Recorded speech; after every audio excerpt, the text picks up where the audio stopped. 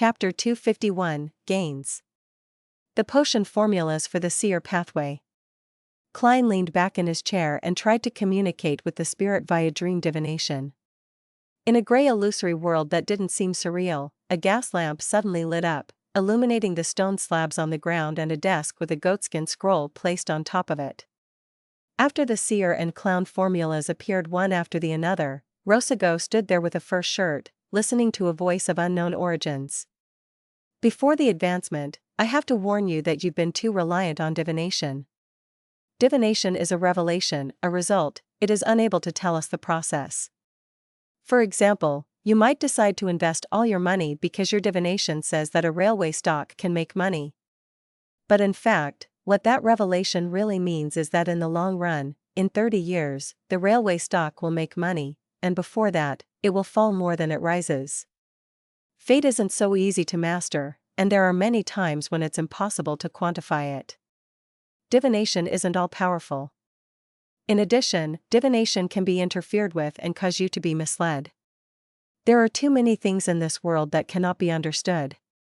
If you completely rely on divination, then you'll definitely die because of it. Divination is a revelation. It must be combined with one's own carefulness, caution, and self-control.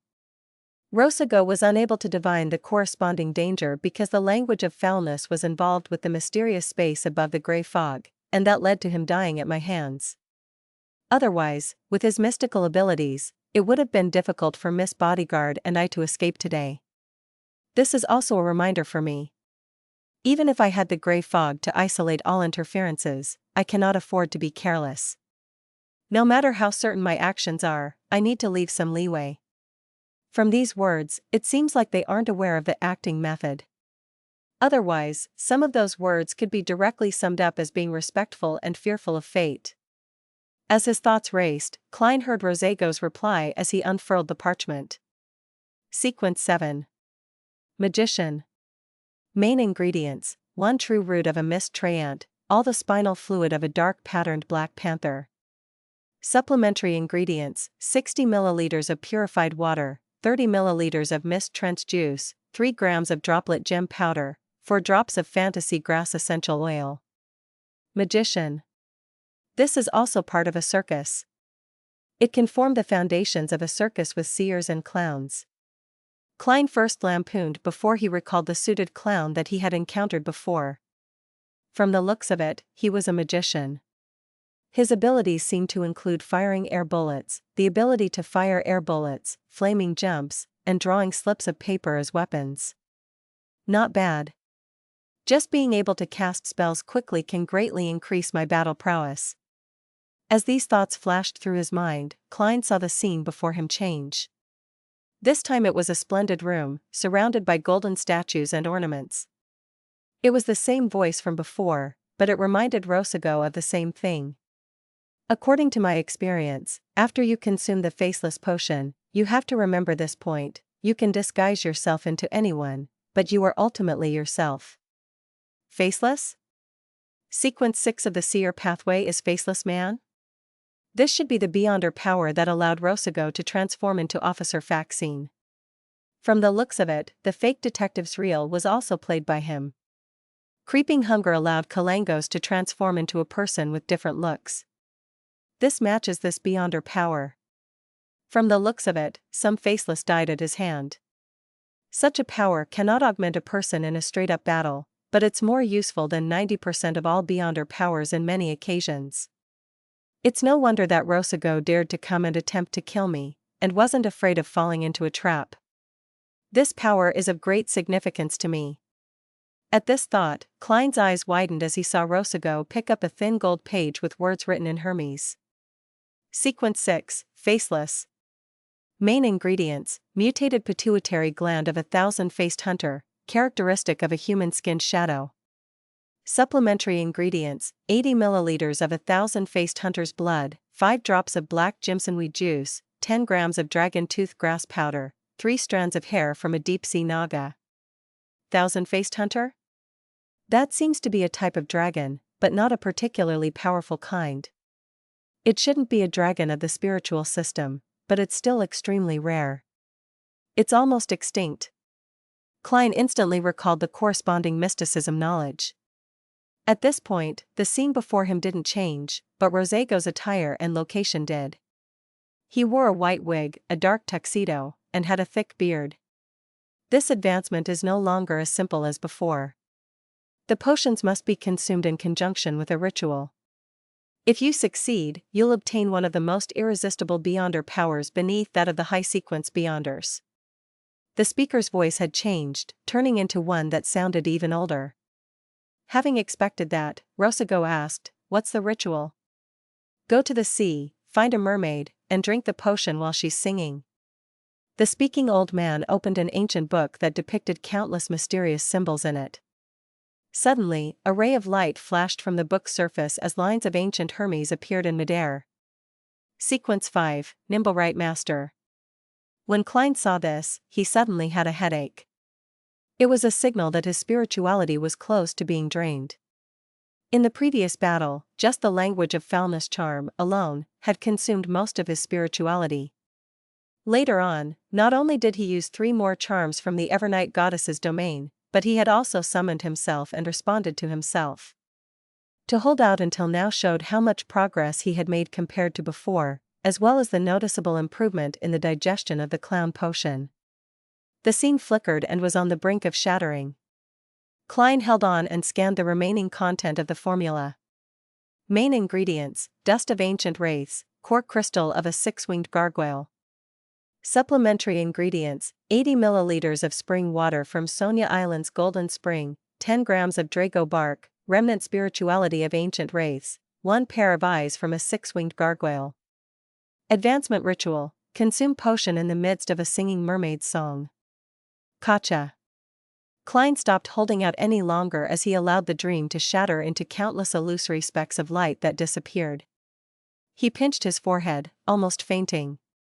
As the remnants of Rosego's spirituality and the hints of madness faded away, he was pushed back into the real world by an invisible force. The ground, stained with blood, brains, hair, and all sorts of fragments, entered Klein's vision. He bent over and retched a little, clearing his head a little. "I'll be sent out of the mysterious space above the gray fog when I'm out of spirituality." Klein looked around and saw that Miss Bodyguard was still asleep. He hurriedly extinguished the candle, tidied up the items related to the ritual, and then panted heavily. After a while, he finally regained some of his spirituality. At that moment, a gust of cold wind blew at the back of his neck, causing him to shiver as his mind froze. Klein turned his head abruptly and looked at the oriel window again. He saw that Miss Bodyguard in her black Gothic regal dress had woken up and was floating in the air. Her pale blonde hair and pale face seemed to have diminished a little. Her entire person seemed less corporeal, to the point of her skin appearing somewhat transparent. Klein quickly explained according to the explanation he had thought of. "After I blew his head off, I discovered that his body was still squirming. Because I was afraid he would come back alive, I quickly used all the charms on me. I was very nervous and panicked at the time. It might have affected you. This is probably the risk that the divination had revealed earlier."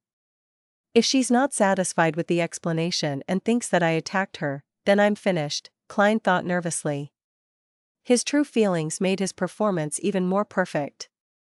Miss Bodyguard lowered her head and looked at herself, then asked with an unperturbed tone, "What charm was it at the beginning?" "I bought a black ear at the gathering for £400.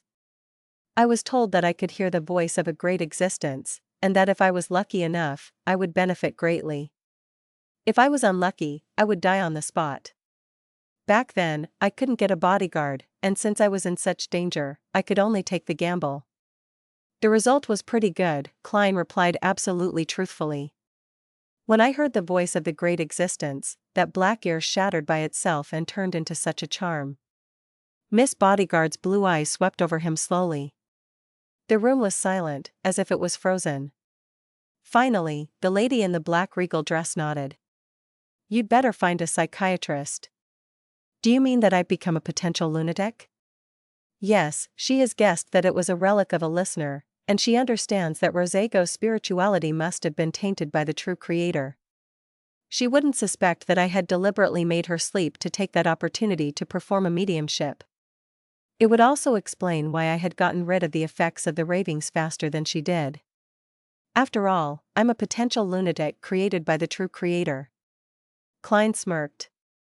Let's hurry up and clean up the scene. MI9 might come over to take a look. He pointed at Rosego's headless body. As he spoke, Klein put on a pair of gloves and squatted down to look for any relics. He quickly found more than 10 pounds in cash, some essential oils and herbal powder, 2 crudely cut paper figurines, and a strange piece of paper. This piece of paper was orange in color, and on it were symbols corresponding to the sun. The magic emblem formed a blank rectangle, and just by holding it in his hand, he found it very warm and sedate. What is this?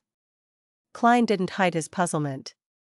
Without him realizing it, Miss Bodyguard was already floating behind him.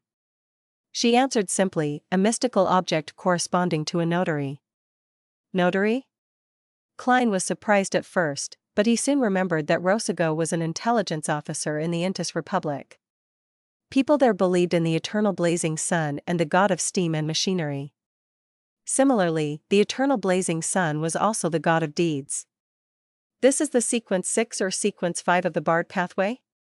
If the notarization is valid, the Beyonder powers will be temporarily enhanced. If the notarization is fake, the Beyonder powers will be forcefully dispersed. Miss Bodyguard didn't explain any further and gave a rough description of its use. Klein was about to say something when he saw an eerie glow emitting out of Rosego's headless body and bloody brain mush. They attracted each other to form a blob that transformed into a black, pupil-less eye. Then, what is this? Klein asked again, feigning ignorance. Something worthless. Miss Bodyguard maintained her way of speaking. Worthless? Klein asked with a frown. He actually understood what Miss Bodyguard meant. Normally, if Rosego eventually lost control, he would leave behind a strange and terrifying sealed artifact. If he didn't, his Beyonder characteristic could be used as the main ingredient of a Nimblewright master. In short, it would be of great value. However, the problem was that he hadn't lost control but was also tainted by the true creator. Hence, it had become a potion's main ingredient that was branded by an evil god. Using it to concoct a Nimblewright master potion was equivalent to committing suicide by ingesting poison. Miss Bodyguard looked at the entirely black eye and said in a low and ethereal voice. It has been contaminated by an evil god. It has no value anymore. If it really is of value, and one that's very valuable, I would even worry that you'd finish me off in passing. Klein pointed at Rosego's remains and said, these are our common spoils of war. We'll each pick a few. You first. Miss Bodyguard shot him a glance. Without a word, she floated over and took the notary document. Just like I thought. In the future, I should find and learn the knowledge and mysticism to remove an evil god's contamination. Klein took out an iron cigarette case and bent down to pick up the black eye.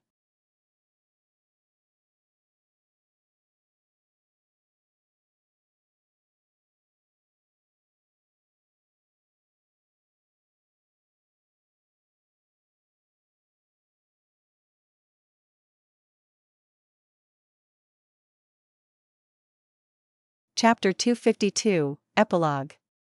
As soon as Klein's fingers touched the black eye, he heard illusory sounds as a throbbing pain seared through his head. But, at the same time, something strange appeared in his vision. These were countless illusory black threads that spread out from Miss Bodyguard and his own body. They emanated from their bodies, out into the void towards some boundless distance. This was a scene that would horrify people with trypophobia. Klein suddenly gritted his teeth, unable to endure the corruptive feeling any longer as he placed the black eye into the iron cigarette case.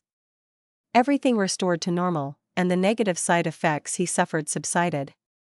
Only then did Klein have the energy to make guesses. Is that the essence of a Nimblewright master's Beyonder powers? It allows one to see and control certain threads connecting every person's body and spirit? What a pity that it's contaminated. The side effects are too great, and it cannot be used as a mystical item. For now, disregarding an attempt to purify it above the gray fog, this will be considered the second time that I'm provoking the true creator, so it is very likely that he would prepare himself and seek me out. If that happened, I probably wouldn't have a chance of reviving again. I should learn and master the relevant knowledge before making a decision. Phew. He exhaled, and after Miss Bodyguard chose the crude paper figurines and the corresponding materials, he bent down again to pick up the £13 5 soldi and 8 pence. Then, looking at Rosego's headless body and the blood all over the floor, he said, with a slight headache, "Let's clean up the scene." The pale blonde Miss Bodyguard floated to the side and calmly said, "Let me do it." "You?" Klein stopped, puzzled and shocked, before turning his head. Miss Bodyguard floated to Rosego's side, crouched down, and went to lie down over the body. She slowly sank in and fused with the corpse. The fingers of Rosego's body twitched twice, and the blood, brain matter, and fragments around it flowed backward, forming a new head at the neck. However, the head was covered with countless cracks, just like a disgusting toy made from tiny fragments. It was like glass that had been shattered but didn't crumble immediately. There was still blood and brain matter flowing inside it, as well as the reflection of the bullet from the revolver. Klein couldn't help but take a step back, feeling that this was definitely one of the most terrifying forms in any ghost story. Rosego's corpse climbed to its feet, picked up the police cap, and half covered its face. The murder scene had been cleaned, leaving 0 traces. Incomparable professionalism. Klein marveled in his heart. He watched as Miss Bodyguard steered the corpse to lumber to the door. He subconsciously warned her, "Don't take a carriage or walk in brightly lit places. It would frighten the carriage driver and other passers-by." Miss Bodyguard didn't stop, completely ignoring his words. Suddenly, Klein thought of something. He realized what he had overlooked as he quickly added, "On the way back, go to the Rice police station, Sergeant Faxine's home, or search around Minsk Street for the clothes Rosego was originally wearing." Rosego came wearing a police uniform, and the powers of a faceless were obviously limited to himself, so where were his previous clothes? He couldn't have been wearing a police uniform all night. If MI9 and the police found Rosego's clothes nearby and realized that I'm not hurt, things would be a little tricky. Miss Bodyguard is an expert that's not considered a legal beyonder.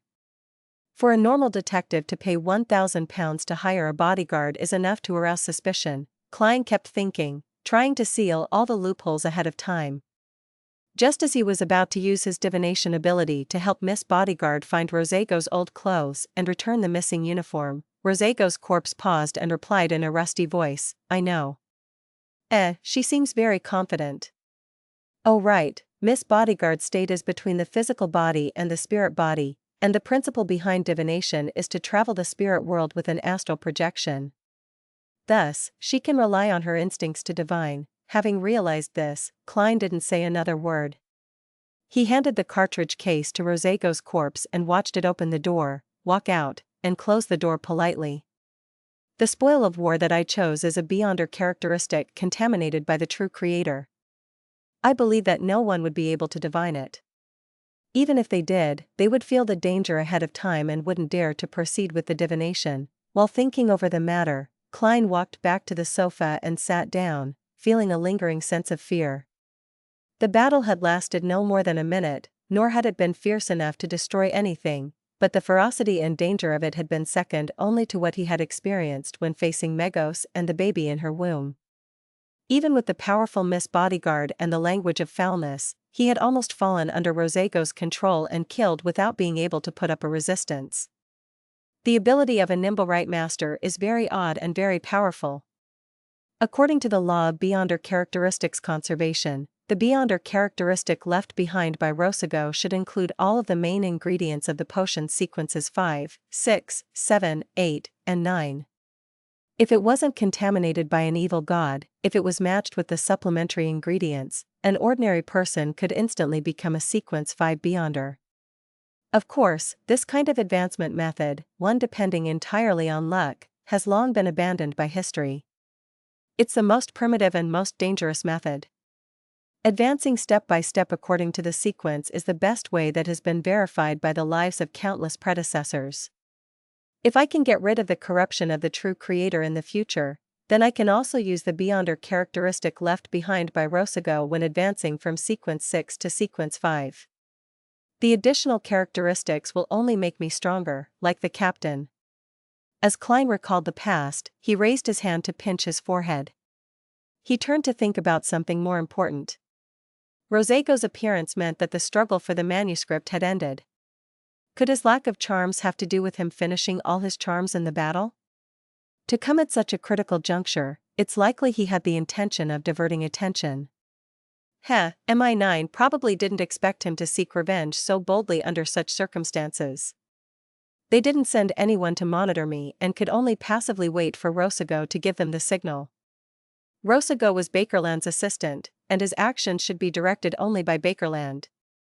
After his death, as long as Bakerland is dead, there would be no more latent dangers left. I wonder if the assassination has begun or if it succeeded. Tonight, because of the battle over Helmasuen's manuscript, the powers defending Bakerland would be at its weakest. If it were me, I'd definitely not miss this opportunity.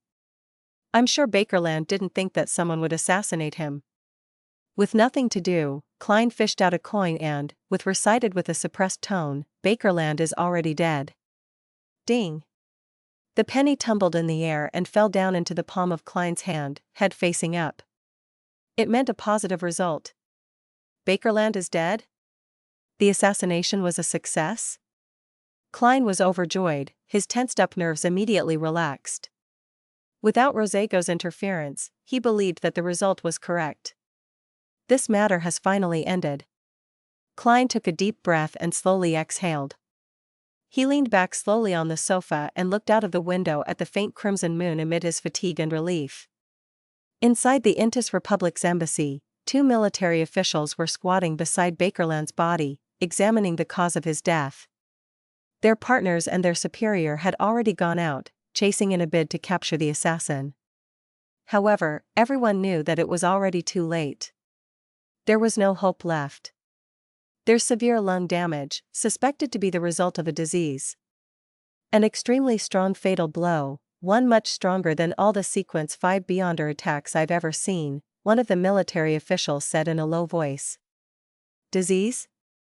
On the floor and on the bed, there are obvious marks of flesh and blood magic on the ground and on the bed, but none on the wall. Besides, the commotion of the fight wasn't transmitted outside. Finally, with the lethal blow having the characteristics of corruption and obliteration, there are at least 4 unconnected Beyonder powers. Another military official stood up and began to describe the situation as if he was talking to himself. He suddenly stopped and looked at the other military official. They said in unison, "Shepherd." After a few seconds of silence, the squatting military official frowned and said, "It might be a group with at least 4 different Beyonders. Then, we'll wait to be judged. It's normal for us not to discover the infiltration of a single Rose Bishop, but how did the other 3 do it? It's impossible." The standing military official denied the guess as he hesitantly said, "However, I have heard of another sequence that can create similar effects. I think it's called Scribe. I don't know what pathway it is, nor do I know which organization it belongs." The squatting military official nodded and said, "A shepherd is the prime suspect. The Aurora Order are a bunch of lunatics. It's nothing odd for them to do anything. Let's begin investigating the identity of the woman that seduced the ambassador." Damn it. The Lone Kingdom definitely won't permit our investigations. Those Aurora Order bastards are lunatics who deserve to be F***ed by donkeys. The standing military official shook his head in frustration. They were bound to be punished for the ambassador's assassination. At 15 Minsk Street, Klein pretended as though nothing had happened. Putting up with his fatigue, he flipped through the papers. After about 20 minutes, he suddenly saw Miss Bodyguard, in her black regal dress and long, pale blonde hair, appear in the oriel window. "Is it done?" Klein subconsciously asked. Miss Bodyguard nodded slightly without a word. "Phew." Klein thought for a moment before saying, "Thank you for your protection. This matter ends here. I'll pay you the remaining £900 in 2 days. As you know, there's a withdrawal limit. Or should I hand it over to Merrick?" The pale-faced lady opened and closed her mouth, her voice seemingly ethereal as it echoed in the air. Just give it to me. I promise to protect you for 3 days, not just once. Lady, you really abide by the contract. However, this would be very inconvenient for me. Are you going with me to catch the adulterers in bed tomorrow? 3 days. Today is Thursday, and the protection would be over by Sunday afternoon. Yes, thankfully, it wouldn't affect the tarot gathering. Klein rubbed his forehead and said, "All right. How should I address you?" "You don't need to know." Miss Bodyguard lifted her Gothic regal dress, bowed slightly, and disappeared from the oriel window.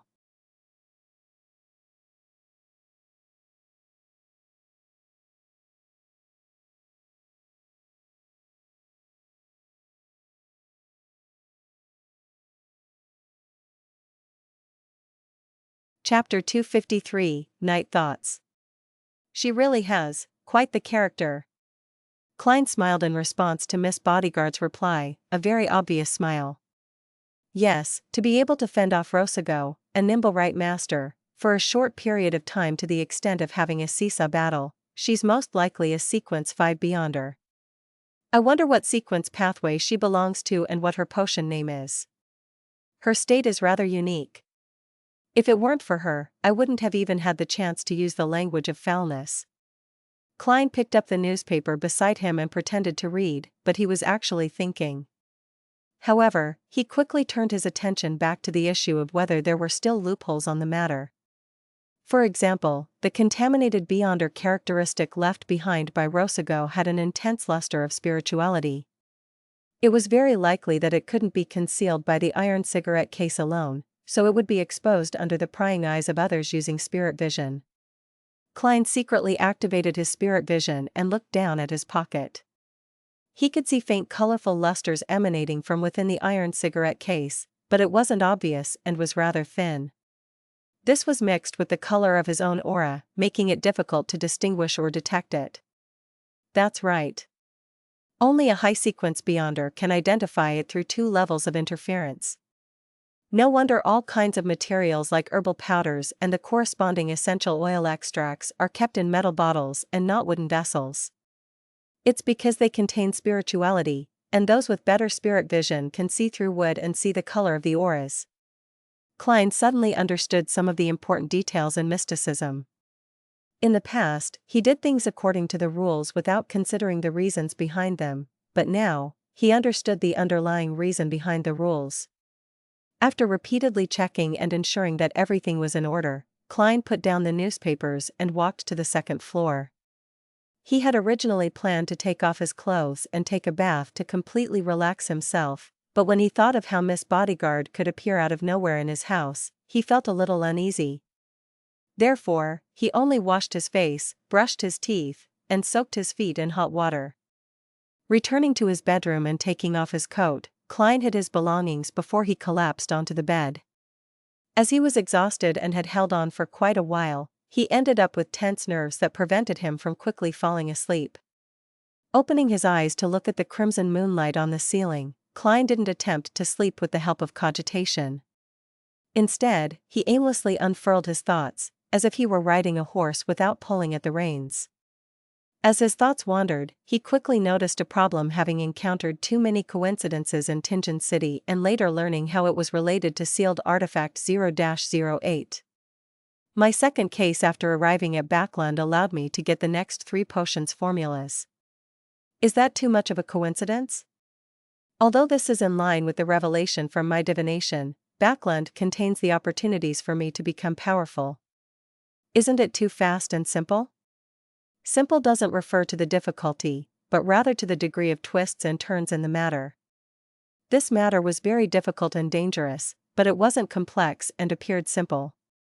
According to my expectations, I would have gathered information regarding the secret order through Miss Justice, Mr. Hanged Man, and Miss Zio and her companion, and then I would catch the tail of this ancient organization. After numerous twists and turns, I would eventually obtain the formulas, and that would have taken at least 3 months. Who knew that I would have succeeded in less than 3 weeks? It can't be that it was arranged by someone again, right? Yes. Let me think through the circumstances again. It's no coincidence that the Intis Republic is related to the Secret Order. Emperor Rozel's diary has confirmed this circumstantially. The abilities of the Seer and Faceless are very suited for an intelligence organization. For a mid-sequence Beyonder of a similar pathway to become the assistant of an intelligence czar like Bakerland is reasonable and normal. That's not a coincidence. The reason that the ambassador sent someone to take revenge on me likely has to do with him wanting to divert attention. Then, sending Rosago, who can most easily succeed and escape, is a choice with reduced risk. That's not surprising at all. It was quite normal for Ian to look for new detectives in the papers after none of the detectives he knew were willing to accept his mission of tracking down Zriel. There weren't many new detectives advertising on the papers at the time, and I was probably the only one. Well, I was the only one on the Backland Bulletin. Just like what I've concluded previously, the problem with Massault was that he was too rash, and I was worried that it's not easy to disguise myself usually as it can end up attracting more attention. Therefore, I didn't try to disguise myself. Although these two possibilities, especially the former, has the probability of being influenced, it does match the corresponding person's personality, mentality, and origins. And this isn't the main point. This doesn't explain the problem of how my second case ended up involving a mid-sequence Beyonder of the Seer pathway. It was destined by fate? That doesn't feel right. Thinking ahead, after I transmigrated, the first and second case I found myself embroiled in was related to the Seer pathway. Of course, it could be explained as an arrangement by 0-08. Right, the Antigonus family's notebook even corrupted the misfortune cloth puppet and showed me the complicated vertical I symbol that involves the Antigonus family's treasure. The reason I came up with back then was that with the termination of the Antigonus family's bloodline, it viewed me, a seer who had survived despite having interacted with it, as its inheritor. Now that I think about it, this reason is extremely trifling. What if I'm a devout believer of the Evernight goddess? However, I only made a guess at that time and didn't confirm it. The Antigonus family's treasure is obviously related to the Seer pathway. Thinking deeper, why did I transmigrate? Why did I happen to possess Klein's body, and not anyone else? Back then, Klein had just proceeded with dark divination and was made to commit suicide by the Antigonus family's notebook. And that notebook is clearly related to the Seer pathway. In addition, the first time I saw Rozel's diary, it had content that involved his regret of not choosing apprentice, marauder, or seer. That was very coincidental. From beginning to end, except for those parts involving 0-08, everything appeared to be in a mess. It doesn't seem like a conscious arrangement, but more like a kind of passive attraction, a mutual attraction, an attraction that has breaks between them. I attract things and items regarding the Seer pathway, and at the same time, I'm attracted to them? It does seem odd thinking about it. This kind of attraction even directly influences fate, preventing even Mr. Azek from seeing through it? Is there some strange characteristic to me? And this characteristic allows me to resurrect a limited number of times? With this in mind, Klein suddenly had the impulse to go above the gray fog to perform a divination and confirm his ideas. But he quickly rejected this idea, not only because Miss Bodyguard might be watching in the mirror, but also because he believed that his greatest characteristic was the mysterious space above the gray fog. Therefore, it was obviously impossible for him to have an answer if he were to use it to divine about it. At least for now, there aren't any obvious signs of manipulation. It would be acceptable if it's just pure attraction.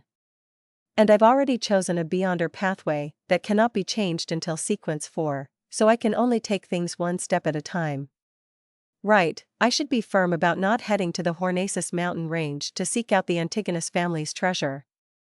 Heh, I have a feeling that I would say how nice it is in the future when I actually do it. Klein silently made a self-deprecating remark as he felt his exhaustion gradually wash over him. His eyelids couldn't help but close. The last thought before he fell asleep was, I should participate in more Beyonder gatherings and gather the corresponding Beyonder ingredients for magician through Miss Justice, Mr. Hanged Man, and the Sun. I wouldn't reject anything for Faceless if they were available. In addition, I should obtain mystical items that have less severe negative effects. Before my digestion and increase in strength, it's best to have more life preservation abilities. Apart from this, investing, taking on jobs, saving up money, and attempts to look for Lenivus to use him as the starting point for my revenge, can also be considered a form of practice. Those were Klein's future plans. At 7 in the morning, he woke up as usual. It was still gloomy and hazy outside. Klein got up and walked to the door. As he passed by the full-length mirror, he saw that Miss Bodyguard had suddenly appeared. She wore the same black bonnet, her face was as pale as ever. Her voice pierced through the glass and slipped into Klein's ear in an ethereal fashion.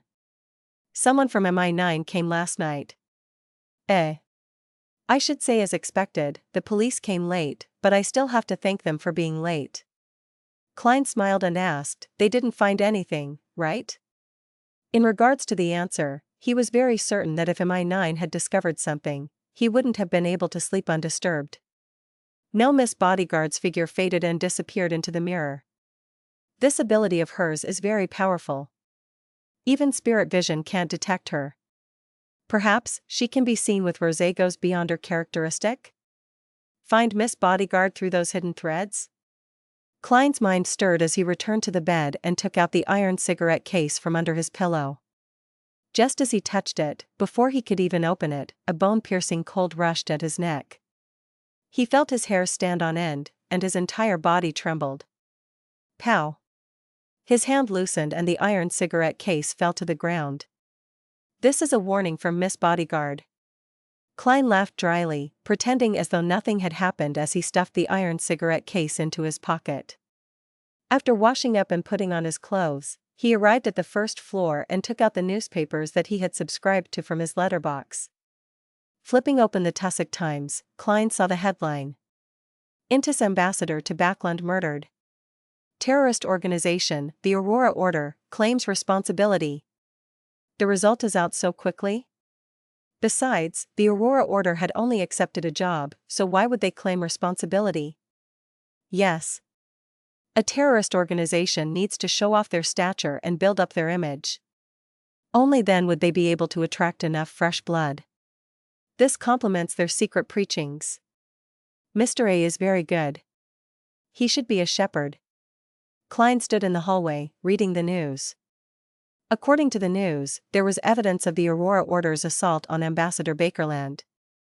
In the follow-up investigation, they found a letter deliberately left behind by the Aurora Order which claimed responsibility for it. At the end of the news, the reporter briefly introduced the Aurora Order and listed some of the illegal crimes that they had committed. Their fame instantly surpassed most of the secret organizations. Regardless, this matter had come to an end. Klein exhaled, turned his head to look out the window, and he saw a thin mist filling the air as a drizzle began pattering down. Shouldn't there be bright sunshine and sunny weather during such moments?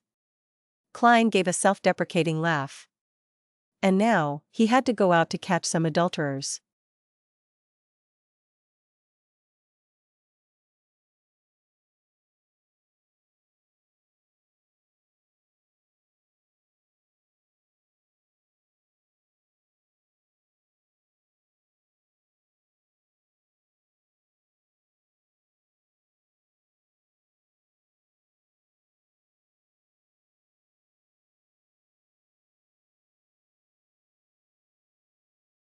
Chapter 254, Various Parties.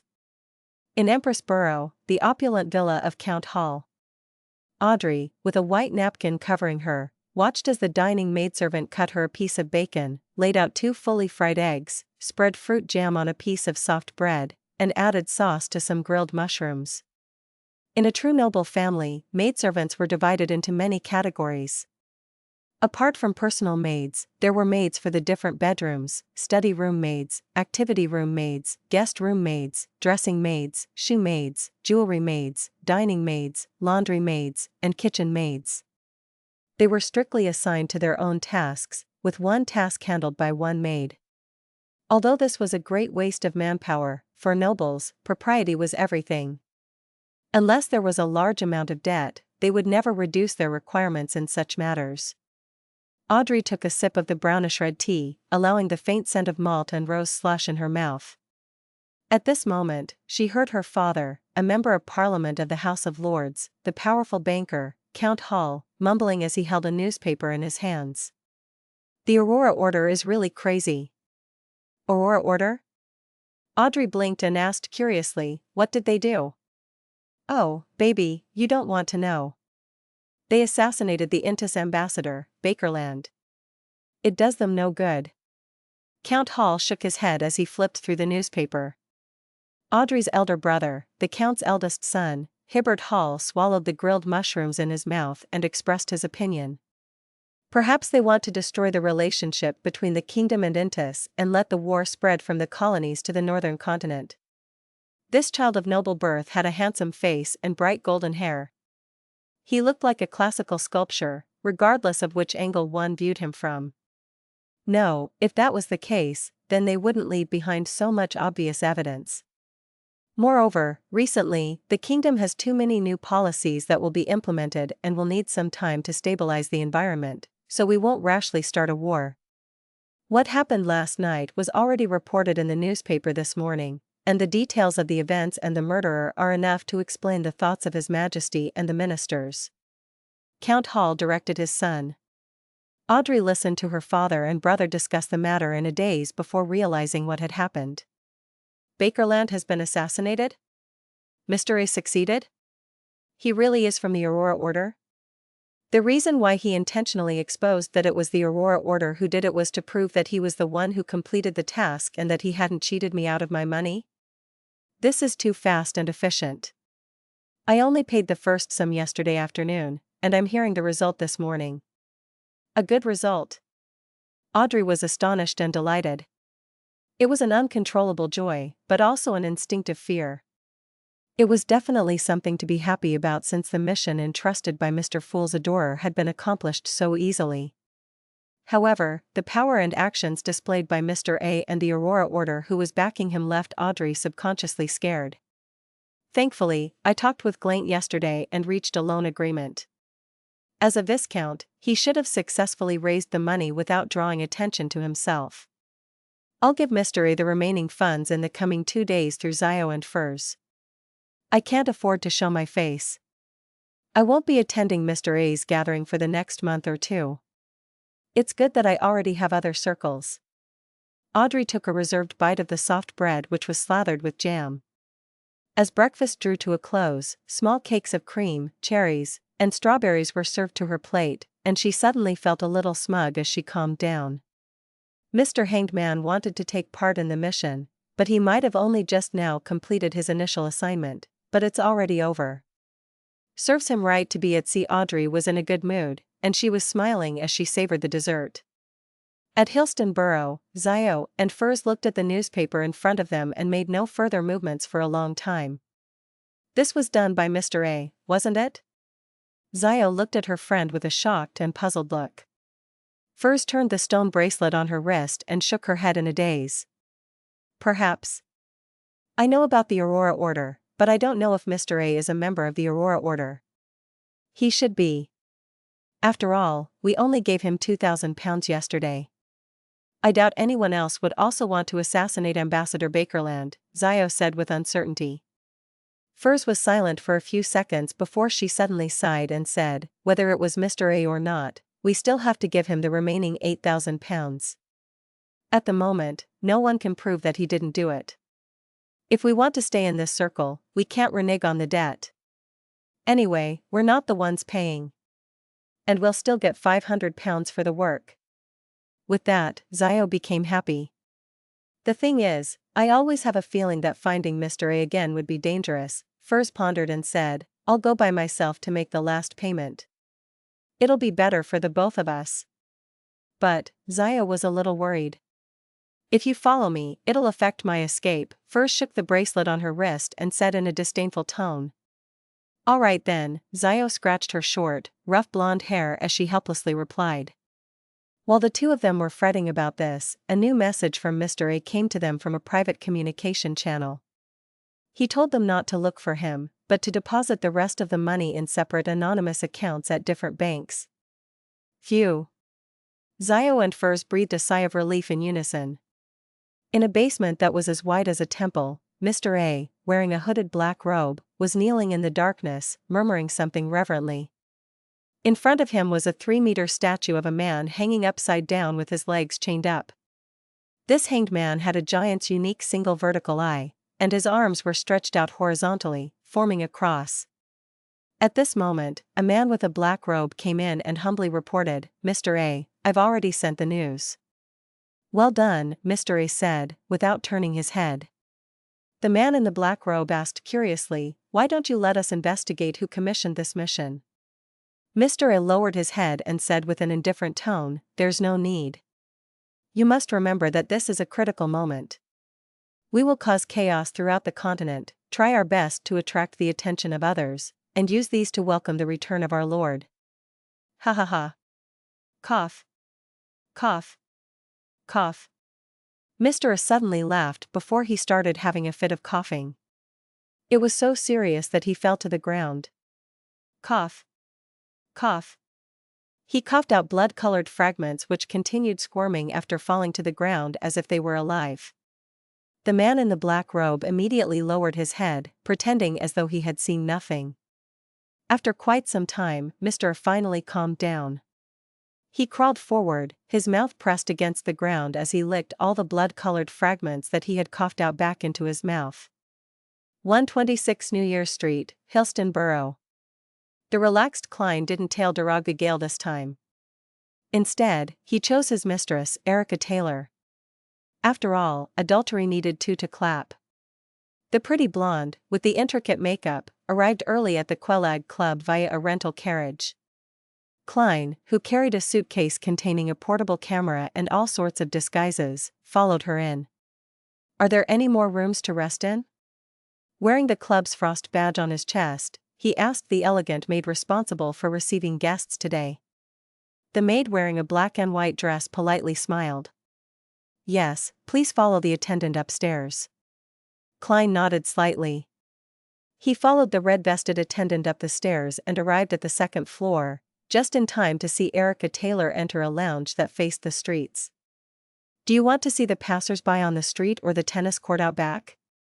the red-vested attendant asked politely. "Let's do the street," Klein answered casually in a deliberate manner. Under the arrangements of the red-vested attendant, he and Erica Taylor's room was separated by 2 rooms, and he could also see the street outside the club. "How do I take a picture later? Should I find a chance to sneak in and hide in the room, or climb out of the window and travel across the pipes?" Neither of these methods can conceal that exaggerated flash, but the latter can be disguised as a vogue shot from the outside. That wouldn't bring suspicion to me and I wouldn't be kicked out. However, this will be easily noticed by Derrick and Erica. Use a charm to put them to sleep? No, it wouldn't be convincing enough, it has to be a picture of them doing the deed. There's only one chance, and I have to take it well enough. This isn't my field of expertise, as I'm not some artistic master. If it was old Neil, he would definitely attempt to conjure a new ritualistic magic to hide the camera flash. Of course, the goddess might not respond to his request. As Klein considered his next move, he saw the image of Miss Bodyguard appear in a silver mirror in the room. She was still wearing her black Gothic regal dress and her matching soft hat. Her hair was pale blonde in color with delicate features across her pale face. "Do you have any way of hiding the flash of the camera?" Klein asked casually. Before he could finish his sentence, he saw ripples on the surface of the silver mirror as a slightly transparent palm suddenly extended.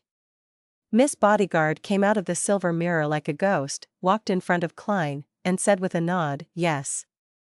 She lowered her body and leaned over, slowly fusing into the camera's lens. Klein's mouth slightly opened as he watched this horrifying scene, taking quite a while to recover from his shock. He picked up his portable camera and tried a test shot in his lounge. The effect was beyond his expectations. The flash was limited to the vicinity of the camera, and the resulting image was also quite good. Perhaps it should now be called a spectral camera, Klein lampooned. He took the camera, went to the window, and patiently waited. Not long after, he saw Derrick arrive via carriage. In the other room, Erica Taylor saw her lover and hastily left the lounge to meet him on the first floor. Klein seized the opportunity to use a tarot card to open her room, carefully hiding in the cupboard where the extra sheets and quilts were kept. The darkness around him reminded him of the previous night, of that creepy and terrifying Numblerite master, Rosago. Last night was filled with danger, yet today, here I am catching adulterers in the act. Life sure is marvelous. While Klein was making fun of himself, he heard the door open.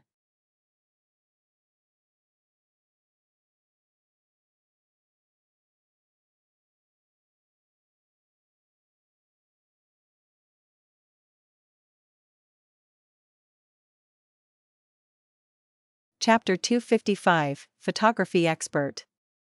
Huddled in the cupboard, Klein secretly activated his spirit vision and saw two interfering auras enter. "Erica, I brought you a present," a deep voice sounded as the door closed.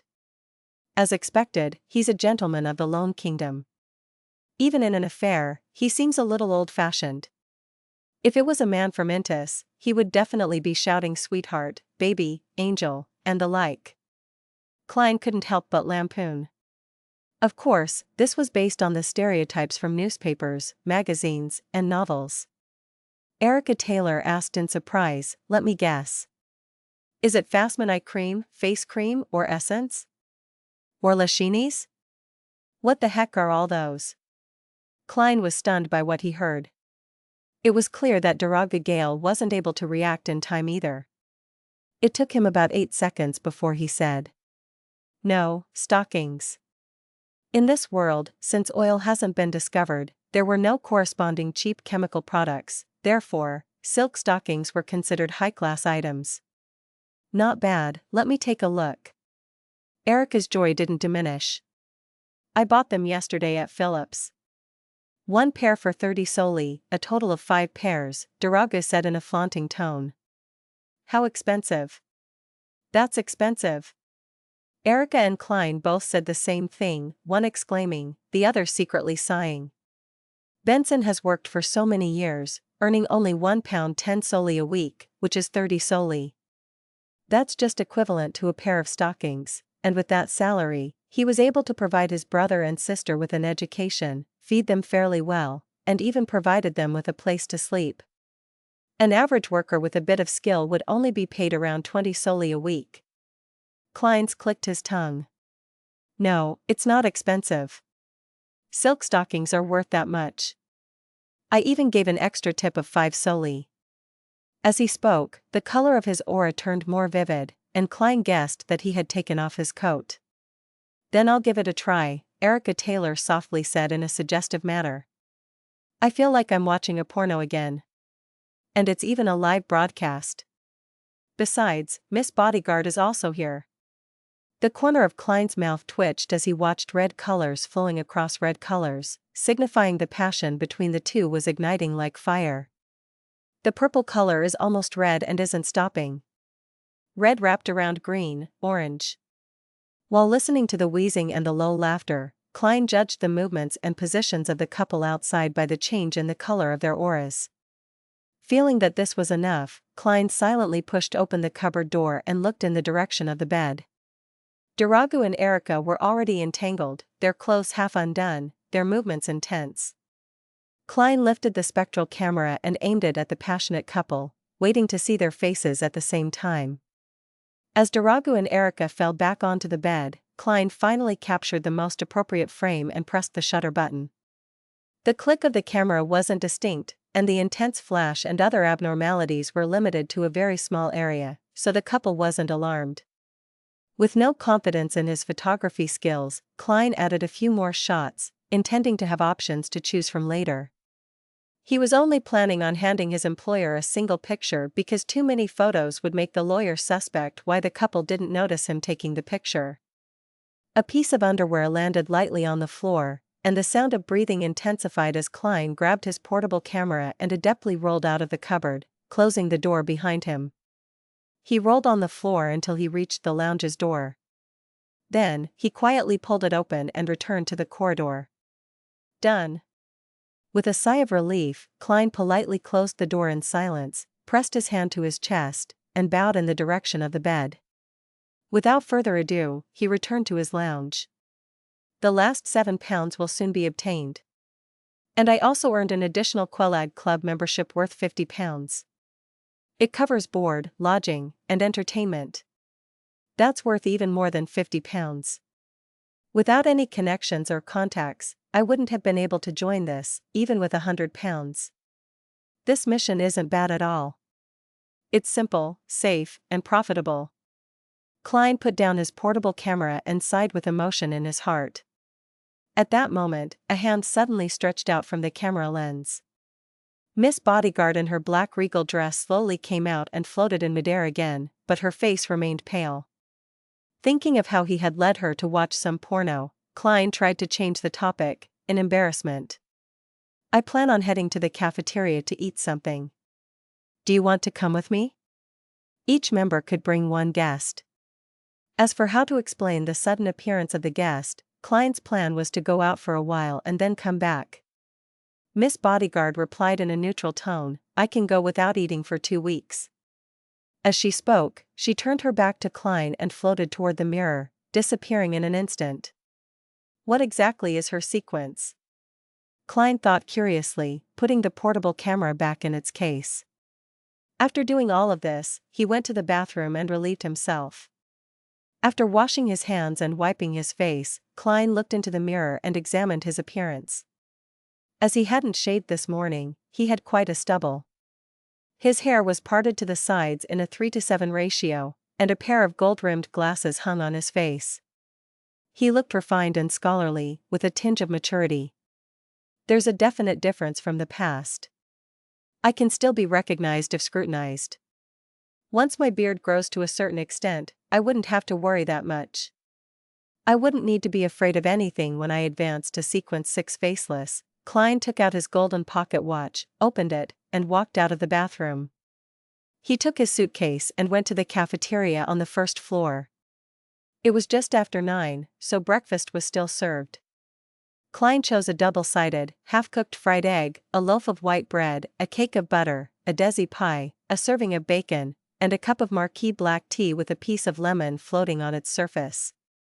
While looking for a seat, he suddenly saw a familiar face. It was the surgeon who had recommended him to the club, Aaron Series. The tall, thin gentleman was sitting alone in the corner, having finished his breakfast and was sipping his coffee as he leafed through the newspaper. Good morning, Dr. Series. Klein walked over and greeted the slightly cold Aaron. The surgeon nudged the frame over his nose and said, Just call me Aaron, Detective Moriarty. According to the principle of reciprocity, you have to call me Sherlock. Klein sat down. Any news today? I came out in such a hurry that I haven't read the newspapers. The Intis ambassador was assassinated. A terrorist organization by the name of the Aurora Order declared responsibility for it. Sigh, this world is becoming more and more chaotic.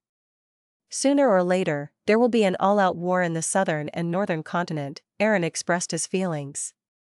The war has never stopped, sir, it's just that we've been able to enjoy peace. Klein finished his fried egg and replied with a smile. What a pity that such an important case wouldn't seek the help of private detectives like us. Aaron flipped through the newspaper. This news doesn't have much to do with us. What's really important is that the House of Lords and the House of Commons will pass a motion either today or tomorrow after a long debate.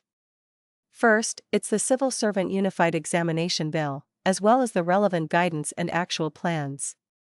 Second, is the establishment of the Atmospheric Pollution Council, and third, the establishment of the Independent Alkaline Industry Inspector. The latter two involve pollution. God, they're finally paying attention to this problem.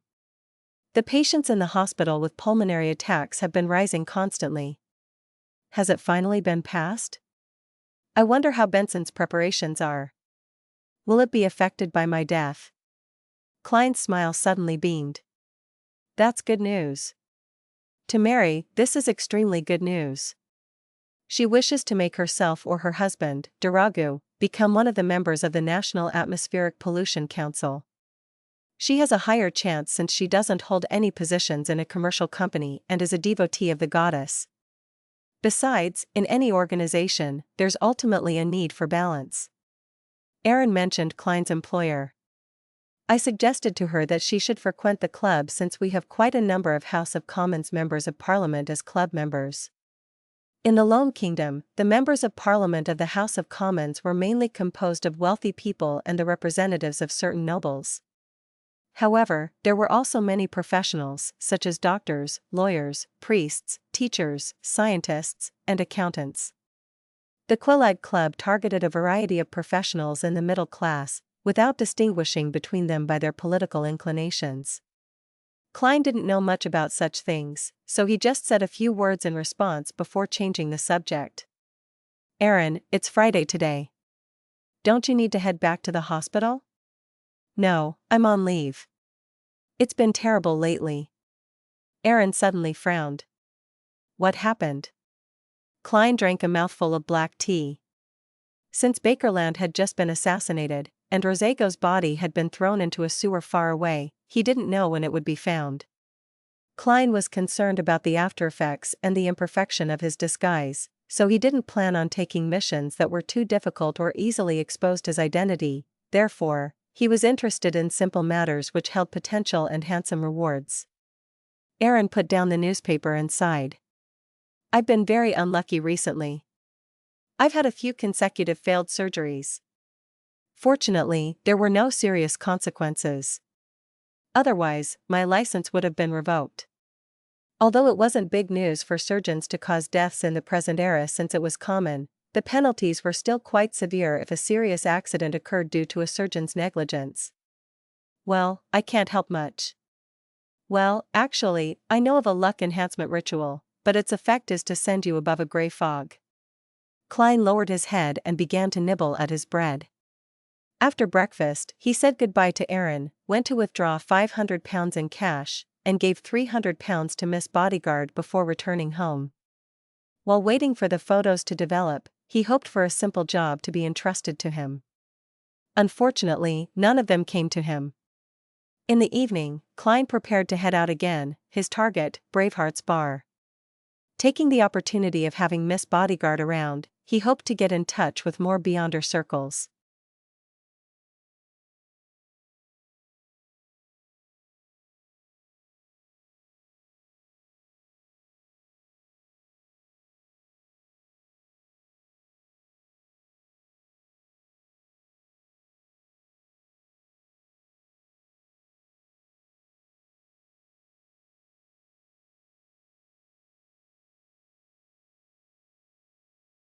Chapter 256, Meeting the Apothecary Again.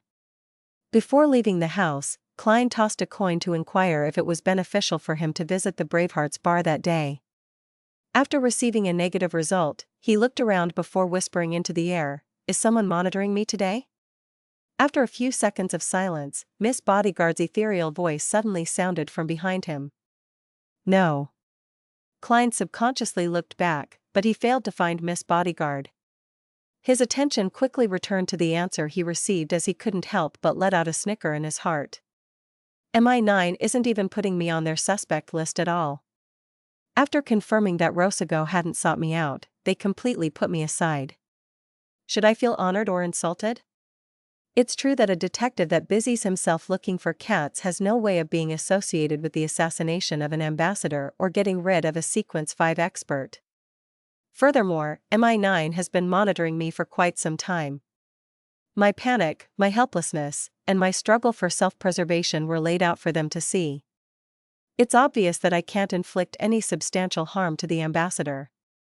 With that in mind, Klein put on his half-top hat, carried his black silver inlaid cane, and walked out of 15, Minsk Street.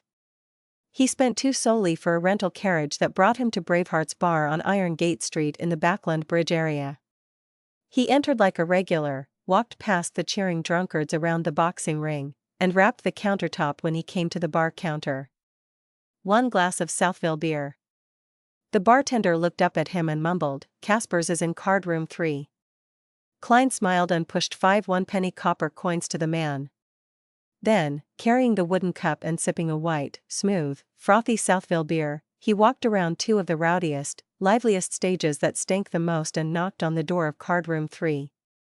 Caspers was playing Texas poker with unlimited stakes. Stacks of cash were piled high in front of him, as well as yellow coins that piled up in a dazzling heap. Noticing Klein's gaze, the black market arms dealer with the huge scar on his face twitched his big red nose and casually said, "I don't like using chips as they don't feel real to me. It's still the texture of cash and the weight of the coins that leaves me intoxicated. It the same as F*** king women." After finishing that sentence, Caspers frowned slightly. "What are you doing here again?" Klein didn't answer directly, but he gestured with his mouth to speak outside. "Damn it. I was going to clean them up with this hand." "Bullshit, I'm folding." Caspers tossed the 2 cards in front of him into the middle of the table, then he limped to the door and said to Klein, "You'd better have a good reason." After leaving the card room and coming to the corner, Klein said in a suppressed voice, "I want to know when the most recent gathering will be, just like the last one." Caspers looked at him suspiciously. "Haven't you struck a deal with Merrick?" "It's not about hiring bodyguards." "Regarding that, you know. I'd become very interested in it." Klein was telling the truth. Caspers hesitated and then said, "There will be a gathering tonight. The organizer is the same person as last time, but you'll have to wait for more than half an hour. I'll inform them first. You showed your reputation last time, so I don't think there'll be too much of a problem." "No problem, I'll pay you." Klein touched the bills in his pocket. "You just need to pay £1 this time." Caspers acted like he was very generous. "It's worth it," Klein said as the corners of his lips curled up. After paying Caspers, he found a seat and sat down, drinking the rich malt-scented Southville beer and enjoying the competition on the ring. "I can beat and take them down at the same time," Klein quickly came to this conclusion. After about 10 minutes, Caspers returned to the bar, looked around, and said in a low voice, "They agreed. We'll head there after half an hour." "Holy Lord of Storms, I hope you haven't forgotten that mask." Klein gave a positive answer. He slowed down his drinking as he began sipping, and he took half an hour to finish the 500 milliliters of Southville beer. It was the same path they took as the previous time, and it was the same house without any light. Klein put on the iron mask that only covered half of his face, and he watched as Caspers knocked on the door rhythmically. The rhythm is different from last time. The knocking changes all the time. Klein listened carefully for a moment, then saw the small plank of the door open and a pair of eyes peer out. After the indistinguishable process like before, he put on the hooded robe and hid his entire face in the shadows. It was still the same living room, with a candle flickering in the dim light. Klein randomly found a seat and quietly sat down. But unlike before, he no longer felt suppressed or tensed. Instead, he leisurely looked around. The cold wind that blew across the back of his neck made him certain that Miss Bodyguard had followed him in without anyone noticing. As expected, there are no Sequence 5 experts in this gathering. There might not even be a Sequence 6. Klein thought. After listening in on the conversation for a while, he saw the round-faced apothecary change his posture as if he wanted to speak. As expected, the apothecary, who had half his chubby face exposed, quickly raised his hand and said, "Black Snake has apparently died in the sewers. Those beasts are still rampant." "Black Snake died?" Klein was surprised to hear the news. Black Snake was the man who had sold him the remains of a listener, allowing him to successfully create the language of foulness. It was suspected that he was from the Aurora Order. His strength wasn't low at all, yet he actually died performing the simple mission of clearing the beasts in the sewers. Klein frowned suspiciously. He suddenly thought of something. When he discovered Zriel's corpse, he had heard thumping sounds deep in the sewers. By the time he led Ian there, parts of Zriel's body had been eaten by strange beasts. That was at the bottom of Iron Carbon Street in the East Borough, quite far from the Backland Bridge area, and I wonder if there's a connection. Klein had no impulse to verify this. News of Black Snake's death quickly spread through the dark room, attracting the murmurs of many. A sense of fear spread through them, as though they had experienced it themselves. The apothecary clapped his hands and said, "So, what should I do?" The whisper suddenly disappeared, and a frozen silence filled the room. As the apothecary had advised him without being afraid of offending him, Klein thought for a moment and said, "If I were you, I would give up on the rest of the herbs and never go there again." "Why?" "They'll mature very soon, and those beasts that hide in the depths of the sewers usually won't come out," the apothecary asked hesitantly. Klein deliberately said in a hoarse voice, "Black Snake likely has an organization backing him. His death definitely would have caused an investigation." "I believe you don't want to interact with them, right?"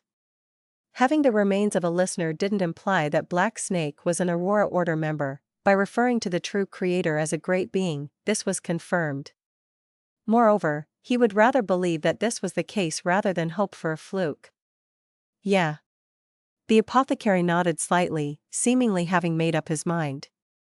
Klein added, "If I were you, I would even anonymously report this matter to the police." "What?" many gathering members exclaimed. Klein explained without a change in tone, "Since the beasts in the sewers can kill Black Snake, it means that they're very dangerous. And since everyone lives in Backland, if it really causes a major catastrophe, it's hard to guarantee that we won't be implicated.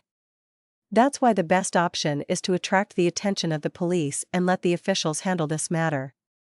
We can enjoy a good outcome without any risks. Isn't that nice?"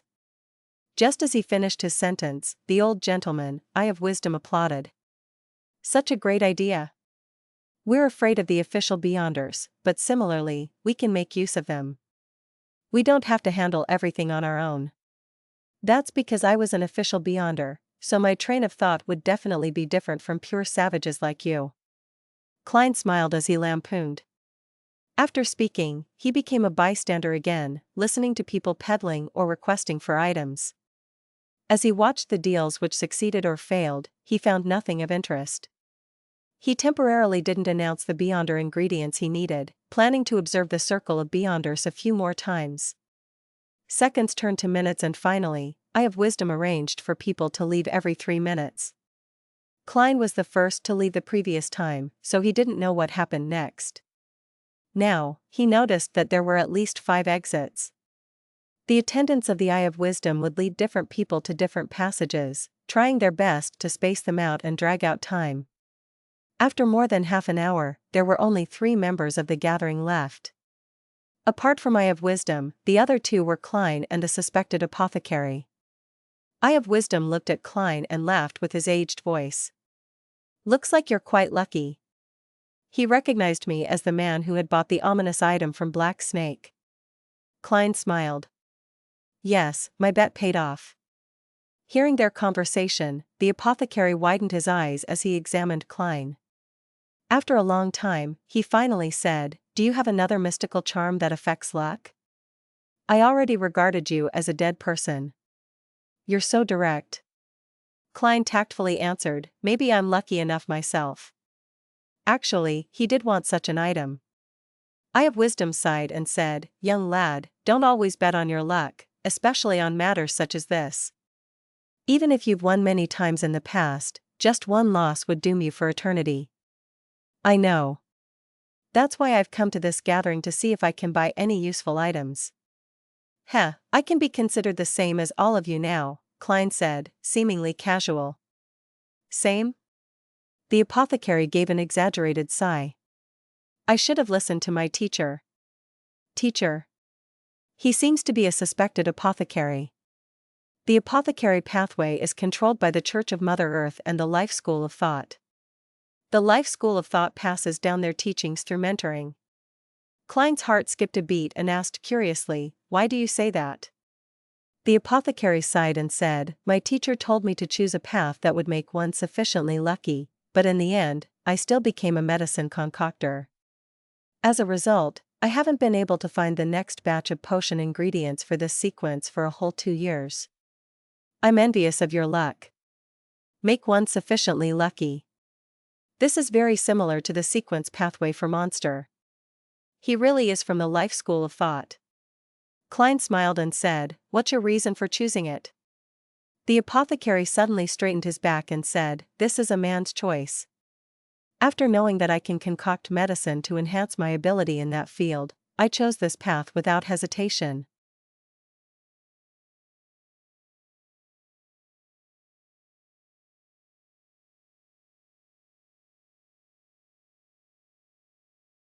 Chapter 257, 2-081. What a godlike reason.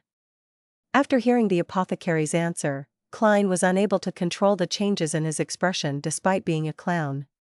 Fortunately, he was wearing an iron mask over his face. The apothecary didn't notice the reactions Klein and Eye of Wisdom had, and he began to let his hair down. That's why I really like Backlund. There are a lot of prostitutes prowling the streets, hanging outside music halls, theaters, waiting in the streets and alleys. They're either professionals or working part-time. They were originally maidservants or workers, each with different flavors. It's said that in places in the West Borough, bankrupt aristocratic ladies might occasionally appear. That's really something to look forward to. Klein nudged the iron mask that covered his face upwards and quickly changed the topic. Did your teacher have any objections to your choice? The apothecary shook his head slightly. No, he just kicked me out of the damn door after teaching me all the knowledge in the field of herbs, telling me to roam the world and experience life. Damn it, he didn't even tell me where to find the next potion ingredients. At this point, the apothecary looked at Klein and added, if you know where to obtain Spring of the Elf's Marrow crystals, please do tell me. I'll pay you for it. Of course, you can also first buy it and then sell it to me for a higher price. You're a lucky guy. Who knows, you might help fulfill my wish. Alright, Klein casually agreed. He then asked, thoughtfully, when that happens, can I use it to exchange for the potion formula for apothecary? From his point of view, an apothecary was very useful as support. He could use it to groom helpers. The apothecary, who wasn't considered too fat, quickly shook his head and said, no way. I can only teach my students. Is this a rule of the life school of thought? He might have made an oath with some secret existence as a witness. Klein wasn't surprised. At this moment, the apothecary let out a laugh. But I can tell you where you can get the apothecary formula. It's right here in Backlund. Brilliant. Klein was pleasantly surprised. Realizing that Eye of Wisdom was about to send him off, he hurriedly asked, Mr. Apothecary, do you have any medication to treat mental disorders and other problems? Klein was acting for Miss Bodyguard, to make her feel more assured, having been slightly influenced by the true creator and becoming a potential lunatic, that he was desperately trying to find a cure. Yes, there's a sedative, 10 solely for one. I'll bring you 4 in the next gathering. Trust me, this is definitely much more useful than the ones in the hospitals. I've added some materials with spirituality, the apothecary replied without hesitation. How expensive? In the underground market at Tingen, the number of sedatives that originated from the hospitals ranged from 1 to 2 solely, while the variety that leaked from the Nighthawks, mandated punishers, and machinery hivemind ranged from 4 to 5 solely. As this thought flashed through his mind, Klein put on a show, looked at Eye of Wisdom, and said, Dear sir, may I attend the next gathering? Yes, your last 2 performances are proof of your goodwill. Young lad, watch out for the Backlund Morning Post daily. When there's an advertisement for the purchase of goods by the Ernst firm on the 5th page, it means that there would be a meeting here at 8 o'clock the next evening. The strength and the frequency of the knocking is based on the prices listed. The first number is the number of heavy strikes. The second number is the number of light strikes. The third number is the number of long pauses and the fourth is the number of short pauses. The rest are meaningless, Eye of Wisdom said with a nod. After describing the information, he sighed and said, the lives of Beyonders who are neither official or part of an organization aren't as nice as you imagine. On the one hand, we have to keep secrets, avoid the officials, and at any time, we have to maintain a cautious and careful state. On the other hand, we have to fight against the possibility of losing control and madness. Too many of our kind have died because of these 2 matters. Even if we successfully evade the officials' notice and avoid losing control and going crazy, we would still fall into the predicament of lacking ingredients and the inability to find items we want or obtain sufficient knowledge. I organized such a gathering to get everyone to help each other. Unfortunately, this is an era of scarce mysteries. Many Beyonder ingredients are rarely seen. Yes, but I have Mr. Hanged Man who knows the coordinates of some of the primitive islands, and City of Silver's the Sun who is constantly fighting against the various monsters in the depths of the darkness. I can rely on them to obtain some of the Beyonder ingredients. Klein politely stood up with his back bent as he bowed to I Have Wisdom. Your character is admirable. After sitting down again, Klein suddenly remembered something and asked after some deliberation, Gentlemen, do you have any mystical items? The kind that Black Snake sold me, but ones without too serious negative effects.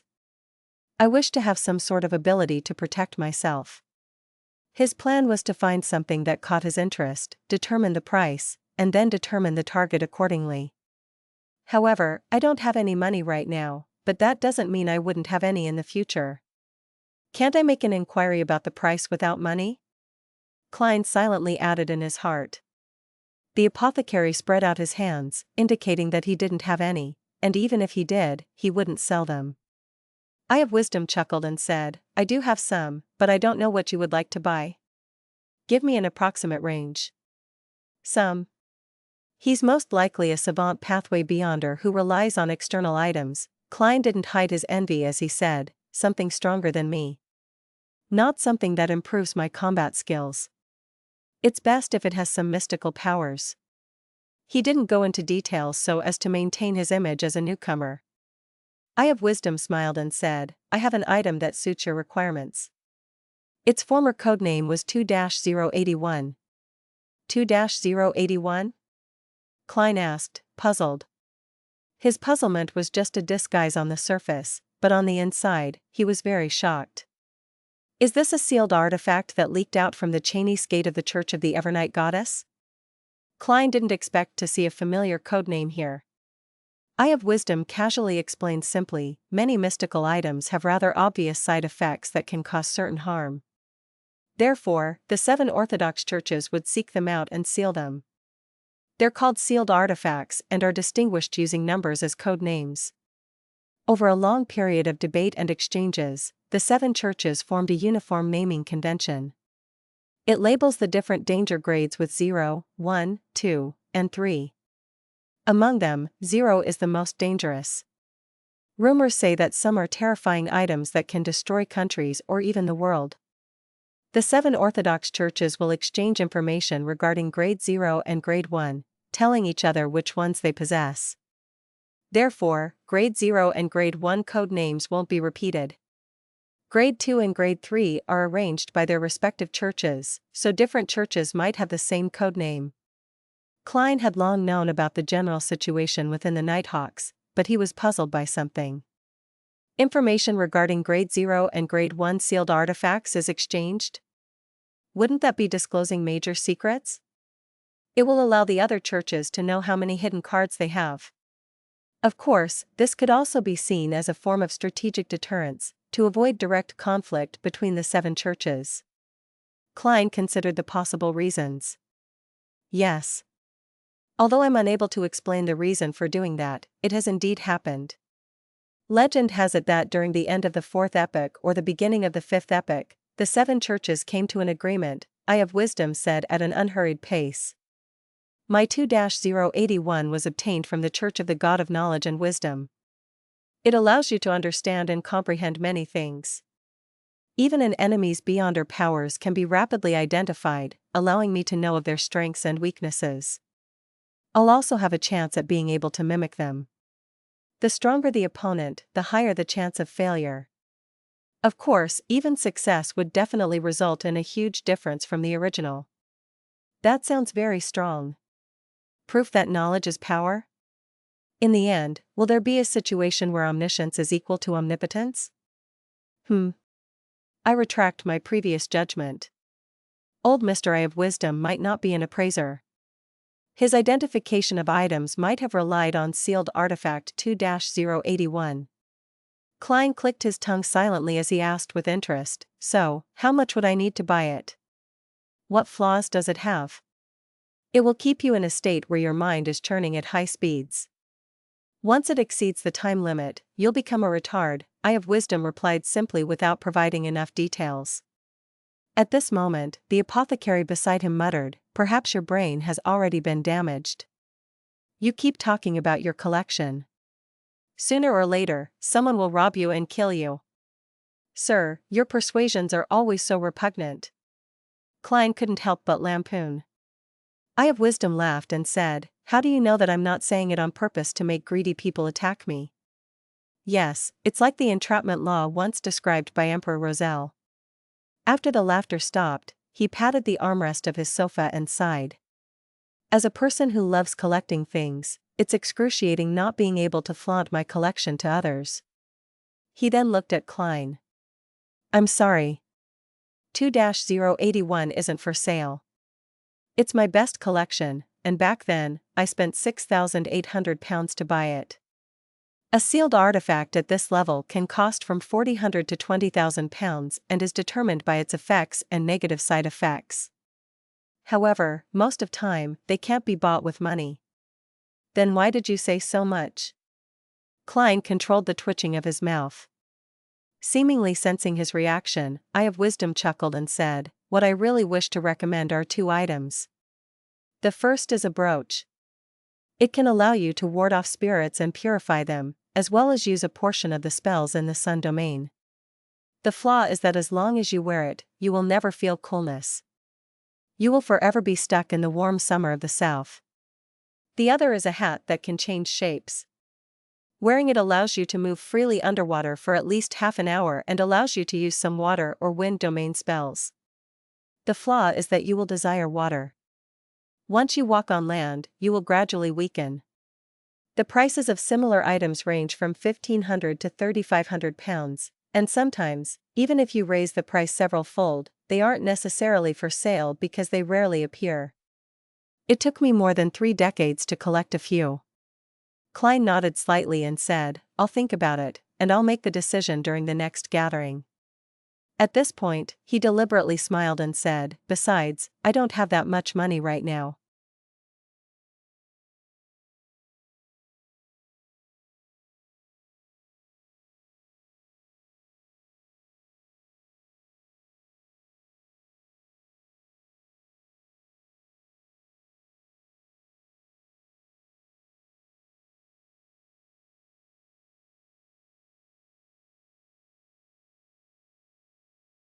Chapter 258, Murder Case. The concrete road had turned dirty from prolonged rain. 2 gas lamps, the height of an adult male, along the 2 sides of the road emitted a bright but misty light due to the moisture on the glass. A rental carriage drove through the night as the surrounding pedestrians either wore hats or carried umbrellas. Klein leaned against the wall, idly admiring the evening streets of Backlund. At that moment, he suddenly felt the temperature inside the carriage drop significantly. A gloomy and cold wind was swirling about. Klein jerked his head around and saw that Miss Bodyguard, dressed in a black Gothic regal dress, was sitting across from him without him even realizing it. Her voice was ethereal and dreamy. "That Eye of Wisdom sensed my presence." "As expected." Klein nodded, unsurprised. "He has several mystical items, perhaps he sensed you because of them. I even suspect that he has an organization behind him. Otherwise, it's quite impossible for Eye of Wisdom to collect several relatively powerful mystical items in 30 years with his power alone. Previously, Rear Admiral Hurricane Kalangos only had a single creeping hunger despite being one of the 7 great pirate admirals. Of course, it was possible that the latter had high standards and ordinary mystical items didn't catch his attention. After all, with creeping hunger, he could be more well-rounded and nearly be without any weaknesses. Yes, for Eye of Wisdom himself to be rich there has to be a rather good explanation as well. He's organized so many gatherings, and once he finds a suitable mystical item, he would spare no expense to get it. Having a few in his collection isn't that unbelievable. Sigh, it's like he has a gold mine at home, or he runs a bank." Klein lampooned silently. He didn't mention in detail that he had guessed that Eye of Wisdom was from the Church of the God of Steam and Machinery, or from the Church of the God of Knowledge and Wisdom, out of fear that he would expose to Miss Bodyguard that he wasn't someone who had just become a Beyonder. The blonde Miss Bodyguard nodded slightly, as though agreeing with Klein's suspicions. Suddenly, she frowned and looked at the window opposite her. A rich smell of blood. There's a strong smell of blood. Klein turned his head in puzzlement and looked out the window. There was a secluded alley in the sparse drizzle. Near the mouth of the alley, a woman wearing a gorgeous dress was on the ground. At that moment, a pedestrian walked past and on careful inspection, let out a sudden scream. The scream startled the horse slightly as the carriage driver quickly tightened the reins, slowing down the carriage. Under the light of the gas lamp, Klein saw the pale face of the woman lying on the ground at the mouth of the alley. There was a deep gash in her stomach, and her internal organs seemed to have been hollowed out. The blood on the ground around her was flowing slowly, crimson and thick. This. As a qualified former Nighthawk, he quickly thought of many similar cases. These were often related to devil worship. And when it came to devil worship, it was almost always tied to ancient organizations. It was the Blood Sanctify sect that first appeared in the Fourth Epoch.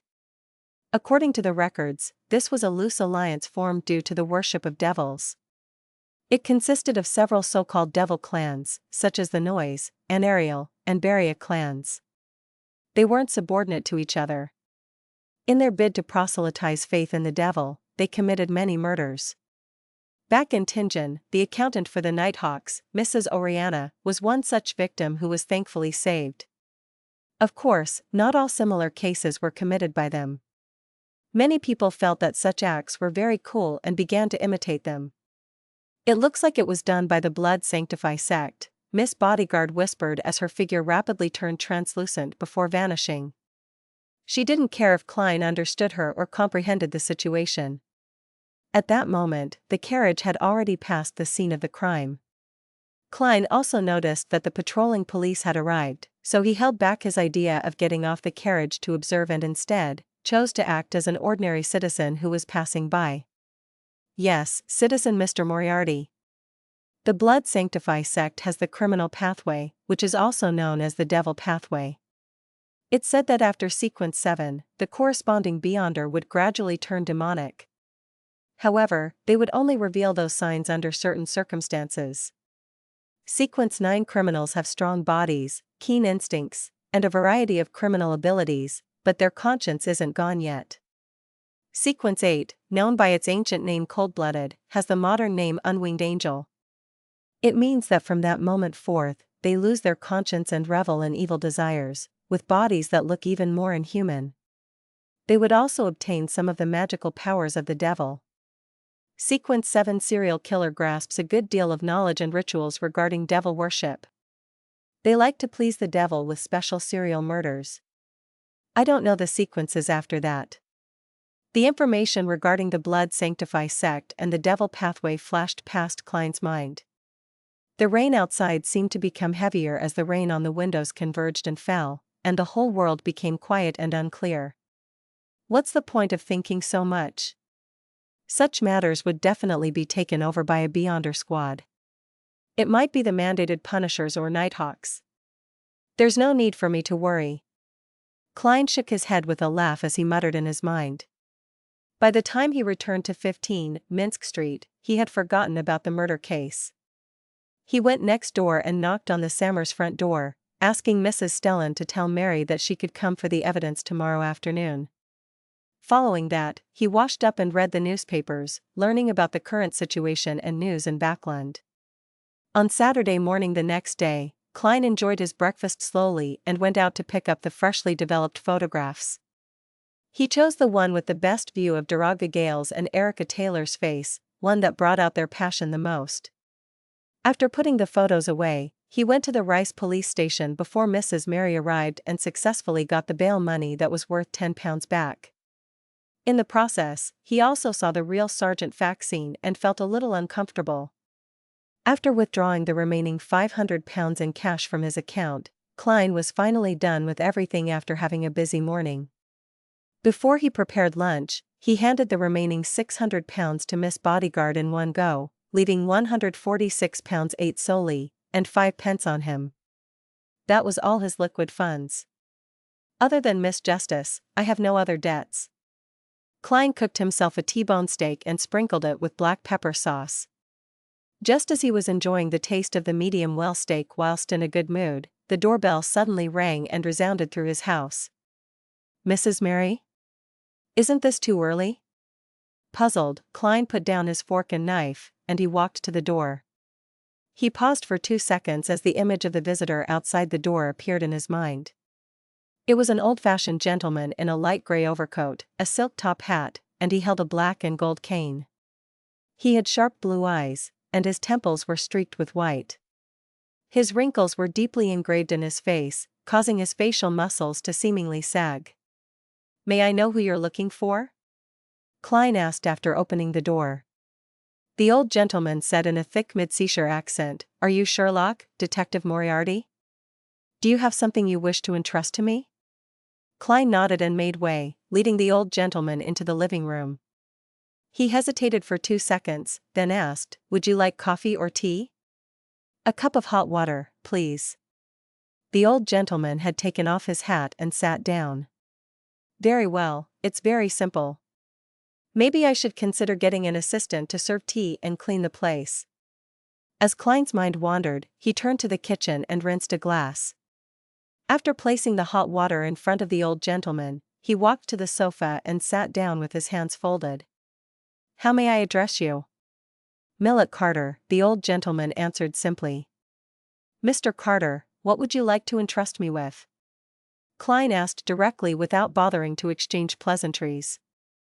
As he spoke, he quietly activated his spirit vision to observe Carter. This old gentleman is in quite good health. There are some problems with the color of the joints of his left leg, probably arthritis. His emotions are mostly blue from calm thinking, with a hint of anxiety. With just a glance, Klein had come to a general conclusion.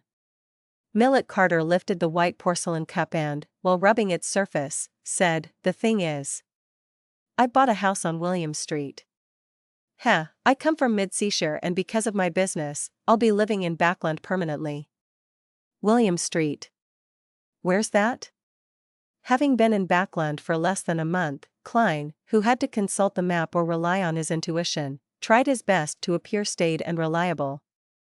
Millet Carter looked at him, and under his gaze, he continued, Rumor has it that the house was originally owned by a bankrupt viscount. That was about 2 to 3 decades ago. After a few changes of hands, I finally bought it. I planned on doing some renovations that suited the modern style, but I discovered a hidden secret door in the basement which leads to a very large underground structure. Considering that it might not be safe inside, I temporarily stopped construction, and I prevented the workers and servants from rashly exploring it. I hope that you can help me confirm the situation inside the underground structure. Underground structure. Ancient ruins? Secret treasure? Klein thought and said, Why didn't you call the police? The resources that the police can mobilize are more than 100 times that of a private detective like me can muster. The results of the exploration will definitely be better and more reliable. Millet Carter rubbed his nose bridge. I don't want too many people to know about this, especially the government. If I confirm that there is no danger within the underground structure, then I intend to use it as part of the structure and repurpose it. I know that this is a high risk for you, and I'm willing to pay £50 for it. But you can't have more than 3 assistants, and I can make up for it later, depending on the circumstances. £50, that's quite a high price. If I were an ordinary detective, that would be equivalent to 2 or 3 months of my income. He's just arrived in Backland and doesn't know any other detectives. He could only read the newspapers to look for hires and ended up coming to me. Klein hesitated for a few seconds. Let me think about it. He suddenly revealed an apologetic smile, pointed behind him and said, I need to use the bathroom. Millet Carter nodded slightly and took a sip of hot water. After entering the bathroom and closing the wooden door, Klein looked at the mirror and took out a copper penny. Because he had Miss Bodyguard with him, he couldn't confirm it above the gray fog, so he could only rely on his own divination skills. I should accept this commission. Klein chanted 7 times and flicked the coin as he watched it tumble down. Thud. The copper coin fell into his palm, and the king's portrait faced up, indicating a positive response. Klein slightly nodded, and whispered into the air, "What does your intuition tell you?" Miss Bodyguard's figure quickly appeared in the mirror. She replied expressionlessly, "There's a certain amount of danger, but it's not great." "Very good." Klein put away the coin, washed his hands, and walked out of the bathroom and into the living room. He looked at Millet Carter and said with a smile, "I'll take this commission."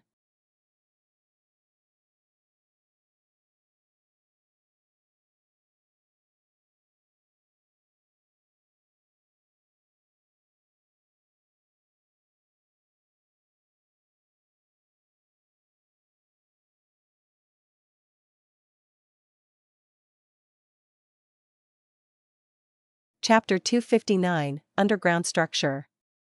After signing a contract with Millet Carter and receiving an advance payment of £10, Klein didn't rush to William Street immediately. Instead, he made an appointment for 4 in the afternoon. Millet was understanding with regard to this. Alone, Detective Sherlock Moriarty definitely had to recruit people to carry out the exploration. When the old gentleman left, Klein immediately returned to the dining table and cut the steak which had turned cold before wolfing it down. Seriously, doesn't he need to eat lunch? Why must he pick such a time to come? After barely filling his stomach, Klein bitterly began cleaning up. At 2 o'clock in the afternoon, Mrs. Mary arrived as scheduled. Her eyes were slightly red and puffy, but her face was turning gloomy. Stellan Sammer, who accompanied her, had no choice but to maintain her silence. Klein handed over an envelope containing his carefully chosen photo. "Madam, please confirm it." Mary paused for 2 seconds and slowly took in a breath. Then, she took the envelope, pulled out the photo, and examined it. "Excellent, very excellent. You're the most efficient and responsible detective I've ever met. I'm honored to introduce you as a member of the Quelag Club. This is the remaining £7 for the payment. You deserve it." Mary took out a wallet from her leather handbag and counted out a £5 note and 2 £1 notes. Then, without waiting for Klein's response, she stuffed the photo back into the envelope, put it into her handbag, and abruptly got up to leave. Tap. Tap. Tap. Her buttonless boots made hurried sounds as she stomped on them. Stellan Sammer struggled to keep up. As she opened the door, Mary stumbled and almost fell, but fortunately, Stellan caught her. With this episode, Mary clearly slowed down and seemed to turn calm. "Madam, you forgot to take the portable camera. I'll give it to Mrs. Sammer later, and she'll bring it to you." Klein silently watched this scene, slightly shaking his head without saying anything. He returned to the 2nd floor, took a nap, waking up comfortably to the bell chimes of the nearby church. Klein had already searched the map and confirmed that William Street was at the border of the West Borough and Empress Borough, a residential area in the heart of Backland. A nice house in West Borough and Hilston Borough costs about £2,500. Millet Carter's house is close to Empress Borough, and it's a property of a former viscount. The area is definitely sizable. The total purchase price will be at least £3,500, maybe even £5,000. That will be enough for a pretty decent mystical item. He actually came visiting me without a housekeeper or an attendant, perhaps because he's new in Backland and hasn't settled in?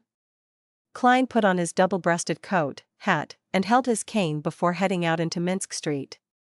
The gas lamps haven't been lit yet, and the streets were surprisingly darker than during the evenings. However, the air was fairly alright, without the suffocating air in the boroughs to the east. Taking a rental carriage, he went all the way to William Street. Klein saw a waiting manservant outside the Unit 8 house. The manservant, who was dressed in a red vest and light-colored trousers, bowed respectfully at the incoming visitor. "Good afternoon, might I inquire if you are Detective Moriarty?" "Yes, I have an appointment with Mr. Carter." Klein nodded and followed the manservant into a mansion with a garden and lawn. The house was 2 stories tall. The first floor was in a mess, with a lot of construction materials placed everywhere. There were workers coming in and doing some modifications. Millet Carter wasn't wearing a hat. Covering his nose, he walked over. I'm very sorry about the mess and dirt here, but I do wish that everything will be fine before my family arrives in Backland. I can only urge them to keep working non-stop. Having said that, he looked at the manservant and instructed, continue watching them. It's no wonder that he didn't bring any servants with him. Even his servants have become supervisors. Klein smiled and said, I know a lot of doctors. They tell me that the newly renovated houses aren't suitable for immediate occupation. One has to wait at least 3 months to ventilate it well enough. Otherwise, old people and children who aren't strong enough will easily fall sick. Is that so? Millet led Klein to the basement and asked doubtfully. I've never verified it, but I chose to believe in authority. It's said that this originated from the words passed down by Emperor Roselle. Klein casually fabricated an excuse. Millet nodded, then turned to look at the door. He couldn't help but frown before asking, Mr. Detective, you didn't bring an assistant? There might be quite a bit of danger in that structure. I have an assistant, it's just that you can't see her. Klein lampooned as he said seriously, this is my first visit, so I'll advance very carefully. If there are any problems, I will immediately retreat. I'm experienced in this area, so I won't put myself in a dangerous situation. If I were matched with inexperienced assistants, it might easily affect my nimble and decisive actions. Millet was startled. You're very professional. A professional bluff. Klein silently added. Without any further doubts, Millet led Detective Moriarty through the cluttered living room and down the stairs to a fairly spacious basement. There were no gas pipes here, but 4 metal candlesticks were set into the walls, their yellow lights flickering. Stepping on the stone pavements on the ground, Klein couldn't help but sigh in reflection. As expected of a noble's property. Even the basement has been nicely decorated. Furthermore, it's almost as big as the living room of my current house. At this moment, Millet pointed ahead and said, there's a secret door over there. It was discovered by the workers when they were renovating. Klein focused his gaze. With the not very bright candlelight, he saw a gray stone door in the corner. It should have been part of the wall, but it was now exposed. I'll leave the rest to you. Be safe. The old gentleman, Millet, gave Klein a lighted lantern and cautioned him. Has this place been ventilated ahead of time? Klein asked cautiously. Millet shook his head indiscernibly. It's not particularly stuffy inside, but I didn't let the workers go too far. All right. Klein checked his belongings, put on a black glove, and, under Millet's gaze, unhurriedly carried the lantern and approached the stone door. He pushed it open with his cane. Amidst the heavy creaking sounds, through the light outside, he saw a deep-colored passageway paved with stone. There were several wooden doors on both sides of the passageway and at the end. They had already begun to rot, but they were still barely usable. Not too ancient. However, the ostentatious style of the door and the depth and thickness of the stone slabs don't match. Did the Viscount's family change it before? Klein quietly activated his spirit vision, gripped his cane, and walked forward, step by step, with the lantern in hand. The light dispersed the darkness, and when he passed by the rooms on either side, he was able to see a somewhat empty scene through the open door, which was likely opened due to the exploration from the workers Millet had hired. There was also a long bench and a table that shared the same aesthetic style as the door. There's no sign of spirits flashing. Klein did a brief inspection. Without stopping, he proceeded forward until he came to the end of the hall where a bifold black stone door was. Stretching out his gloved right hand, he half-clamped his cane and slowly pushed against the door. A jarring sound of friction began to reverberate through the air as the stone door slowly cracked open. Spirit light suddenly appeared in Klein's eyes, reflecting an intertwined aura of different colors. His heart tightened as he pushed the door open, before taking a few steps back. The crack in the stone door widened rapidly, and a slimy black creature fell from above. It was a snake with a triangular head and red floral patterns on its head. It straightened its upper body, shot out its tongue, and looked at Klein with cold brown eyes. One snake after another fell from above the door as they piled up at the entrance. Klein saw a large hall beyond them. In the middle of the hall, countless snakes of various colors slithered together, forming an exaggerated nest of snakes about 10 meters wide. The slimy, disgusting feeling assaulted his senses. Klein felt his scalp turn numb as he couldn't help but take 2 steps back. He even wanted to look away without daring to look straight ahead. Although he was a man, he was still afraid of snakes. Snakes were the animal that he was most afraid of. This stemmed from a psychological trauma in the past. When he was a child, despite being way past his bedtime, he liked to secretly open the door to his room and watch movies with his parents through a crack. Unfortunately, his parents once watched a snake disaster movie. One scene involved the demolition of a building. The result was the unearthing of a large nest of snakes, and the dense squirming remained deeply imprinted in his mind. Can the slumber charm affect so many snakes? Klein swallowed hard and said to the air, "Do you have any solutions?" Miss Bodyguard in her black Gothic dress quickly appeared by his side, her mouth tightly closed. She didn't say a thing. Klein looked at her and she looked back at Klein, but no one spoke. When a snake slowly slithered out, Klein finally coughed and repeated, "Do you have any solutions?" Miss Bodyguard didn't answer. Instead, she floated and suddenly, a cold wind blew in the passageway. Whoosh! The wind howled as it blew into the hall. The temperatures dropped rapidly as it approached the temperatures of the outside world. Whoosh! The densely packed snakes in the middle of the hall suddenly slithered in all directions, searching for a warmer, more suitable spot to survive.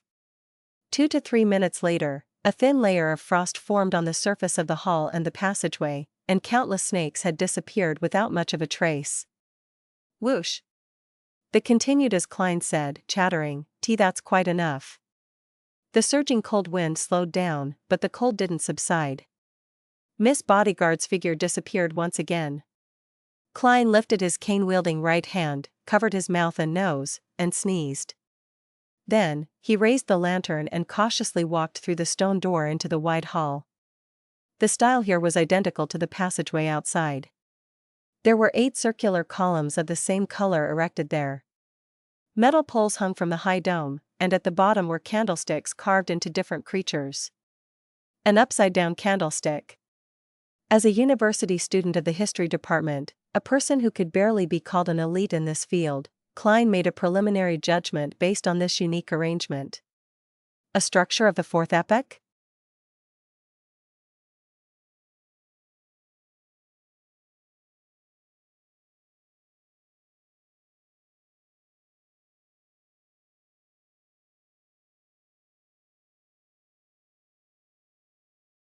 Chapter 260, Strange Statues. The history circles of the northern continent countries all recognized that the 4th epoch was shrouded in thick mystery. It was impossible to tell what it truly was. The historical records had too many missing pieces and ambiguities for this period of history. There were too few tombs, ancient cities, and literature that had been unearthed to create an effective confirmation. However, this didn't mean that no one had done the relevant research. Its rarity implied that there were still some relics and information left behind. The original Klein was a fanatic towards the history of the 4th epoch. He often read journal articles and books, so even now, Klein still remembered a lot of content. Whether it was the Solomon Empire, Tudor Empire, or Trunsoist Empire, they all had similar architectural styles that went against common sense. They were disorderly, asymmetrical, and they stood out for their frequent use of black. The most typical characteristic were the candlesticks hanging from the ceiling and the chopped floral pattern marks on black walls. This was precisely why Klein's first reaction was that the underground structure belonged to the 4th epoch when he raised his lantern. He had seen circular metal poles with candlesticks embedded at the bottom, that ran down from the dome, reminding him of the 4th epoch, which was shrouded in mystery, leaving many historians and archaeologists regretful of the lack of knowledge in that ancient period. Several journal articles have mentioned that the number of candlesticks within different buildings are different. Although the 3 empires find asymmetry beautiful, they seem to have strict and meticulous rules in every aspect. 3 on the left, and 2 on the right is the highest standards that ordinary citizens can enjoy. This is based on the structure of the buildings and the houses that remain. Klein raised his arm and held the lantern high. He walked slowly, counting the candlesticks on both sides. The hall was even wider than he had expected. He had walked for at least 100 meters before he saw a platform half a meter above the ground. Only then did he see the thick wall that marked the end of the hall. 41 inverted candlesticks on the left, and 40 on the right. This is a bit of an exaggeration. What level of aristocracy is this? Powerful nobility? The Antigonus and the Zeradal families are all aristocrats of the Fourth Epoch. They were also powerful and terrifying Beyonder family clans. The other noble families should be about the same. Holding the lantern in hand, Klein continued onward. He saw the stairs at the side of the half-height platform and saw the scuffing on the black stone tiles. Is this really a relic of the Fourth Epoch? A thought flashed through Klein's mind. With his keen eyesight and the light from the lanterns, he found 2 iron-black seats on top of the platform that was half a meter above the ground. The huge, ancient seats overlooked the other seats below. There were 2 seats. 2? Why 2? According to the layout, the seat here should represent the person with the most power and authority, but there are 2 of them? A powerful noble of equal strength? A double count, a double duke, or a double prince? Klein slowly began to feel that his knowledge of history was inadequate. He clearly remembered that many journal articles mentioned that the 3 empires, Solomon, Tudor, and Trunsoist, had a strict hierarchy. Based on this theory, there shouldn't have been leaders of equal standing within a faction. Strange, Klein mumbled, in a way meant for Miss Bodyguard. What's so strange about that? An ethereal voice suddenly sounded from behind him. In the vast, dark, empty, and silent ancient hall, this voice was exceptionally frightening. Klein's mouth twitched as he explained the characteristics, history knowledge, and puzzling points that he had observed to her. He eventually added, "The ventilation here is very good. I wonder if there are any other entrances." Miss Bodyguard, who had mostly blended into the darkness, listened silently as she gave Klein a penetrating glance. "How do you know so much?" "Because I was a university student in the history department." Klein cursed silently before smiling. "If I hadn't chosen to be a detective, perhaps I would have become a diligent young historian." Miss Bodyguard didn't respond, nor did she disappear. Instead, she floated up to the platform first. With the lantern in hand, Klein quickly followed, discovering that the platform was very large. It was about 40 meters in length and 10 meters in breadth. The architectural style is grand and enlarged. "It's also one of the characteristics of the Fourth Epoch," he said casually as he carefully approached the 2 huge iron-black chairs. He then raised his lantern and carefully inspected it. "It seems to be meant for a 3-meter-tall giant to sit on. There's an emblem on the back of the chair. On this side, it's a black crown. On the other side, it's a hand holding onto a scepter. I wonder what they symbolize on their own," Klein said to himself, not expecting an answer from Miss Bodyguard. However, the lady who was floating suddenly said, "This is the Tudor family's emblem." "Huh?" Klein looked over in surprise, noticing that Miss Bodyguard was referring to the hand holding the scepter. "Tudor family? Is this a relic of the Fourth Epoch's Tudor dynasty? Which royal family member owned this palace?" Klein frowned and said, "Do you recognize the other emblem? To think that it was ranked as equal to a Tudor family member." Miss Bodyguard shook her head without a word. Seeing this, Klein had to give up the idea of studying it for the time being and said, "After the Tudor and Trunsoist families established their respective empires, they both maintained the original style that originated from the Solomon Empire, such as inverted candlesticks, scuffed marks, and so on and so forth. This doesn't comply with common sense. If I were the emperor, even if I had to inherit many things, I would still make certain changes to mark my uniqueness. Does this mean that the 3 empires have hidden, unchanging connections?" He guessed that Solomon, Tudor, and the Trunsoist families wielded the Dark Emperor, which was the lawyer pathway. Similar styles were needed for acting. Miss Bodyguard remained silent for a few seconds before saying a few words. Only an emperor can be called an emperor.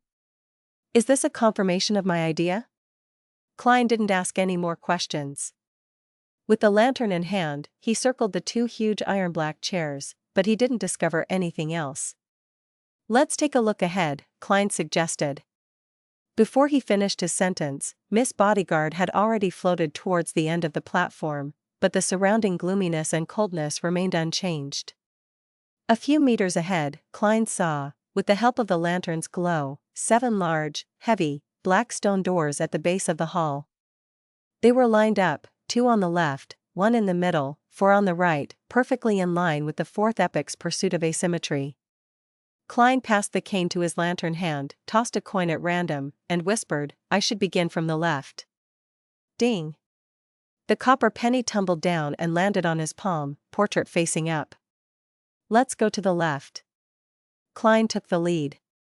Miss Bodyguard silently followed until they reached the door on the far left before saying ethereally, "It's the same on the right." In other words, it didn't matter whether I did the divination. The corner of Klein's mouth curled up as he raised the lantern and examined the symbols and patterns on the door. With a deep black background, it was a crimson half-moon that was surrounded by radiant points of light.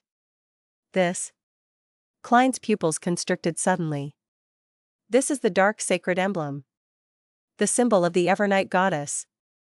During the fourth epoch, the Church of the Evernight goddess had supported the Tudor dynasty? He thoughtfully placed his hand on the stone door. Screech! The black stone door slowly opened amidst rough and heavy grinding sounds. As the light from the lantern shone into the room, Klein began to see the interior, bit by bit. There was a few meters of open space at the entrance, also paved with dark stone tiles, and a platform nearly a meter high. Klein cautiously moved forward, holding up the lantern to illuminate the item on the platform. A few seconds later, a fiery radiance formed the outline of a huge statue. It was about 4 to 5 meters long and almost filled the entire room. It was an extremely beautiful lady with a hazy face. Her right hand supported her head as she laid down on the platform. She wore a layered black classical dress that wasn't overly complex. There was a circle of radiating rays at the bottom of her head. On this lady's dress, there were sparkling specks of radiance. They were pieces of bright and resplendent gems.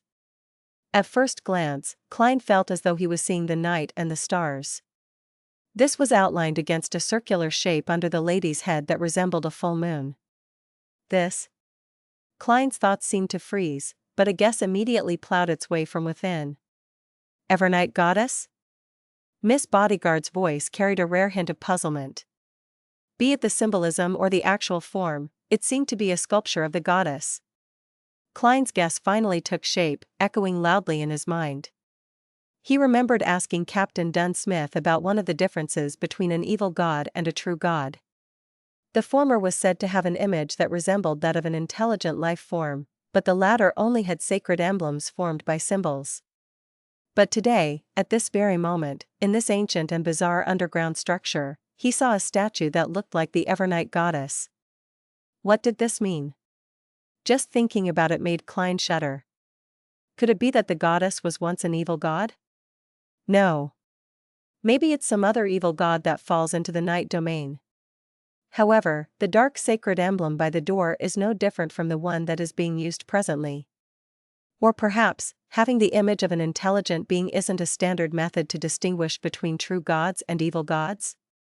After all, the captain's level wasn't high enough, and his understanding of the situation wasn't necessarily accurate enough. It was also possible that the Tudors were deliberately blaspheming the goddess. Yes, it could also be a way of setting up some strange ritual. Many thoughts flashed through Klein's mind. It left him feeling puzzled, nervous, and tense. However, he also felt a strange feeling which couldn't be described. After looking around, Klein, who didn't see anything else, took a deep breath and said, "Let's go to the other doors and take a look. I wonder what the other 6 doors correspond to. Would it be equally strange and evil?" He thought gravely. Miss Bodyguard nodded slowly.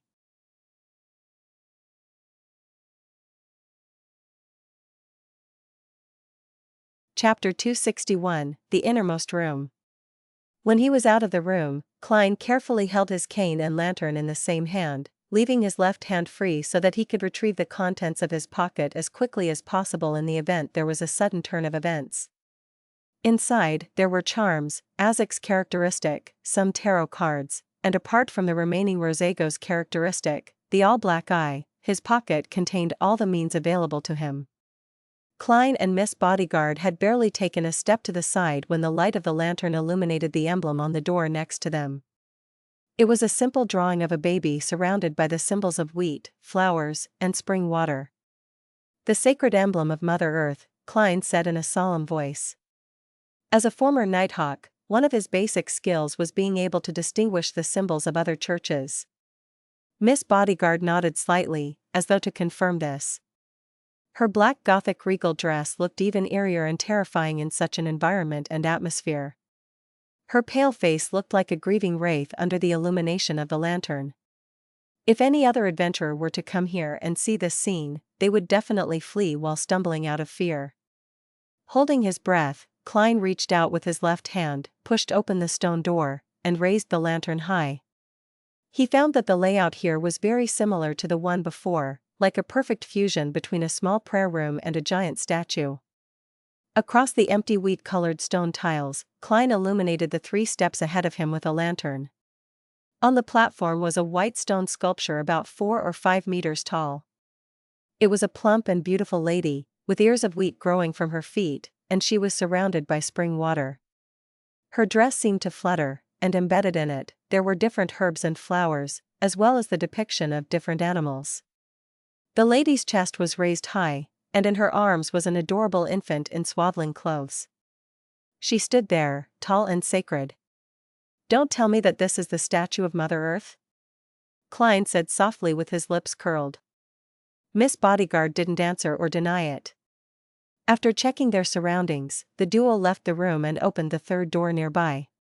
Behind this door was a corridor that allowed 4 people to walk alongside each other. Ahead of them, it was dark and deep, filled with mystery and oddities. It was unknown where it led to. "Let's first confirm the situation behind the 4 doors on the right," Klein suggested. He didn't dare to rashly enter. Using her actions as an answer, Miss Bodyguard floated backward. The duo opened the 4 stone doors on the right, in succession.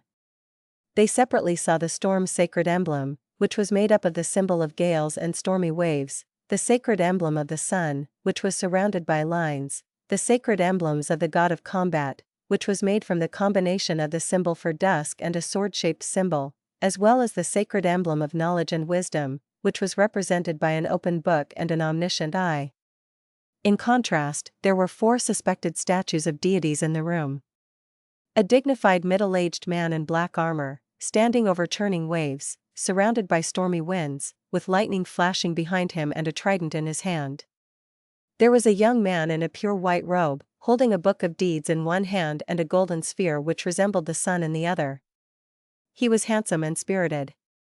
There was a warrior sitting on a throne high above, holding a sword in front of him. His face was hidden behind his helmet's visor, his entire body covered with an indescribable sense of decay.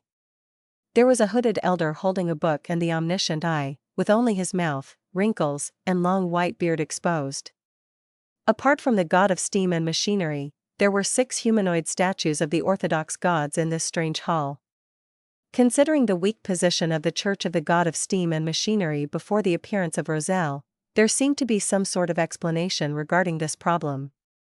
"This is really strange," Klein exclaimed with a sigh, partially because he couldn't stop it, and partially because he was testing Miss Bodyguard's reaction. This grand hall, which was 100 meters deep, actually had 6 of the orthodox gods collected within it. This was something unimaginable in the current era.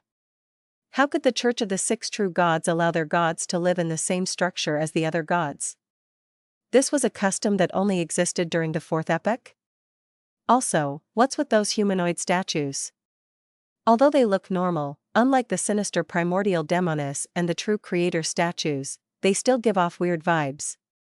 Just what had happened to make the images of the 6 gods evolve into abstract symbols in this day of age? No, perhaps it's been like this all this time, but the master of this place, a noble who's suspected to be a member of the Tudor family, purposely created statues of the 6 deities for some purpose. I thought of an item from a novel from my previous life, the 6-soul banner. While he waited for Miss Bodyguard's reply, Klein's mind wandered. Miss Bodyguard didn't answer his query and instead said blandly, "There's another door." That's right. Klein suddenly felt fear. From his point of view, doors placed in the middle often had a special meaning, perhaps the core region of this ancient structure. Of course, this also likely implied the highest amount of danger. In his opinion, doors placed in the center often had a special meaning, perhaps the core of this ancient building. Of course, this also meant that the situation was most likely the most dangerous. What are your thoughts on that area? Klein hesitated for 2 seconds and directly asked. Under the situation of not being able to use the gray fog to eliminate any interference, he felt that Miss Bodyguard's spiritual perception and spiritual instincts were more reliable than his divination means at present. After all, she was in a very special state, close to that of a spiritual body, allowing her to communicate with the spirit world without any obstruction to gain revelations. Miss Bodyguard closed her eyes and replied a few seconds later, "Very dangerous. But the danger is subdued. Once you venture deeper, don't touch anything." Subdued danger. Is this equivalent to having something sealed inside? As Klein guessed, he and Miss Bodyguard walked to the central stone door and stepped onto the dark floor. The light of the lantern seemed to dim a little as though it found it difficult to drive out the darkness ahead. Klein had his left hand in his pocket, holding Azek's copper whistle and a few charms. After about 30 steps, Miss Bodyguard suddenly stopped. Klein raised the lantern in his right hand and saw that the road ahead was blocked by boulders and dirt. On the left and right were 2 stone doors in the same shape as the ones in the main hall. The right side was ajar and filled with mud and stone.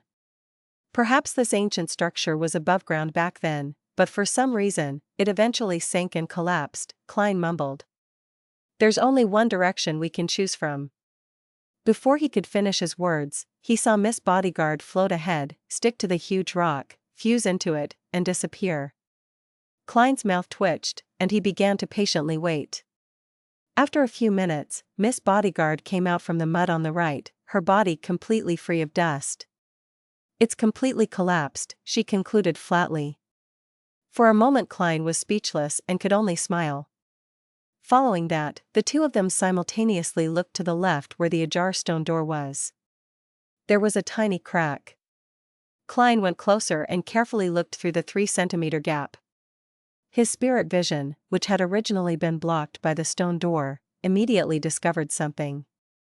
There were at least 4 bright and powerful spiritual lights inside, 2 that were close to dark golden color, and 2 that were dark blue like the sea. After using his spirit vision, a narrow scene appeared in Klein's normal vision. The firelight that entered the room illuminated the black stone tiles. On top of the tiles were piles of bones covered with rotten clothing, and a few of them emitted dark gold and dark blue light. Condensed beyonder characteristics? Mystical items? As these thoughts flashed through his mind, Klein swept his gaze to the ends of the room. Along the dark wall stood a bifold door. A bloody pair of bifold doors. There seemed to remnants of fresh blood on the door. They continued sliding down as they reflected the light. Klein had wanted to let Miss Bodyguard scout the way ahead when he suddenly felt a change in Azek's copper whistle that he was holding in his hand. The originally cold and mild whistle suddenly became bone-piercing. It was a profound feeling of death. This? Klein narrowed his eyes and instinctively took a step back. Then, he noticed that his right forearm was numb and itchy and that it was beginning to swell. A scene flashed through his mind as he immediately took out a tarot card with his left hand and slashed across his arm. What surged out from his wound wasn't blood, but tiny black squirming worms. Sizzle. When these worms fell to the ground, they eroded into smoke. They struggled and huddled, but in the end, they melted under the glow of the lanterns. After a few seconds, all the black worms in Klein's wound finally flowed out, leaving only crimson liquid. He wriggled his muscles to control the small wound and prevented the blood from flowing further. Miss Bodyguard watched this scene quietly, her pretty eyebrows creasing into a rarely seen frown. Klein was just about to speak when he discovered the coldness and deadliness of Azek's copper whistle hadn't abated. At the same time, his gaze landed on Miss Bodyguard's shadow. She never had a shadow to begin with. "Run!" Klein shouted and immediately ran towards the hall. Miss Bodyguard quickly floated up, and the two of them saw the lantern light in front of them gradually being swallowed up by a black shadow. Tap. Tap. Tap. Klein ran like a hurricane as fast as he could while the light around him faded away. Tap. Tap. Tap. The shadow grew bigger and bigger, closer and closer, thicker and thicker. The light from the flame was about to be completely engulfed, and at that moment, the door was still a few meters away. At that moment, Klein instinctively rushed forward and then rolled across the stone door. The light from the fire suddenly brightened, and the uneasiness in his heart instantly disappeared. Azek's copper whistle also returned to its mild and cold state. Miss Bodyguard floated beside him as she turned around and looked at the passageway which had once again sunk into darkness. She said with an uncertain tone, "Evil spirit." "Evil spirit?" Klein almost drew a deep breath when he heard that. Fortunately, as a clown, he was good at controlling his expression and reactions. In the field of mysticism, evil spirits were extremely terrifying monsters. The best of them could even be said to be on the same level as high-sequence beyonders. An evil spirit is wandering within this ancient structure? For some reason, it's bound or imprisoned within that room? If it was an evil spirit, that explains why Mr. Azek's copper whistle responded. An evil spirit can be considered as an undead creature. Klein stood up and also looked at the path which was now submerged in darkness. He felt as if there was a pair of cold eyes staring at him.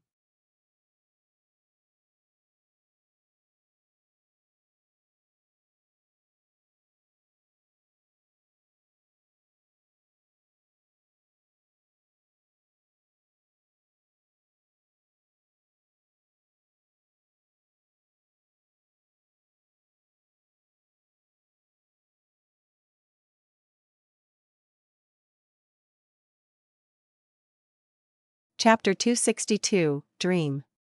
In the cold and gloomy hall, Klein suddenly shivered. He retracted his gaze and said to Miss Bodyguard, "Let's return." From the way Azek's copper whistle reacted, it's likely that the room contains a terrifying evil spirit. Its danger level is highly likely to be above that of Nimble Right Master Rosago and Rear Admiral Hurricane Kalangos. It's been roaming these confines for centuries to thousands of years. Perhaps it's already equivalent to a high-sequence beyonder. If it wasn't for its experiencing difficulties in letting its powers escape the room, I would already be dead. Even if Miss Bodyguard is a powerful sequence 5, there's no hope of us turning the tides of battle with our powers combined. One needs to be aware of one's strength. I cannot be enticed by the suspected beyonder characteristics and mystical items left in there. Greed often leads to death. Klein silently came up with a reason to convince himself. Miss Bodyguard turned her head to look at him. Without much emotion in her eyes, she asked, "What happens next?" "Next?" Klein silently gritted his teeth and said with deliberation, "Let Millet Carter get the police. Who knows when this evil spirit will escape? It's best to finish it as soon as possible." "No, that won't work. Mr. Carter doesn't know enough. By informing the police this way, the police department won't pay enough attention to it. The first batch of people who come to explore this place will suffer heavy casualties, and they might even indirectly help the evil spirit escape from its restraints. Also, for me to see these statues, a detective like me might be silenced." Did you see the bones and spiritual light in the room?" Miss Bodyguard once again cast her gaze towards the dark path behind the ajar stone door, and very slightly nodded her head. Klein thought quickly and said, "My guess is that these are the corpses of the explorers from before. They were killed by the evil spirit in that room, and one of the beyonders left behind some mystical items. This might have had something to do with the Viscount family that lived beyond this premises. I plan to inquire about their last names, go to the library, and look for information about their descendants. Perhaps I might gain some valuable clues. After coming to a preliminary confirmation of the situation, I'll make a choice based on the severity of the situation. I might get some explosives, destroy the door, or send an anonymous letter to the police, detailing the existence of the evil spirit. However, I'll have to think of a way to avoid the risk ahead of time. This isn't too urgent. I can take my time. Miss Bodyguard quietly listened to what Klein had to say. Looking ahead, she said in an ethereal voice, "Are you not considering to get people to exorcise this evil spirit? Even if there were no mystical items left behind, the remains after the evil spirit dissipates are still precious enough." It's the first time I've seen you talk so much. Probably. Klein replied without hesitation, "The risk is too high. I think my life and health are more important." He organized his words and added, "The most powerful person I know is you. And from your performance just now, you don't seem to be a match for that evil spirit. I can't imagine any other way of finishing it, other than calling the police."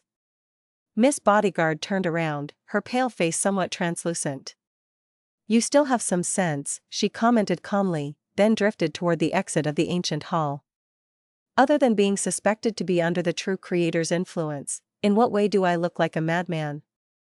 Klein silently lampooned. He held the lantern and cane and followed behind Miss Bodyguard. Throughout the entire process, he felt as if he was being watched by the cold eyes of the dark corridor. It was only when they walked out of the stone door that suffused an ancient aura did the feeling suddenly disappear. Klein turned around and closed the door, sealing the inverted candlesticks, scuffed marks, and the creepy statues of the 6 deities, allowing them to continue their 1,000-year-long slumber in that unchanging darkness and silence. Patting the dust off his clothes, he switched the lantern in his other hand and hurried back to Millet Carter's basement. As for Miss Bodyguard, she had disappeared into thin air as usual. Millet Carter was pacing about in the basement. When he saw Klein exit, he hurriedly asked, "How is it? What's the situation inside?" Klein had long thought of an excuse as he said with an expression of fear, "Terrible, there are a lot of snakes in there, and many spots have collapsed.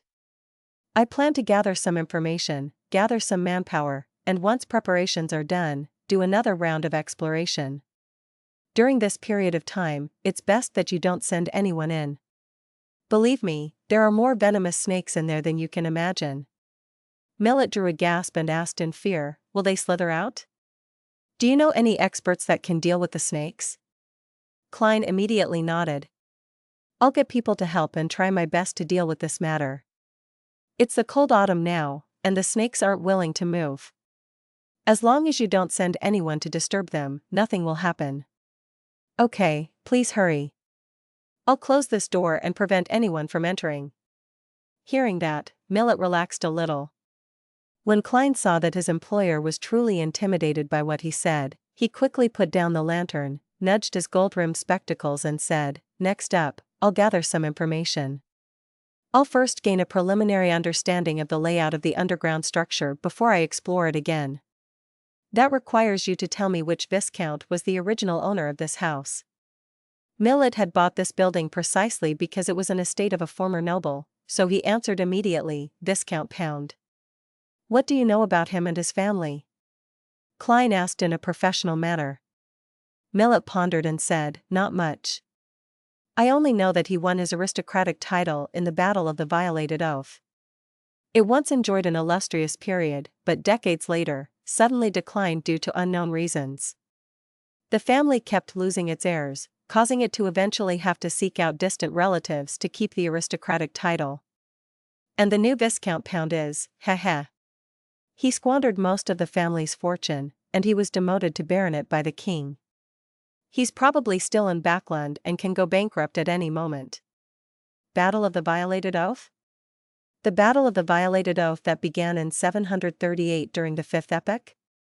Having successfully graduated as a history student, Klein instinctively recalled the corresponding knowledge. The war that happened about 6 centuries ago was a war involving religion.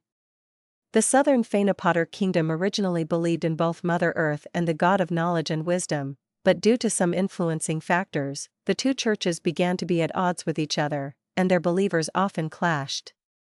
During that period, its two neighbors in the north, the Lone Kingdom and the Intis Kingdom, seized the opportunity to start a war in the name of protecting freedom of religion. In the later stages of the war, the Faesac Empire joined the fray and attempted to destroy the ploy by Lone and Intis. However, they still failed to turn the situation around. The result of the war was that the border between Leon and Fainapotter, as well as Intis and Fainapotter, countries such as Lemberg, Mason, and Seeker, gained independence. They mainly believed in the God of knowledge and wisdom, leaving the Church of Mother Earth as the only religion in the Fainapotter kingdom. The conflict that lasted 5 years was called the Battle of the Violated Oath because both sides of the war accused their adversaries of violating the Holy Oath at the end of the Fourth Epoch. After that, there was more than 300 years of peace in the northern continent. This didn't mean that there was no conflict between nations, but rather, there were no wars on that scale again. It lasted until Roselle invented the steam engine and improved the sailboats and artillery. This is the information recorded in the history textbooks. Thinking about it now, since it involved faith, there must have been some Beyonders from the church involved. There must have been an intense Beyonder war.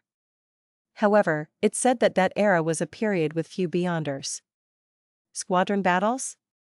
Could the Pound family's sudden waning and continuous loss of heirs, which happened decades ago, have something to do with the discovery of the ancient structure underground? Klein thoughtfully asked, "Do you know where Baronet Pound currently lives?" "I'm sorry, I don't know." Millet shook his head slightly. Klein asked a few more questions, but seeing that he couldn't get any more information, he bade farewell and returned to 15 Minsk Street. It was almost 5 in the afternoon and the sky was as dark as the night.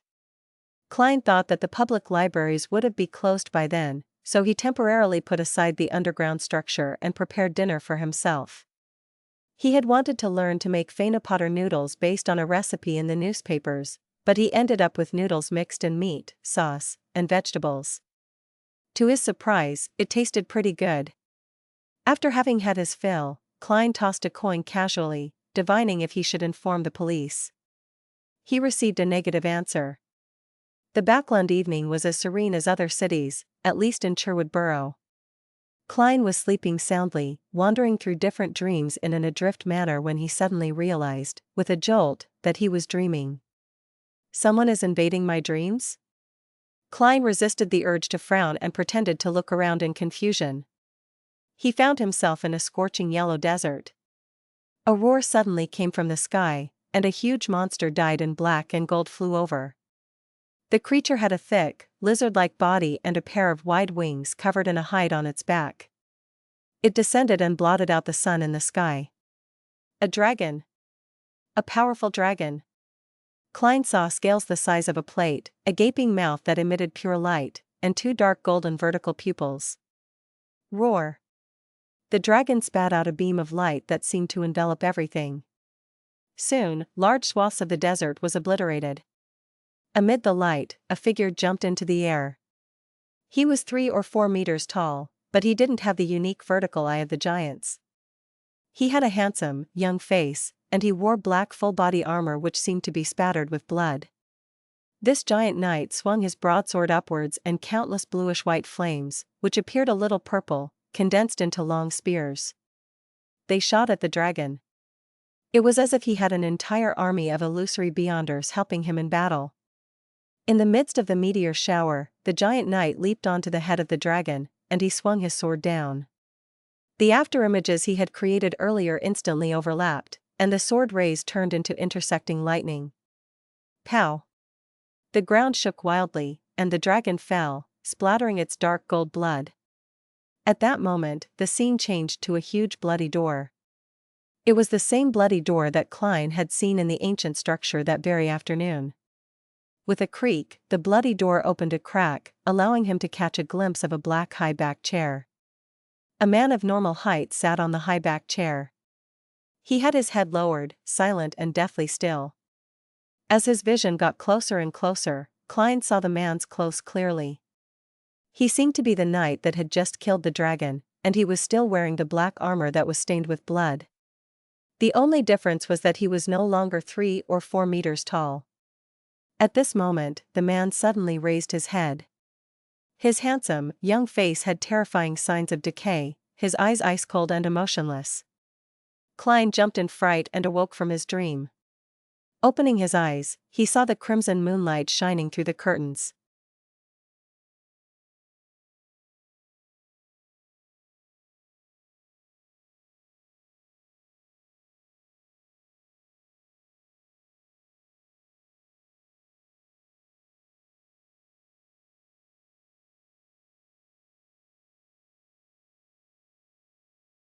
Chapter 263, Spiritual Perception and Attempt. Under the dim crimson moonlight, Klein pulled back his blanket and got up. For a seer, putting weight on dreams was a basic requirement, and the dream he just had could never be dismissed as a simple nightmare. Dressed in relatively comfortable clothes, he came before the full-body mirror and said in a low voice, "I dreamed of the blood-stained door in that room." Miss Bodyguard's figure slowly outlined itself above the mirror. She replied expressionlessly, "The influence of the evil spirit's aura. It will gradually weaken until it disappears." "Is that so?" Klein nodded slightly and returned to the side of the bed. He picked up the gold pocket watch and popped it open. Seeing that it was still early, he lay back down to sleep. This time, he no longer encountered the same dream as before. Sunday morning the next day, in high spirits, Klein made himself a soft-boiled egg to go with buttered bread. In the Lone Kingdom, or rather in the countries of the northern continent, it was a must for gentlemen to read the newspapers at breakfast, and Klein was no exception. He opened up the newspapers he subscribed to, the Tussock Times, Backland Morning Post, and Backland Bulletin. The Civil Servant Unified Examination Bill has been officially passed by the House of Lords. The first examination will be held in early December, and the second examination will be held at the end of January next year. The final interview will be held 2 weeks after that. Within a week, the government will announce the positions and requirements involved in this exam and begin the registration process. Reporters surmise that most of it will be held in Backland. Klein scanned the contents, picked up his cup, and sipped his side black tea. He couldn't help but think of Benson and thought to himself, the bill is passed at the end of September. The positions will be announced in the beginning of October, and registrations will be completed by early November. The examinations will start at the beginning of December. The timing is tight and very unreasonable. That implies how much of a rush the king and the prime minister is in to have this enacted. But that's advantageous for Benson.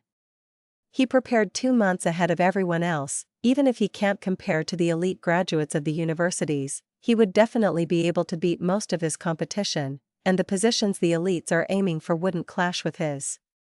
He should be fine. Klein wanted to tap his chest 4 times to draw out a crimson moon and say, "May the goddess bless him," but then he remembered that Miss Bodyguard was nearby and resisted the urge. After all, he had claimed to be a believer of the god of steam and machinery.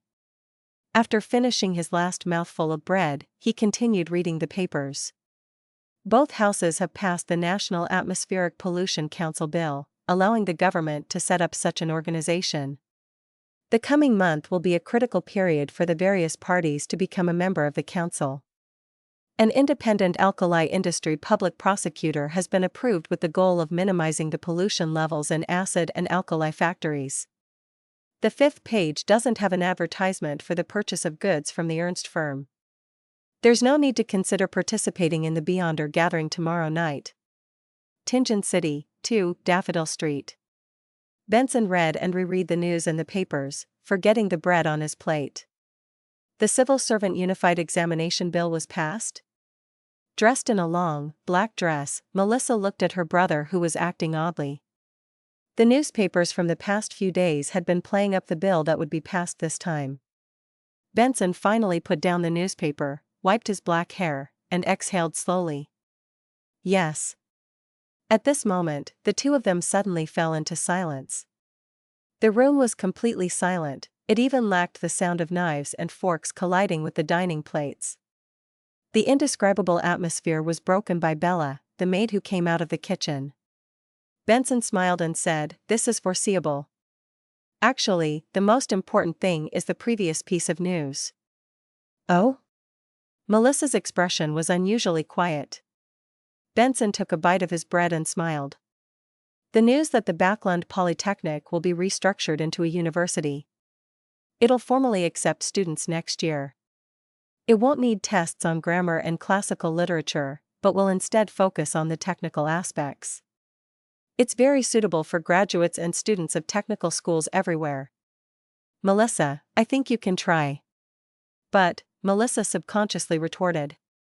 Benson interrupted her with a smile. Its tuition will be half as cheap as the Tingen, Perth, Boy, and Backland and the other universities. It's equivalent to the Constant Industry University in Mid-Seashire, and there will be even more opportunities for scholarships. Melissa, don't you like machinery, steam, and this stuff? This is the best opportunity for you to have access to much advanced and deeper knowledge. Give it a try, how about it? Don't worry about wasting money. Although that money can allow us to maintain our present lives without working, we're still young. We must not define our lives like this.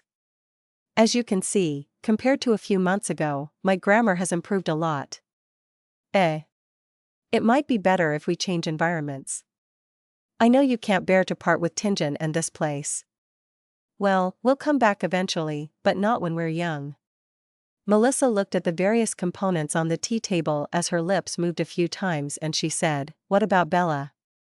After Klein's death, she didn't want to hire any more maidservants, but when she thought of how tragic Bella's life would be after she lost her job, she gave up on the idea.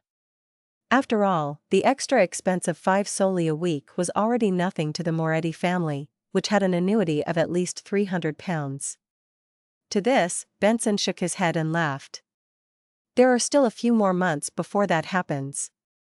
We can let Bella find a new job ahead of time. Before that, we will continue to pay her and provide her with a bedroom. Furthermore, her cooking skills are much better than before, so she can apply to be a chef at someone's home. It's a pity. Heh. Of course, everything depends on the premise that you can pass the entrance exams at Backland's University of Technology. He had wanted to say that it was a pity that Bella didn't have much time to learn how to cook, but after looking at Melissa's gloomy expression, he forcefully changed the topic. Before Melissa could say anything, Benson smiled and touched his hair. I'm planning on resigning tomorrow and will focus on preparing for the exam. Most of the positions are said to be in Backland. That's my goal. I hope we can go there together. Melissa was silent for a moment before she slowly nodded her head. At the same time, she put down her fork and knife, wiped her mouth with a napkin, and said, "I'm going to the bathroom." All right. Benson watched his sister leave the dining table, and the smile that had been plastered over his face rapidly vanished. He took out the silver pocket watch with the vine leaf patterns, took a close look at it, and sighed very quietly.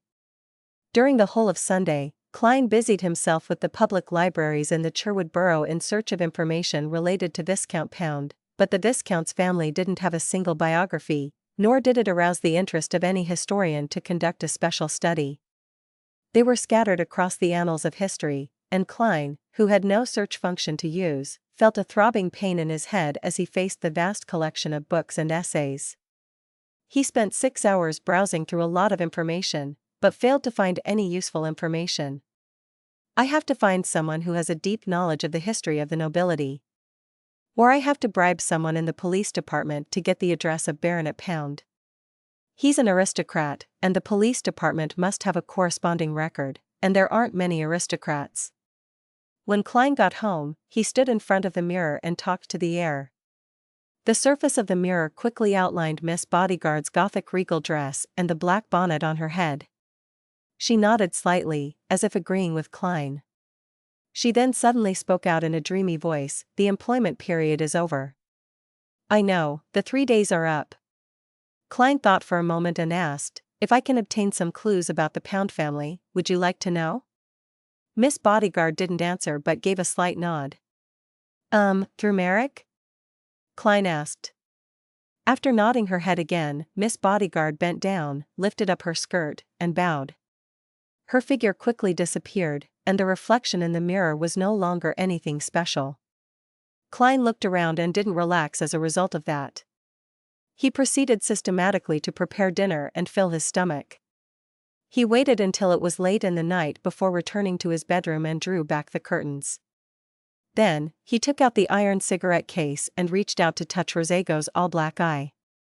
A series of illusory roars immediately rampaged through his mind, seeming to tear apart his mind and destroy his thoughts.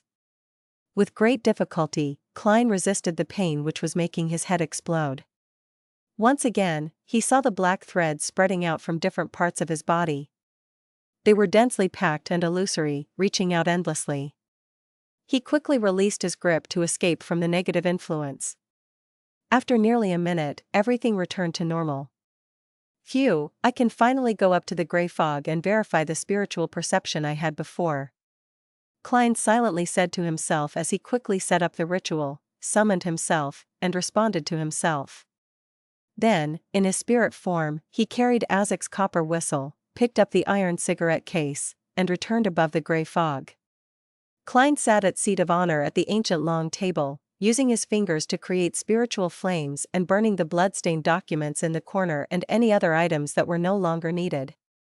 When he was done, he opened the iron cigarette case and was surprised to find that the all-black eye had become silent, no longer showing any signs of madness, but that corruptive influence was still settling within.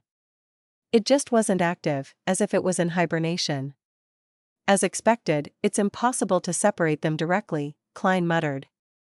Following that, on the other side of the ancient table, a man in a hooded robe appeared. Just like his previous attempt to create a clone, this man was stiff and lifeless. It was obvious that he wasn't someone real at a glance. There was no way he could deceive the members of the Tarot Club. However, Klein already had an idea regarding this. He extended his hand and held the all-black eye. There was silence in his ears, and there were no longer any terrifying hells. Using the amassed beyonder characteristic, he could see that there were also black threads floating out from the fake body opposite him. Soon after, Klein carefully let his spirituality spread out through the all-black eye, touching a few of the illusory threads. All of a sudden, he felt like he was holding on to something. With a thought from him, the fake person raised his hand. It worked. I can use the ability of the Nimblewright Master to create a fake Tarot Club member. However, this is draining on me. I'm unable to maintain a second one. The symbol on the back of the chair won't change accordingly, but it's not like Miss Justice and the rest can see it. Klein happily practiced over and over again, even learning how to manipulate his clone's throat and mouth to let him speak. When his spirituality was almost exhausted, he smiled and said to the fake person in front of him, "Welcome, new member. Which tarot card do you wish to draw?" After saying that, he closed his mouth. The fake person opposite him lifted his hand to stroke his chin as he laughed hoarsely, "World. I choose the card the World."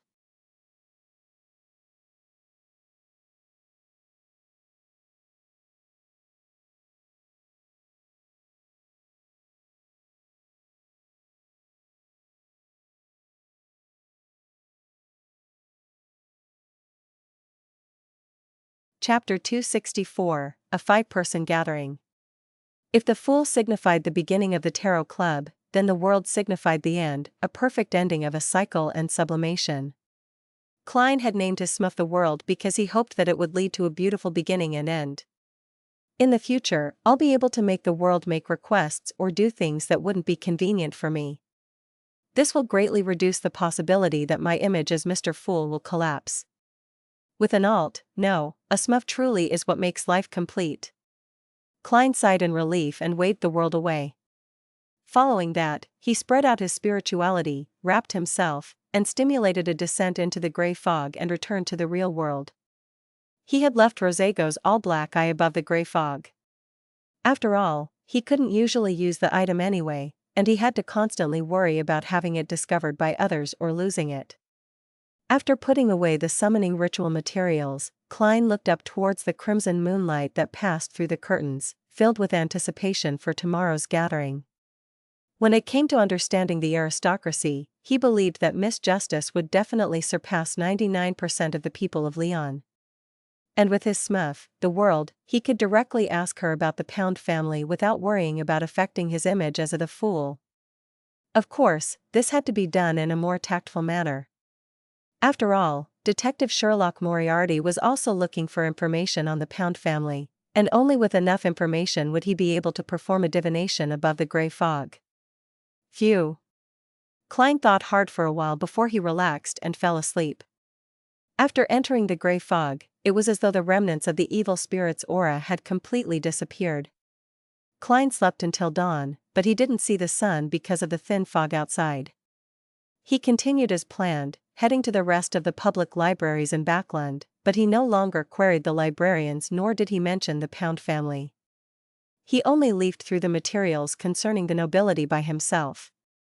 At 20 minutes to 3 in the afternoon, Klein entered the mysterious space above the grey fog ahead of time. Inside the vast and ancient palace, he sat down at the seat belonging to the fool. He conjured the fake world on the opposite side of the mottled bronze table as he familiarized himself with operating the world. After a few minutes, Klein took out his pocket watch and glanced at it, sending a message to the crimson star that symbolized the sun to prepare for the gathering. While he waited, he played with the all-black eye and fitted it with a silver chain. Then, he wound it around his right wrist and covered it with his sleeve. At 3 in the afternoon, rays of light shot out from the palace that resembled a giant's residence. Justice, the Hanged Man, and the sun, each projected a blurry silhouette dyed in crimson. "Good afternoon, Mr. Fool, good afternoon." Audrey was about to greet every member of the Tarot Club when her gaze suddenly fell upon the figure seated at the very end. It was a stranger wearing a hooded black robe. He was also illusory and hazy. "This is?" Audrey looked at Mr. Fool with both puzzlement and delight. "Has the Tarot Club grown bigger again? Is it Furs or Zio? No, the height doesn't match. Is it someone else?" While Audrey was deep in thought, Klein leisurely leaned back and said, "This is a new member, Mr. World." At the same time, through his grey fog-augmented spirit vision, he discovered that the surface color of the sun's astral projection had become a little purer, but it had yet to reach the standards of Sequence 8. His initial judgment was that the sun had completely digested the barred potion. "Hello," Audrey greeted politely, curiously scrutinizing the new member. She quickly read some of the corresponding details through the hazy fog. "Mr. World is a person who is reserved. He seldom moves and always wears a straight face. I wonder where he's from. Lone? Intis? Or a place as mysterious as the City of Silver?" Audrey nodded thoughtfully. After so many gatherings, she had deduced one thing from the fact that the sun couldn't engage in their conversations, that was, that he was most likely not speaking the Lone language and that the information that he heard was most likely translated by Mr. Fool. After the Hanged Man, Alger, and the sun, Derrick, greeted the world respectively, to which the newcomer gave a rather cold response, Klein looked at Justice and said, "The 2 candidates you have nominated are still under examination. I'll give you a simple task. You can entrust it to them in your name. This is part of the examination. It should be this strict." Not only was Audrey not disappointed, she even felt that it was only necessary. The members of the Tarot Club must be strictly selected, not just anyone can become one. She thought proudly before adding in a somewhat guilty tone, "And for me to be pulled in by Mr. Fool at the very beginning shows that I was lucky, and luck is a unique quality as well." "All right, please issue the mission," Audrey gave an affirmative answer. Klein stretched out his right hand and placed it on the table, showing a picture of Lenivus and his dressing. "Investigate the man in the painting. He's in Backland." Klein had the portrait appear in front of Miss Justice. Audrey looked over and saw a young man with neatly combed black hair and round glasses. He had a full forehead. It was a colored oil painting, with taunting brown eyes that seemed abnormally protruded, and at the bottom were the words "formerly known alias, Lenivus" and other information. It's a simple mission, which means that the target isn't strong. However, there must be something special about him that makes Mr. Fool aware of his existence. Although it's a simple mission, there might be a deeper purpose behind it. For someone as powerful as him, it shouldn't just be a test. Audrey momentarily allowed her to throng her mind. Only after a few seconds did she say, "I'll entrust it to them." The two ladies seemed to have many connections in backland which would serve to help in finding Leonidas. After confirming the matters pertaining to his revenge, Klein fell silent, and he deliberately allowed his smuff to take center stage. The world surveyed the area and spoke with a hoarse voice. "Mr. Fool told me that I can issue missions and gather ingredients here, is that so?" "Yes," Audrey elegantly nodded and said. "However, you need to wait patiently. What's going to happen next is Mr. Fool's reading time. I completed my mission to assassinate Intis Ambassador Bakerland, but I didn't even mention it to occupy this period of time," she thought, raising her chin slightly. "Miss Justice, you really have a great sense of mastership. I'll have to pay the price of knowledge later so that the assassination of Bakerland can truly come to an end." Klein looked away, amused, and looked over at the hanged man. Alger Wilson didn't speak blindly because of the appearance of a new member. He remained silent and observed in secret. At this moment, when he saw Mr. Fool looking at him, he quickly and humbly bowed and said, "This time, there are still 6 pages. The final page will be given to you next time." "Sure." Klein nodded. The hanged man quickly focused his mind, recalled the contents, and expressed them with his mind. He quickly finished writing 6 pages of the diary and saw them suddenly vanish and appear in Klein's hands. Klein looked down and swept through the contents of the first page. February 9th. I have a 3rd child. I named him Bornova. My eldest daughter, Bernadette, was lucky. Her mother and I were just low-sequence beyonders back then. She is free to choose the path she wants to take. My eldest son, Seal, is the most unfortunate. He inherited a minute amount of beyonder characteristics, but he has to follow my path. Perhaps he could make changes at sequence 4, but attaining high sequences are never easy. My second son, Bornova, was born between Bernadette and Seal. I have his characteristics equivalent to a sequence 5 beyonder. This has reduced the burden on me, allowing me to digest my potion even faster, accelerating my advancement. And when he was just born, he was already showing various traits of an astromancer. Zeradal came to congratulate me in secret and praised Bornova as a lovely angel. I asked this master of divination what he would accomplish in the future. He only smiled and didn't answer me. When I asked him about Seal's future, he finally said that death is an inevitable ending, but that might be a good thing. Seriously, a seer's words are always so vague that it makes one want to pry their mouths open. When I finally asked about Bernadette's future, he suddenly became very serious. He said she would hate me, detest me, turn her back on me, and she would become an important figure in the mysterious world. Sometimes, you really shouldn't ask about the result of a divination. I find it hard to believe that my adorable and kind Bernadette, who cares for her brother, adores her father, and pampers her mother, would hate me and betray me. Why would that happen? What excessive act did I do? Maybe she'll have someone she loves but I'm not satisfied with. Some punk that I'll end up killing? No, Zeradal isn't a soothsayer, and the divination he receives might be wrong. Forget it, Roselle. I think I smell the scent of some contrived family melodrama. After reading the first page of the diary, Klein couldn't help but lampoon silently. At the same time, he naturally recalled what Zeradal had told him about the future of Bernadette, an important figure in the mysterious world. Was this referring to the world of the Beyonders? What level would someone be deemed an important figure? Klein turned the pages thoughtfully. May 22nd. Florin of the Sauron family actually wants me to be his subordinate. Do I look like someone who would be a lackey? His attitude is simply unacceptable. I swear that I'll one day make him pay the price for his arrogance today. However, some of the things he mentioned are very interesting and worth pondering over.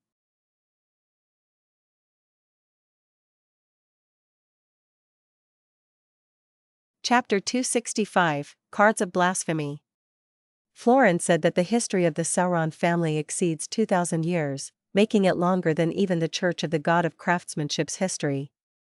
They witnessed all the cooperation and strife, light and darkness, in the fourth epoch, and they have survived until this very day.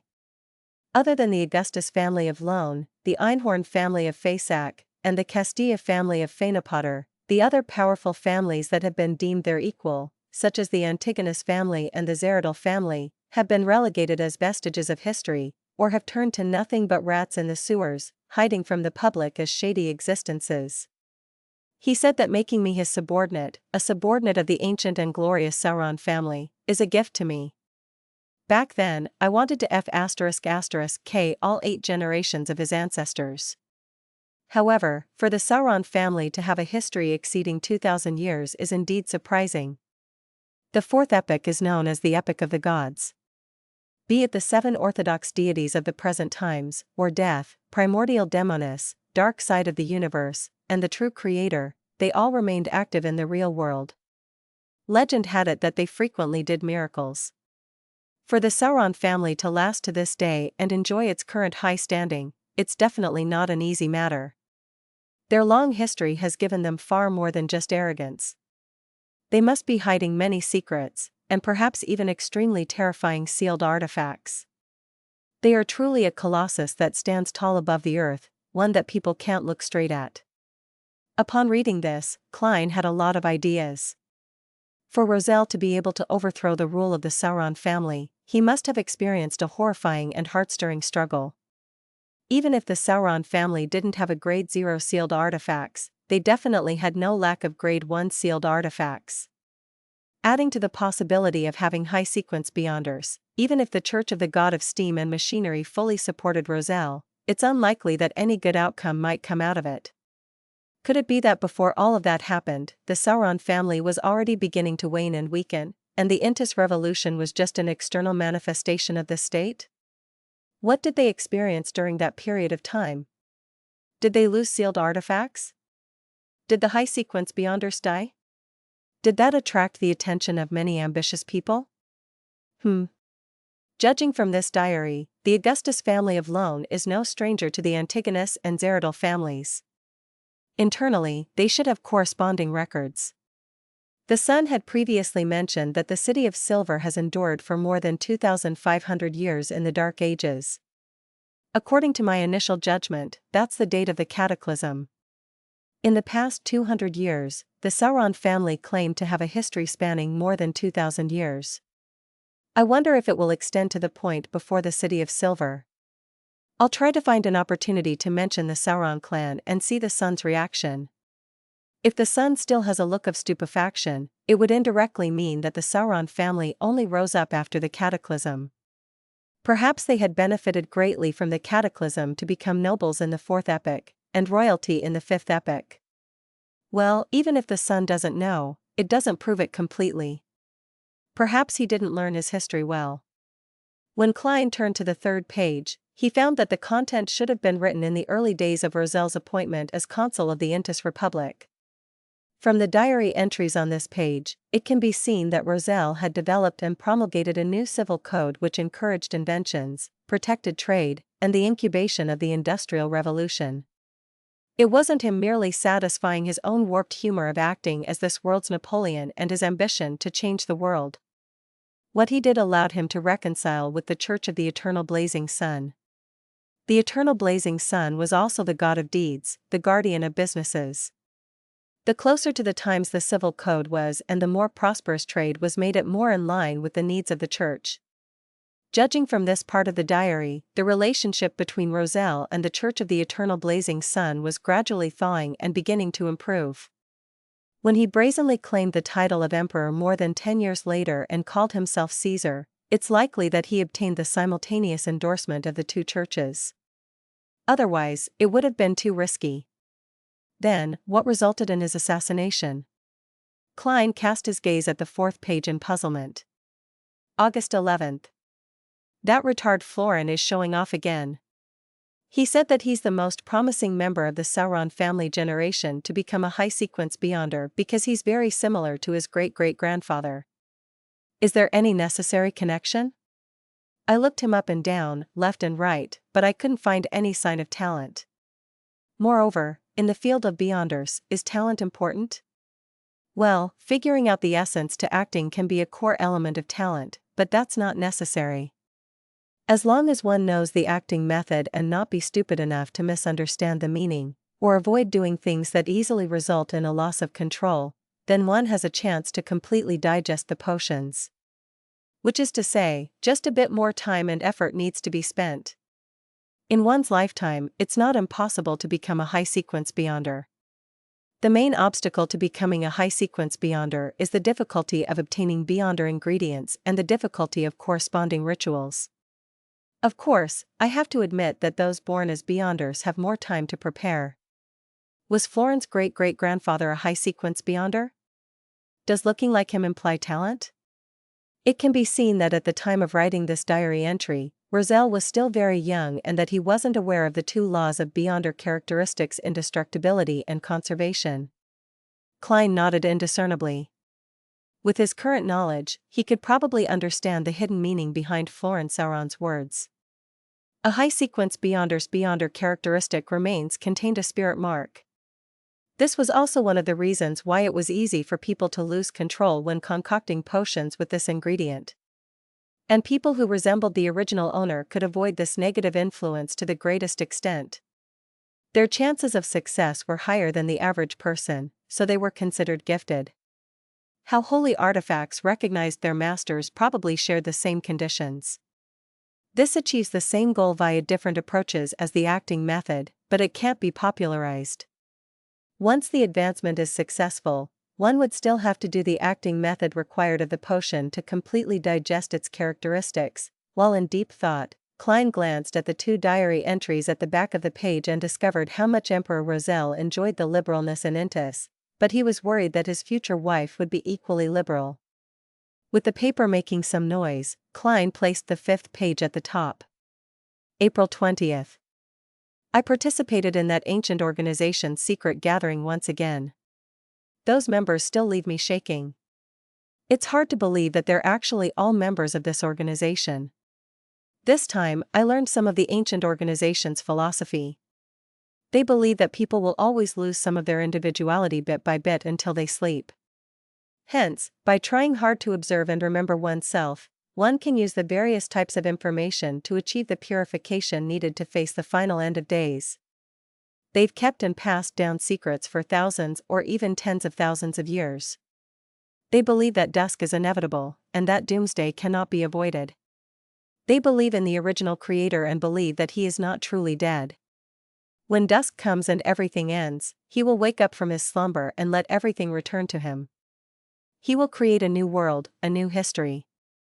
All of the actions from this organization stem from this belief. It can be said that they show great animosity to the true creator. They aren't stingy with their descriptions to describe him as fallen and evil.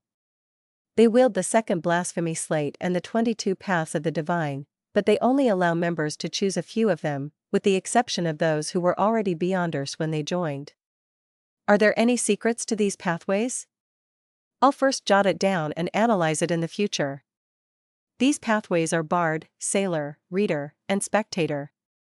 Haha, I have to change my habits of calling these sequence pathways in the future. Using those names in that ancient organization makes me appear quite uneducated. This is very similar to what I've analyzed from my hostile relations and from Mr. A's request, with it being very similar to how the Bard, Sailor, Reader, and Secret Suppliant pathways can be exchanged at Sequence 4.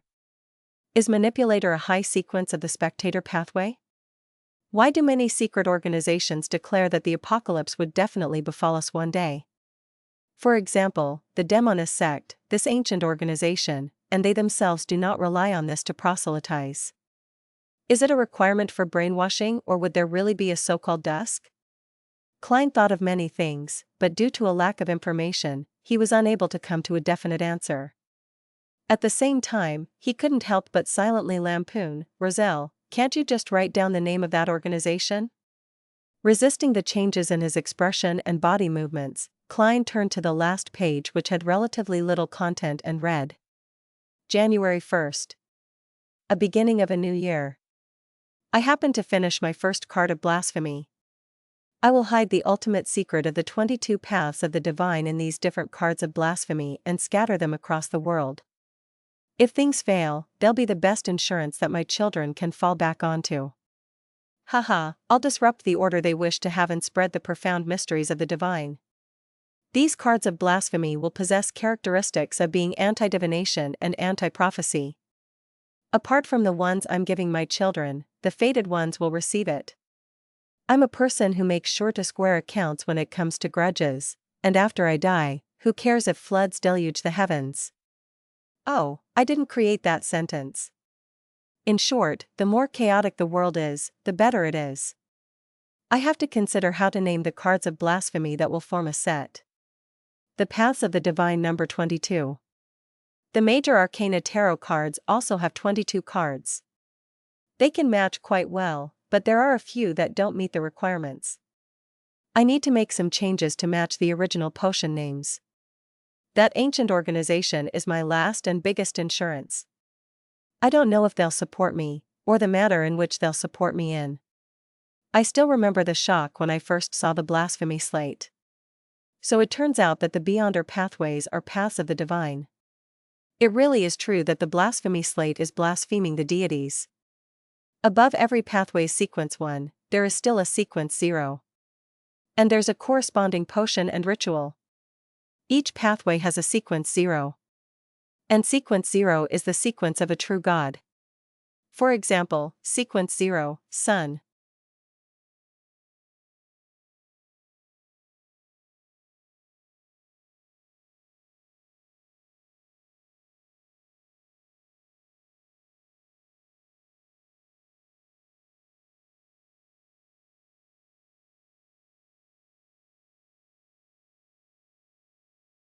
Chapter 266, The World's Commission.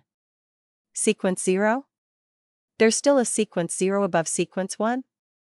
Sequence 0 is equivalent to a true god? There can only be one sequence 0 per pathway? Is this the true meaning of the paths of the divine? As long as one consumes the corresponding potion, does a ritual, and grasps the acting method to digest the Beyonder characteristic, an ordinary person can become a god one step at a time? This is truly blasphemous. Could the main ingredients of the final potion be the godhood, divine blood, and body of the eternal blazing sun? The information on the diary's last page was filled with so much information that Klein almost couldn't think. He almost made additional body movements. The 22 paths of the divine correspond to the 22 sequence 0s. Sequence 0, Sun does sound very powerful. Perhaps there's a sequence 0, Death? I wonder what the names corresponding to the goddess and the lord of the storms are. According to Emperor Roselle's description, some of these cards are identical to the major arcana tarot cards, but some of them are different. The cards of blasphemy he created were standardized with the names of the potions. These can no longer be called potions. Could the reason that the Emperor regretted not choosing the seer, apprentice, marauder pathways be because their corresponding sequence 0s have yet to appear? Then what was the reason for the sudden personification of the hidden sage who was symbolically a deity? What was Roselle plotting in the end? It feels like he became the enemy of everyone in the world, and that only seems possible if it was set into motion by that mysterious and ancient organization. The primordial demoness is the name of sequence 0 for the demoness pathway? Klein gradually found his train of thought, and he restrained the turmoil that was going through his mind. He knew that he couldn't lose himself in this matter. He had to recover as quickly as possible, otherwise, Justice and the Hanged Man would discover something amiss and find it odd. Mr. Fool has been reading that page too long. I really want to obtain one of the cards of blasphemy that Emperor Roselle created. I want to know what else there is, other than the godhood providing potion formulas and the corresponding rituals. Klein suppressed his shock and puzzlement and made Roselle's diary disappear from his hands.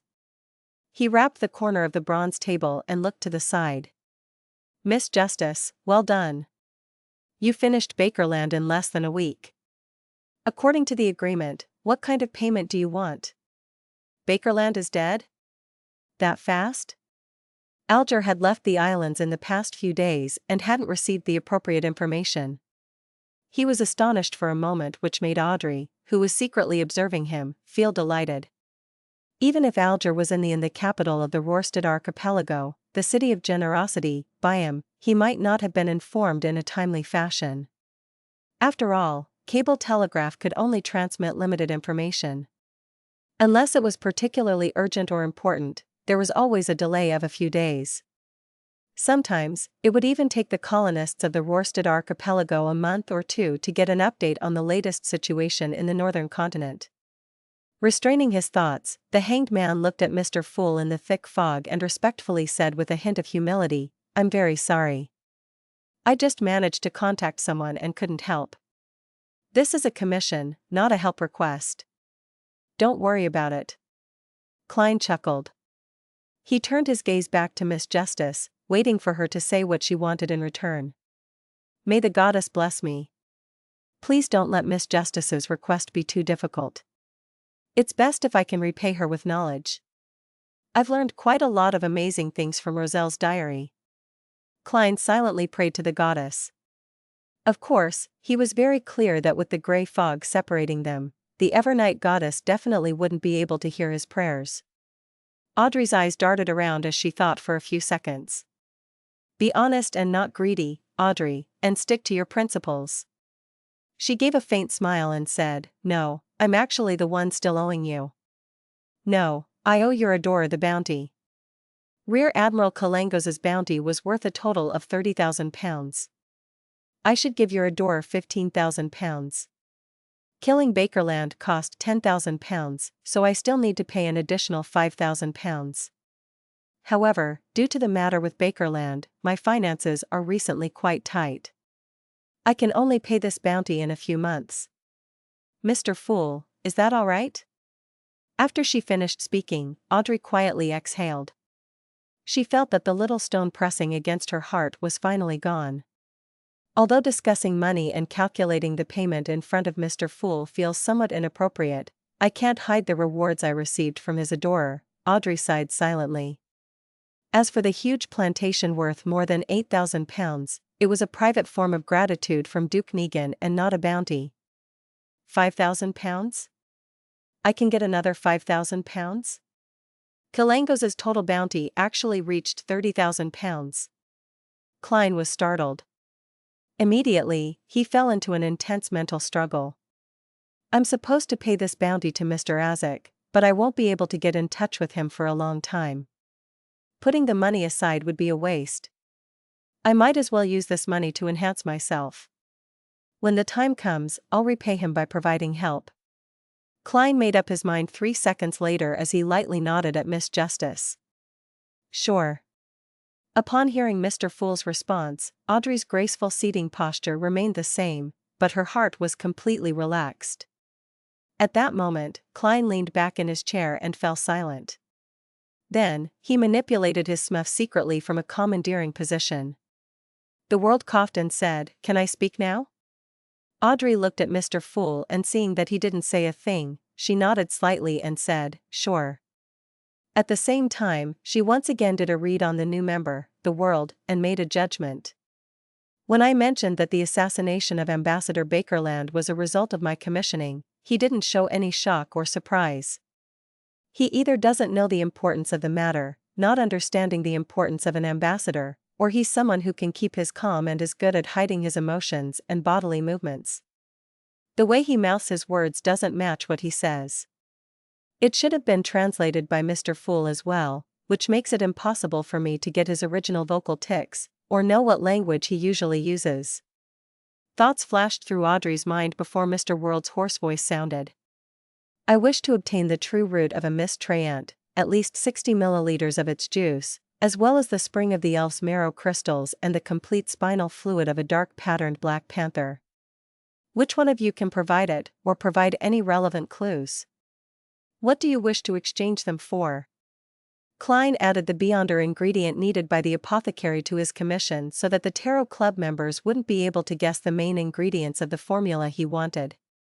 Before Justice and the Hanged Man could react, the son who had been silent the entire time finally opened his mouth and said, "I know where Miss Trance are and I can help you obtain the materials. However, I must wait until I finish my advancement and have sufficient strength to join the corresponding patrol team." Recently, he had been accumulating merit points and rewards. He was working hard to obtain the main ingredients for the light supplement through the City of Silver's officials and private markets. He was still lacking quite a bit. As expected of the dangerous City of Silver with its numerous monsters. Klein silently commented in admiration, allowing the world to ask, "Then what do you wish to receive in exchange?" Without hesitation, Derrick replied, "A weapon that suits me and can increase my combat strength." The reason why he didn't mention the corresponding ingredients for light supplement was because City of Silver had them all. They could be obtained through his own hard work.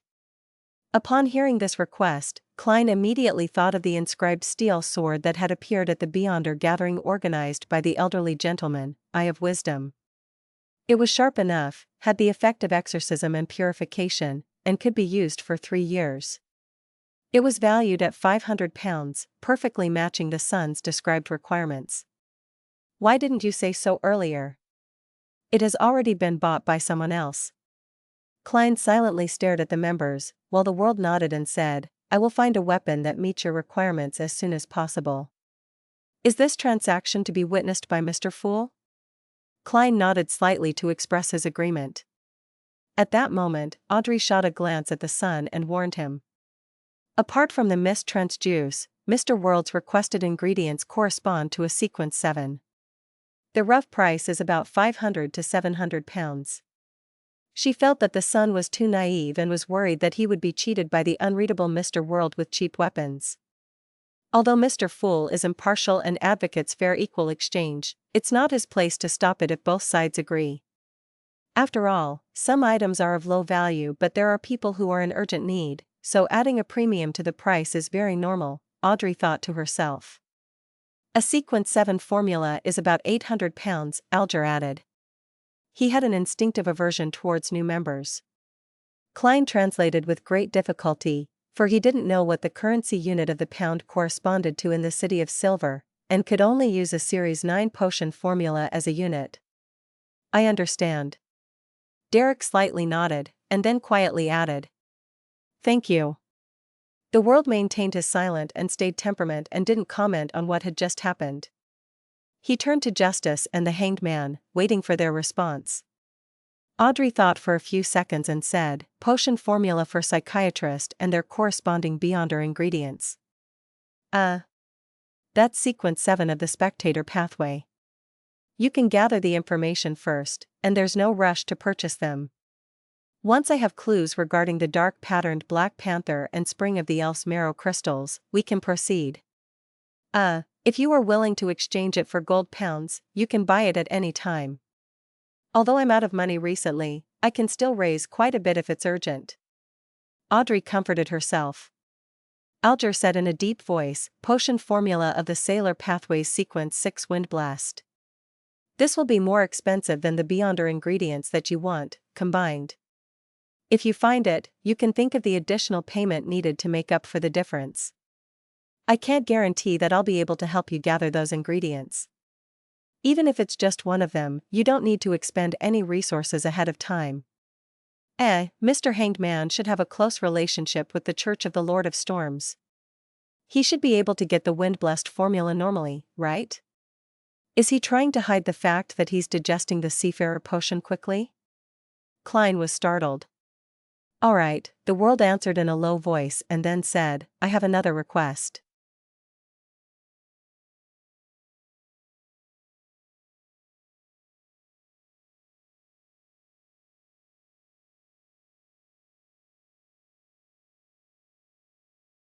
Chapter 267, Singing to the Same Tune.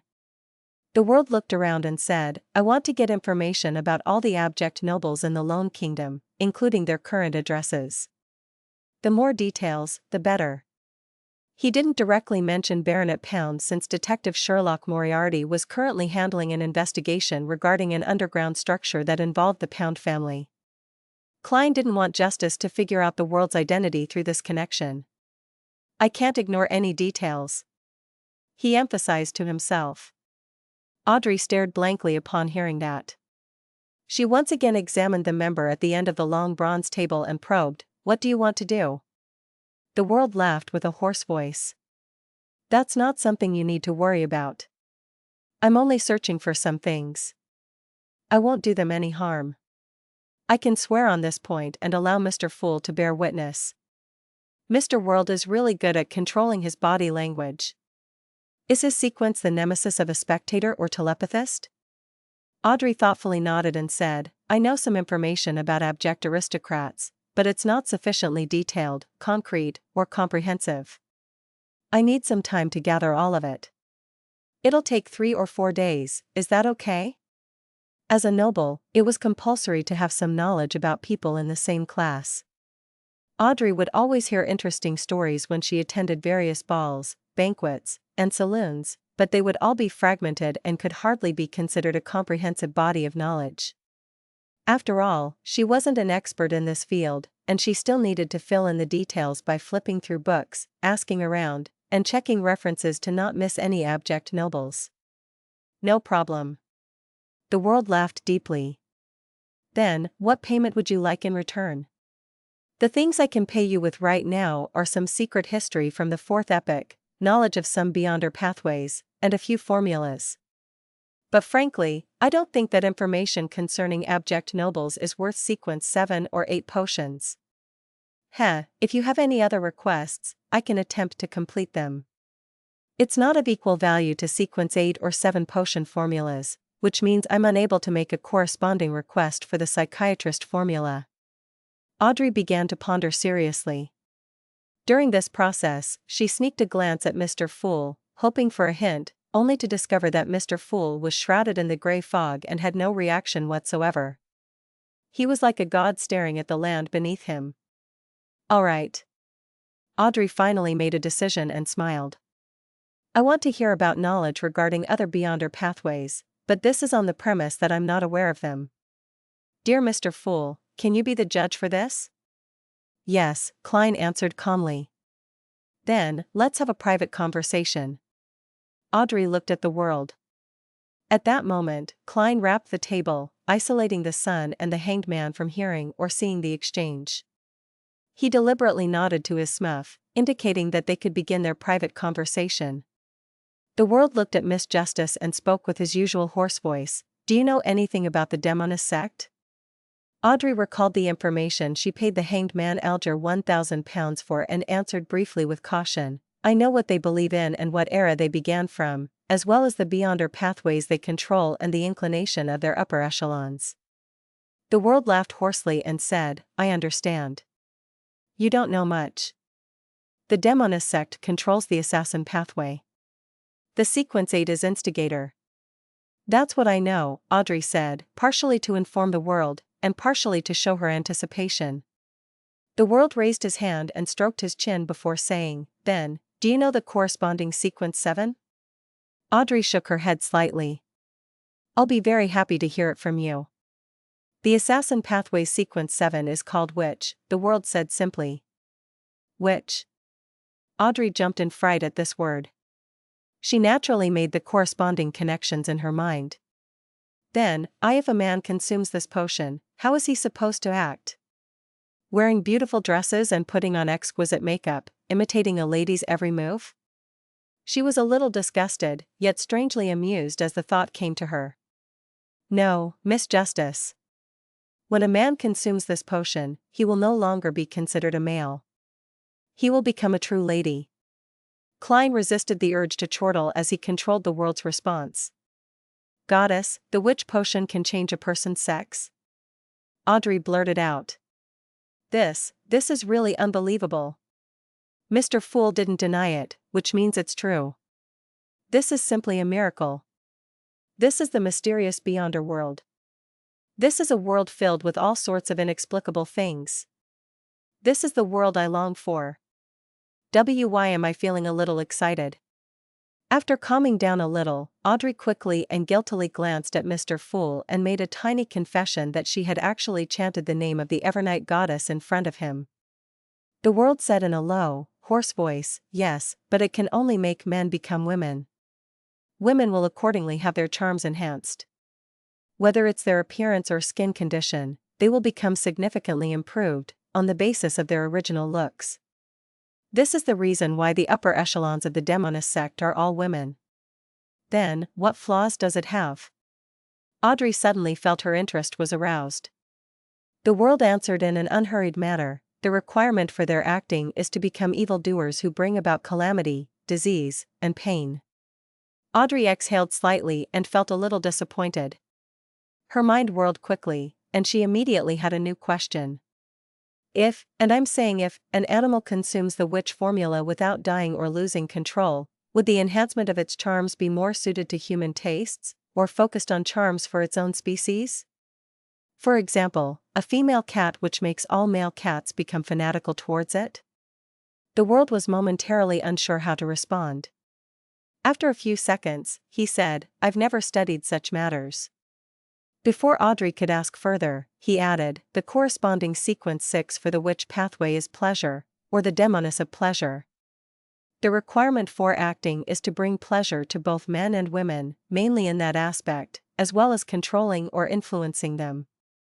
The demonesses of this sequence are very good at using special spider silk. Audrey gaped her beautiful mouth, then she silently closed it again, deeply regretting her pinings from before. By knowing such information, it will allow you to effectively identify demonesses. Heh, are you pleased with this payment? The world asked. Audrey nodded gently and said, it helps me a lot. The deal is completed. I will help you gather information on the abject nobles as soon as possible. Shall I give it to you the next time we meet? The world thought for a moment and asked, can it be faster? Then, I'll offer the information I gathered to Mr. Fool and request that he bestow them to you. Mr. Fool, is that okay? Audrey turned her head and asked. In the thick gray fog, Klein nodded his head in agreement. At the same time, he busily controlled the world to whisper, he? He detected the different way she said the word. Noticing the world's astonishment, the corners of Audrey's mouth curled up slightly, her eyes rolling upwards as she intentionally didn't make any explanation. Klein rapped the long bronze table, indicating the end of the private exchange. Then, he once again manipulated the world to say, I have one more problem. This newcomer has indeed accumulated a lot of requests. Audrey looked over, unsurprised. Alger and Derrick both indicated they were listening through their body language. The world said hoarsely, I want to know if there are any more high-sequence Beyonders in the Sauron family in Intis. While the world spoke, Klein looked at the sun through the corners of his eye and saw that the youth didn't have any additional reaction. From the looks of it, the City of Silver doesn't have records of the Sauron family. This family most likely made an uprising after the cataclysm. Klein looked around thoughtfully and discovered Justice and the Hanged Man looking at each other, obviously unaware of the answer. The sun was undoubtedly at a loss and silent. Thus, he lightly tapped the table again and said, let me answer this question. What can you pay for it? Before he could finish his sentence, Klein hurriedly controlled the world to say, a formula, a sequence 7 formula. Okay. Deal. Klein created an environment for a private exchange as he silently stared at his smuff for a few seconds. Audrey and Alger, who were blocked, once again felt how unfathomable Mr. Fool was. They were both curious about the answer, but they also felt that it was of no use to them. It wasn't worth it to spend a sequence 7 potion formula in exchange for that. After the private exchange, Klein deliberately made the world bow and say in a hoarse voice, Honorable Mr. Fool, thank you for your answer, it was very helpful to me. This is an equivalent exchange, there's no need to thank me. Klein endured the goosebumps that suddenly surfaced on his skin as he answered indifferently. The open communication that followed lasted less than 10 minutes.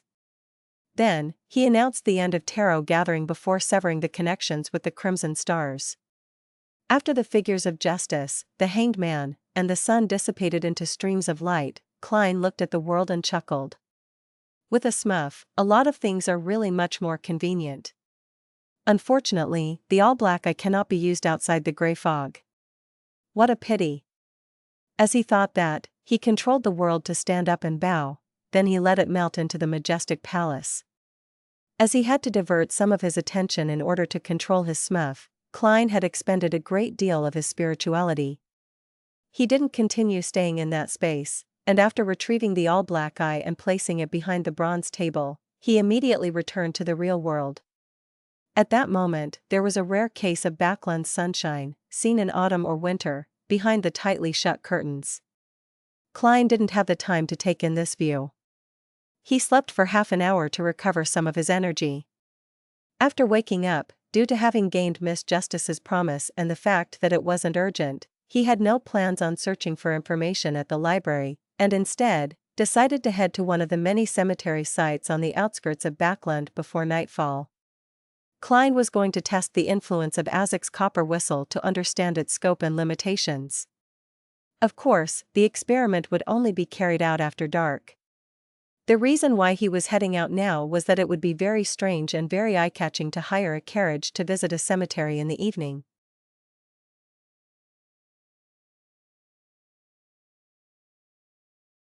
Chapter 268, The Cemetery and the Hospital.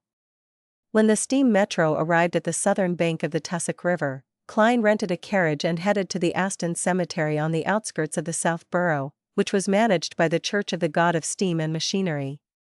Under the darkness of dusk, the trees around the cemetery seemed to bare their fangs and brandish their claws, blocking out the light like monsters lurking in the darkness. After the carriage driver took the 4 soldi Klein paid, he looked at the cemetery and muttered, "Do you need me to wait here for you?" "No, there's no need. I'm here to visit a friend." Klein came up with an excuse, and he immediately noticed the change in the driver's face. This is a cemetery, to visit a friend with the sky already dark. The driver could hear his own heart thumping. Klein jolted to his senses, smiled, and added, "He's the tombkeeper here." The carriage driver was immediately relieved, but he didn't dare stay. He quickly drove the horses and left. Klein circled the graveyard until the night truly set in. After dark, the smoke and dust emissions decreased by a lot. In addition to the biting cold wind, the fog in the air thinned a lot. Although few stars could be seen, the crimson moon made a furtive appearance, covering the ground with a veil-like glow. Klein tapped his chest 4 times clockwise, drawing out the crimson moon. Then, he put on his gloves, pushed himself over the iron fence, and entered the cemetery. He looked around with a high degree of caution, randomly found a secluded corner, took out Azek's copper whistle, and held it in his hand. Not far in front of him was a tombstone. The photograph on it was dirty, and the epitaph appeared extremely blurry in the moonlight. Klein carefully read it for a few seconds before figuring out what they were. "Friend, if you are passing by, help me up." "Thanks. A very humorous gentleman. I choose you." Klein stopped, leaned back against the trees that sheltered the grave from the sun and rain, and waited patiently in the cold, chilly night. He threw Azek's copper whistle up before catching it firmly, repeating it several times to pass the time until 20 minutes later. No signs of the dead coming back to life. Klein clicked his pocket watch shut, surveyed his surroundings, and confirmed the results. "I'll come back here in 2 days to see if there are any additional changes. If there are none, it means that Mr. Azek's copper whistle won't be able to affect corpses that have been laid to rest through a priest's ritual." Klein silently muttered to himself, and he put the ancient and exquisite copper whistle back into his pocket. There were 3 kinds of burials in the Lone Kingdom. The first type had coffins and corpses, suitable for the middle and upper classes living in abundance. The second type was the ones without corpses, so a cremation was held. The remaining ashes were placed in urns. This was the choice of the lower middle class and technical workers who could pay for the cremation but found coffins to be too wasteful. But there were also times when religious and governmental factors had an impact, such as the believers of the Eternal Blazing Sunday. The majority of them underwent cremation, and the poor people only needed to pay a small fee for the cremation due to the help they received from the government. The third only belonged to the poor. They couldn't afford coffins, and they didn't wish for cremation, so they just wrapped the corpses up and buried them. But Klein had already determined from the tombstones and tombs that the target of his experiment was the kind which involved a coffin and a corpse. If Azek's copper whistle really can cause the dead to rise, even if the target had rotted into a pile of bones, there shouldn't be a complete lack of reaction. Even if the lid of the coffin cannot be opened, it should have at least created a dull thud. As he walked towards the fence, Klein suddenly thought of a non-rigorous part of the experiment. Yes, I need to categorize them. The corpses here have been buried for quite a while. I should find a target that was recently buried. Only by doing so will I be able to arrive at the most accurate conclusion. After that, Klein basically played a game of cat and mouse with the cemetery guardians before finding a grave that had completed a burial ceremony during the day. This time, he waited for half an hour, but he still didn't find anything abnormal. Phew, I can basically determine that Mr. Azek's copper whistle can't affect a corpse that has undergone a ritual that puts the soul to rest.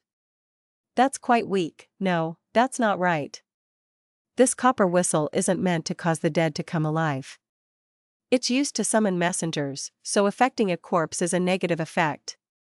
Klein tightened his double-breasted coat and walked toward the iron fence. He planned on heading home to have a change of clothes before trying out his second experiment. The target of the second experiment group were the recently deceased corpses that haven't been laid to rest via a ritual. Such targets often existed in a hospital's morgue. Climbing over the fence, Klein made his way back to the South Borough on foot in the dreary, dark night. The surroundings were deathly still and quiet. Only the evergreen, dust-covered trees lightly swayed. It reminded him of the night he had been resurrected from the dead. Back then, he too had to walk from the cemetery to the city. Sigh. Klein sighed and suddenly began to run, as if trying to get rid of the melancholy that filled him. More than half an hour later, he rented a carriage in South Borough and headed for the nearest steam metro station. There was still about an hour before the metro stopped running, and this could save him quite a bit of money. In the wee hours of the morning, Klein changed into a grayish-blue worker's uniform and wore a cap as he made his way to St. Eston's Hospital in the Backland Bridge area. This was a charity hospital belonging to the Church of the God of Steam and Machinery. Many of the poor died here due to illness, and since there was nowhere for them to place their bodies, they had to be kept in the hospital morgue. There, the corpses awaited cremation from the government or be donated to the medical schools. This phenomenon was very common in summer, but there weren't many in the autumn or winter after it cooled down. However, in an era without air conditioning or equipment to keep the temperature cool, the hospital's morgue couldn't keep the corpses for too long. Donated bodies would be quickly embalmed and bodies to be buried the next day would be cleaned up. Of course, these were the rules enforced in summer. In autumn and winter, the rules were relatively relaxed, therefore, there were still many corpses left overnight in the morgue during this period. The morgue at St. Eston was underground. It was relatively cool, even during the summer, and was biting cold during autumn and winter. Based on what he had learned as a nighthawk, Klein relied on a clown's agility and balance to sneak into the basement while avoiding the doctors and nurses that were on duty. Before he even got close to the morgue, he felt a chill down his spine. After quickly moving past the janitor's room, Klein took out a piece of wire and lightly unlocked the door to the morgue. This was one of the methods of infiltration and tracking. He slowly and silently pushed open the door to the morgue with his black-gloved right hand. At the same time, he cloaked Azek's copper whistle in his spirituality to determine if such a method could eliminate the negative effects. The temperature in the morgue seemed to be lower than the corridor. Most of the corpses were bagged up and placed in different iron cabinets. Only a few were placed on the long table in the central open space, as if they were awaiting examination.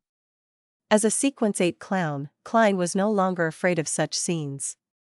He just instinctively felt uncomfortable. Carefully, he closed the door and walked around the long tables. After about 10 minutes, Klein let out a breath of cold air and confirmed that none of the corpses had come to life. It's about time. He took out his gold pocket watch and opened it. When he was ready, Klein withdrew his spirituality and stopped enveloping Azek's copper whistle. He wasn't sure if it was a psychological effect, but he had a baffling feeling that the surroundings had become even more silent. As a seer, he fully believed in his instincts. He stopped pacing back and forth and retreated towards the door. Time ticked by, and Klein determined that it took about 2 minutes. At that moment, a corpse on a long table suddenly sat up. Bang! Bang! Bang! The surrounding iron cabinets emitted a series of banging noises, as though all hell was about to break loose. Bang! Bang! Bang! Upon hearing such a commotion and seeing the corpses sit up, Klein suddenly said in a low voice, "Crimson." Immediately following that, he injected his spirituality into a requiem charm and threw it out. Icy blue flames burned quietly, and serene and gentle blackness spread out. The corpses lay down once again, and the banging sounds coming from the cabinets came to an abrupt halt. Klein, who had experienced a similar situation, didn't relax and used another requiem charm. As there were many corpses around him, he used a third charm to be safe, using up everything that he had. Not bad. Indeed, it only affects corpses that haven't been put to rest via a ritual. This includes corpses that haven't been dead for too long and zombies. Using my spirituality to shield the whistle can prevent such effects. Klein thought with a smile. Seeing that none of the corpses were making any abnormal reactions, he prepared to open the door and leave. At that moment, he suddenly heard footsteps coming from the outside and saw a faint light seeping in. The elderly janitor had been attracted by the banging sound in the morgue. He was approaching with a lantern in hand. Klein looked around, placing his hand on the door. He nimbly jumped up, stopping at the spot between the door and the ceiling. His fingers dug into the bumps and cracks as he maintained perfect balance. Creak! The elderly janitor opened the door with his key and entered the morgue. He took a few steps forward, held up his lantern, and examined the iron cabinets and long tables, as well as the corpses. Behind him, Klein nimbly jumped down and landed silently. Seizing the opportunity, Klein quickly escaped from the morgue. He used the janitor's room to hide for a few seconds before carefully returning to the upper floor. After the elderly janitor surveyed the surroundings and didn't find anything out of the ordinary, he mumbled a sentence, in fear of the corpses, and quickly left. He locked the door and didn't stay any longer.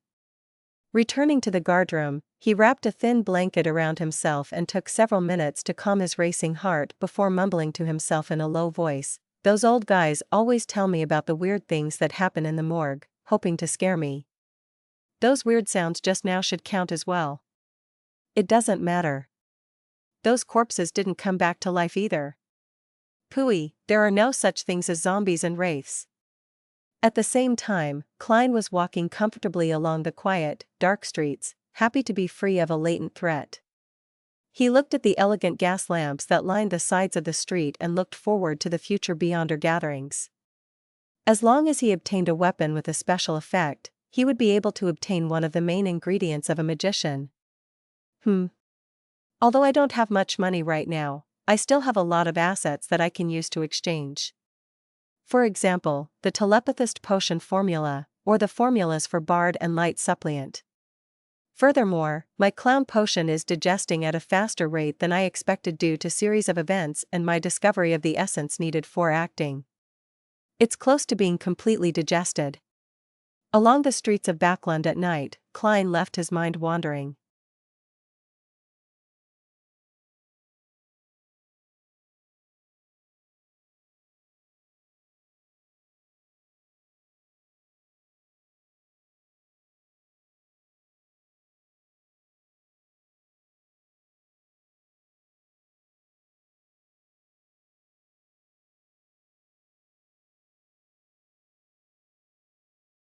Chapter 269, Clues to the Psychology Alchemists. On the outskirts of Empress Borough, in a wide, empty horse track, Audrey Hall deliberately led a chestnut mare to a corner and pretended to discuss something with Viscount Glaint. She was wearing white pants and knee-high black boots, adorned with a simple blouse and a black jacket that reached her waist. In addition, she donned a helmet of the same color.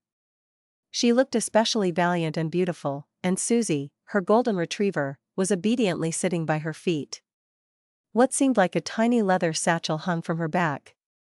Disguised as Viscount Glaint's servant, Zio glanced enviously at Audrey's long, straight legs, and unconsciously tiptoed. Just horse riding is so blasé. Only when it is combined with hunting does it become imbued with life. Of course, I mean the equestrian skills for men. No matter what a beautiful lady does, it would still be a sight to behold. Glandt sized up Audrey and said half-jokingly. Audrey replied with a slight smile, the next hunt is still months away. Every year, from June to the new year, the aristocrats of the Lone Kingdom would come to Backland to attend various banquets, dances, and salons, as per tradition. This was a very important event for them, and many things would be decided within a few months. After the new year, the nobles would return to their fiefdom, their castles, country estates, and large plantations, and spend their leisure time there. In such times, the most popular sport was hunting. The nobles would invite guests of similar status to enjoy the pleasure of horse riding and chasing prey. As long as their financial situation allowed it, they weren't stingy with buying hounds. The most famous of the hounds was the foxhound. I already miss that life. Backland is a place where people feel constrained, and its air is indescribably terrible. Of course, I still enjoy its extravagance. Viscount Glandt wore his gloves and stepped back to make it easier for Audrey to talk to Zio and Furs. Honorable Miss Audrey, why have you called us here this time? Zio initiated the question as she retracted her gaze. Audrey took a large portion of most of her recent income. She was honest and generous, a rarely encountered good employer. I seem to smell the ink of money again. Hopefully, the mission wouldn't be too difficult. Miss Audrey is perfect in every way, except for one thing. Every mission is unexpected and very dangerous. Zio thought, feeling both anticipation and apprehension. She couldn't help but glance sideways at Furs. She noticed that her companion, disguised as a maid, was looking right at her. The expressions reflected in their eyes looked very similar. Audrey held her gloves, smiled reservedly and elegantly before saying, "It's a simple request this time." As she spoke, she motioned with her eyes for Zio and Furs to open the leather satchel on Susie. Zio, who had always been known for her proactiveness, immediately took 2 steps forward and bent down to reach out with her hand. During this short period of time, she had originally wanted to pat Susie's head to show that she meant no harm. But just as she extended her right palm, Susie had already turned her head, turning her body half around, placing the small leather satchel in front of her. I'm usually popular with animals. For example, mosquitoes. Zio kept her expression unchanged as she unzipped the satchel and took out a stack of papers from Susie's leather pouch. She stood up and took a look at the stack of papers. She saw that it depicted a young man with ordinary looks, but his neatly combed hair, round glasses, and mocking brown eyes all looked very familiar to her. I must have seen him somewhere. Zio looked down and saw the corresponding description. Formerly used name, Lenevis, wanted swindler. I know where I've seen him before. Zio was suddenly enlightened and almost made an inelegant gesture of slapping her forehead. Before she met Audrey, one of the main sources of her income was flipping through newspapers, researching wanted posters, and using her connections in many gangs in East Borough to seek out criminals who were worth fat bounties. I had thought of finding this Lenevis, who has a bounty of £100. Besides, he swept away more than £10,000 in cash. However, I've recently been too busy with Miss Audrey's requests and had forgotten about this matter. Zio and Furs looked at each other and then asked frankly, how much is this request worth? How much is the request worth? Audrey was startled for a moment. She had completely forgotten the matter of payment, as from her point of view, it was a test from Mr. Fool. When were examinees ever given money?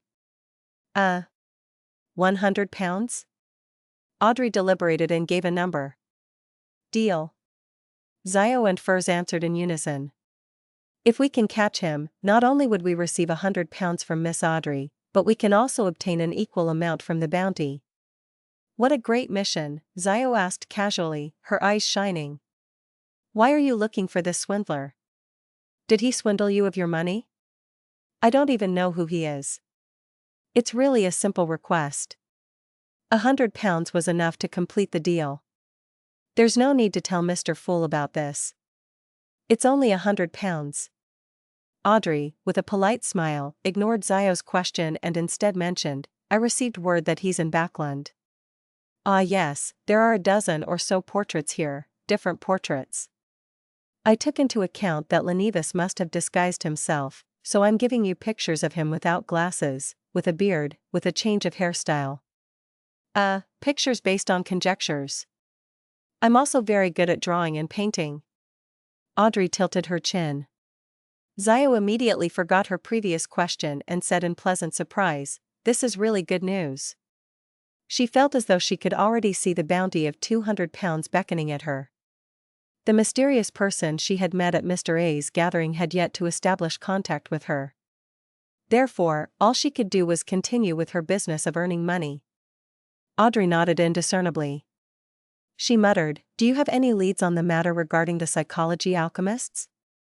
Furs adjusted her long curly hair, looked at Viscount Glaint who was listening to the side, and said, "I recently joined a new Beyonder gathering.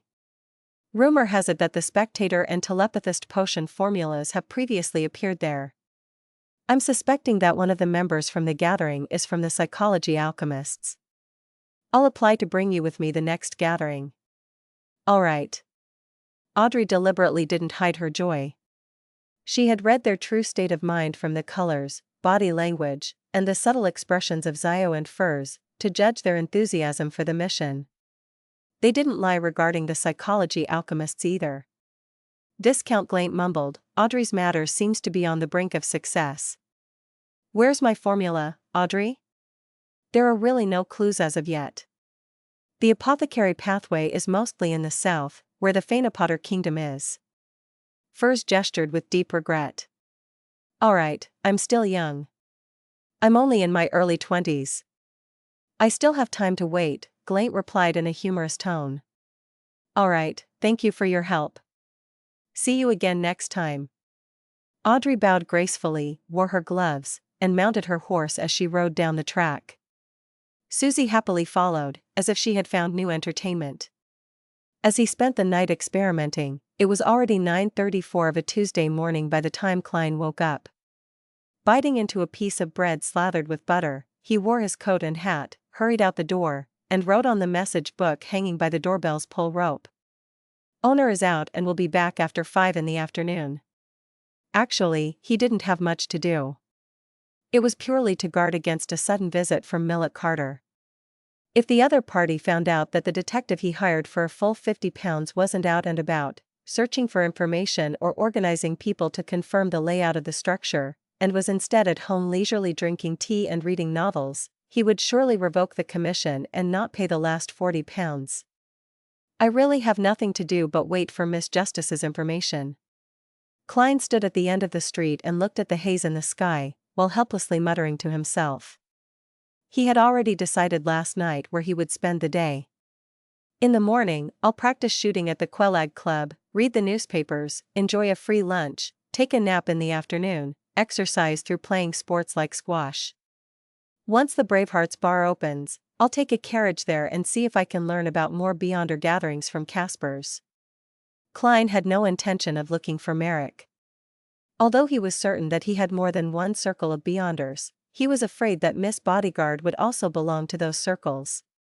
It wouldn't be convenient for him to sell potion formulas, as it would arouse a high degree of suspicion. Since the true creator has given you the ability to divine and a strong body, would he still grant you potion formulas that you do not need?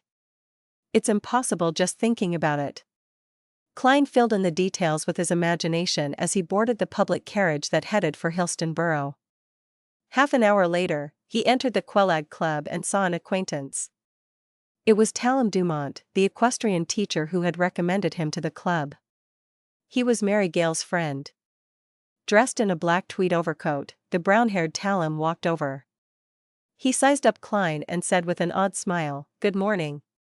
Mary and Daragu are getting a divorce. Are you suspecting the reason why I joined the club?"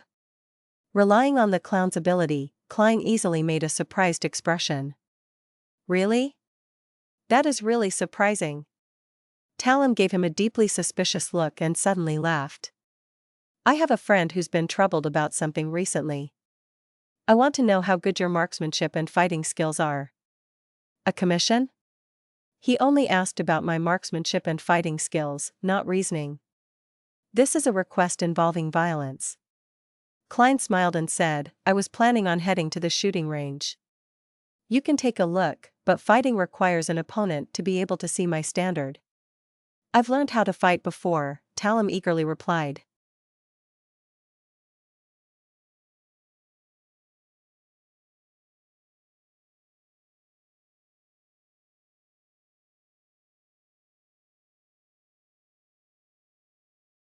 Chapter 270, Reporter. Bang! Bang! Bang! Holding onto a revolver that he rented from the Quelag Club with one hand, Klein pulled the trigger repeatedly, hitting the bullseye accurately, with the worst shot hitting the 8-ring. By feeding his practice with live bullets, along with the superhuman control that he had after becoming a clown, his marksmanship was considered rather excellent. If I continue practicing for a few months, I could even be considered a sharpshooter. Klein unloaded the revolver in satisfaction and cleared the empty shells. They fell to the ground noisily as he looked at Talum Dumont with a smile. Are you satisfied? Very good. The equestrian teacher, Talum, had already taken off his black tweed overcoat and light gray sweater and adopted a boxing stance. Come on, let me see the standard of your fighting skills. I can tell you frankly that I've received training as a trainee knight since I was young, and I've never let it go to waste. As a beyonder, if I can't even beat an ordinary man who has only received training, then I might as well die. Klein cursed silently. Without taking off his double-breasted coat, he set down his revolver. Klein took 2 side steps and gestured to Talum that he could begin. He originally wanted to wriggle his finger to add to the atmosphere, but when he thought of the other party's strength, he couldn't be bothered to waste his time. Talum appeared to be a little excited as he began bounce-stepping a little. He suddenly pressed forward and threw out a punch to the right. Klein blocked and grabbed with his left hand, bent low and twisted his waist before reaching out his right palm, and did a smooth backflip. Thud. Talum flew out, landing on his back. Klein didn't exert any strength towards the end, only throwing him off his feet through the use of inertia. Impressive. Talum quickly stood up and gave a thumbs up. As expected of a famous detective. Your marksmanship and fighting skills are excellent. I only beat a weak chicken like you, so how can you tell that my fighting skills are very high? Klein secretly lampooned and asked with a smile, now that you have a better picture, can you tell me what kind of request your friend has? Heh, he will come to the club later. You can talk amongst yourselves. Talum massaged his back as he said, as for what the request exactly entails, I'm not sure either. Oh right, he's a reporter at the Daily Observer, Mike Joseph. He's probably hoping for some short-term protection. Alright. Klein didn't ask any more questions.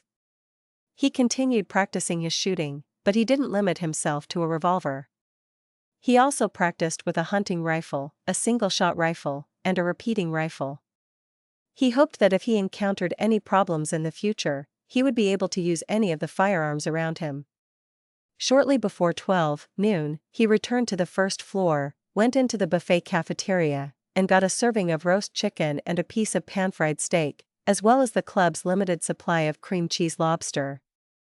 After placing his meal down, Klein got some Potter seafood rice, fruit salad, oyster broth, and marquis black tea. Facing this sumptuous lunch, he couldn't help but swallow a mouthful of saliva as he praised the goddess in his heart. If this was eaten outside, it would probably cost 3 soldi.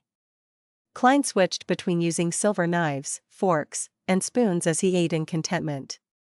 When he was almost done with the food on the table, Talum Dumont led a man, in a heavy overcoat and a half-top hat, over. Detective Moriarty, this is the friend I was talking about, Mike Joseph. Mike, this is the famous detective, Mr. Sherlock Moriarty. Talum smiled and introduced them. Nice to meet you. Mike took off his hat and bowed. He looked to be in his late 20s, with rather sparse eyebrows and rough skin. His pores were unusually prominent. However, his facial features weren't bad. His blue eyes were especially charming. The 2 thin lines from the meager mustache gave him a somewhat mature charm. Klein couldn't help but stroke the stubble that had become thicker around his lips. He got up and invited the other party to sit down, then he smiled and said, today's cream cheese lobster is pretty good. You can give it a try. All right. Mike Joseph didn't refuse. He took a plate, made a circle, and picked up a lot of food. He came in a hurry, so he hasn't had lunch yet. Talum smiled as he explained for his friend and placed a stack of newspapers on the table. I can tell. Klein set down his knife and fork, wiped his mouth with a napkin, and sipped his black tea leisurely. He was very satisfied with the meal. At that moment, Mike Joseph came back with 2 plates of food. He took a few quick bites to fill his stomach before looking up at Klein. Detective Moriarty, have you heard about the recent serial murders? The ones which had organs removed? Klein's heart skipped a beat as he asked. Talum nodded and said wistfully, as expected, every detective is paying attention to this serial killer. Mike pulled out one of the papers and pushed it to Klein. This is the latest story. Klein took it and discovered that it was the Daily Observer where Mike worked at. On the front page were the words. 11. Another lady killed. Civilau's yard is helpless. The headquarters of the Backland Police Department was located at Civilau Street at the edge of Empress Borough, so they were also known as Civilau's yard. 11? It's already the 11th case? Klein resisted the urge to frown and continued reading. He found that it was indeed the same as the case he had previously encountered.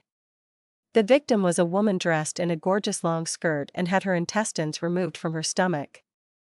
This is clearly a case with signs of devil worship all over it. The Civilau's yard must have handed the case to the Nighthawks, mandated punishers, or the machinery hivemind squads. They have people capable of divination, mediumship, and all sorts of magical and effective beyonder methods. How is it that the case hasn't been cracked? Why isn't the criminal arrested yet? Does the criminal have rich anti-investigation powers and is able to destroy the souls of the deceased? Or could it be that the deceased soul, along with her innards, were extracted to fulfill the requirements of the devil worship ritual? Yes, he's definitely capable of interfering with divination. Indeed, if the devil pathway beyonders lack such powers, how could they dare commit serial murders? Klein thought as he said to Mike Joseph, "You want to do a private investigation?" "I'm sorry, I can't take this case. Without the invitation of the police, I cannot take it. I have to maintain a good relationship with them. The so-called good relationship is the kind where they invite me to the police station for coffee." Klein did some self-critical lampooning. The real reason for his refusal was that it was easy to run into official beyonders involved in the investigation of the serial killings, perhaps including the Backland Diocese's Nighthawks. No, not an investigation. No, the precise description is that it's not an investigation to seek the murderer. I just want to finish my report. Mike Joseph swallowed some shrimp and explained. Report? Klein put down his white enamel cup, crossed his hands, and leisurely asked Mike Joseph.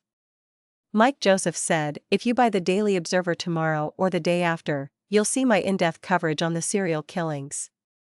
The most important part is my reveal of what the victims have in common so as to alert people who fall into this group."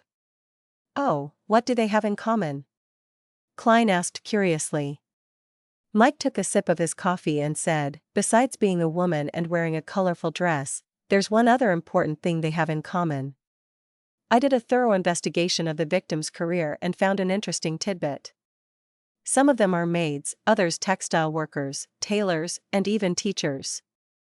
On the surface, there doesn't seem to be any overlap, but in reality, they've all been street girls." "Street girl? A teacher?" Klein asked in surprise. In the Lone Kingdom, teachers were part of the middle class and received at least £2 a week. That was enough to make a woman lead quite a good life, so there was no need for her to be a street girl. The corner of Mike's mouth twitched as he sighed and said, "Yes, in the past. They may have had very difficult times before they found a job that could support them. I've done a survey before. In Backland, 1 in 6 women aged 15 to 55 is or has been a street girl. This is our country. Foreigners who come here are surprised that a very conservative country, a bustling metropolis, would actually be filled with street girls. This number is a little exaggerated. If it were true, it could only be said that reality can be more exaggerated than fiction. This damned world. Klein was speechless. After some thought, he said deliberately, "One question, how does the murderer know that the victim had been a street girl? They don't have labels on them, and even you needed a thorough investigation to discover this." As expected of a great detective, this might be the clue, Mike Joseph answered without feeling surprised. No, if it was a beyonder from the devil path, then the standard he would choose from would be someone who appears to have sunken low but didn't actually degenerate completely. Furthermore, they should have a keen intuition towards degeneration, and they might be able to see the corresponding color that runs deep. With the colorful dress as a trigger, the target will basically be locked onto, Klein answered himself and asked, "So, what else do you wish to investigate?" Mike nodded and said, "From these 11 cases, 10 of the ladies were once street girls, except one. She's still a prostitute at present." "Yes, she's the youngest, 16-year-old Sibber. This makes it very, very odd. I wish to visit Golden Rose, which is the place where she works for further investigation. I want to see if I can discover anything. I'm worried that my questions will anger the people there, so I plan to ask you to protect me temporarily. You don't need to teach them a lesson, and you just need to protect me at the most critical juncture and allow my escape. If nothing happens, I'll pay you £1, and if there's a fight, it'll be raised to £5. What do you think?" Klein laughed and replied, "Let me wash my hands before replying you."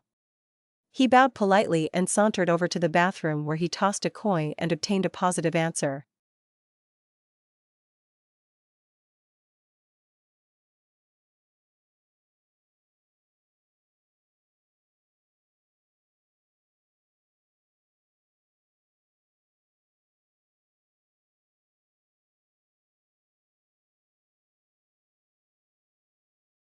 Chapter 271, Golden Rose.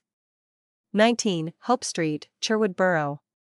This area was located close to the Tussock River which went through Backland. Pedestrians could see the turbid but unusually wide water surface through the cracks and crevices in their houses. The Daily Observer reporter, Mike Joseph, alighted the carriage and pointed at a 3-story, grayish-blue building ahead of him. He said to Klein, who was standing next to him and wearing a black double-breasted suit and a half-top hat and gold-rimmed glasses, "That's the Golden Rose, the best legal brothel in the area of the Backland Bridge, as well as Sherwood Borough. It opens at 3 in the afternoon and stays open until 2 in the morning." The best legal brothels in the Sherwood and Backland Bridge regions? In other words, there are better ones in these two regions but they're illegal? Klein silently mused and shot a glance at the entrance which had an inlaid golden rose. It didn't hang any signboards. "This doesn't count as a street girl, right?" he answered without thinking. "Of course, it's of a higher grade." Mike personally led Klein to the front of the building and pushed the door open. As soon as he entered, Klein caught a whiff of a mixed fragrance that was slightly pungent and heard a soothing yet suggestive melody. Instinctively, he looked around and saw bouncers, in black coats and half-top hats, standing on either side of the entrance and in every corner of the hall. As a legitimate business, they were obviously meant to deal with drunkards and boors. The Golden Hall was surrounded by all sorts of sofas, chairs, and even a piano. In the center, there was a dancing area. At that moment, there were many ladies sitting in different areas with their hair colored in gold, brown, pale yellow, or black. Some of them looked mature, some shy and young, some young and attractive, and others who were rather beautiful. These ladies were either enjoying the melody, giggling whilst in conversations with each other, quietly reading newspapers and magazines, or dancing with the men. It was only 3:30 in the afternoon, so there weren't many customers. At a glance, this place looked more like a proper ball than a brothel. If you come after 8 in the evening, you'll see some interesting performances. If any of the ladies catch your eye, go over and invite them to dance and then ask them for their prices amidst the beautiful melody. If both sides can come to an agreement, you can head to the 2nd or 3rd floor and have a wonderful time in some room. As long as you're willing to spend money, you can sleep here the entire night. Mike turned his head from left to right, suddenly losing his previous calm and gentlemanliness, appearing a little more frivolous. He walked into the hall with a smile, and he approached a young girl who was at most 15 or 16 years old. Is he showing his true nature, or is this in conduct of a professional? Klein watched, a little flabbergasted as he subconsciously followed behind Mike Joseph. The victim, Sibber, was only 16 years old.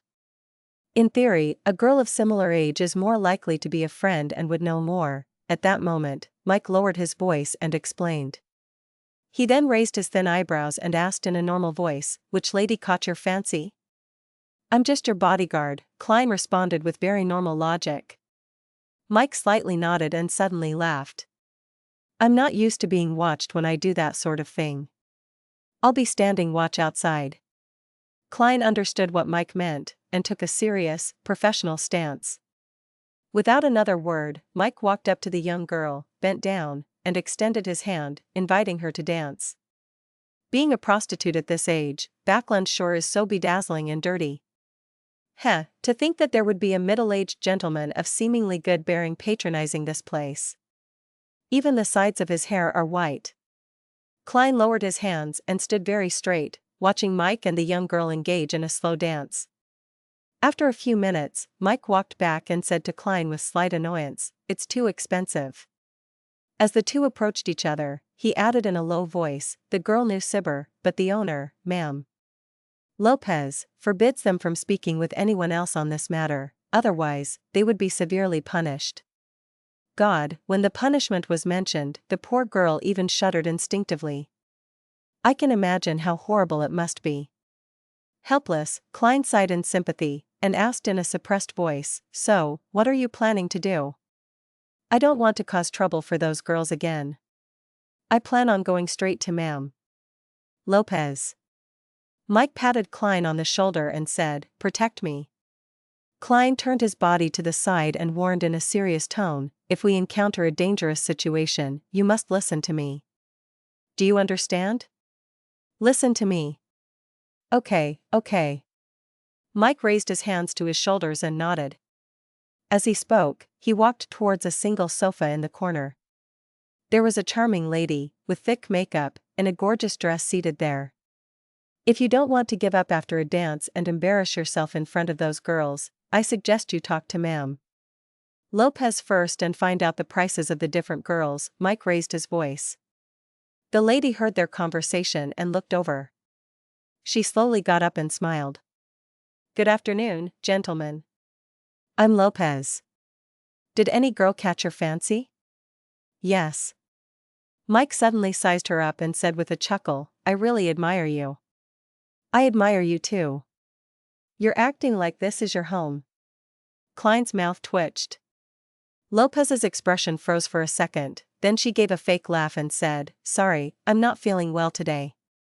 You should know that there are times every month where women feel quite under the weather." Seeing that there was no way to get Lopez into a room for a conversation, Mike fell silent for a few seconds before suddenly turning serious. "Ma'am Lopez, I'm a reporter. I wish to understand more about Sibber's matter. Here's my documentary proof." Lopez's face darkened and she replied impatiently, "I've already told everything I know to the police." "You should ask them. Sibber was a vagrant orphan who was adopted by me. That night, she accepted an invitation from a guest to spend the night at his house, and she died on her way back in the morning." "All right, please leave. Or invite a lady to dance." As she spoke, Lopez waved over two of her bouncers. Klein stepped in to shield off Mike Joseph and escorted him back to the hall. Upon seeing this, the two bouncers didn't rashly chase him away. After a few steps, Klein said in a low voice, "She's lying." "Oh?" Mike turned his head in surprise. When she spoke, her eyes darted around. "She didn't dare to look at you directly, but she was also secretly sizing you up, which means she was lying and watching your reaction. In addition, her stance was highly defensive, and she appeared very agitated." Klein gave his analysis. Mike opened his mouth and exclaimed after a few seconds, "You really are a great detective. Only with your keen observation and outstanding deduction skills were you able to discover such useful details." That's only because I had my spirit vision on and could see that Lopez's emotional colors weren't right. I came up with the reasons after. Klein smiled and said, "Thank you, it's time for us to go."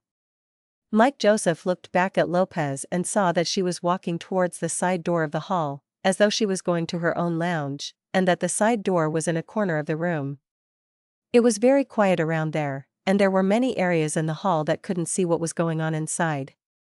There were also 2 bouncers standing guard outside. "Perhaps we should follow ma'am." Lopez and observe her reaction. Maybe the anxiety from just now will make her do something. Mike suddenly turned his head to look at Klein. "Can you take care of those 2 bouncers quickly?" "Sir, I'm only responsible for your protection, and that's against the law." Klein smiled in response. "I'll pay you more. A total of £5 based on the combat price from before. If there's another fight when we run, it would be £10. Mike Joseph gritted his teeth. "Deal." Klein reached out and shook his hand. Afterward, the 2 of them circled around to avoid the 2 bouncers from before and quietly approached the side door. "Guests, please stop. Please leave this area." One of the bouncers stepped forward and stopped Klein and Mike Joseph. "Sorry, we'll immediately." Klein bowed politely and apologized. At that moment, his right fist suddenly punched out, heavily striking at the bouncer's abdomen in front of him. The bouncer instinctively clutched his stomach, his body bent over. As for Klein, who had now stood up, he raised his left hand and chopped the bouncer at the back of the head. Pow! The bouncer fell to the ground and fainted. His companion was clearly caught by surprise at this turn of events. He just stared blankly and failed to react in time. Klein immediately slid over and covered the bouncer's mouth with his right hand and punched his abdomen with his left fist. Bang! The bouncer suddenly bent down and spat out his undigested food, and Klein promptly withdrew his right hand and chopped downward with his palm. At the same time, his left hand supported his opponent, allowing the bouncer to slowly fall onto the ground without making a sound. After exchanging looks, Klein turned the knob, pushed open the side door, and stepped inside.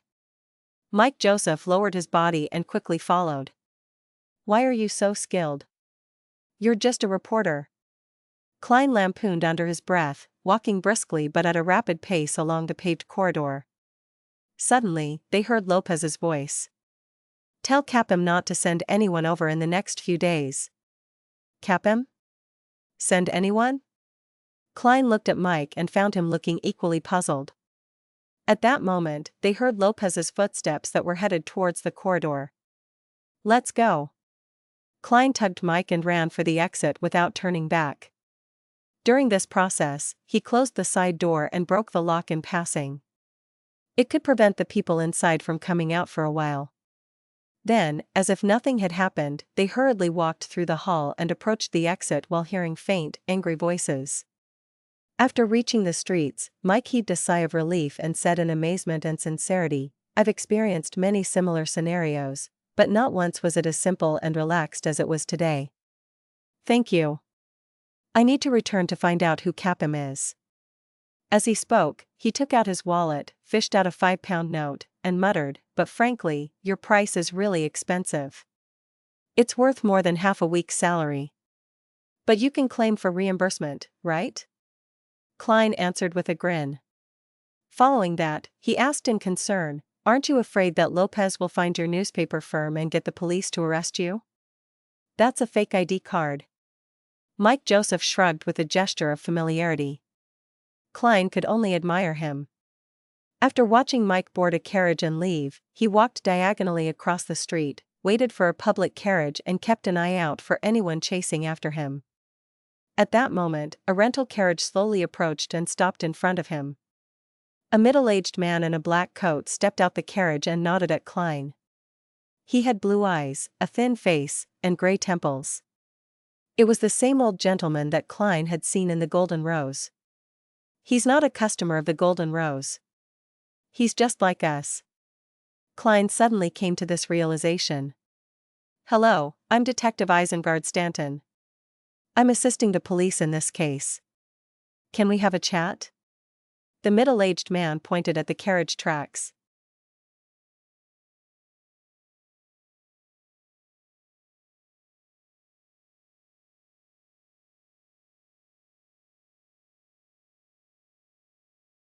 Chapter 272, Observing Each Other.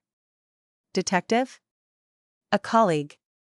However, the fact that he's able to assist the police in dealing with such a serious case shows that he truly is a well-known detective, at least within Civilized Yard.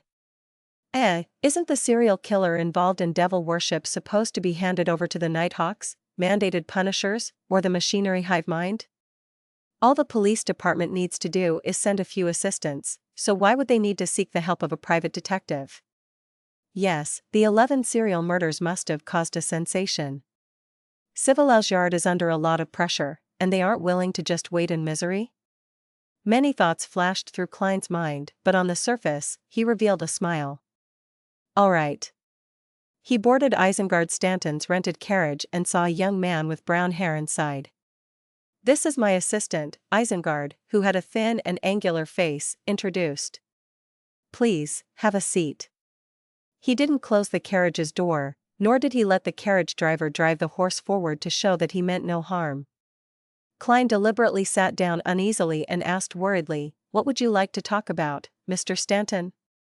Isengard took out a dark pipe and said, "I want to know what you've learned from following Ma'am Lopez. Did you hear or discover anything? This? I'm also a detective, and you should know that we have confidentiality agreements in this business," Klein deliberately replied as though he was in a dilemma. "I'm asking you on behalf of Civilized Yard. This has nothing to do with a confidentiality agreement." Isengard rubbed the pipe with his thumb. "A pound, how about 2 pounds? Having learned a lesson from the previous incident with Massault, together with the fact that there was no need to keep it a secret, Klein replied without hesitation, "Sure." "All right." Isengard smiled and took out 2 one-pound notes from his pocket. Klein acted as though he was recalling something before frankly saying, "We only heard one sentence." "Ma'am Lopez attempted to order her subordinates to tell Capim that he's not to send anyone over in the next few days." "Capim?" Isengard nodded, seemingly enlightened. "Got it. You know Capim?" Klein didn't hide his surprise. Isengard handed the notes over and said with a faint smile, "He's one of the most controversial magnates in Sherwood Borough. In Backland, innocent girls often go missing along deserted streets, and after a long time, they might be chanced upon in all sorts of legal or illegal brothels. A lot of rumors point to Capim as the criminal honcho filled with blood and filth on his hands, but due to a lack of evidence, he remains free to this date. Furthermore, he knows a lot of important people. If that's true, then this fellow should die 1,000 times over." Klein nodded, sighed, and said, "This is Lone, this is Backland, Mr. Stanton, I shall bid you farewell. Thank you for your cooperation." Isengard got up midway as a polite gesture to send him off. "By the way, your fighting skills are excellent. Maybe we'll have a chance to work together in the future. How should I address you?" "Sherlock Moriarty," Klein answered briefly and got off the carriage. Only when he boarded a newly arrived tracked carriage did Isengard Stanton instruct his assistant to close the door and order the carriage driver to head towards Hillston Borough. Turning his head to the side, he looked out of the window. The gray-haired elderly gentleman had put away his dark pipe, pulled out a brass ornament from his pocket, slowly stroking it in his hand. The brass ornament was a pocket-sized open book with a vertical eye in the center. The appearance and get-up of Mr. Moriarty from just now were a bit out of place. He wore very cultured gold-rimmed glasses, but he had deliberately grown a beard around his mouth, making him look crude and barbaric. This is not quite in line with the norm. In this day and age, people who wear gold-rimmed glasses tend to care a lot about their image, the image of having knowledge and bearing. Maybe he's trying to hide something.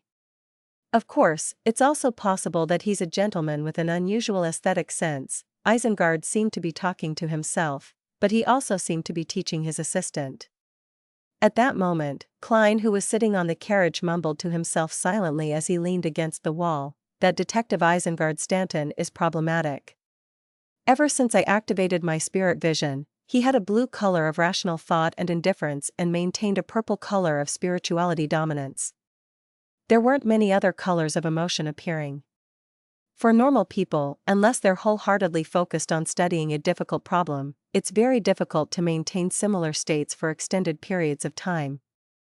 Other emotions will inevitably appear, the difference being the issue of how long they can remain in that state. Yes.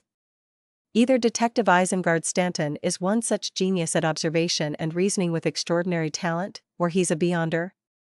The tracked public carriage had 2 floors as it ferried more than 40 passengers towards the Backland Bridge area.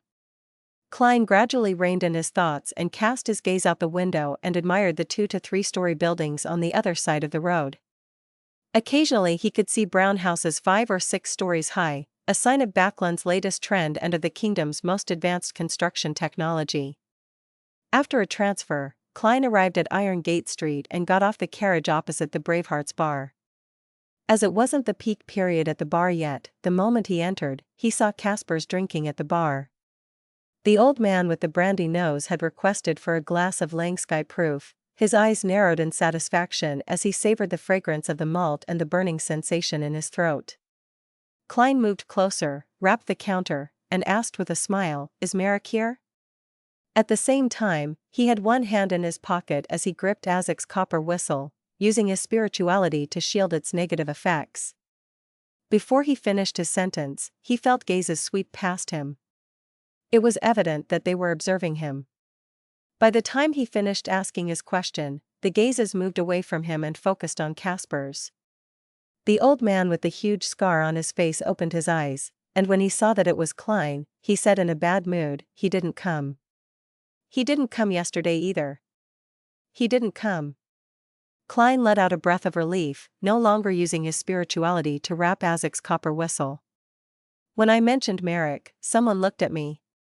When they heard that I was asking him for his whereabouts, the gaze shifted again. Someone is also looking for Merrick." Klein resisted the urge to turn around and observe as he analyzed the abnormality. Combined with an original doubt of his, he felt that the question now had a general answer to it.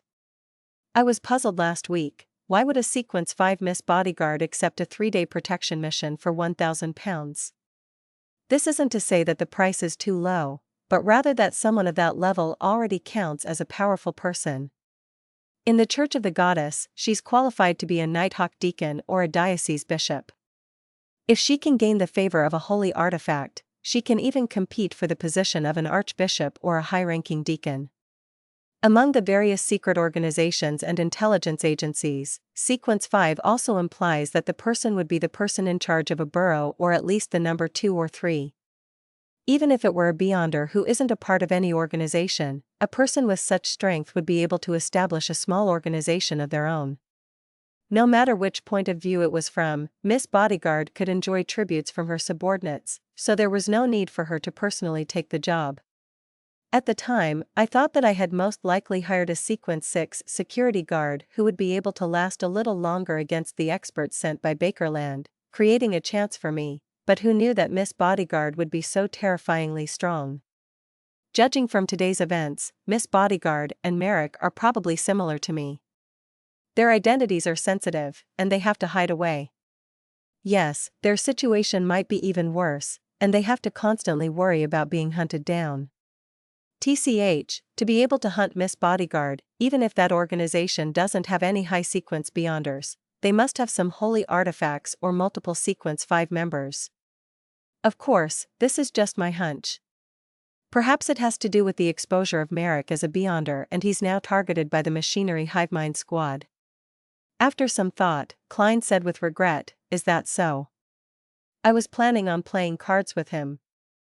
Upon hearing something that didn't match Klein's usual manner of speech, Caspers was alarmed.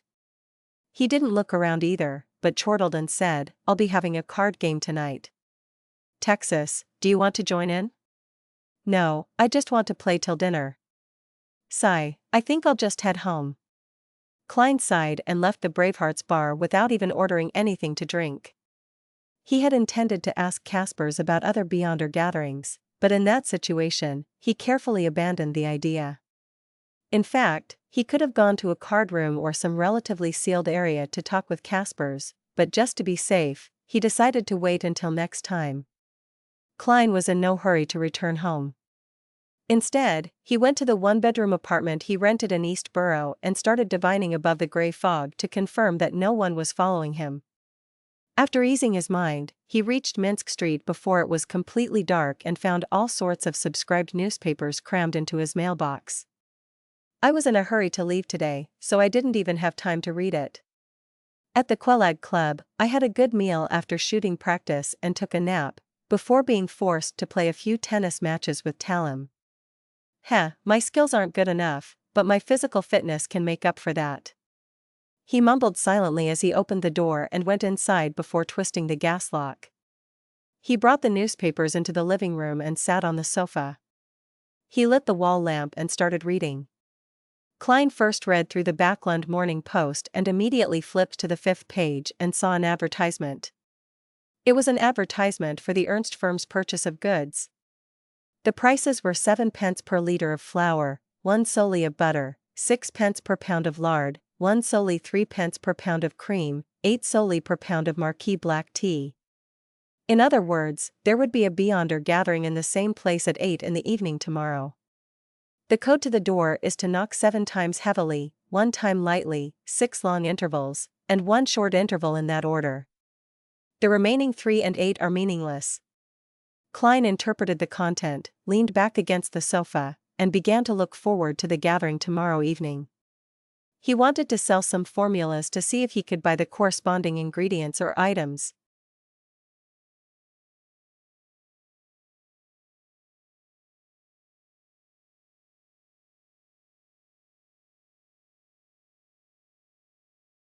Chapter 273, Handing Out a Formula. Wednesday night, 5 minutes to 8. In an alley behind Braveheart's bar. Klein circled around for a while based on his memories before finally finding the house with the dark candlelights. He was disguised today in a grayish-blue worker's uniform, cap, and a beard so that no one would connect him to the guy who had tried his luck by buying Black Snake's item. It would be best if I have wisdom and the apothecary don't recognize me otherwise. A newbie who had relied on luck to become a Beyonder and was able to come up with several potions after a week would definitely be suspicious. Klein put his hands in his pockets and felt for Azek's copper whistle, the ordinary tarot cards, and the charms he had replenished. His uniform was specially modified by a tailor. There were many small pockets with metal bottles filled with herbs powder and extract essence. After taking a deep breath and slowly exhaling, Klein took out the metal mask that could only cover half his face and finished the first step to his disguise. Following that, he used the clown's ability to control his facial expression and his physical tics, as well as his gait while numbing his facial nerves. He wanted to be vastly different from his previous self. However, I'm not sure what I have wisdom relies on to recognize people. This is all I can do. Sigh, if only I was already a faceless. But if that's the case, I wouldn't need to join such low-level Beyonder gatherings. Klein stood outside the door in silence for a few seconds. He then raised his right hand and knocked on the door, 7 hard knocks and 1 light one, with 6 long pauses and 1 short pause in between. Almost without waiting, the small wooden board on the door was silently pulled open, and an eye appeared behind it. It examined the visitor from head to toe. 2 or 3 seconds later, the door creaked open and Eye of Wisdom's attendant handed a hooded black robe to Klein. Klein maintained his emotionless state as he quickly put on the robe and pulled down his hood, letting the shadows cover his face. On the way to the living room, he deliberately took steps he wasn't used to and tried his hardest to eliminate the awkwardness. There was only 1 candle in the dark and silent room and quite a number of members at the gathering. Klein didn't choose a corner like the previous time. Instead, he sat on a high stool right in the center. In short, he wanted everything about his external appearance and behavior to be completely different from the previous 2 times. And it was precisely due to his identity as a clown that gave him this domain of expertise, allowing him to reflect his own body into his mind and gain fundamental control over it. The living room was so silent that it appeared frozen. Time passed by, and finally, Eye of Wisdom looked at the clock on the wall and said in his ancient voice, "It's time. Let's begin. We don't need to wait for our late friends." Just as he finished his sentence, Klein immediately said with a hoarse voice, "I want to sell potion formulas. They are Sequence 9 Bard and Sequence 8 Light Suppliant from the Church of the Eternal Blazing Sun. The former is £220 and the latter is £450. This was the most suitable plan that he could come up with after much consideration. The Spectator and the Telepathist potions were related to the Psychology Alchemists, a secret organization that was still active in Backland in the Lone Kingdom. If he recklessly produced them, he might attract their attention. And the Church of Eternal Blazing Sun was blocked out by the Church of the Lord of Storms, so the corresponding Beyonders rarely appeared in Backland and could do very little. Therefore, it was an extremely safe choice. The potion of the seer pathway involved Klein himself, and he certainly didn't want to reveal his characteristics. After having experienced so many battles and watched so many battles with Beyonders, he gradually came to understand something. It was that below the high sequences, Beyonders of different pathways had their own characteristics which didn't overlap. That was to say, each of them had their own strengths and weaknesses, and their strengths and weaknesses were all very obvious. The strengths were indeed strong, and the weaknesses were indeed weak. For example, the Spectator pathway lacked the ability to fight in actual combat, but if they were ignored and were unconsciously misled, then no matter how strong an opponent's combat skills were, it was possible for them to die without knowing why. A clear example would be Hurricane Rear Admiral Kalangos, who clearly possessed the mystical item, Creeping Hunger, and had an overall combat strength of a Sequence 5, but he still died in a rather inexplicable manner. Most of this was thanks to Azek, but one couldn't dismiss the role of the Spectator.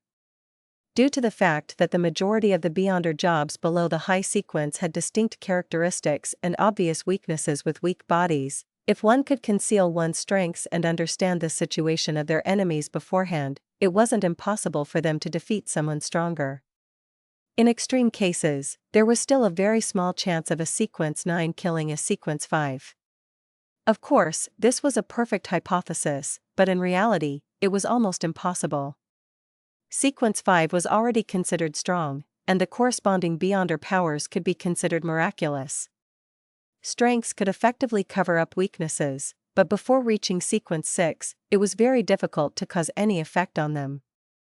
On the other hand, many of the Beyonders below high sequences were very afraid of being attacked by a group, even if their opponents were all below their own sequence. This was because once one became flustered, their attempts to avoid a fault would lead to failure of another. Their weaknesses could lead to fatal outcomes.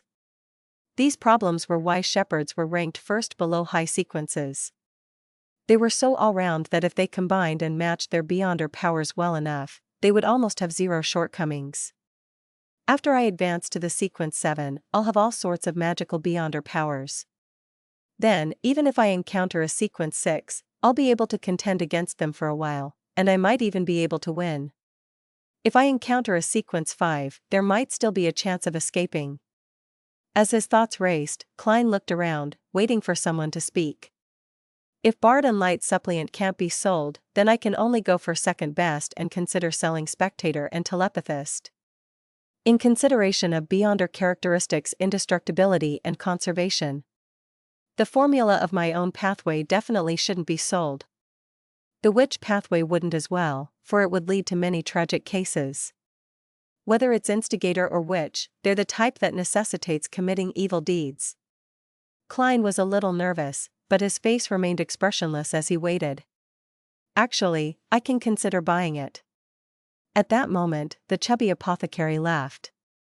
I can also accept another apprentice and give him these 2 formulas, making him specialize in praying for light to shine on my herbs. Perfect. How extravagant. His words broke the momentary silence in the room. A man in the corner, who had his head pulled very low, spoke in a deliberately sharp voice, "Perhaps I can give it to my child. At least it's stronger than my sequence. Sequence 9, £200, Sequence 8, £400, if you agree, we have a deal." To be able to take out £600 at one go means he's quite rich. That's enough to buy a house in Tingen City. Klein pretended to think, looked at the other members at the gathering, and observed their reactions. Noticing that no one had the urge to raise the price, and that the other party's bid had reached his bottom line, Klein thought for a while and said, "I'll tag on an additional request. You cannot sell these 2 formulas in this gathering, but you are free to do as you wish elsewhere." The man said sharply, "All right, Mr. Eye of Wisdom will bear witness." Klein didn't know how to prove that the formula was real, but he didn't want to ask as it would expose the fact that he hadn't participated in many gatherings. Therefore, he silently pulled up his robe and took out the 2 potion formulas he had written long ago and handed it to an attendant beside him. The attendant didn't walk to the corner. Instead, he went to the single sofa in the center and handed the folded paper over to the Eye of Wisdom. The old gentleman spread out the paper and, without taking an extra look at it, placed it on a small round table beside him. Then, he took out a handkerchief and wiped his right palm. From his pocket, he took out a ring inlaid with many tiny diamonds.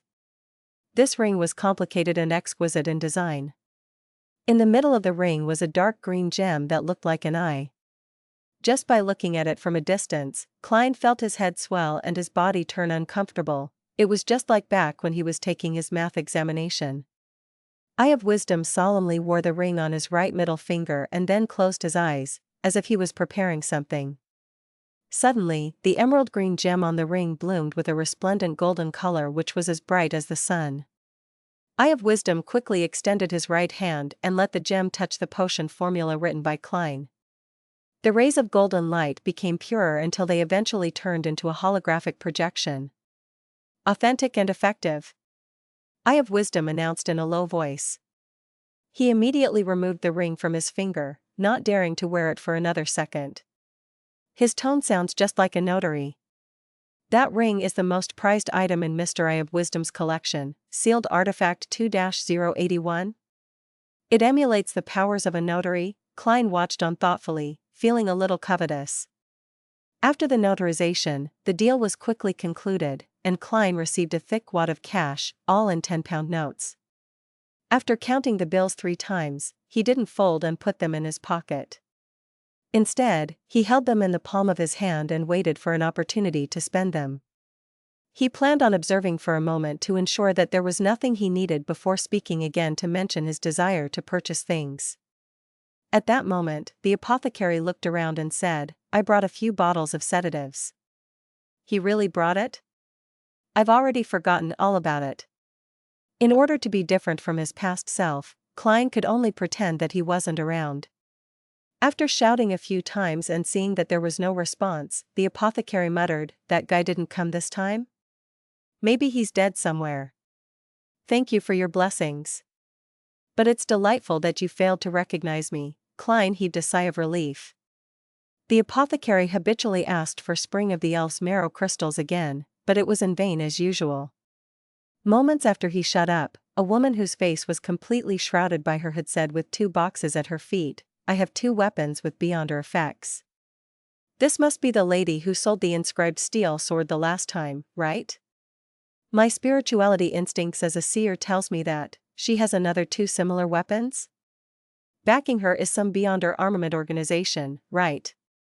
Well, maybe she has an artisan behind her, also known as Sequence 6 of the Machinery Specialist and Savant Pathway."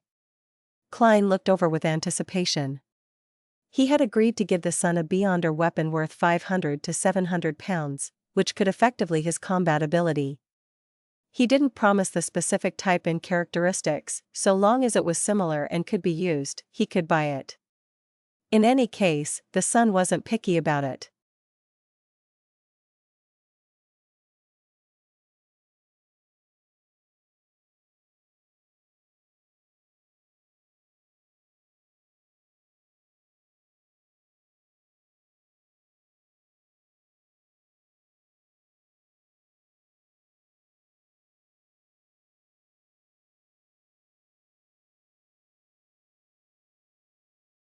Chapter 274, Beyonder Weapon. The woman with the hooded face looked around her and said, "The 2 weapons this time are easy to carry around. One of them is the Whip of Slowness. It's a replica of a particular mystical item. It can constantly create formless restraints, influencing your opponent bit by bit, slowing down his actions gradually. The longer you last in battle, the more effective it would be. It can still be used for 2 years. £450, or the potion formula for Barbarian.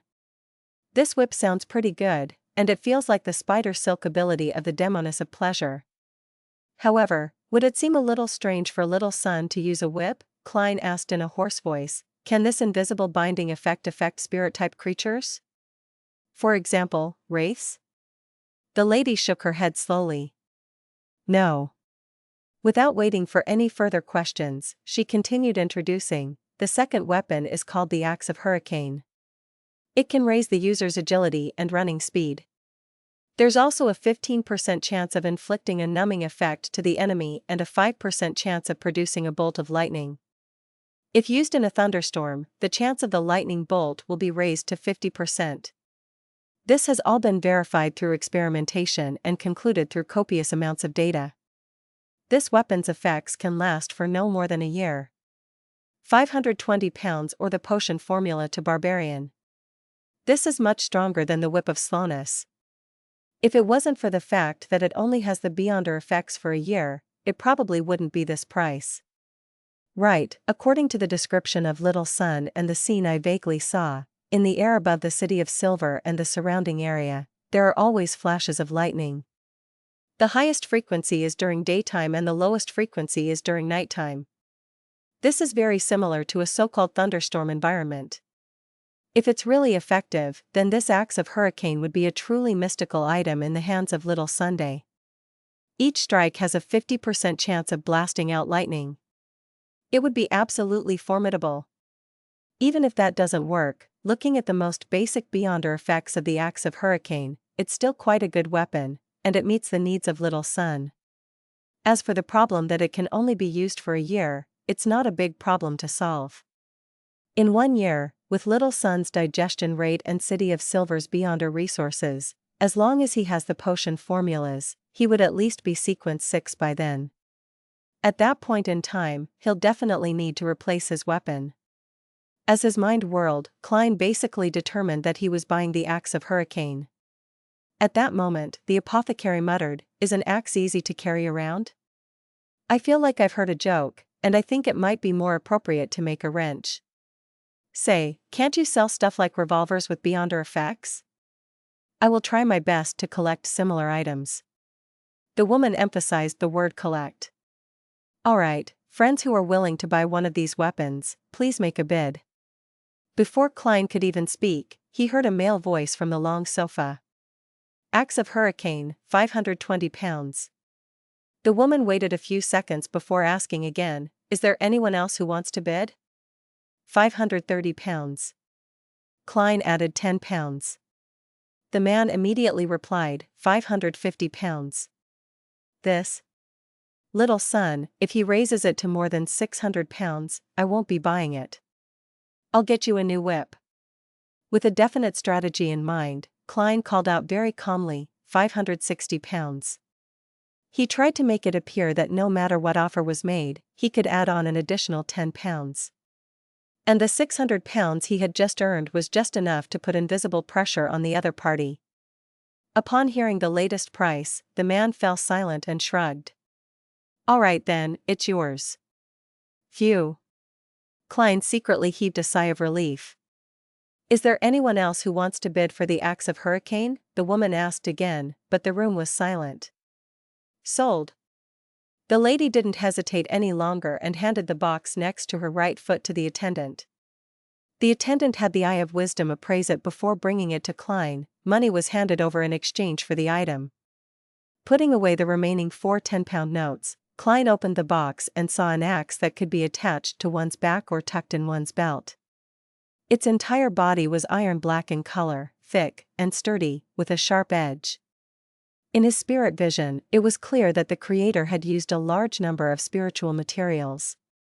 There were also many symbols and magic runes on the surface of the axe. They were embedded inside, turning into lightning and hurricane patterns. When Klein reached out to touch it, he felt a faint pricking pain. He nodded and placed the box on his lap. It can be exchanged for the true root and juice of a miscreant.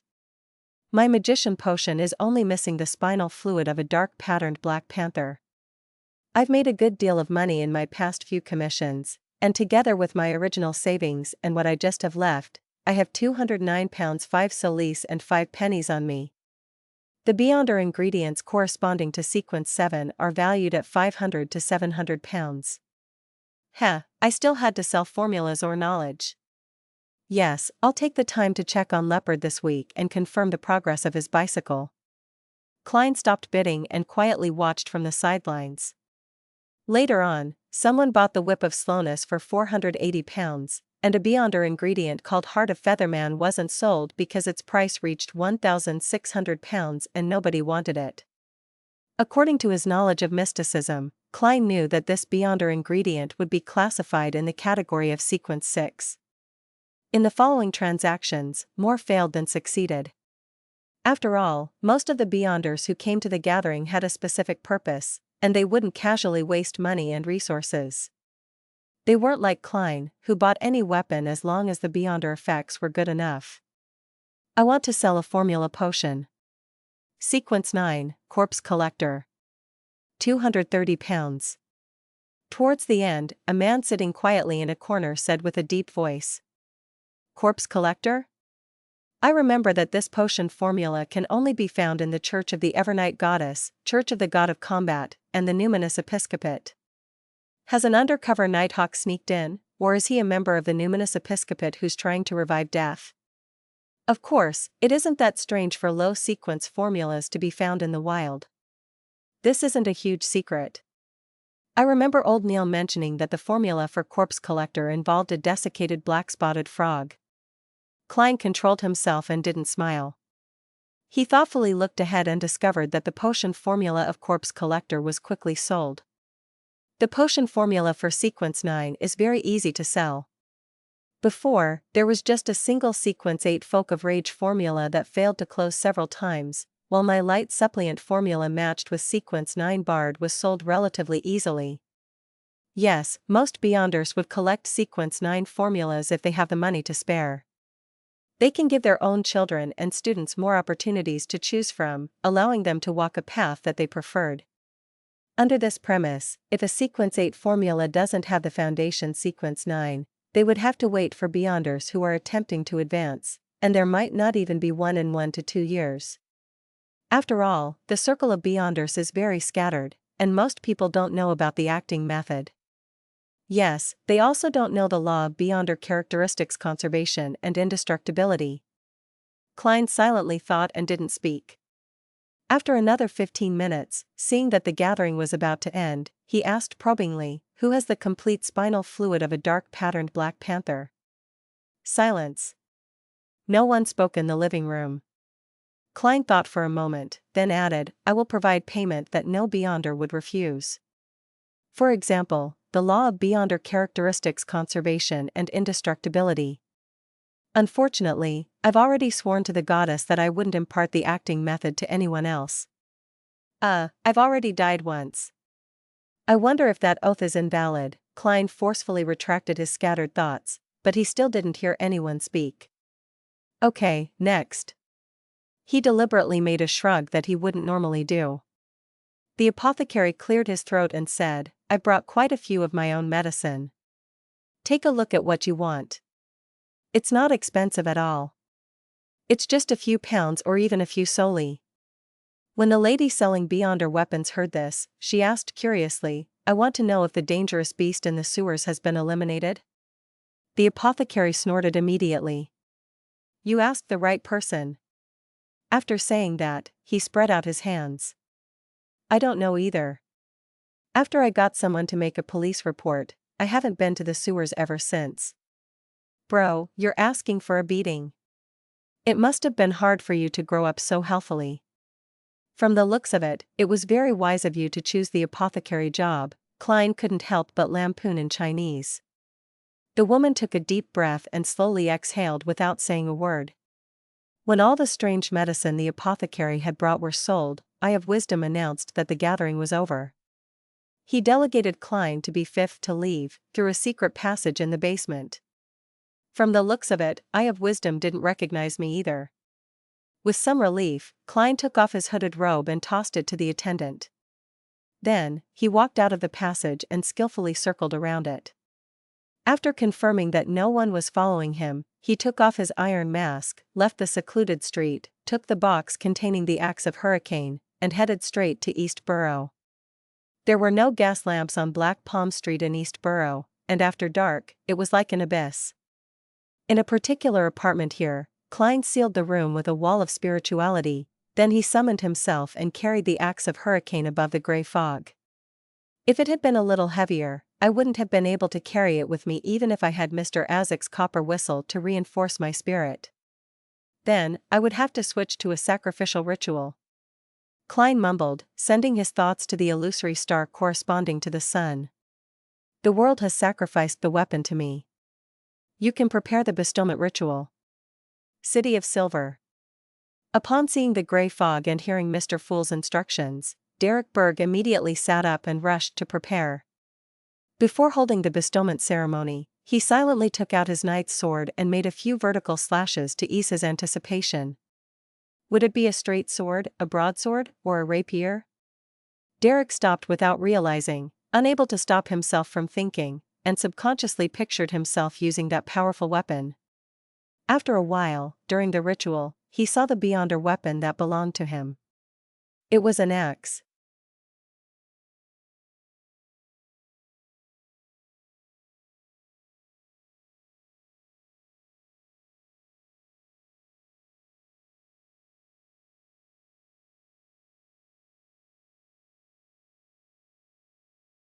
Chapter 275, Pound Family. Dear Mr. Fool, please tell Mr. World that I'll try to gather the Miss Trent's true root and juice as soon as possible. After receiving the son's reply, Klein nodded indiscernibly and muttered to himself, from the looks of it, he's rather satisfied with the weapon. Even without the additional effects from the environment, the axe of Hurricane is still quite a formidable weapon. He had passed the information regarding the beyonder weapon's characteristics and limitations to the son. He didn't describe it directly in order to avoid sounding naggy. He needed to maintain his image. After doing all of this, Klein didn't stay any longer and immediately returned to the real world, changed his clothes, and left Black Palm Street. East Borough, Daravi Street, in a cramped but lively pub. Zio Derrick covered her nose and mouth as she squeezed in. To her, what was bad about this place wasn't just because it smelled of alcohol and sweat, but that she would easily encounter people much taller than she was. She had to face their armpits and the strong odor was nauseating. Using a great deal of effort and even using the powers of an arbiter, Zio finally squeezed her way to the bar counter and saw the man she was looking for. It was a young man in his 20s. He had a face as long and thin as a horse. His eyebrows were messy and ferocious, but his facial features were relatively soft. He was gulping down alcohol and laughing loudly with the patrons around him. Williams, I have something to talk to you about. Zio banged on the wooden counter. This boorish action immediately attracted many angry gazes. However, they quickly retreated under the stern gaze of an arbiter. Oh, Zio, I haven't seen you in days. Let me see, it's been a week, no, at least 3 weeks. Care for a drink? Half and half? Williams said, half drunk and half surprised. Half and half was one of the most popular alcoholic beverages in East Borough, made from malt beer and fortified grape wine, and because it is precisely made up of 2 constituents of equal proportion, it was known as half and half. Are you really going to let me drink? Zio pricked up her brows. No, he doesn't, the boss, who was wiping the glasses, hurriedly answered on Williams's behalf. He clearly remembered how deadly the girl would become when she got drunk. She would use her fists to persuade the guests to quit drinking and throw them out one by one. The corner of Williams's mouth twitched as he spread out his hands and said, Go on, why are you looking for me? He was one of East Borough's informants and was connected to several gangs. Zio frowned and said, Williams, can't you quit drinking? Save your money, marry a nice girl, and come home every day to hot water, food, and warm greetings. You can share all the things you've seen in the day with her, and she can tell you about the trivial things that happened in your house, and there will be cute kids who will kiss you on the cheek and play around you. Isn't such warmth nice? She was able to gain a quick foothold in Backland's East Borough, all thanks to Williams's help, so she had always wanted him to be better off. Warmth? Williams scoffed. It's built on the money I bring back, and I've seen through the farce. If I could bring home 20 solely a week, I'm sure my family would be warm and just as you described it to be, but if not, Lord, the screams and insults from the woman, the cries and shrieks of children, would drive me crazy. My mom is a good example. Every time my old man comes home, he'll beat me up and make a ruckus, so if that's the case, I might as well use the solely and the pence on me to trade for drinks. No one cares how much I earn here, everyone drinks and chats, and the mood is really good. If I want women, there are cute street girls outside. They wouldn't quarrel with you. Zio smirked and said, you really are an incorrigible believer of the Lord of Storms. One day, you'll die from alcoholism or some strange disease. At least I've enjoyed life, Williams replied without minding what she said. I haven't worked in almost 3 days, so I'm not going to give you a discount. Zio stopped persuading him. She stroked her short, disheveled blonde hair and handed him the portrait of Lenevis that Audrey had given her. Help me keep an eye out for this man. Find him as soon as possible. Here are different portraits of him. Williams spread out the piece of paper in his stupor and glanced at it before skiing. He looks too ordinary, and there are so many people in East Borough. There are people who die at any moment. Some leave, some come, and others become vagrants. It'll be difficult to find him. In short, help me keep an eye out. Notify me immediately if you find anyone who looks like him. Zio took out a 5 solely bill and handed it to him. Here's some beer money. If you can find the person in the portrait, I'll, give you another £10. £10? Williams whistled. Zio, when did you become so generous? Or is this person worth more? That's how much his reward is worth. £10 for providing clues. Zio pretended to look around the pub and answered, don't forget about this matter, I'll come back in a few days' time. She had already run through nearly half of East Borough and issued the mission to the gang leaders and informants she knew, and she had paid several pounds in advance. As long one of them succeeds, I'll earn it all back. All those profits. Zio silently cheered herself on and walked out of the pub with her nose and mouth covered.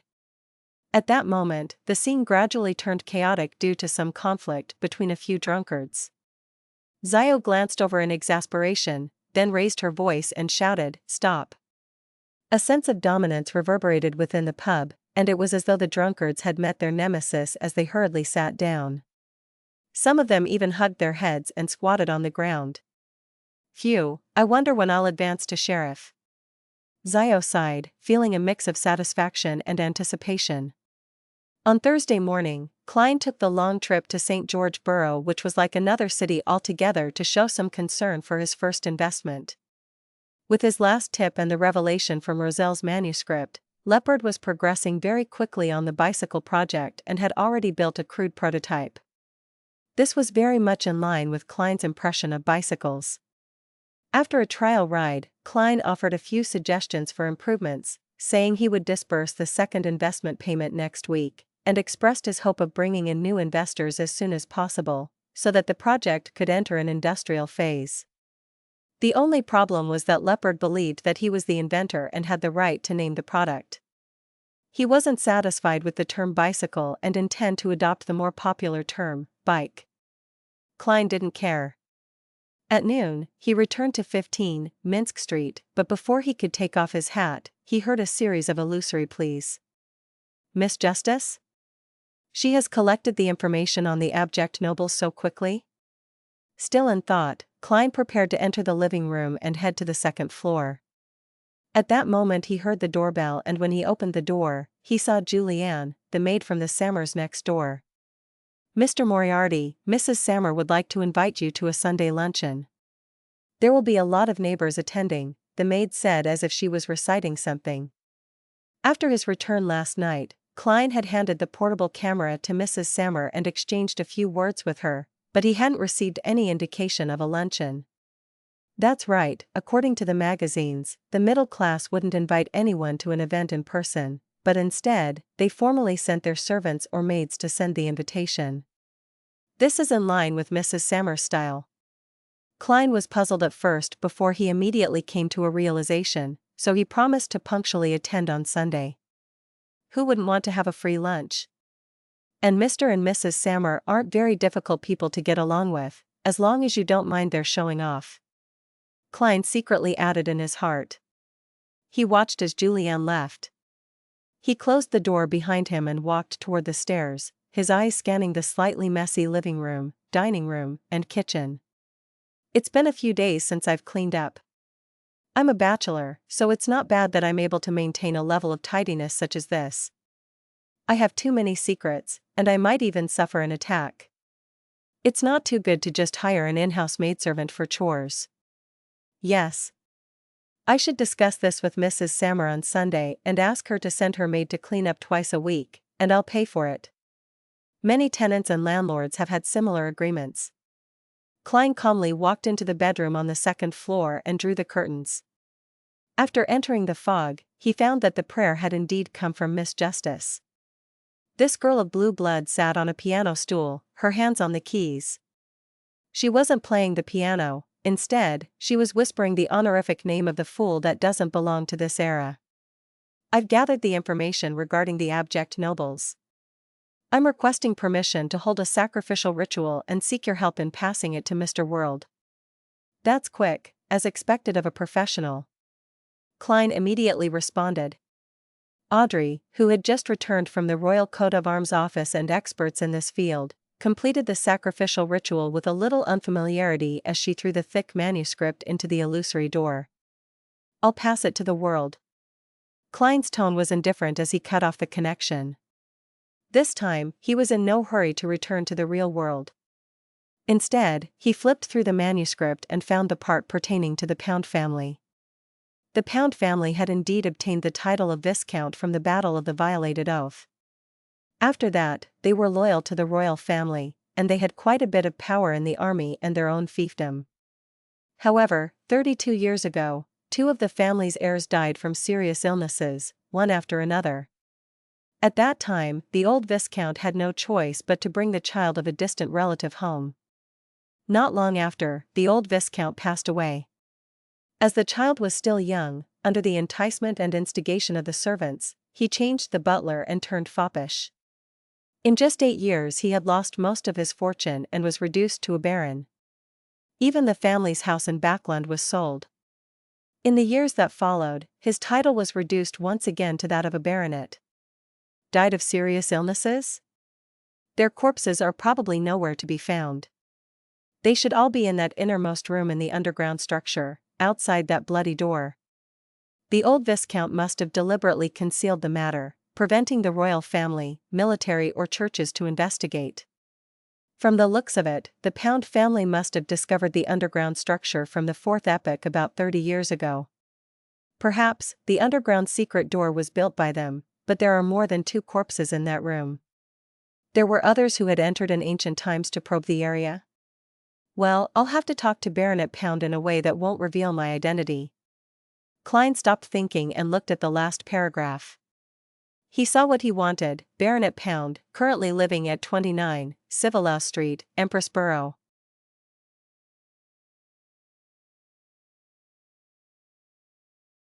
Chapter 276, Rafter Pound. Civilau's prefecture was located west of the Lone Kingdom, across the Hornacis mountain range from the Intis Republic. And in Backland, there was a street named after it, on the edge of Empress Borough, where the headquarters of the capital's police department was located. Many people chose to settle down here for the peace of mind, and Rafter Pound was one of them.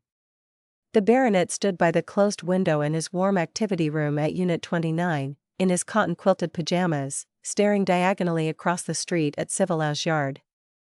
He was in his early 40s, but the sides of his hair had turned white. He had puffy eyes and clear wrinkles on his face. His body constantly emitted the smell of alcohol. On the floor behind Rafter lay some torn lingerie, and opposite it was a burning fireplace. The baronet raised his glass and gulped the rest of the liquid in it. Then, he walked slowly to the door and returned to his bedroom to get some sleep. As there was no pipe to transfer the heat from the fireplace, he felt the bone-chilling chill of late autumn as soon as he left the activity room. Damn it! Rafter Pound cursed under his breath as he staggered to the bedroom door and twisted the handle. The bedroom was dark, with only a faint crimson glow shining in. Rafter was about to close the door behind him and collapse into bed when his eyes suddenly froze. A figure was sitting quietly on a chair beside the curtain. The figure wore a pair of grayish-blue pants and a cap. The entire person was completely hidden in the shadows. Sensing Baronet Pound's gaze, the man slowly raised his head and looked over. His face was painted red, yellow, and white, looking like the funniest clown. Rafter was about to shout and run when he saw a revolver aimed at him and heard two deep and hoarse sentences. I advise you not to do anything unwise. If you cooperate, I won't harm you, and I won't take away your belongings, if you still have any left. Rafter Pound's expression changed a few times, and he very obediently closed the bedroom door. Then, he half raised his hands and sat on the edge of the bed. What do you want from me? He hiccuped in his drunken stupor, and his body trembled slightly as he reminded, Civilage Yard is just across the street. I know, but I think I'm closer to you than you are to Civilage Yard. Disguised as a clown, Klein had changed his voice and tone as he warned, and my purpose is just to ask you a few questions. Before he came to Civilage Street, he had divined if there would be any danger in making this trip in the mysterious space above the grey fog and had obtained an answer that it was very safe. Questions? Rafter's lips trembled as laughed bitterly, here we go again. Am I never going to escape this nightmare? Have there been many people coming to you with questions? Klein continued the topic. No, not only questions. After my uncle, the Honorable Old Viscount, passed away, too many things have happened to me. The amiable old butler resigned for no reason and has vanished. Those servants and maids would change one after the other without warning, becoming unfamiliar and cold. They were looking for something, yes, they were looking for something, I wasn't even 10 back then. All I could do was watch, and I didn't dare tell anyone. I was afraid that I would never wake up again. Rafter replied as though he was on the brink of collapse. Looking for something?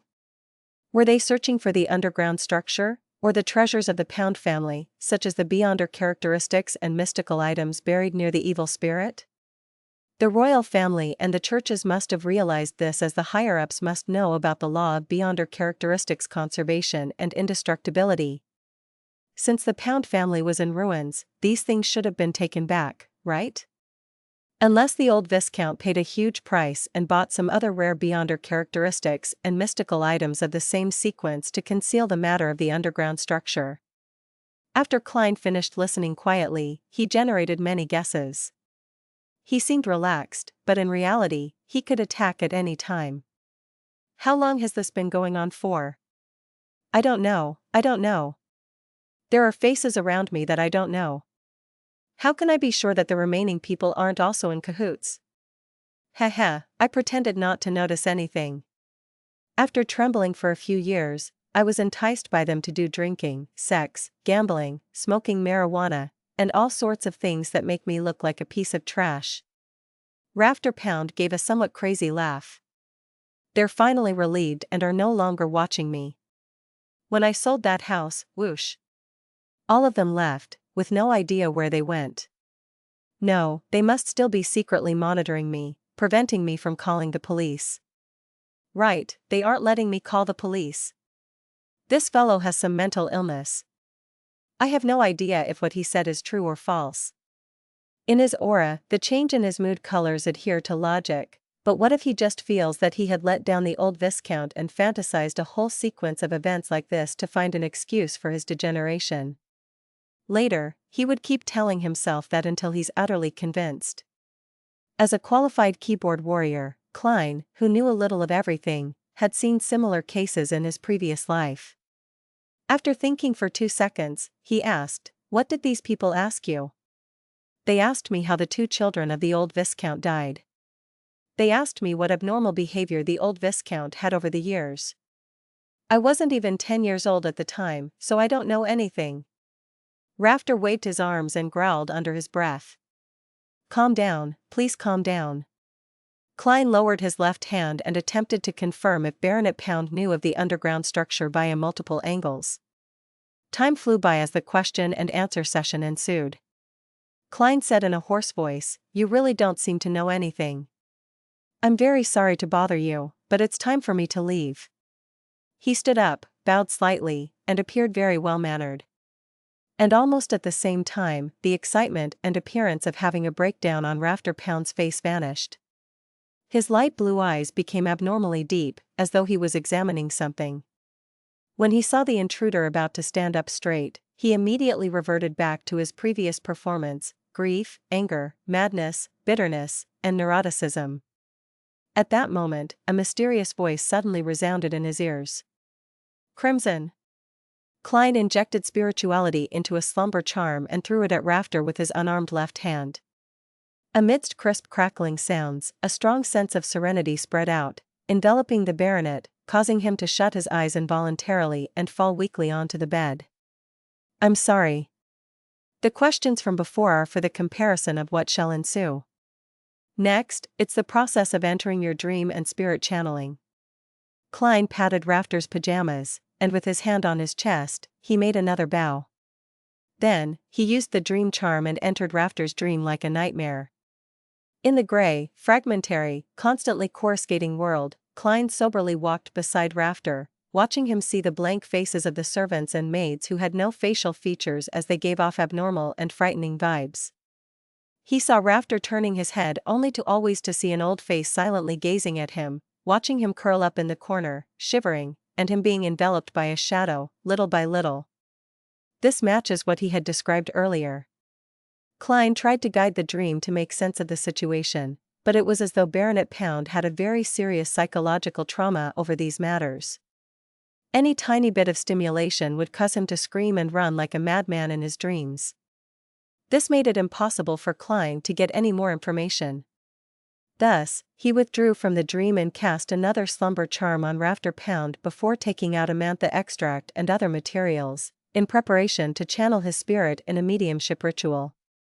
After responding to himself, Klein's spirituality passed through the storm of thoughts and saw the illusory image of Rafter, an illusory image based on the body of heart and mind.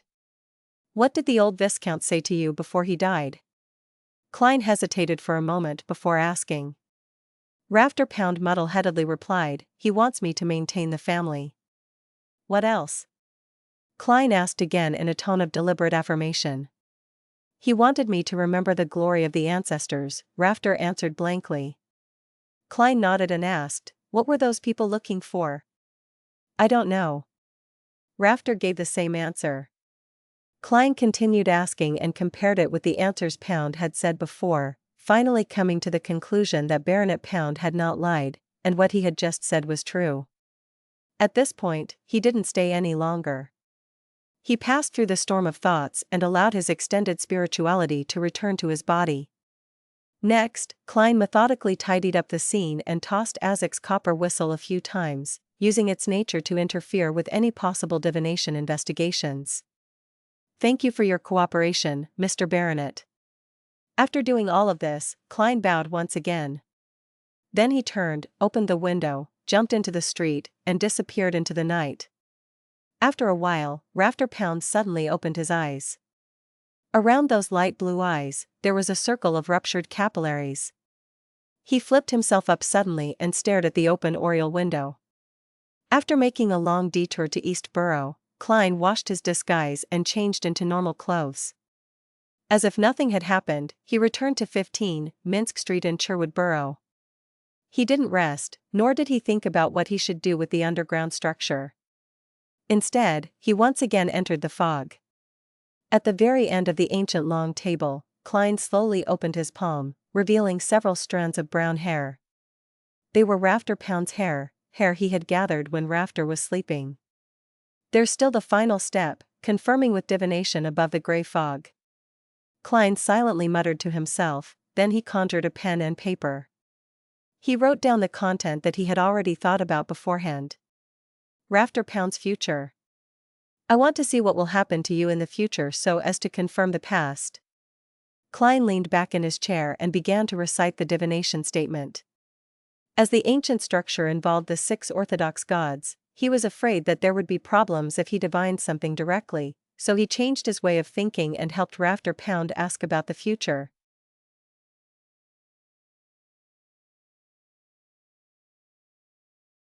Chapter 277, Finalizing a Plan. Rafter Pound's future. Klein held on to the baronet's hair, closed his eyes, and entered a deep slumber with the help of cogitation. In the grey gloomy world, he saw a narrow, irregular cave. Rafter Pound, with his puffy eye bags and grey hair at his temples, was propping himself up on his elbows, crawling forward like a reptile to leave the hole. Then, with a flash, he retrieved a black iron emblem of unknown origins and wore it on his chest. The emblem had a scepter carved on it, as well as a hand that was holding on to the scepter tightly. Tutor. Klein jerked out of the dream and sat up. According to Miss Bodyguard's introduction, the black iron emblem was engraved with the imperial coat of arms of the 4th Epic's Tudor Empire royal household. It was identical to the one he had seen in the ancient structure. Rafter Pound is definitely not as simple as he seems to be. Klein rubbed his forehead and muttered to himself. As a seer, he had his own interpretation of the revelation he had received from the dream. On the one hand, he knew that it was something Rafter Pound would do in the future, and on the other hand, he believed that it meant that Rafter Pound had a deep connection with the Tudor family. Through the 3 tests of direct questioning, dream probing, and spirit channeling, Rafter Pound didn't expose any problems, nor did he make me notice that anything was amiss. If I didn't have a 4th test, I probably would have been deceived by him. Yes.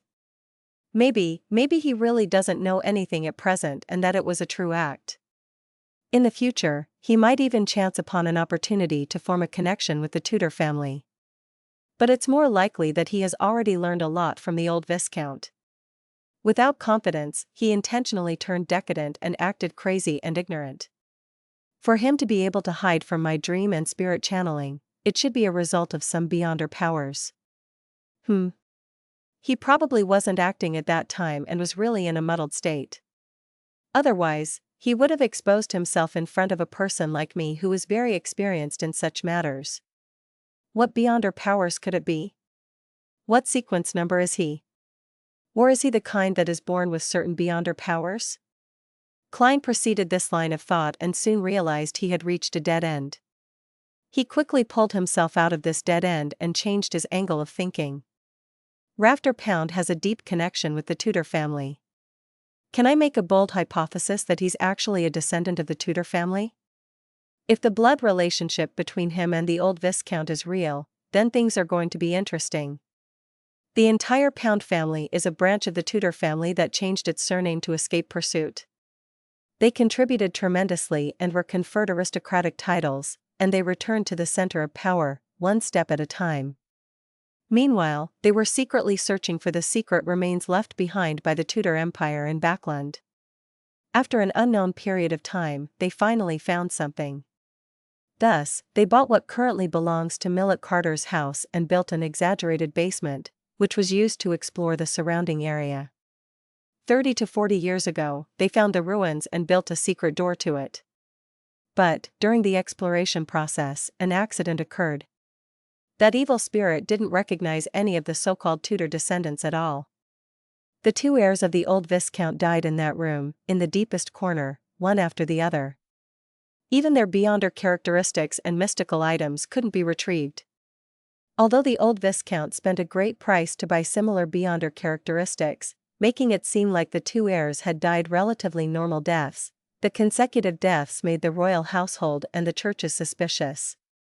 Therefore, after the old Viscount passed away, Rafter Pound deliberately exaggerated and distorted the secret investigations of the past, to frighten himself into having mental problems.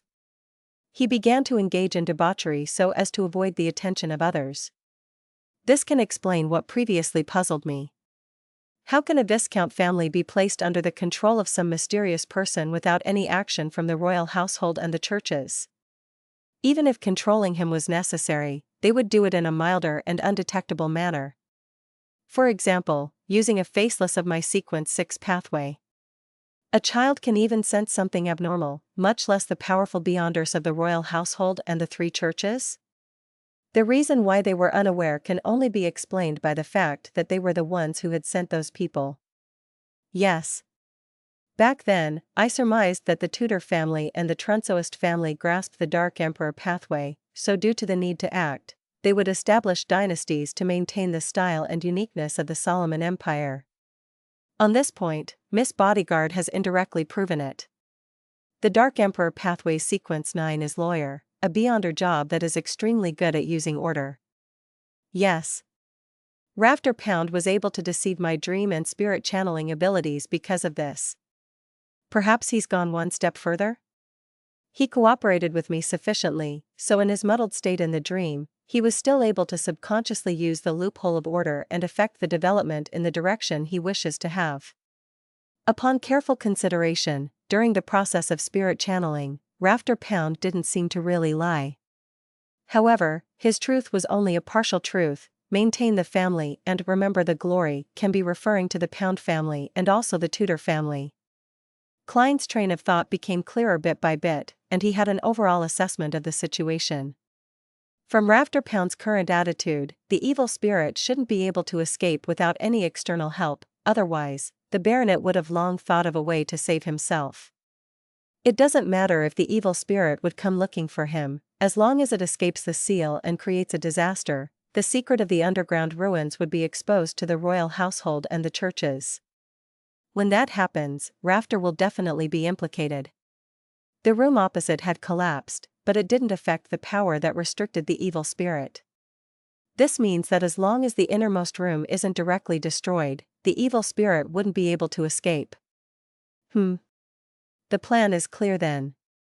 I would buy some explosives from Casper's and collapse the entrance so that no one can get in, leaving the evil spirit buried underground forever. When I'm powerful enough, I can consider finishing it and help the citizens of Backland get rid of this latent danger and harvest some valuable items in the process. However, how should I collapse it safely? I don't know anything. Maybe Casper's knows a demolition expert?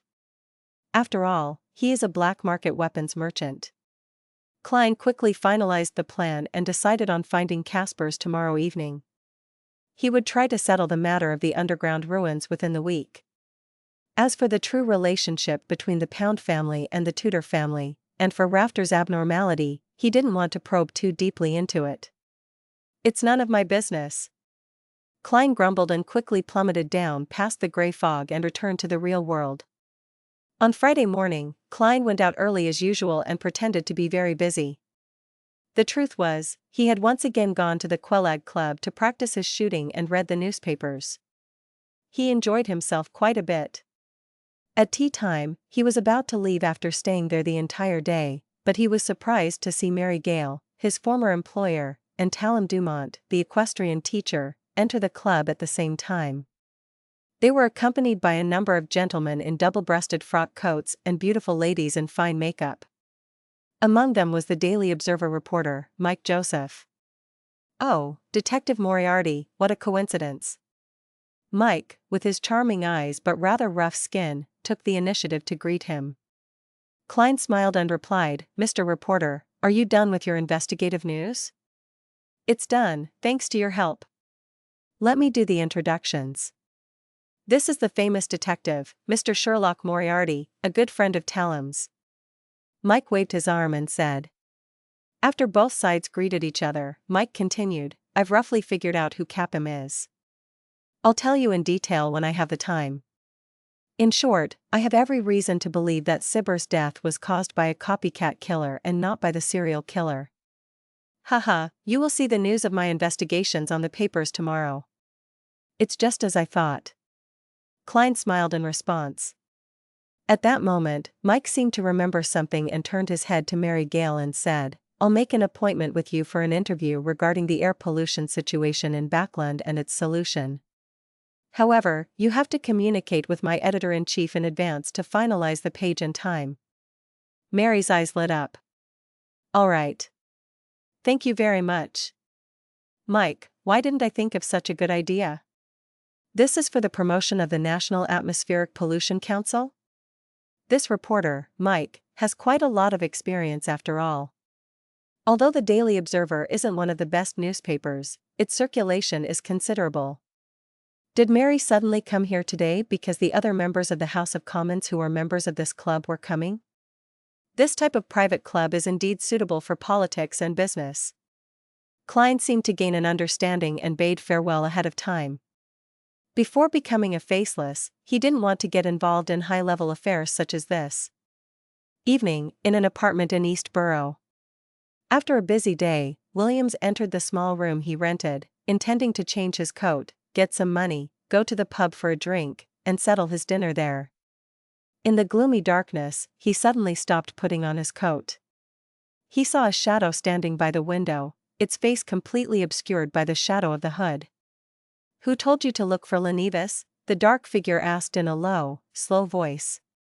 Williams quickly put on his coat, gulped his saliva, and said, "I have a friend, a bounty hunter." Bounty hunters referred to adventurers who used various bounty rewards as their main source of income. There were a lot of them in East Borough and in Backland. Why did he suddenly start looking for Lenevis?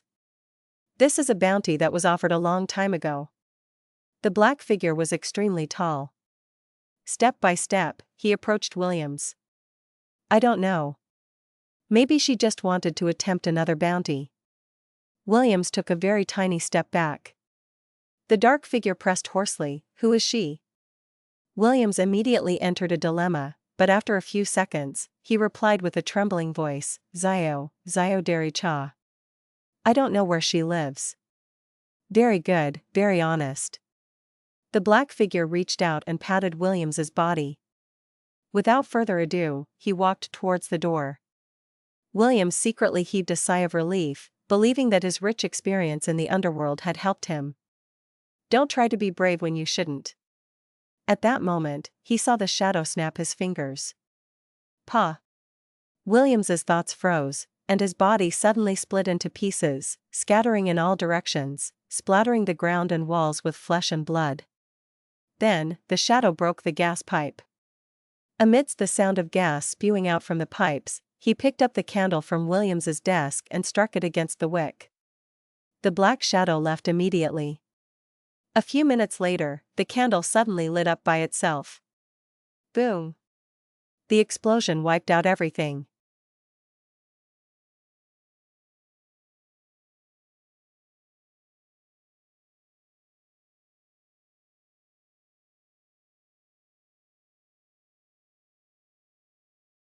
Chapter 278, Free?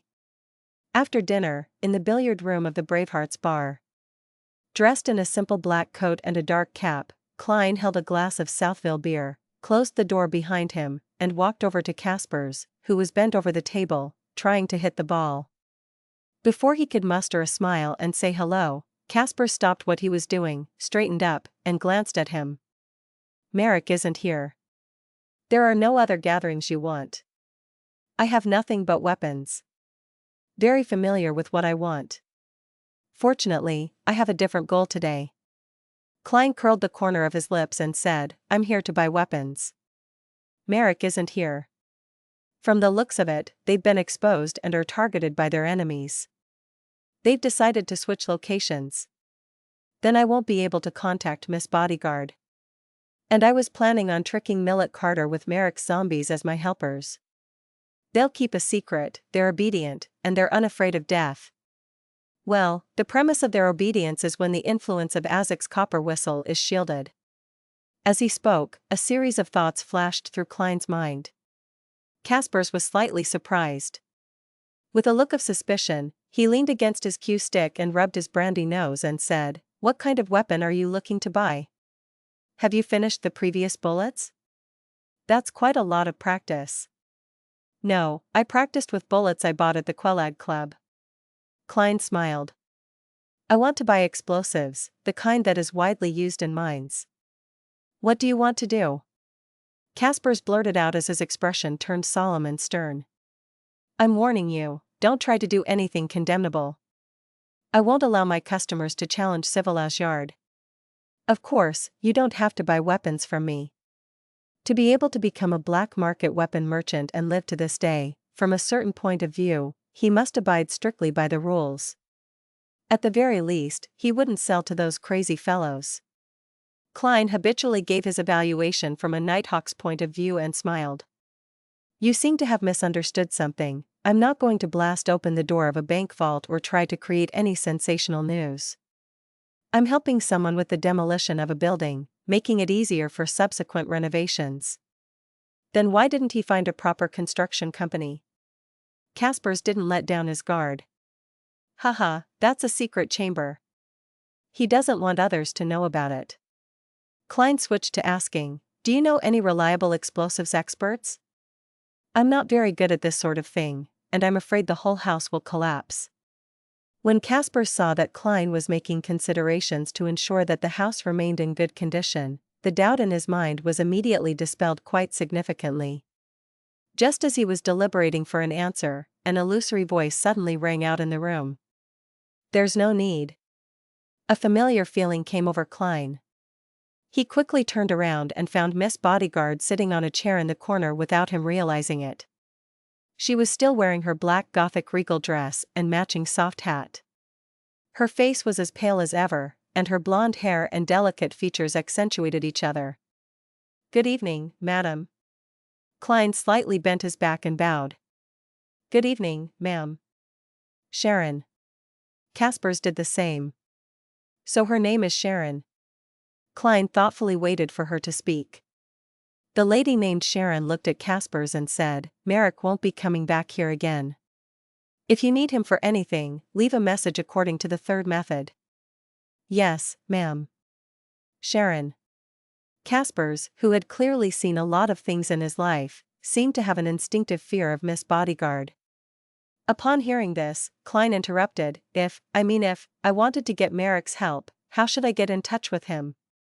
Through Caspers, Sharon answered simply. All right. Klein spread out his hands and said, oh yeah, what did you mean when you said there's no need for a demolition expert? Sharon's blue eyes didn't waver in the slightest. I am one. You are one? You're a demolition expert? Wait a minute, aren't you a beyonder with special abilities, probably at Sequence 5? Why are you being a part-time demolition expert? Klein froze as he felt at a loss for words. In the end, he chose to believe Miss Bodyguard as he said in deliberation, I'm going to visit. Before he could finish, he looked at Caspers. It was indicative that the ensuing topic wasn't suitable for this ordinary person. Fundamentally, due to his body, a black market weapons dealer is indeed considered an ordinary person. Klein silently added. Sharon looked at Caspers and said, prepare the explosives. £2. He'll pay. Yes, ma'am. Sharon. Caspers glanced at Klein and limped out of the billiard room, not forgetting to close the door behind him. Seeing Miss Bodyguard looking at him silently, Klein felt like he was being watched by a ghost. He quickly organized his words and said, I found Baronet Pound's address and visited him in the middle of the night. After recounting everything that Rafter Pound had told him, Klein began to deduce the process from the story. I think he lied in many areas, and it's impossible for a Viscount family to be so easily manipulated. If a child can notice something abnormal, how can the royal household and the churches not sense anything? After Rafter Pound degenerated, he had many chances to interact with outsiders and other aristocratic members. As long as he showed a little courage, he would be able to easily resolve the problem. Therefore, I think he must have been hiding something that has a high chance of being related to the underground structure. From the state of his mind, it seems that the evil spirit won't be able to escape for a long period of time, so I plan to get some explosives and destroy the entrance to prevent others from getting in. I'm afraid that I might accidentally release the evil spirit. Yes. Miss Bodyguard Sharon didn't confirm Klein's guess, but she didn't reject it either. At that moment, Klein hesitated and asked, I don't know much about demolition, so I'm preparing to draw a layout and hire a demolition expert to give me the positions to lay the explosives and their corresponding weights. If I ask you for help again, how much would I have to pay? If it's too expensive, it'd better for me to look for an ordinary demolition expert. After all, I'm getting only £50 from this, while Miss Bodyguard charges £1,000 for 3 days. Klein had already made plans. Free. Sharon's answer was still in her usual style of being terse. Free? Klein was shocked. From what he knew, free things cost the most. Sharon sat quietly for a few seconds before giving a brief explanation. After collapsing the entrance, I'll be the only one capable of entering and exiting. This was what I wished to do. In other words, after you're confident enough, you plan on getting rid of the evil spirit and harvest the items within? In fact, destroying the entrance is to help you eliminate any interferences or the greed of others. After all, other Beyonders of other sequences are unable to pass through the boulders and dirt like a spirit. Yes, apart from the apprentice pathway, but they don't know about that underground structure. Klein nodded in enlightenment. Deal. After saying that, he hurriedly added, Can you borrow a few more subordinates from Merrick, subordinates with a tight lip? They'll be helpers to show to Millet Carter. All right. Sharon didn't refuse. Klein deliberately didn't mention making any payment for that as he smiled. Then, let's schedule it for 10 in the morning tomorrow. We have to explore the surrounding terrain in advance. We can't let the explosion cause any obvious damage. Sharon nodded slightly as her figure faded away into nothingness. Saturday morning, Derrick once again rode in a public carriage to the East Borough to confirm any results that her commissions might have.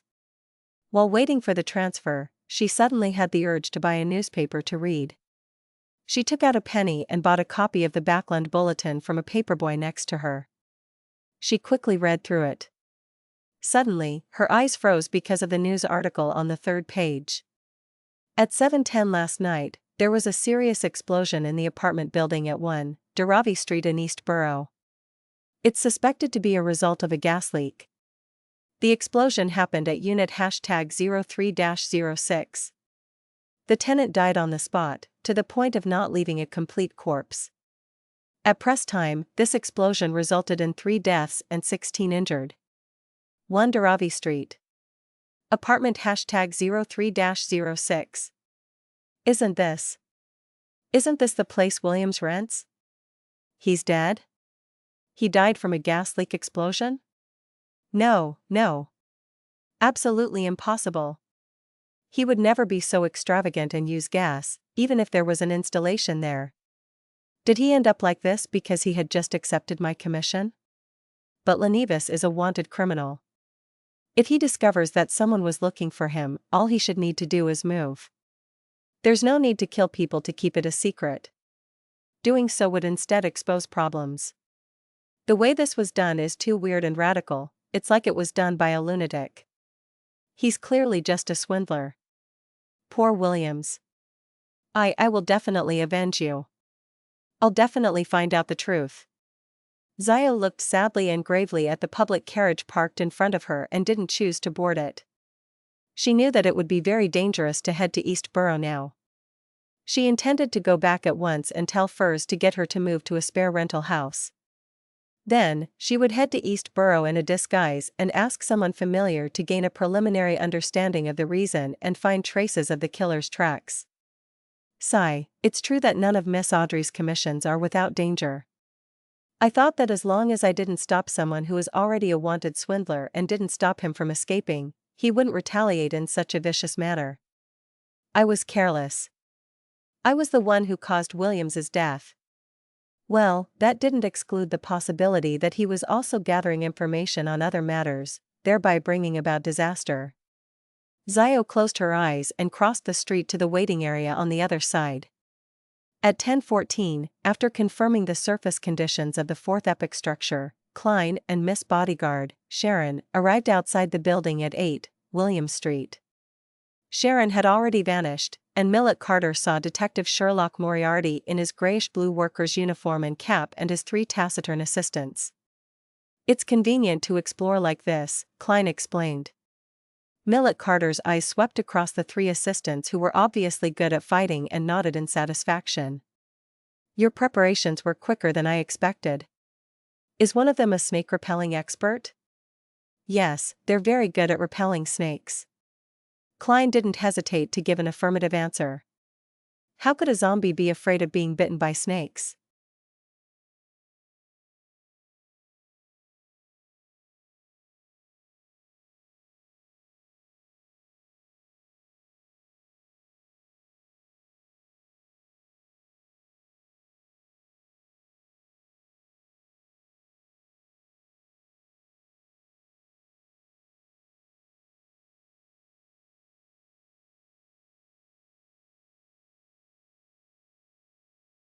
Chapter 279, Extreme Joy Begets Sorrow.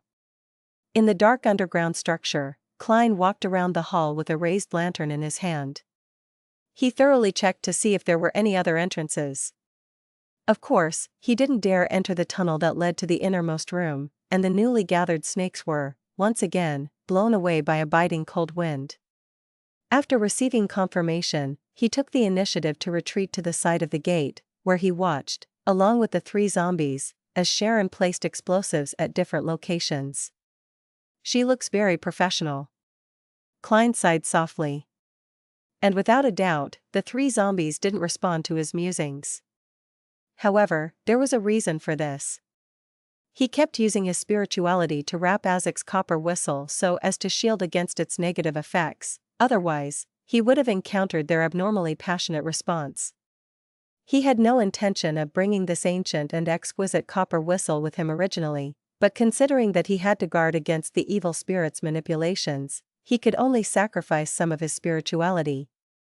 Miss Bodyguard, no, Miss Sharon said that she's a demolition expert, and from the looks of it, she really isn't bragging. Was she in this line of work in the past? Or does one of her sequences in her Beyonder pathway make her skilled in this domain? According to the information I read back in the Nighthawks, a few candidates like Sequence 9 Criminal, Prisoner, Warrior, and Hunter, Sequence 8 Sheriff, and Sequence 7 Weapon Master and Knowledge Keeper. The latter has a nickname, Detective. It's part of the Church of the God of Knowledge and Wisdom. As for the rest, I'm completely clueless. I wonder which pathway Miss Sharon is.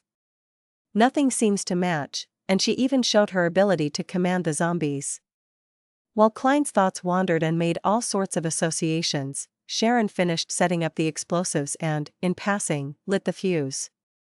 In passing? Lighting the fuse? Hey! Why didn't you give any warning? Only then did Klein jolt back to his senses and was startled. He quickly rushed out of the hall and entered the corridor outside. As for the three zombies, they calmly followed behind him. It's very safe here. Sharon suddenly appeared and floated beside him. Klein breathed a sigh of relief and asked, "Will dust fall from the tremors over here?" "Yes," Sharon answered with a single word. "That's good." As he spoke, Klein took another step back. The hissing sound of the fuse burning reached his ears, making him feel slightly irritated. It wasn't because he was afraid of the explosion that followed, but because he couldn't feel at ease. Sharon said suddenly. Huh? Klein didn't understand what she meant. Rumble. The earth shook violently, and plumes of dust fell from above. Klein's ears buzzed, and for a moment he couldn't hear anything else. If it wasn't for the fact that he was a clown, he would have lost his balance and collapsed to the ground. Cough. Cough. Cough. Having been distracted and caught unaware, he started to cough. He saw boulders and mud rapidly falling in front of him as they instantly blocked the entrance. During the remaining tremors, Klein gripped the copper whistle given to him by Mr. Azek and observed its reaction. Although he had divined beforehand that his expedition would be safe, he didn't dare to believe it completely, even if it was a revelation gained from above the gray fog, since it involved the statues of the 6 Orthodox gods. Therefore, he cautiously judged whether or not the evil spirit was freed with the help of Azek's copper whistle. The copper whistle's surface was cold but mild, and it had no abnormal changes. Completely relieved, Klein looked at the zombies beside him and confirmed one thing from their eyes: His face was very dirty right now. That's good. It's in line with how I'm going to explain this to old Mr. Millet Carter. I didn't waste my effort in changing into a different set of clothes. He walked to the entrance and confirmed that it was completely blocked. Without causing too much of a commotion, it's true that only those from the apprentice path and beyonders like Miss Sharon can enter in the future. By doing so, she has ruled out many potential competitors. No wonder it was free. Klein looked at the boulders and dirt before sighing. Of course, I can too. I have a condition similar to a spirit body. He silently added this sentence inwardly with a smile, but his expression didn't change at all. Let's call it a day. With an exaggerated snap of his fingers, Klein led the 3 zombies back to the basement of the house. As for Sharon, she had already disappeared. In the spacious basement, Millet Carter was nervously pacing back and forth, looking at the secret door from time to time. As soon as he saw Detective Moriarty and his assistants exit, he let out a long breath and asked anxiously, "What happened inside?" Klein deliberately panted and said, "That underground structure is too old, it hasn't been repaired in a long time. We were driving the snakes away, but with just a little bit of movement, it collapsed. The whole area has collapsed, but luckily we were close to the door and managed to escape in time." Holy Lord of Storms! That structure was that dangerous? Millet Carter pounded his left breast. Yes, there are always only a few ancient buildings that can be preserved. The rest would have collapsed in the river of history, Klein answered. I'll bring you in to confirm the situation. Will there be more collapses? Millet asked cautiously. No, this area is quite sturdy. Klein deliberately patted the dust off his body and coughed twice. He then led his employer in and stopped at the entrance that was completely blocked. The walls near the hall had also collapsed, leaving behind only stones and dirt. You can use this area. He pointed to the corridor area. Millet was silent for a few seconds before he sighed.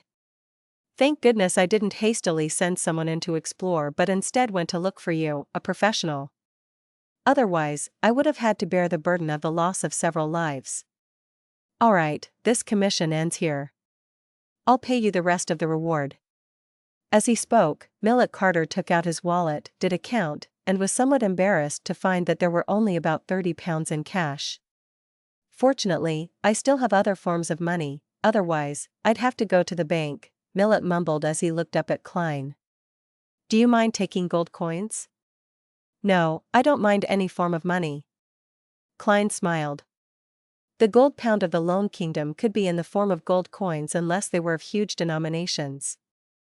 This was the guarantee of the denomination on paper money. However, in the past 100 years after Emperor Roselle, the people of the northern continent had become more and more accustomed to paper money. There were even some members of parliament who wanted notes to replace copper pennies. Gold, in the true sense of the word, already hardly ever circulated in the market. Only some of the old gentlemen would attach a fixed box on the other end of their pocket watch chains which contained some gold in case of accidents. It was to give them peace of mind and was also a habit. Millet nodded, and following the gold chain on his clothes, he pulled out a box that flickered with golden light from a certain pocket. He opened the box, took out 5 gold coins, and handed them together with the notes he had previously counted to the detective. Klein didn't hide his actions as he counted the money and suddenly flicked a gold coin and caught it coolly. Thank you for your generosity. He glanced up at the statue and smiled sincerely. Then he pressed his hand to his chest and bowed whilst facing Millet Carter. Yes, if it were any other detective, even if they demolished the entrance and the passageway, they would definitely have nightmares upon returning. They would hear things at home, and their minds will turn weak. They would feel like they're being watched all the time and experience other problems. That's the corruption of the evil spirit's aura. It will take a very long time before the effects disappear, but we're different. Miss Sharon is like a ghost to begin with. As for me, I'll be completely fine once I go above the gray fog. As for the 3 zombies, they aren't even afraid of death, so what's there to be afraid of? Klein lampooned while in a good mood as he bade Millet Cullen farewell and left his house. Arriving on the street, Without even informing him, the three zombies walked in another direction. Miss Sharon is gone. She really didn't collect any money for the zombies. Klein smiled as he raised his arm and waved at the departing backs of the three zombies. Then, he went home and changed into his normal clothes and headed for the Quelag Club to practice shooting. After also settling his dinner there as a reward for the successful completion of his mission, Klein returned to Minsk Street in a public carriage. The dark, gloomy environment was illuminated by gas lamps, and with his cane, he strolled leisurely along the street. Suddenly, he had a premonition which wasn't too good or bad. What's going on? When Klein looked up, he saw two police constables with a dog on a leash, apparently investigating the streets. Investigation? An investigation with a police dog? Is this a result of the serial killings? The scene of the murder had the smell of cloves and gooseberries, so they included a police dog? Klein couldn't help but silently lampoon. The history of dogs dated back as far as the Roselle period, but the numbers had always been small. Considering that he had many things on him, and considering his earlier premonition, Klein decided to take a detour. But at that moment, the two policemen saw him and signaled for him to stop. The corner of Klein's mouth twitched as he waited in place with a smile on his face. Routine investigation. As they approached, one of the officers showed his identification documents. All right, before Klein could finish his sentence, the police dog suddenly growled at him and barked endlessly. Is it because of the smell of gunpowder on me? The smell of gunpowder from my afternoon practice? Klein instantly realized what was happening. He looked at the faces of the two officers who were now on alert. With a thought, he smiled and said, "It's this, I picked up a revolver along the way, along with an armpit holster and bullets. I was planning on handing them over to the police." Slowly, he took out his revolver, raised his hands to his shoulders, and added with a serious smile, "Officers, I really am not bearing a gun illegally." As one constable remained on high alert, the other constable received the revolver and said seriously, "You have to come back to the police station with us." "All right," Klein returned with a radiant smile. "But I have a request. Please inform my lawyer, Mr. Jurgen Cooper. I will only accept a body search with him around."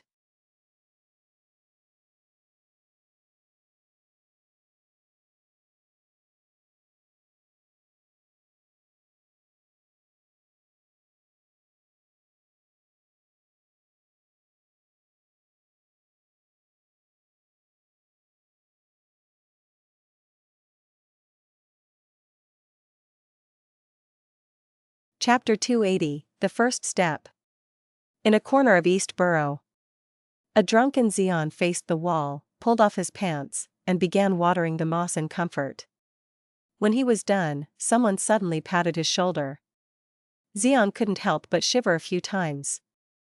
He picked up his pants and half turned to see a short boy in a canvas jacket and cap. The boy raised his head, revealing a mild and delicate face despite looking dirty. "Zio, why are you dressed like that?" Xeon blurted out in surprise. Zio put her index finger to her lips to indicate the need for silence. Then, she suppressed her voice and said, "I'll ask and you answer." "Keep your voice down." Astonished by her awe-inspiring presence, Xeon could only nod. "Which of the guys, that Williams knew, have died within the past 2 days?" Zio asked in a low voice. Xeon used his alcohol-paralyzed brain to carefully think for a while and said, "Gavin. Gavin was found to have drowned in the Tussock River this morning. He probably fell into the river last night. The poor sod doesn't know how to swim and likes to enjoy the wind by the river when he's drunk." Zio's gaze suddenly became sharp. Without any hesitation, she asked, "Did Gavin accept Williams's request to look for the wanted criminal, Leonidas?" "Of course, we all got this commission from Williams. Anyway, it's not like it's a big deal. All we have to do is show the portrait to everyone we know and keep an eye out for someone who looks like him." "Oh, Williams, he said that if there's a clue, he'll treat me to 3 days of booze and meat. The poor fellow actually died in a gas explosion. That's why I refused to have my landlord install a gas pipe." That was months ago." I can only afford a cheap motel now, Jean droned on. What region is Gavin in charge of? Did he mention anything to you? Zio looked sideways, pursed her lips, and stared straight at Zion. He usually goes to the dock area near the East Balham dock. He even met me yesterday evening and said that he went to the Workers' Alliance tavern there to spread the news of his search for Lenevis, and he also showed the portrait of Lenevis to everyone present. Jean hiccuped. There were many docks in Backland, most of which were considered as the dock area and designated as shipyards. And after that? Did Gavin say what he was going to do? Zio asked again, frowning doubtfully. Of course, drinking. He planned to have a good drink and then find a place to sleep. Oh, the poor sod must have felt hot from drinking and wanted to take a bath in the river, but he forgot he couldn't swim, and it's almost winter. Zion sighed again. Gavin didn't discover anything. He had gone to the Workers' Alliance tavern in East Balham dock and distributed leaflets to search for Lenevis, but ended up meeting his demise. It even implicated Williams. The murderer's reaction can no longer be described as extreme anymore. He's simply a lunatic. If I were Lenevis, the easiest option would be to immediately move somewhere else and avoid being found. Unless he's embroiled in something and cannot leave anytime soon. But I wasn't the only one looking for him. There are also many bounty hunters. He may kill Williams, but can he kill that many people? If he had the ability, he would kill off everyone who spread wanted posters in Civilage Yard. Zio was completely befuddled by the entire matter, just like how she found Williams's death was impossible. In the end, she decided to report the problem to Miss Audrey first, and then head to the Workers' Alliance tavern in East Balham in disguise. She wouldn't make any inquiries and only observe to see if there was anyone suspicious. Sherwood Borough. Rice Police Station. Once again, Klein found himself huddled on a backrest-equipped bench with thieves and drunkards. How unlucky. To think that I would run into the police and fail to take a detour in time. It's all because of that damn serial killer. As Klein cursed that particular person, he thought about how to hide his charms and the herbal powder he couldn't explain away and dodge the body search that followed. He had tried to put them in his black gloves, then find a chance to slip them into a hidden spot in the police station, only to retrieve them when he left. Just then, his eyes lit up and he saw the young lawyer, Jurgen Cooper, with his hair neatly combed back. He was dressed like he was attending a banquet. Just as Cooper came over, he was accompanied by a police constable. You can leave after signing your name, Jurgen said with his usual serious expression. Is that all? Klein asked in surprise. Jurgen nodded slightly. Yes, they know you're a well-known detective. What kind of reason is this? Klein didn't dare to ask further. He immediately got up and followed after Jurgen, who was wearing a long black tweed coat. He signed his name at a leisurely pace before leaving. The weather was different from the last time he was let out from the police station by Jurgen. There was no rain and only thick clouds obscuring the crimson moon and stars. The streets were illuminated by gas lamps that lined both sides of the streets. Thank you so much. I've troubled you once again. Klein briskly walked forward and came to Jurgen's side. Jurgen turned his head to look at him and said to him without a smile, "There's no need to thank me. This is my job. £2. Klein sized him up seriously and revealed a smile. Okay. His wallet was bulging recently, and he produced 2 £1 notes at once. Without a trace of politeness, Jurgen received the payment and said, "If you're willing to enter into a formal partnership, then every time you come to the police station, I'll only charge you £1. Of course, not for the cases that are serious. You have to understand that a large portion of the fees I charge will go to the office. It's as if I would frequently be invited to the police station for some coffee in the future." Pooey, they don't even give coffee. Theirs isn't even a cup of water. Before Klein could answer, he heard Jurgen add. For a private detective, getting in and out of the police station is something that happens every once in a while. It's an occupational hazard. Well, I know very well that every private detective has a problem with the illegal bearing of arms and the illegal trespassing in other people's homes. Your response this time was very good. The police couldn't find enough evidence to prove that you were bearing a gun illegally, and the explanation for the gunpowder reaction on your body was quite sufficient. The name Quelag Club was enough to convince them, otherwise, you most likely would have had to go to the magistrate's court. So, you're not a suspect, but a good citizen. A good citizen who picked up a gun and handed it in, so there was no need for a body search. Alright. But I lost a revolver and the corresponding bullets. That's several pounds, and there's also the lawyer's fee. Klein squeezed out a smile. I understand.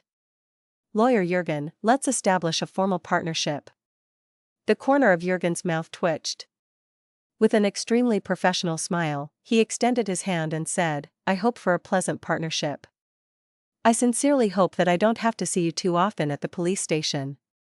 That's not something that's up to me to decide. Klein gave a self-deprecating laugh. Back at 15 Minsk Street, Klein eased himself with a hot bath. But at that moment, he once again heard illusory prayers coming from a woman. Miss Justice? Is there a clue regarding Lenivis? Klein suddenly jumped out of the bathtub, quickly dried his body, put on his clothes, and went above the gray fog. Staring at the constantly expanding and shrinking crimson star, he extended his spirituality and chose to listen. The fool that doesn't belong to this era. Honorable Mr. Fool, there's been a problem with the investigation of Lenivis. Justice, who was wearing a white gown for an unknown reason, recounted the explosion that happened on Deravi Street in East Borough, as well as Gavin's drowning. As a telepathist who had already gained some mastery, she didn't add her own guesses, lest it affect the judgment of Mr. Fool. After listening carefully, Klein frowned, feeling that the killer's reaction was unimaginably extreme. Unlike Rear Admiral Hurricane Kalangos, Lenivis, as a swindler, would immediately move if he discovered anything was amiss. That should be his professional instinct. There's no reason to follow the clues in reverse and kill those who are seeking him. According to this standard, 80% of East Borough's bounty hunters would die. This would cause a sensation and cause the case to be taken over by the Nighthawks, mandated punishers, or machinery hive mind. Has the benefits Lenivis gained, from the ritual of praying to the true creator to send his son down, left him mad? This is very consistent with the style of the true creator. However, the problem lies with the fact that it would be difficult for a lunatic to hide himself. Apart from the potential, Klein fell into deep thought and was in no hurry to respond to Miss Justice. He had read the newspapers and known about the explosion, so he used dream divination to recall the details. Then he wrote a new divination statement. Clues to the explosion in Deravi Street.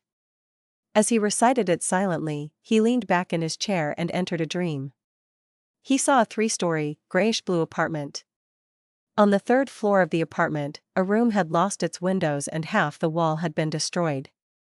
It was filled with signs of an explosion. The scene quickly shattered. Klein woke up from his reverie as he tapped the edge of the table and thought to himself. The clues are at the scene of the crime? This revelation can also mean that the murderer is still watching the crime scene and wants to finish off the person who comes to investigate the matter. Yes. This will give him a chance to find the person who recently issued the bounty for Lenivis. I'll visit the crime scene in disguise and see if I can find the killer. Even if he isn't Lenivis, he must surely be connected to Lenivis. But he must have hidden himself very well. How can I find him without attracting his attention? A thought flashed as Klein's eyes was cast onto the all-black eye on the long bronze table. This was a beyonder characteristic left behind by the Nimblewright Master Rosago. In the real world, I can't use this item to manipulate those strange threads because of the residual mental corruption from the true creator. There will be irreversible harm after interacting with it for a certain amount of time. However, if it was used temporarily, I can use the threads to find a hidden person. That's something acceptable. It's just like how I used it to determine if Miss Bodyguard had left previously. Klein narrowed his eyes, removed his spirit pendulum, and divined if his trip would be dangerous. The answer was positive, but the amplitude and frequency of the spinning weren't excessive. That's acceptable. Klein was silent for a few seconds before returning to the real world. Then, by summoning himself, he placed the all-black eye into an iron cigarette case and brought it back to his bedroom. After changing his clothes, sticking his beard on, and getting ready, Klein came before the mirror and examined himself. The faint scholarly vibe that he had was completely concealed by the beard on his face, and his brown eyes seemed to be like an ancient pool which hid and sealed something within. Compared to when he was in Tingen City, Klein almost didn't recognize himself. One by one, he stretched out his fingers and clenched them into a fist. Looking at the mirror, he said in a low and hoarse voice, "Captain, this is the first step to avenging both you and me." Before he finished his sentence, he saw himself grinning in the mirror, a brilliant smile on his face.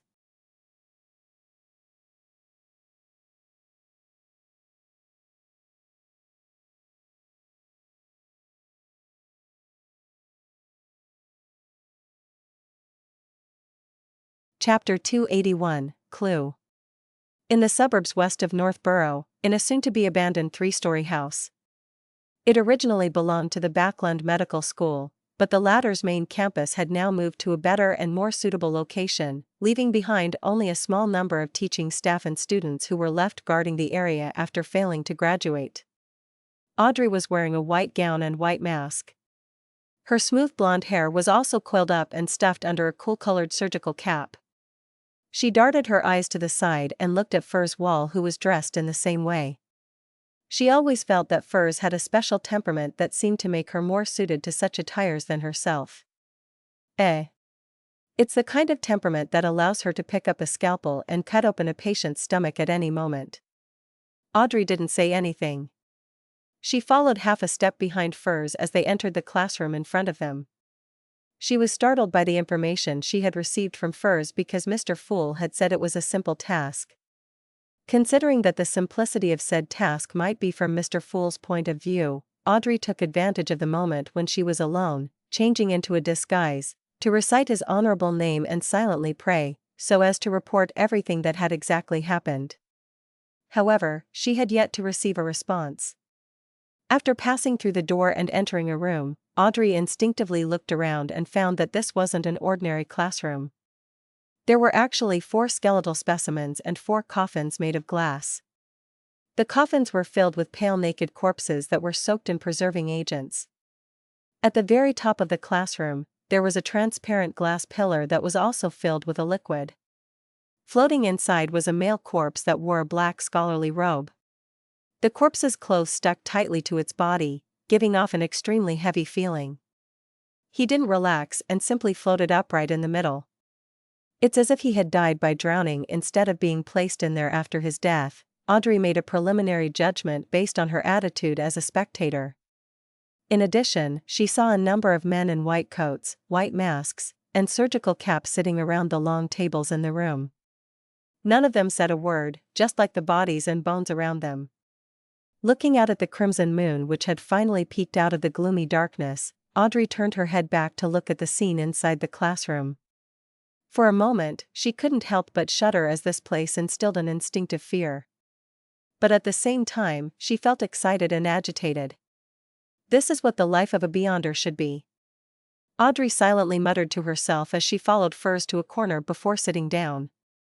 After waiting for a while, the floating black-clothed male corpse inside the upright glass pillar at the front of the classroom suddenly opened his eyes.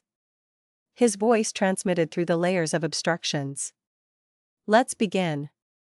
East Borough, Daravi Street." In his dusty grayish-blue worker uniform and cap, he walked along the dark streets that only had a few gas lamps that were still working. There was candlelight shining down from the various apartments on both sides of the street. This was combined with the crimson moonlight that passed through the clouds with great difficulty, and they barely outlined the silhouettes of the pedestrians. Klein encountered people with old, tattered clothes, their faces numb with despair. They were the homeless who had been chased away by the police. They had no place to sleep, so they wandered aimlessly through the streets. Occasionally, they would find some inconspicuous corner or park bench to rest at for a while, but they were soon chased away again. In the cold and dark night, Klein felt that they were more like zombies than the zombies he had seen, and the entire East Borough was more like an abyss than the legendary abyss. He hurriedly took a quick breath which hurt his throat, causing him to cough involuntarily. He quickly gathered his thoughts and looked through the corner of his eyes at the apartment on the corner of the street. It had obviously suffered from an explosion and hadn't been repaired yet. The best place to monitor the crime scene is the apartment across the street. The third and fourth story and the roof all meet these requirements. Klein analyzed the situation with the knowledge he had learned as a nighthawk. Throughout the whole process, he didn't slow down his pace to avoid arousing suspicion. At the end of the street, Klein smoothly crossed the apartment building numbered 1 and entered the building across the street from the crime scene. The one-bedroom apartment he had rented in East Borough was similar to this apartment, and he had also lived in an apartment of slightly higher class with his brother Benson and sister Melissa in Tingeon City for quite a long time. It was Klein's personal experience, but it also came from the memory fragments of the original Klein. As his thoughts raced, Klein lowered his cap, lowered his head, and without rushing, he walked up the creaking stairs to the 3rd floor. Due to his unlucky encounter in the evening, he no longer had a revolver, so all he could do was stick one hand into his pocket and hold a few tarot cards in between his fingers. There was no light other than the faint moonlight in the corridor of the 3rd floor. Klein was in no hurry to move forward, so he carefully observed the layout. The spot directly across the crime scene is on the left. The one with the best view for surveillance should be the 3rd room from here. Klein began to walk slowly and carefully. After walking past 2 rooms, he also inserted his right hand into his pocket and gently opened the iron cigarette case.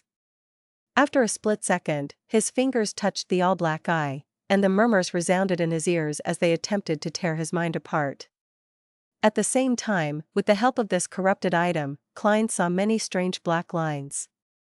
These thin lines floated in the air, and although they were intertwined and entangled a little, he could still distinguish who they belonged to if he traced them back to the source. The corresponding figures were reflected in Klein's soon-to-be-cooked brain. There were men, women, and children sleeping in the bunk beds, and several tenants lying in bed on the floor. Other than that, there were no other special spots, nor were there any hidden figures. The illusion in front of him and the auditory hallucination in his ears slowly improved as Klein quickly retracted his hand from the all-black eye. He endured the pain as he continued to move forward. Once he felt some relief, he would immediately observe the other room. Unfortunately, his efforts of searching the entire apartment to see if there were any places that allowed the observation of the crime scene was in vain. Phew. Klein cowered in a corner of a balcony, his hands were on his knees as he panted heavily. Tears streamed from the corners of his eyes, and from time to time, his nose would run as if he had fallen sick. This was the result of his repeated contact with the all-black eye within a short period of time. Even with Klein's resistance in this area, he wasn't completely immune to it. The only thing that satisfied him was that it only agitated him and didn't corrupt him. Otherwise, he would have given up long ago and wouldn't have dared to try again. That would have led directly to devolving into madness. After resting for a while, Klein finally calmed down and switched to a different apartment that didn't have the same view as this one, but it was still for naught. Did I interpret it wrong? The clues are at the scene of the crime? When Klein returned to the street, he looked suspiciously out of the corner of his eye at the apartment with traces of an explosion. With the mindset of just giving it a try, he put his hand back into his pocket, pushed the metal cigarette case open, and stuck his hand inside. He wanted to see if anyone was hiding in the apartment where the crime scene was located. With a hum, Klein's head suddenly felt like it was being smashed as his body wobbled a little. Like a drunkard, he staggered forward and looked at the apartment which had signs of an explosion.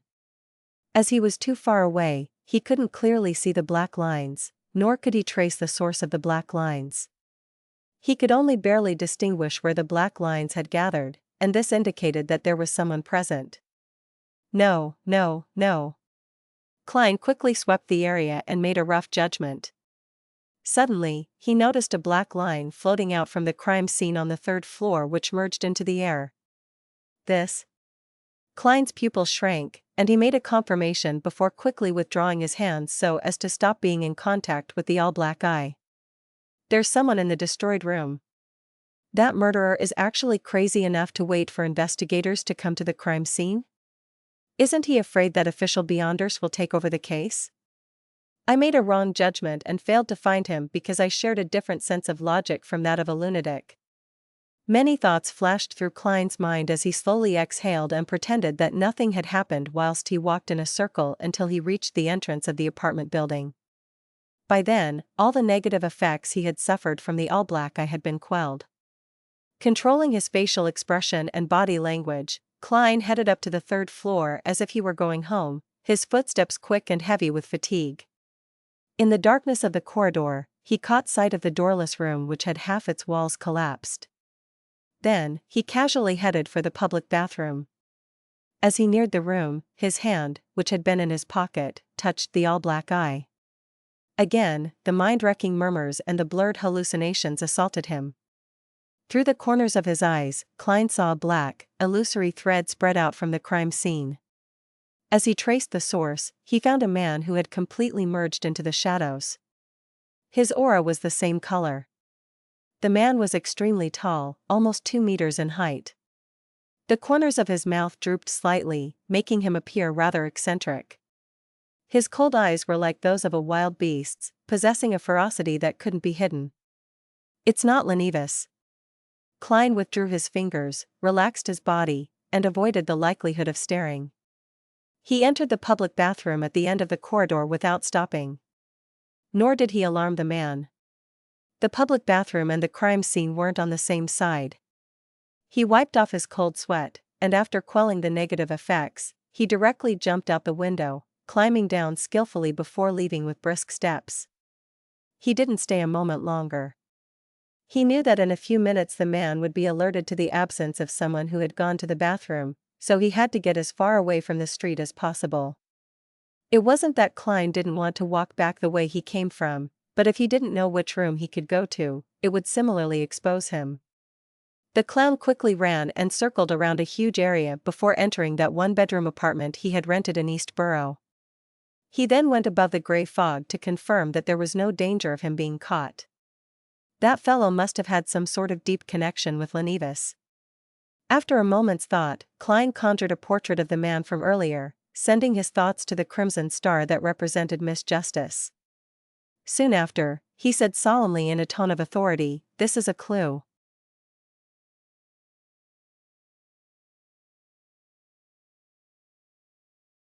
Chapter 282, This is East Borough.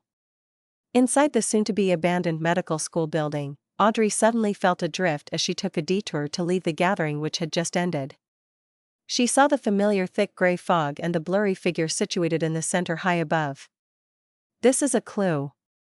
Accompanying Mr. Fool's solemn voice were scenes that looked like a film reel, a colored one at that. A man who wasn't particularly muscular but was nearly 2 meters tall in height was wearing a black priest robe and standing in the shadows. His light yellow hair was slightly curled, and his dark brown eyes were cold with malice. The corners of his mouth drooped slightly, making him look like a ferocious wolf. A clue? A clue to the bombing on East Borough's Daravi Street and Gavin's drowning? Is this the murderer?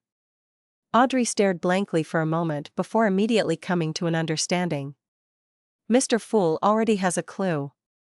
He's really impressive, no, he's omnipotent. After sighing to herself, she turned to look at Furs.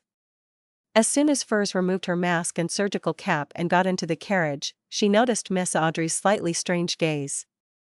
She immediately asked in puzzlement, "Is there something on my face?" "Nope."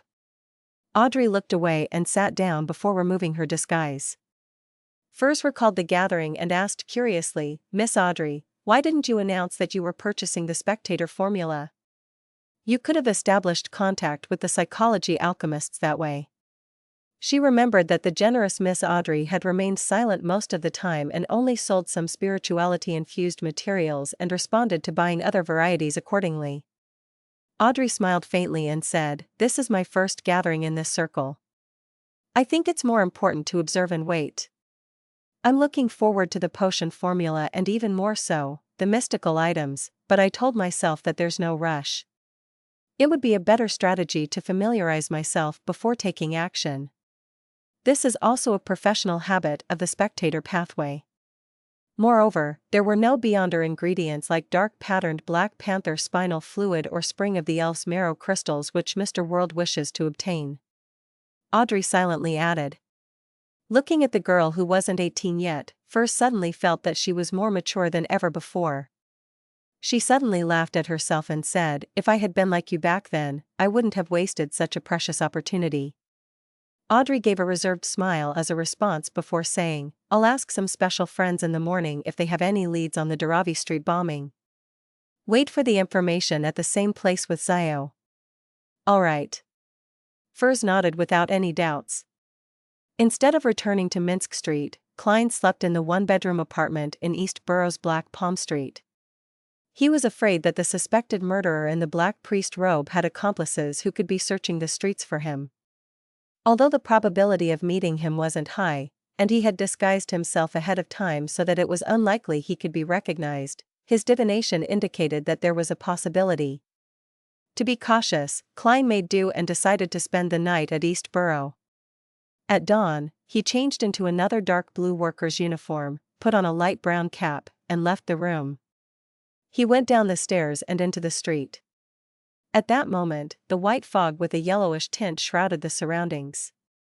There were blurry figures of people passing by, and the cold morning air was soaking into their clothes.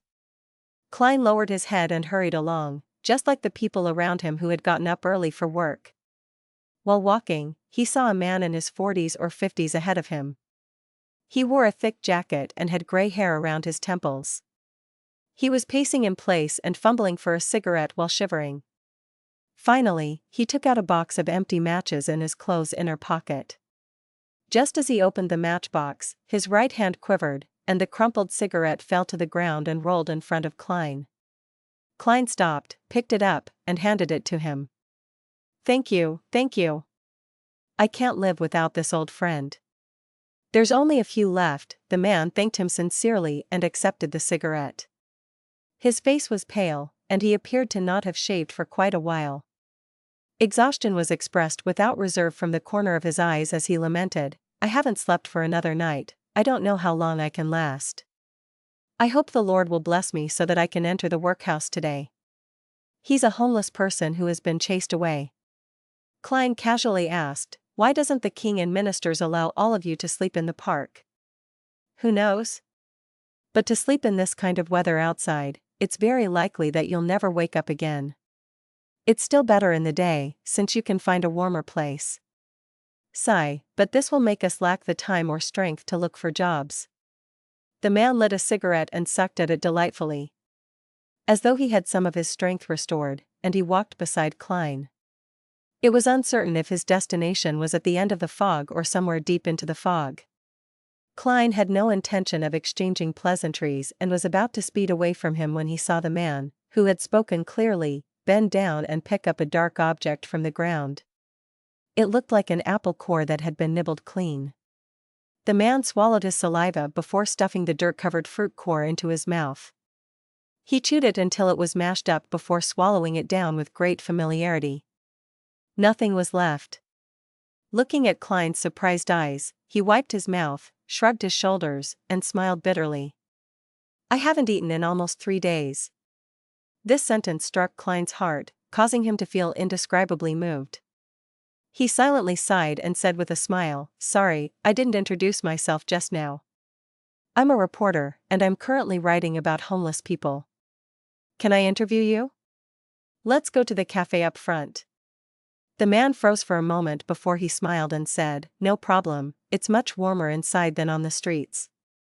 If you can stay a little bit longer after the interview and let me sleep inside for half an hour." "No, 15 minutes. That would be even better." Klein turned agape, momentarily at a loss for words. He just silently led his interviewee into the budget cafe at the end of the street. The tables and chairs in the coffee shop were quite greasy. Due to the walls and windows inside, there were quite a few guests. The average temperature was indeed much higher than the streets. The man scratched his throat, concealing his Adam's apple that was squirming from the fragrance. Klein motioned for him to sit down and went to order 2 large cups of tea, a plate of lamb stewed with young peas, 2 loaves of bread, 2 pieces of toast, a serving of low-quality butter, and a serving of artificial cream for a total of 17.5 pence. Have some food to eat. We'll have the interview after you eat your fill. Once the food was ready, Klein carried them back to their table. This is for me? The man asked with anticipation and surprise. Except for a piece of toast and a cup of tea, the rest is yours. Klein smiled in response. The man wiped his eyes and said with a slightly choked voice, "Why, you truly are a kind-hearted person." After starving for so long, make sure not to eat too quickly, Klein warned. I know, I had an old buddy who died just like that. The middle-aged man worked hard at eating at a slower pace, occasionally lifting his cup of tea and gulping it down. Klein easily finished the toast and watched quietly, waiting for the man to finish his meal. Phew, I haven't eaten until I was this full in 3 months, no, half a year. In the workhouse, the food they give is just enough. After a while, the man put down his spoon, leaving empty plates in front of him. Pretending to be a journalist, Klein asked casually, "How did you become a vagabond?" "It was bad luck. I was originally a worker leading quite a good life. I had a wife, 2 cute children, a boy and a girl, but a few years ago, an infectious disease took them away, and I also stayed in the hospital for a long period of time, losing my job, my wealth, and my family in the process. From then on, I often couldn't find a job, and I didn't have any money to rent a house or buy food. All I could do was wander on the different streets and in certain parks. This made me very weak, making it harder for me to find a job." The man spoke with a hint of nostalgia and sadness in his numbness. He took a sip of his tea, sighed, and spoke again. "I can only wait for an opportunity to enter the workhouse, but as you know, every workhouse only takes in a limited number of people. With good luck, and if I queue up in time, I can spend a few days in peace, recover my strength a little, and then find a temporary job." "Yeah, temporary. Soon, I'll be jobless again and the previous process will be repeated. I have no idea how much longer I can last like that. I should have been a good worker." Klein thought for a moment and asked, "How many cigarettes do you have left?" "Not many left." The middle-aged man smiled bitterly. "This is the last of my assets, the only thing I have left after I was chased out by the landlord. One can't bring them into the workhouses, but I'll secretly hide them in the seams of my clothes.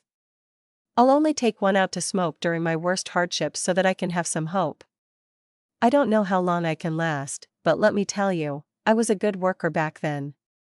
Klein wasn't a professional journalist and was momentarily at a loss on what to ask.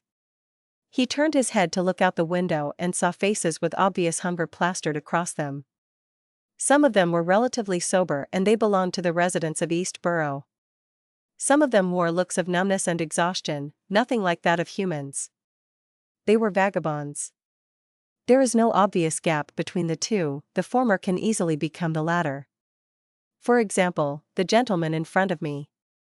When Klein looked back, he discovered that the man had fallen asleep, his body curled up on a chair. After a few minutes of silence, Klein went to pat the man awake and gave him a handful of copper pennies. "This is the payment for the interview." Okay, thank you. The man didn't realize what was happening, and when Klein reached the door, he raised his voice and said, "I'll go to a budget motel and get a bath, get a good night's sleep, and then get a job." At noon, Klein attended a party at the Sammers. There were 10 guests. There was apple juice with steak, roast chicken, fried fish, sausage, cream soup, lots of delicacies, 2 bottles of champagne, and a bottle of red wine. On his way back from the bathroom, he met Mrs. Stellan Sammer. He thanked her sincerely, it was a sumptuous lunch. "Truly delightful. Thank you for your hospitality. It cost a total of £4 and 8 soldi. The most expensive were the 3 bottles of wine, but they were all part of Luke's collection. He has a liquor cabinet." The pretty Mrs. Stellan smiled in response. Without waiting for Klein to speak, she said, "You earned £10 from Mary's matter alone, and if you can keep up the good fortune, you'll soon be able to have a banquet like this. For people of our class, you have to invite friends once a month and also be invited by friends." Klein, who was already used to her mannerisms, obliged politely, "Well, I'll have to wait till my income settles at £400 a year before I can be like you." Stellan immediately raised her chin slightly and tried hard to make her smile faint. £430, it must be £430. Dock area, East Balham Dock, Workers' Alliance Tavern. Zio wore boots that gave her height a huge boost and stuck on a thick beard, making herself look like a short man. She tried to recall the portrait from Miss Audrey, trying to engrave in her mind the image of the man who might have been the murderer. If Gavin had been killed by him, the murderer probably frequents this tavern. Zio ordered a glass of rye beer and a lunch set before huddling in a corner and eating slowly. From time to time, she would look around furtively in search of her target. After a while, the tavern's door was pushed open again, and Zio reflexively looked over. With just one look, her pupils shrank so thin that they resembled needles as she nearly became petrified. The patron who entered was nearly 2 meters tall.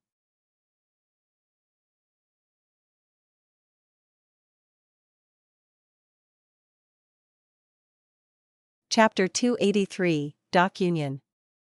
Zio has been in the bounty hunter business for a very long time. Many things were done on instinct without any thought. When she saw the patron who entered was nearly 2 meters tall, she instinctively lowered her head and continued to eat her pork sausage and French fries as if nothing had happened. Although the food entered her mouth, Zio didn't taste it at all. She endured dozens of painful seconds before she slowly raised her head and pretended to look around casually. Soon, she saw that the patron who had just entered was sitting in front of the bar counter, waiting for his booze and lunch. Soft, curly pale yellow hair, dark brown beast-like eyes, a slightly drooping mouth, an aura of solitude and malevolence. Little by little, the details came into Zio's eyes, overlapping with the image in her head. It's him. It's the suspected murderer. The man who killed Williams. Zio lowered her head again and slowly stuffed the rest of the food into her mouth. After a few minutes, she set the tray down on the bar, along with the glass, and left the Workers' Alliance Tavern without looking back. Due to her high boots, they effectively masked the most obvious features of her boots. Outside, Zio slowed her pace and found a secluded spot to observe the people entering and exiting the tavern. After waiting for a while, she finally found an acquaintance, a technician named Burton, who lived in East Borough and worked at the East Balham Dock. The young man liked to treat himself to a cup of shoddy rye beer at noon or in the afternoon, and his salary only allowed him to afford such a beer, and he couldn't drink it every day. Zio nimbly darted over and patted Burton on the shoulder. She lowered her voice and said, "It's me, Zio." "Zio?" Burton looked up and down at the short man and nearly failed to recognize him as the famous arbiter Zio Derrick of the streets of East Borough. "I have something to ask you." Zio pointed to a nearby corner. Burton followed in puzzlement, only to come to a realization when he arrived in a secluded corner. "Are you doing a bounty mission?" He had heard that Zio was also a bounty hunter. "Yes." Zio nodded perfunctorily, fished out 5 pennies, and tossed them around. "Do you know that tall man at the tavern?" "You mean the one that's this tall, has pale yellow hair, and wears a fierce look?" Burton gestured. "Yes." Zio took out the folded portrait and unfolded it. "You have to be sure. That's him. He's been coming to this tavern often for the past 2 to 3 months. I've never seen him before that. He's very fierce, completely unreasonable, and he's good at fighting. It's best that you don't provoke him."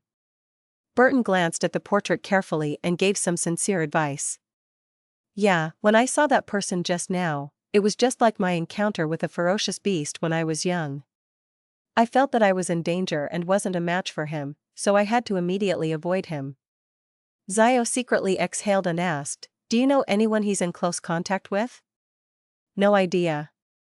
He's not very sociable and he seldom speaks. We don't even know what his name is." We have given him a nickname, Giant.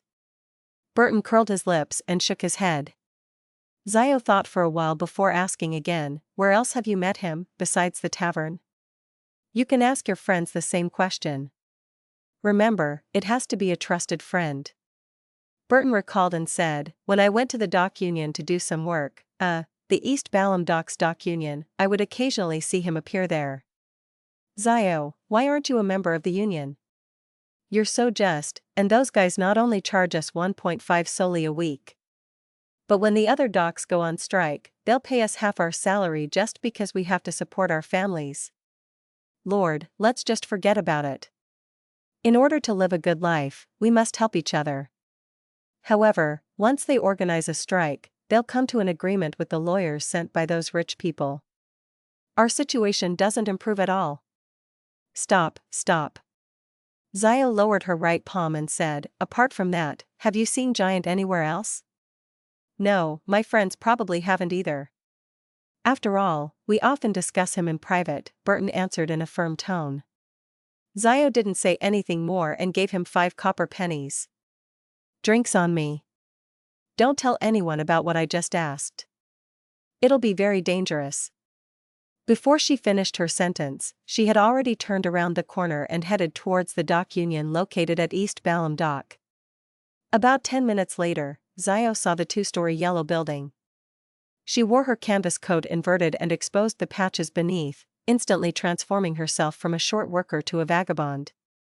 Zio looked at the homeless people huddled around the corner, pinched her nose, and went over to sit down beside them.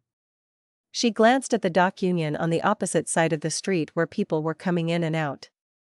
As the minutes passed, Zio endured the cold and the harsh environment while tenaciously observing the situation around the dock union and the surrounding area. She clearly remembered Williams's insistence on drinking, and she also remembered how she felt when she saw the newspaper that fateful day. These feelings made her even more patient than usual. At that moment, about 8 people came out of the dock union, and they headed for the cafe across the street to have lunch in groups. Zio narrowed her eyes and carefully scanned every passerby to confirm their appearance. There's no one suspicious. Zio was about to look away and wait for the next batch of people when the door to the coffee shop creaked and was pulled open as the heat from within rushed out. A man couldn't help but take off his gold-rimmed glasses and wipe away the fog with his sleeves. Zio gave him a casual glance, and her gaze suddenly froze. Those eyes. That mouth. It always had that taunting smile. Lenivus? Zio jerked her head back, not daring to look again. The man from before had bronze skin and short hair, and his face was craggy. He was very different from the portraits, except that his eyes and mouth gave her a familiar feeling. It was the feeling of taunting everyone. Is it Lenivus? Can it be Lenivus? Zio bowed her head and stared at the flagstones on the street. At the Sammers. After a sumptuous lunch, the hosts and guests gathered in the activity room to chat, and they agreed to play Texas together. Interesting rumors and humorous stories echoed intermittently as Klein maintained his smile, interjecting from time to time. He also saw the Sammer family's 2 children entering and exiting energetically. And next to him, Jurgen Cooper wore his usual serious expression, occasionally providing legal advice for the discussion. Klein smiled, turned his body slightly, and asked in a low voice, "Are you bored?" "No, their topics are very interesting." Jurgen nodded seriously. Klein was stunned and blurted a question, "Then why don't you laugh?" Jurgen frowned slightly and looked at him in puzzlement.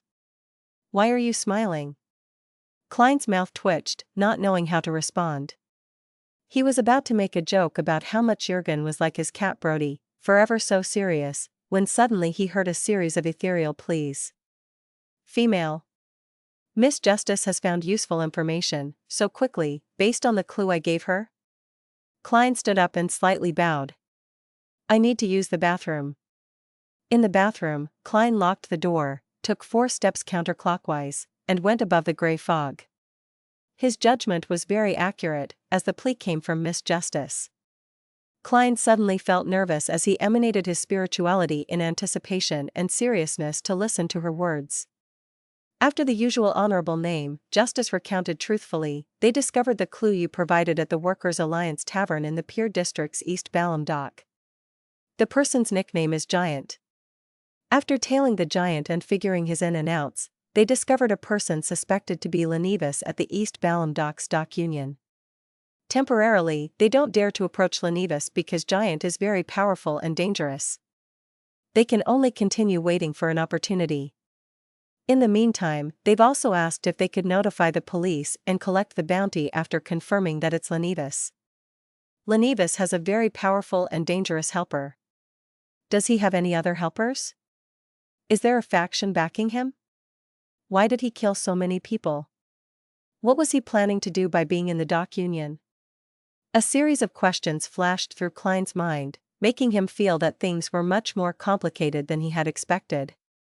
As for the last request, his answer was undoubtedly yes. He would even suggest to the other party that they should inform the Church of the Evernight Goddess directly because there was a possibility of the police leaking the information. Getting the Nighthawks of the Church of the Goddess to kill Lenivus is also a form of revenge. Klein silently murmured to himself. He had a strong urge to immediately confirm that the man was Lenivus, lest things changed because he waited too long. He took a deep breath, suppressed his emotions, and undid the spirit pendulum around his wrist on his sleeve. There is danger going to the dock union for confirmation. Closing his eyes and chanting 7 times, Klein opened his eyes and looked at the topaz pendant. He discovered that it was motionless, completely still. The divination failed? Klein immediately frowned. He changed the sentence he used, changed the divination method, but they all resulted in a failure. After some careful thought, he thought of 3 reasons. First, there wasn't enough information to make a divination. Second, Lenivus wasn't at the dock union, making it difficult for the divination to succeed. And, third, Lenivus was just like Nsangwil, who had items that could shield against divination. An item to shield against divination. A benefit he obtained from that god spawn ritual? A little godhood of the true creator? Klein thought for a few seconds, then decided that no matter what, he had to make a trip to the dock union. There were certain things that needed to be done even though danger was a certainty. If the 2 ladies were able to observe secretly without being seen, so can I. I only need to meet with Lenivus once and I can confirm it with divination. Of course, I can't be rash. I have to prepare in advance. For example, I have to send the all-black eye above the gray fog and not carry it with me. That's to prevent the spiritual corruption of the true creator from resonating with his godhood. Another example, I should elevate my height so that the Giant wouldn't be able to recognize me as the passerby from last night from my figure. For example, I should find a suitable and sufficient reason to not arouse suspicion. Yes, I can pretend to be a reporter and head there for an interview. I'll visit Mike Joseph later and borrow his false reporter identification. The corner of Klein's mouth slowly curled up as he blanketed his body with his spirituality before descending back into the real world.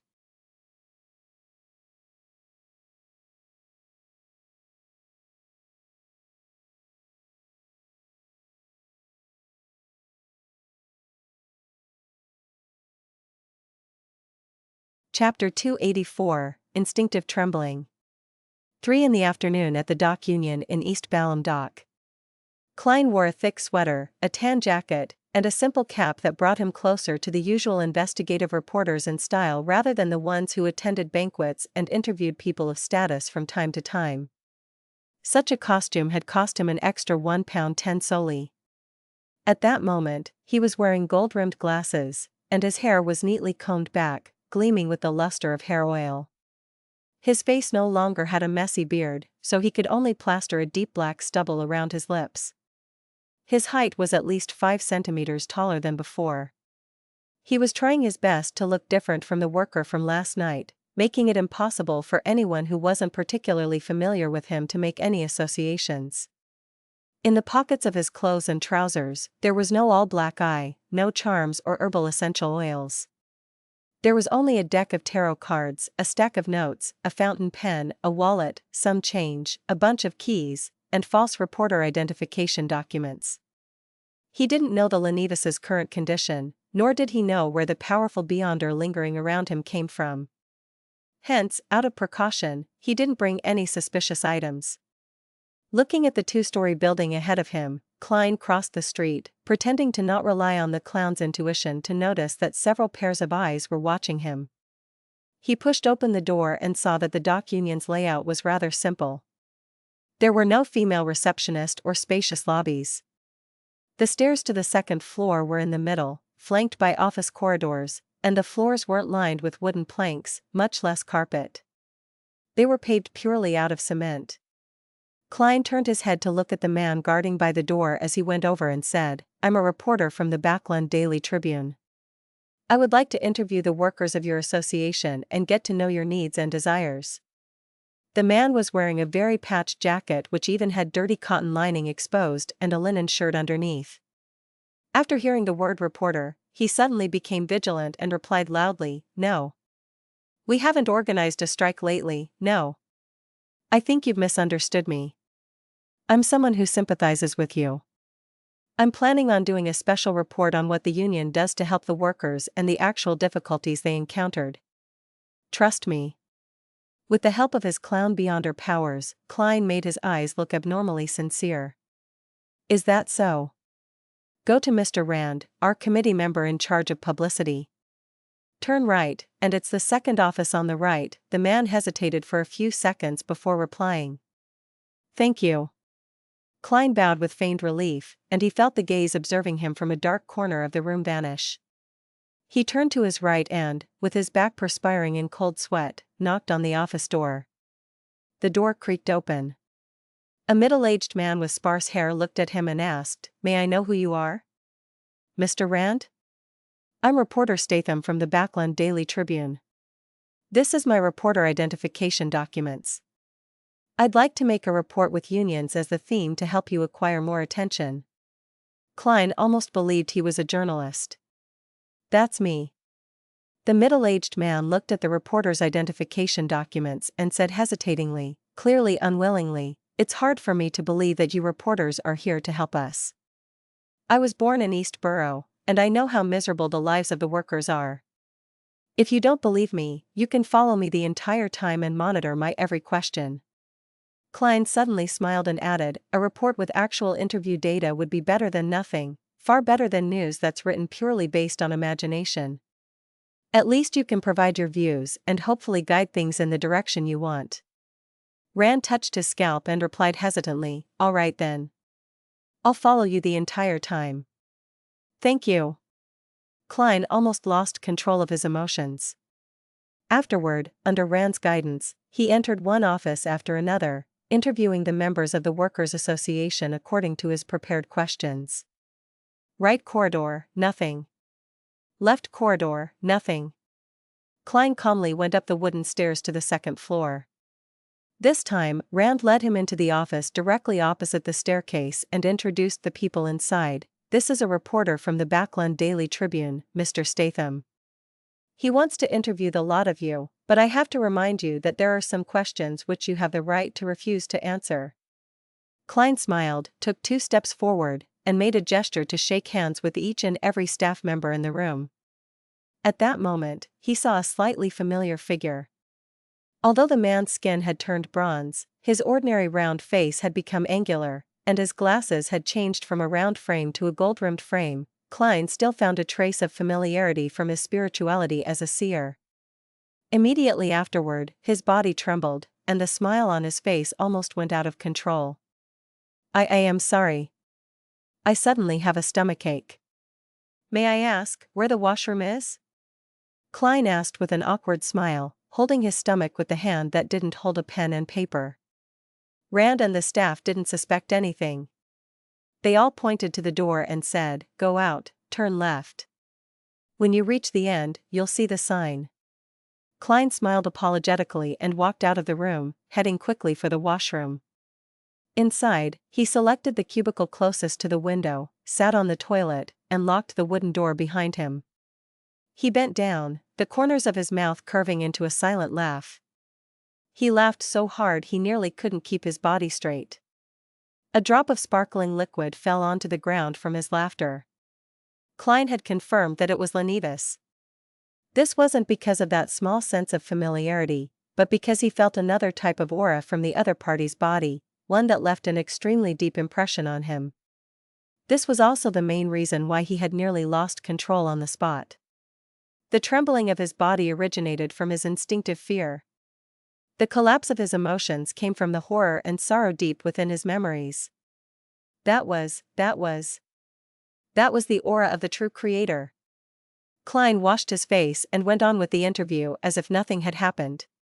Even while facing Lenivus, who had somehow changed so much, he continued to ask questions and record the answers. After finishing all of this, he bade farewell to the Workers' Association and walked out of the dimly lit building. Outside, the sky was cloudy and misty, as if the evening had come early. The true creator's aura can only come from his body or spawn, as well as things that extend from the two.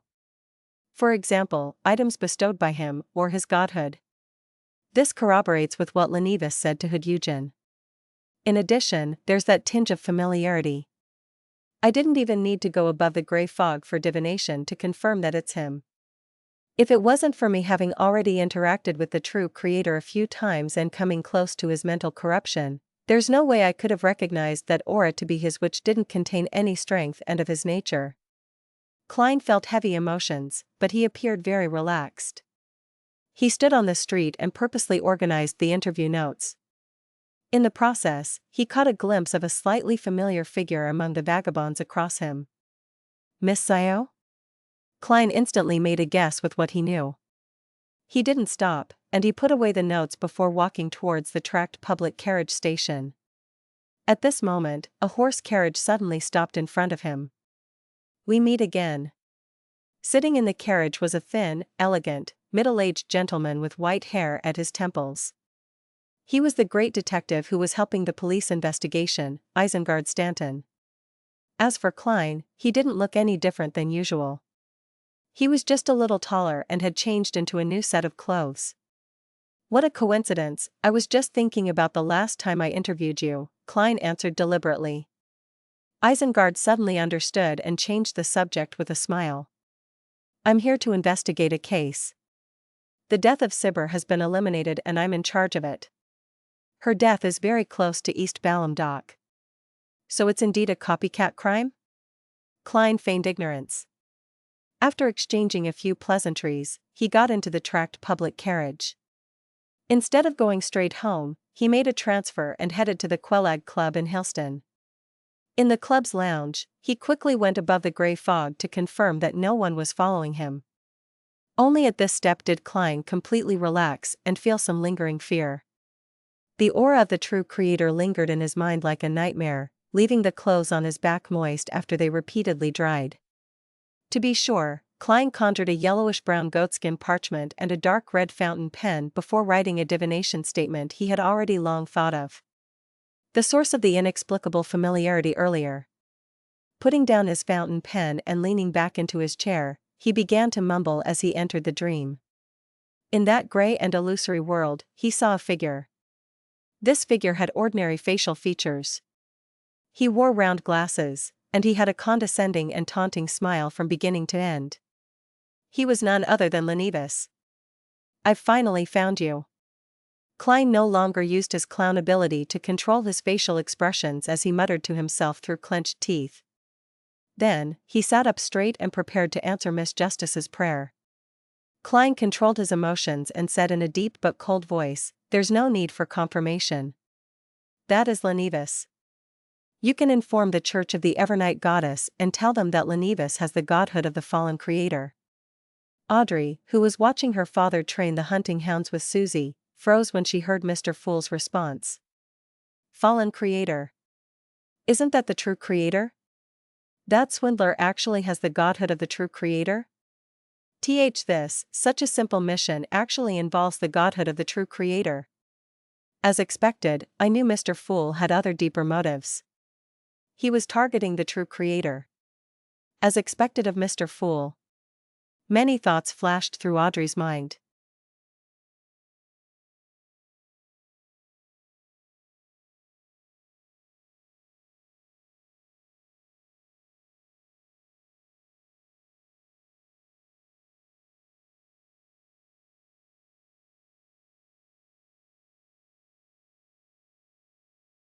Chapter 285, Midnight Bell Tower.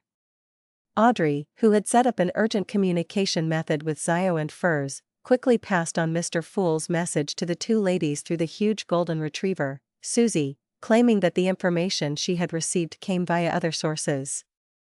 In the corner of an old church, as Zio was thinking about how to confirm Lenivis's identity, or how she should create chaos and avenge Williams, she unfolded the ball of paper.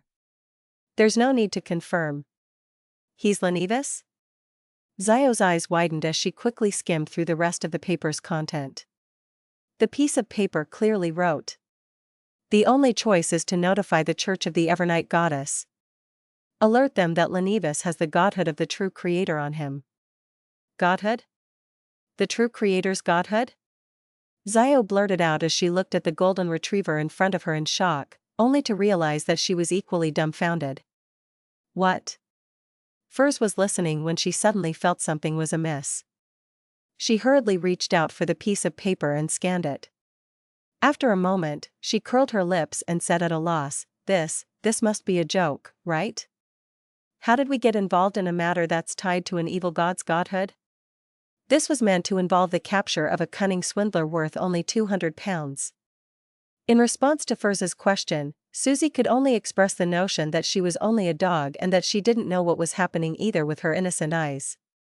Not expecting a dog to answer her questions, she turned her head to Zio and said, "I'm afraid Miss Audrey isn't as naive and innocent as we thought. She has many secrets. This might be a power struggle between a cult, the nobles, and the church.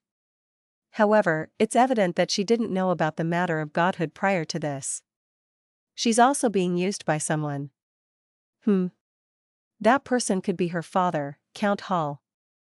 What's fortunate is that this matter ends here. You don't need to take the risk anymore. After you get someone to make the report, you just need to wait to collect the bounty in peace." Zio was startled and said, "That's true.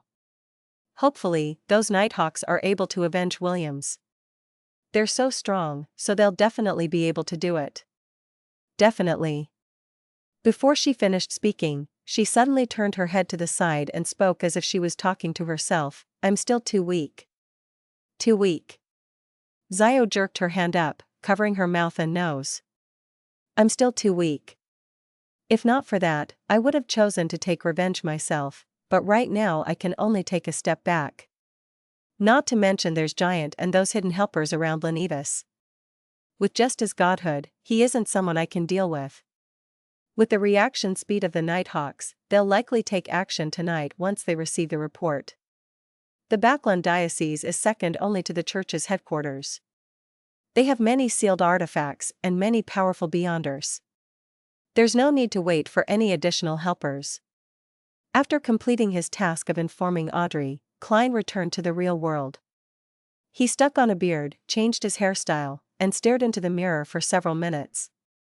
He felt anticipation and excitement, as well as depression and a sense of powerlessness. Before the evening arrived, he left the Quelag Club and returned to Minsk Street. On his way, he went to the grocery market and found a stall that was bustling with its great business.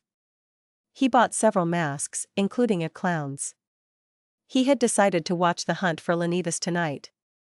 He wanted to see the other party pay the price for his madness with his own eyes. Of course, with his strength, he could only watch from a distance and not even have the right to approach them. By 11 o'clock, when many people were in their dreams, Klein changed into his grayish-blue worker's uniform and disguised himself as he had the night before. Then, he put on his cap, walked a few streets away, and took a rental carriage to the Backland Bridge area. Once there, he switched to walking and walked all the way to the East Balham dock. His interview yesterday included questions such as "Where are you staying now?" and "How's the environment like?" Therefore, he knew very well that Lenivis would be staying in the dormitory provided by the dock union at night. However, Klein didn't go near it. Instead, he carefully went around it. His target was the clock tower of the East Balham dock. In Backland, in addition to the large church with its tall, iconic clock tower, many government buildings were also equipped with one. However, they weren't necessarily tall, grand, and not ornate. It was mostly built for pragmatic reasons, such as this one in the East Balham dock. Compared to the surrounding buildings that reached a maximum of 3 stories, it was like a giant that stood high in the night sky as it overlooked the entire area. Klein easily entered the interior of the clock tower and went up the endless flight of spiral stairs as he moved quickly in the darkness. Finally, he arrived at his destination. He arrived at the top of the gigantic wall clock. It was surrounded by a dark yellow fence, and at the top of his head was a steeple that could be reached by stretching his hand. Taking a few steps forward, Klein hid in the shadows, got a sense of his bearings, and looked towards the dock union's dormitory. It was a 2-story, brick-red building, and the occasional pedestrian resembled a black dot in Klein's eyes. He stared for a few seconds, then took a step back, and sank into the darkness. At the same time, he took out his newly bought mask and wore it. It was a clown with the corner of its mouth sharply raised and a painted red nose. A happy clown. Wearing a clown mask, Klein stood in the rich darkness, patiently waiting for the predetermined show. He waited for 2 hours.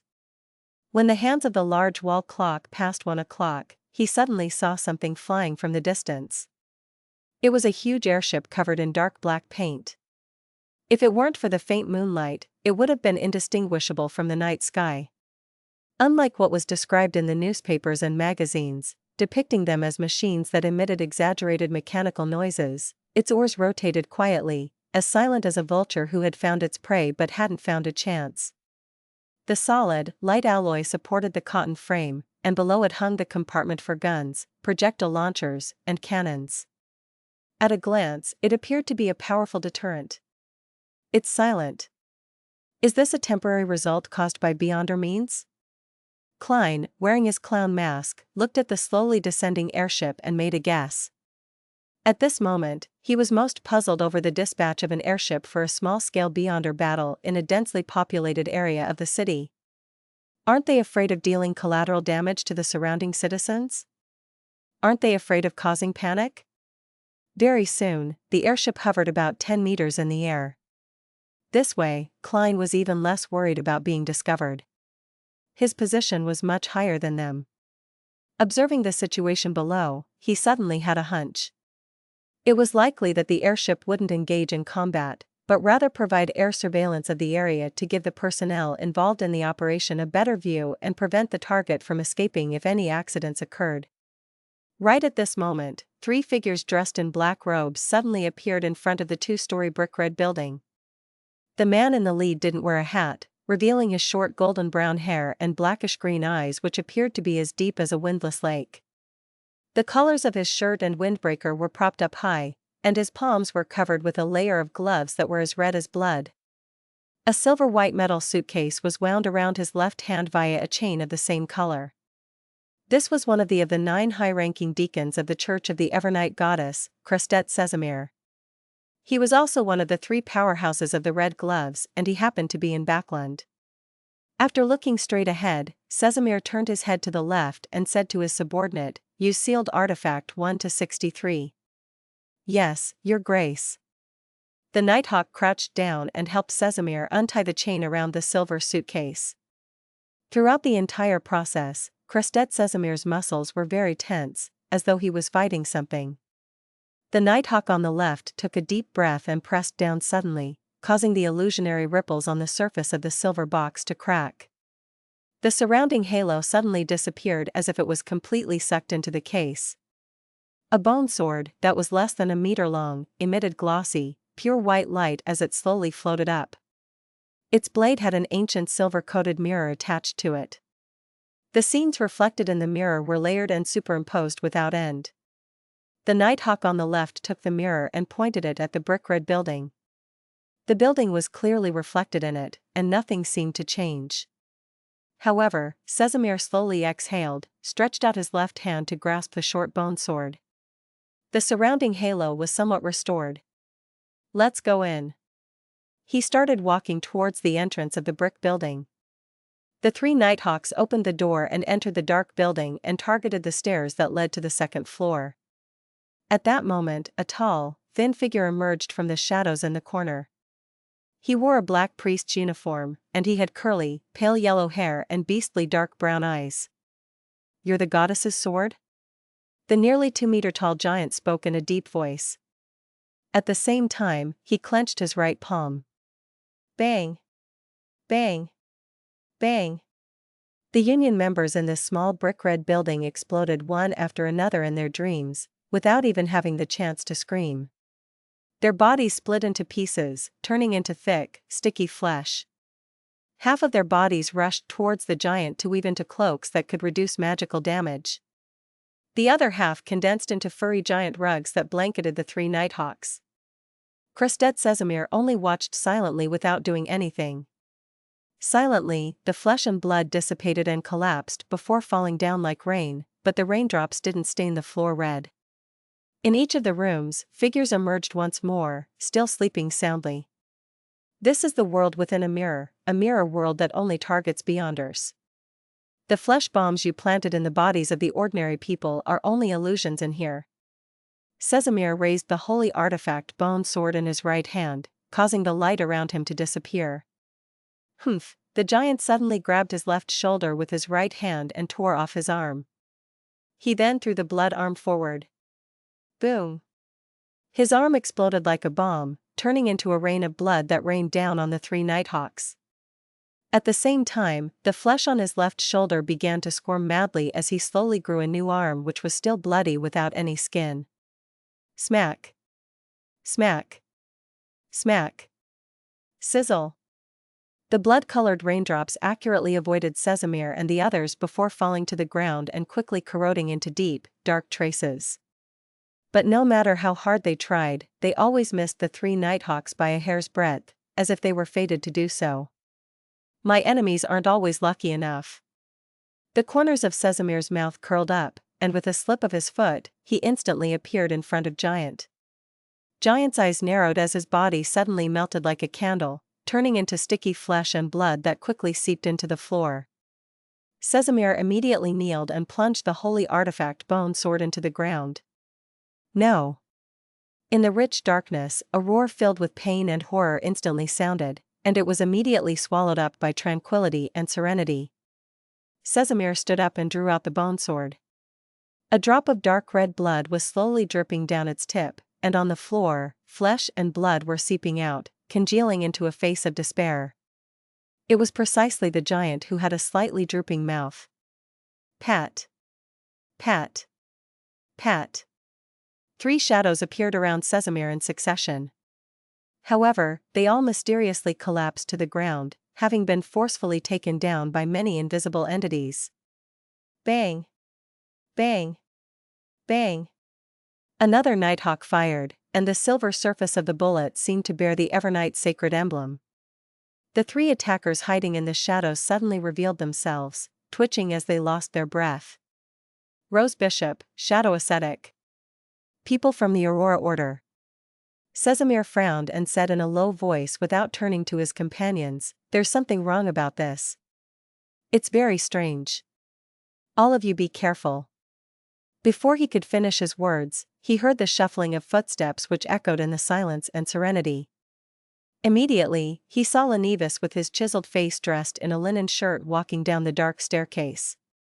He appeared calm and placid without any signs of fear. "I'm very curious. To the Aurora Order, you should be a blasphemer.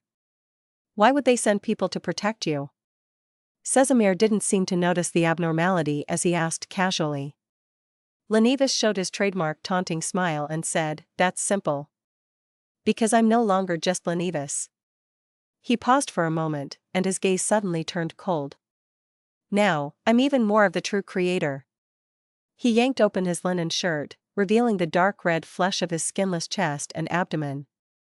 The flesh and blood were conjoined together, forming the figure of a hanged man. All of a sudden, the void around them shattered like glass, and all the scenes around them crumbled. This was the aura of a deity.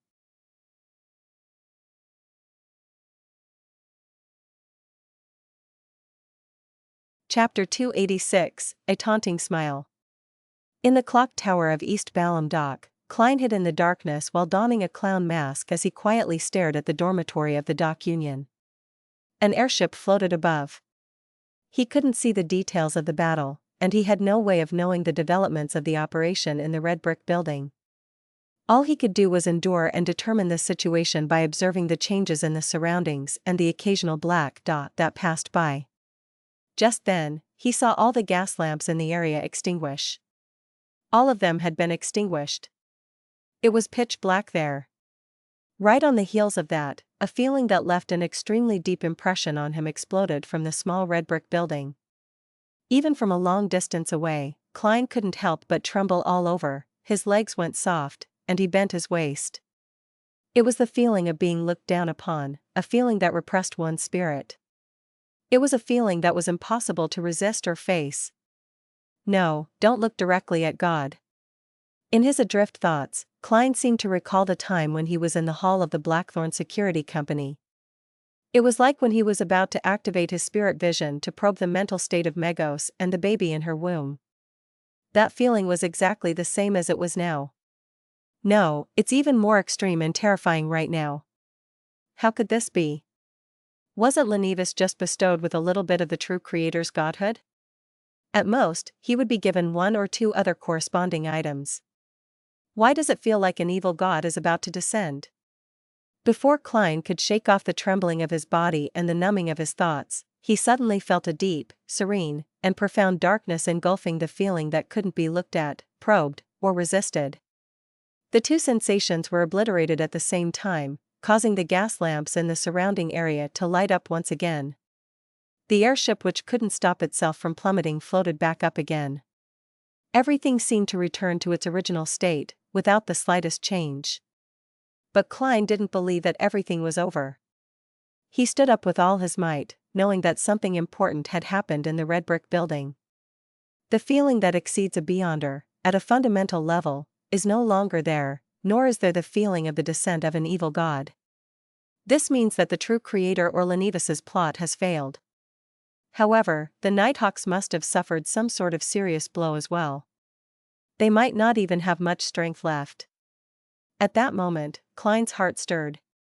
He quickly took out the spirit pendulum inside his left sleeve, holding it with one hand as he said in a low voice, "Lenivus is no longer dangerous at the moment."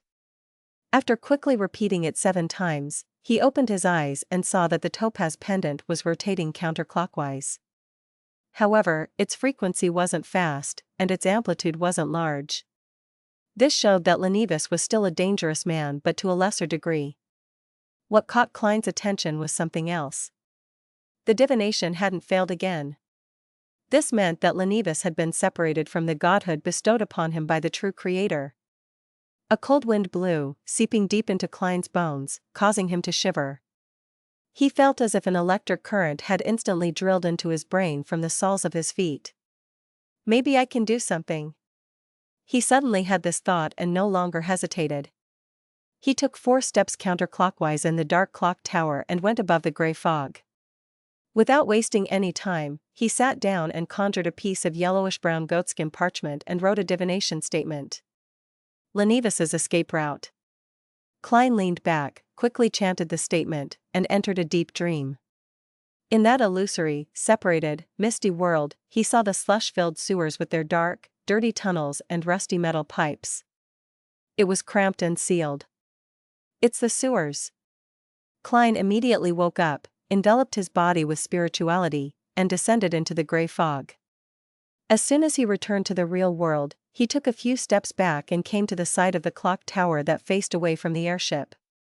Klein didn't walk down the spiral stairs but instead somersaulted over the dark yellow fence. With the help of the platform, the bulging spots, and the decorations on the surface of the building, he jumped down level by level. His body was so balanced it was as though he was walking on the ground. In a very short period of time, his feet stepped on the thick flagstones on the street. Inside the small red brick building, 2 Nighthawks wearing red gloves had collapsed by the door unconscious. The ancient silver-plated mirror had rolled to a corner, but it was no longer special. It no longer looked anything like a Grade 1 sealed artifact. However, one could clearly feel that it was recovering bit by bit. Krestet Sesamir was kneeling at an intersection, a stream of tear-like blood streaked down the corners of his eyes.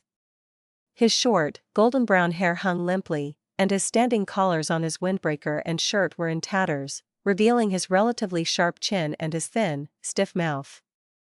Gasping for air, a distorted, semi-illusory, and translucent face appeared on each of his teeth.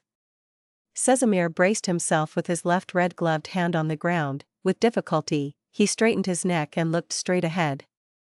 Directly in front of him was the staircase to the second floor, above which stood Lenivas, who had his linen shirt completely unbuttoned. Lenivas stood very straight, with the pure white, smooth bone sword stuck in his chest. The skinless flesh no longer formed the outline of the hanging man's figure, leaving behind a void. Vaguely, one could even see his back through the hole in Lenivas's body. Lenivas moved with great difficulty before suddenly laughing loudly. He said with a maniacal laugh, "Haha, haha, thank you. I really need to thank you. For real. Look at my sincere eyes. I really want to thank you. If you hadn't discovered me and arrived in time, I would truly become the vessel of the true Creator when he descends in a few months. When that happens, how different would it be from dying?" Casimir was stunned when he heard that. He refused to believe that the person who had his crutch destroyed thanks to his hard work would be so happy. At that moment, he wished to stand, but he couldn't. He was also powerless to resist. When Lenivas saw his confusion, he coughed and said with a smile, "Do you know? To people like me, it's the most miserable thing when there's no one to share a great accomplishment that I'm proud of. Cough. When I was in Tingen City, I was deceived by the true Creator, who not only initiated the descent of his spawn, but he also secretly planted a sapling in my body. No, I even believe that my ghost child was just his ruse. He didn't even get the members of the Aurora Order to protect her to divert attention. It was as though he knew from the beginning that the ploy would end in failure. His true descent was set up inside me. The godhood he bestowed upon me suddenly combined with the sapling in my body after I reached Backland. Haha, can you imagine that? I was being replaced bit by him. In the end, I would become the true Creator. Before I came up with a solution, I was found by the members of the Aurora Order through the godhood. Thankfully, they're all lunatics with simple brains. Haha, there are always so many fools. Cough. Cough. Cough. Lenivas spat out a mouthful of foul blood, seemingly recovering some of his mobility. He took a difficult step forward, and his chiseled face suddenly turned soft for some unknown reason as he began resembling his original self. Lenivas reached out to the staircase's handrail and laughed tauntingly. Thankfully, if the true Creator wishes to fully descend and completely replace me, he'll need large amounts of pessimism, despair, numbness, resentment, and primitive evil. Only Backland, only East Borough, the factory and dock area, could satisfy his requirements. This gave me a chance to interact with others.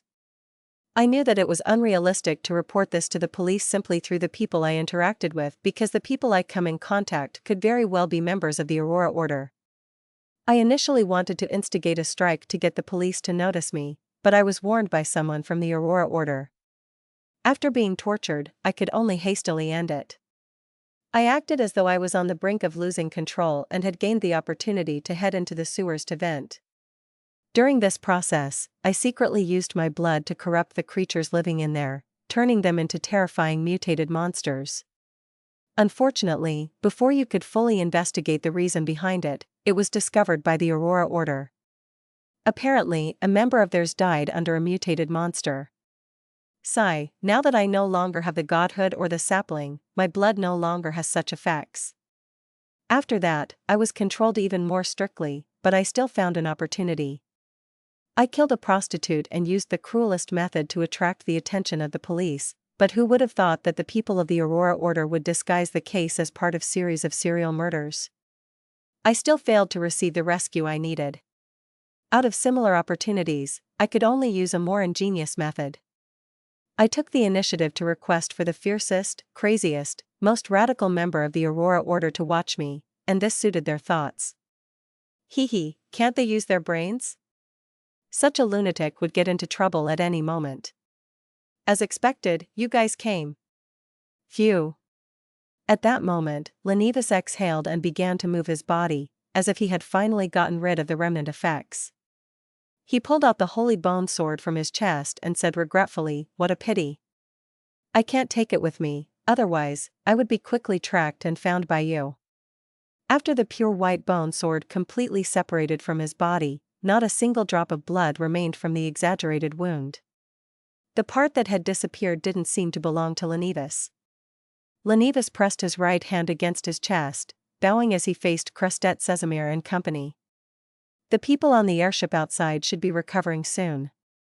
I can't stay any longer." Thank you very much. Although you're all very stupid, you still ultimately helped me. It's an honor for foolish bastards like yourselves." Having said this, he straightened his body and smiled tauntingly, "Goodbye, foolish nighthawks. Use your lives to send me off."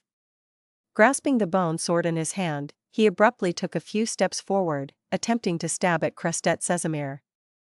But at that moment, his eyelids began to grow heavy, as he felt like collapsing into a slumber. "So you still have some strength. This is troublesome." Leonidas bit his tongue gently and suddenly threw the holy bone sword at the unconscious nighthawk by the door. "No."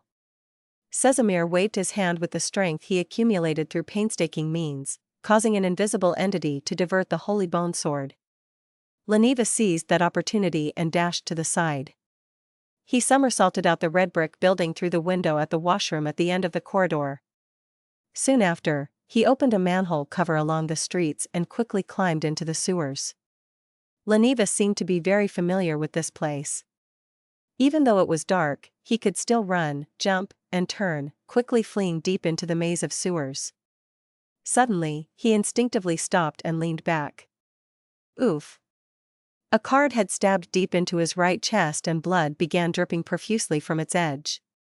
Leonidas looked up, and with his ability to see in the dark, he saw his attacker.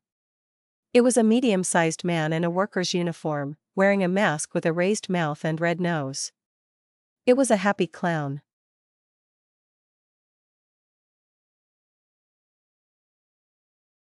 Chapter 287, Death Battle.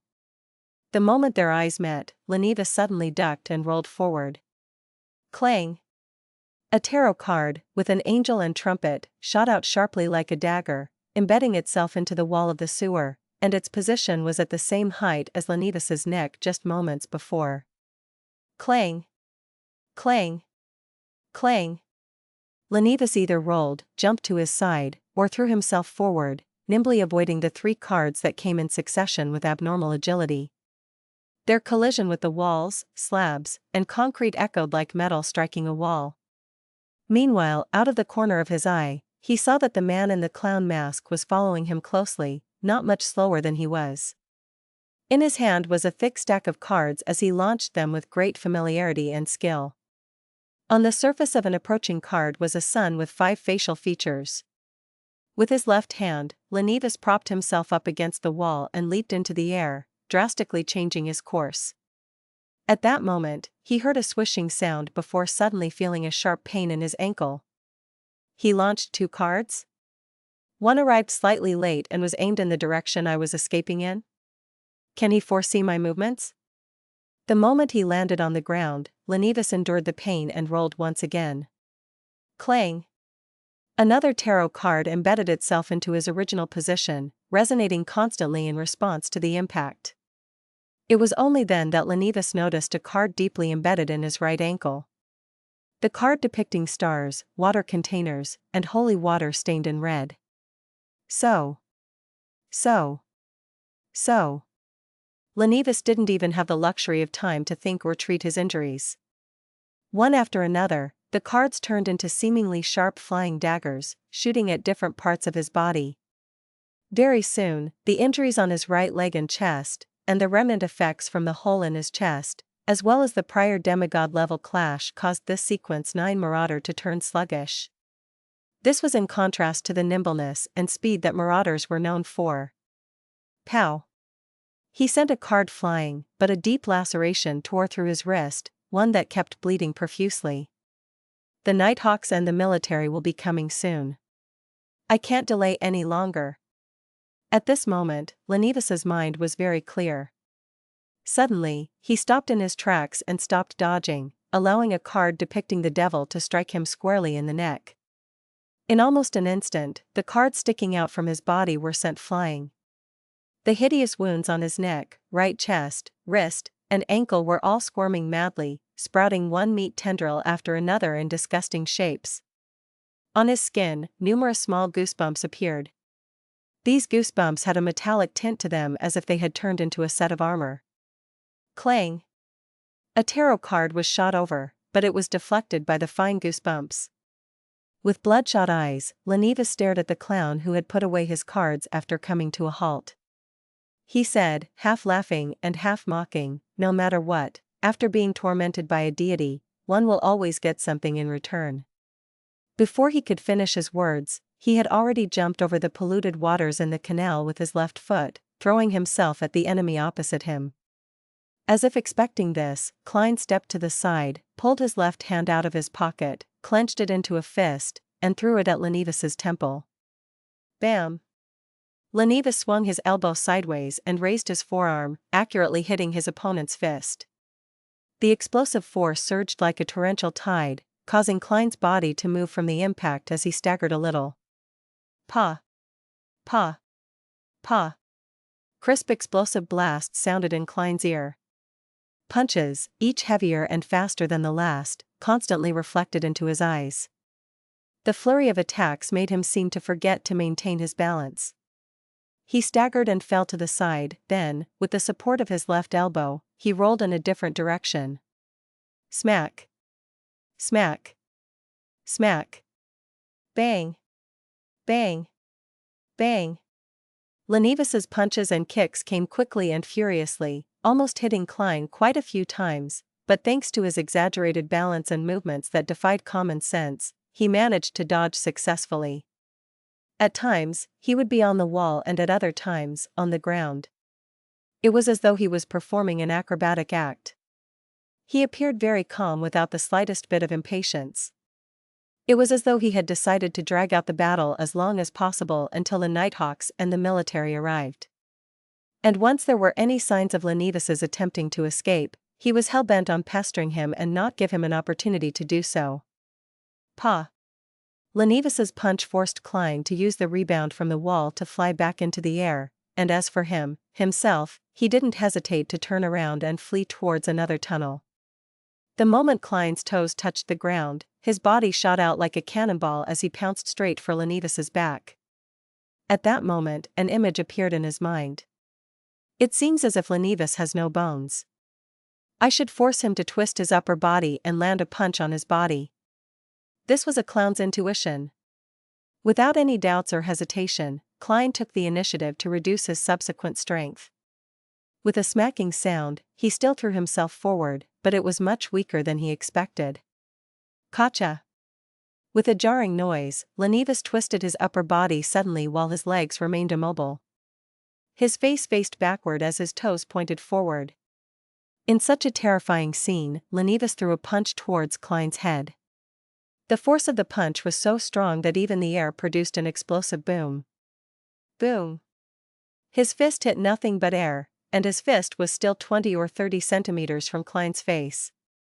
The winds, that stirred from the punch, blew through Klein's hair, but he didn't take the opportunity to attack the enemy.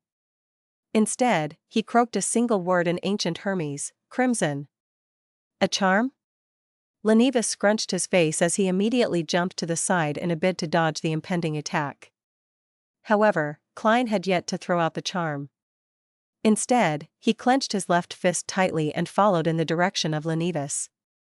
He similarly threw himself to the side and rolled on the ground as well, causing the distance between them to only widen slightly.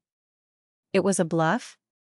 Just as this thought flashed through his mind, the highly raised corners of the clown's mouth were clearly reflected in his eyes. There was also a dark red flame which had unknowingly ignited in the clown's left fist. This? Lenivas's gaze immediately froze. A light crackling sound entered his ears, and a calm, tranquil feeling emanated instantly, enveloping him and Klein.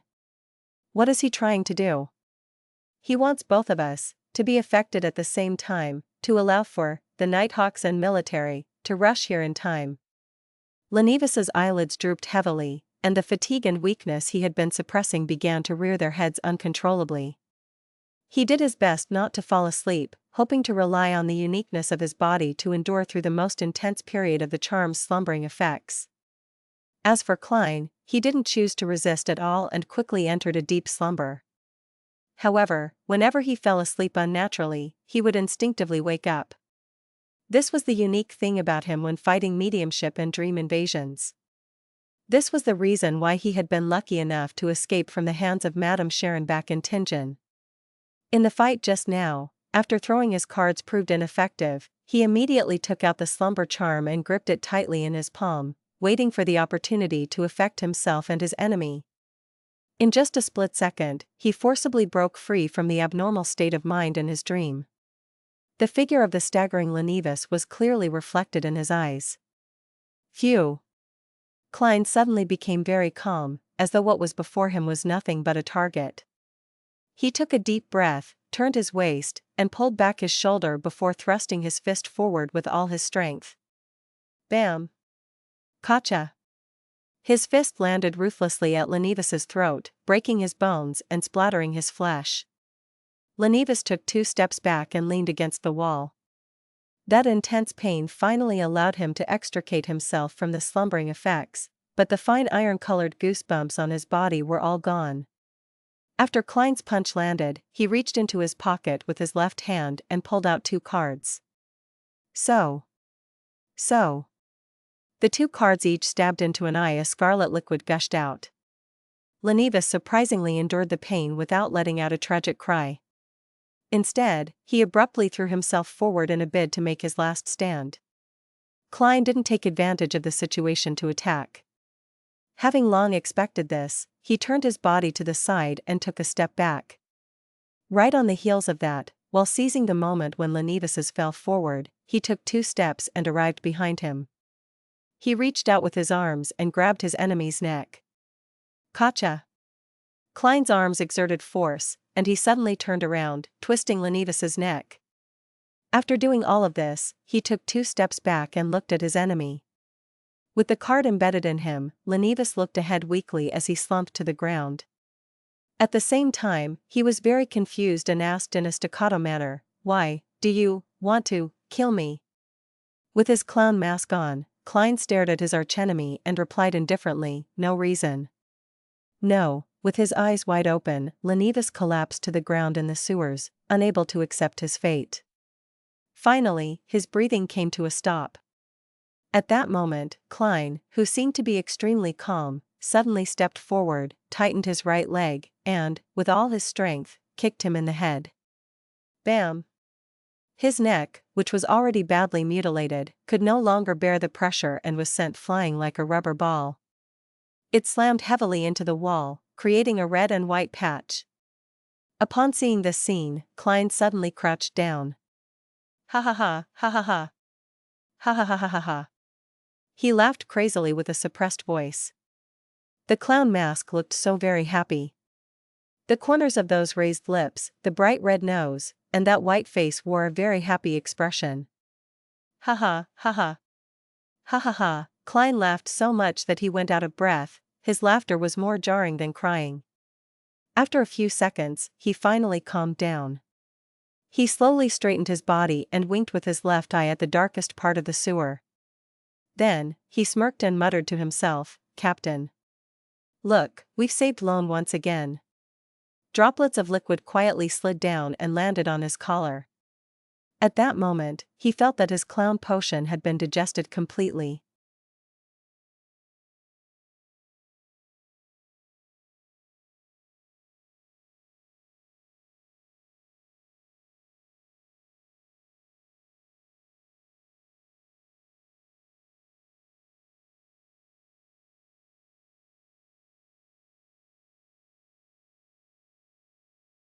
Chapter 288, a scene filled with symbolism.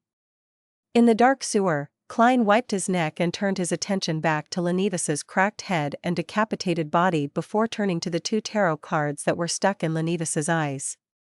He originally wanted to retrieve all the projectiles that he had thrown and wipe the scene of any clues. However, he realized a very real and extremely serious problem. He didn't have the vision to see in complete darkness.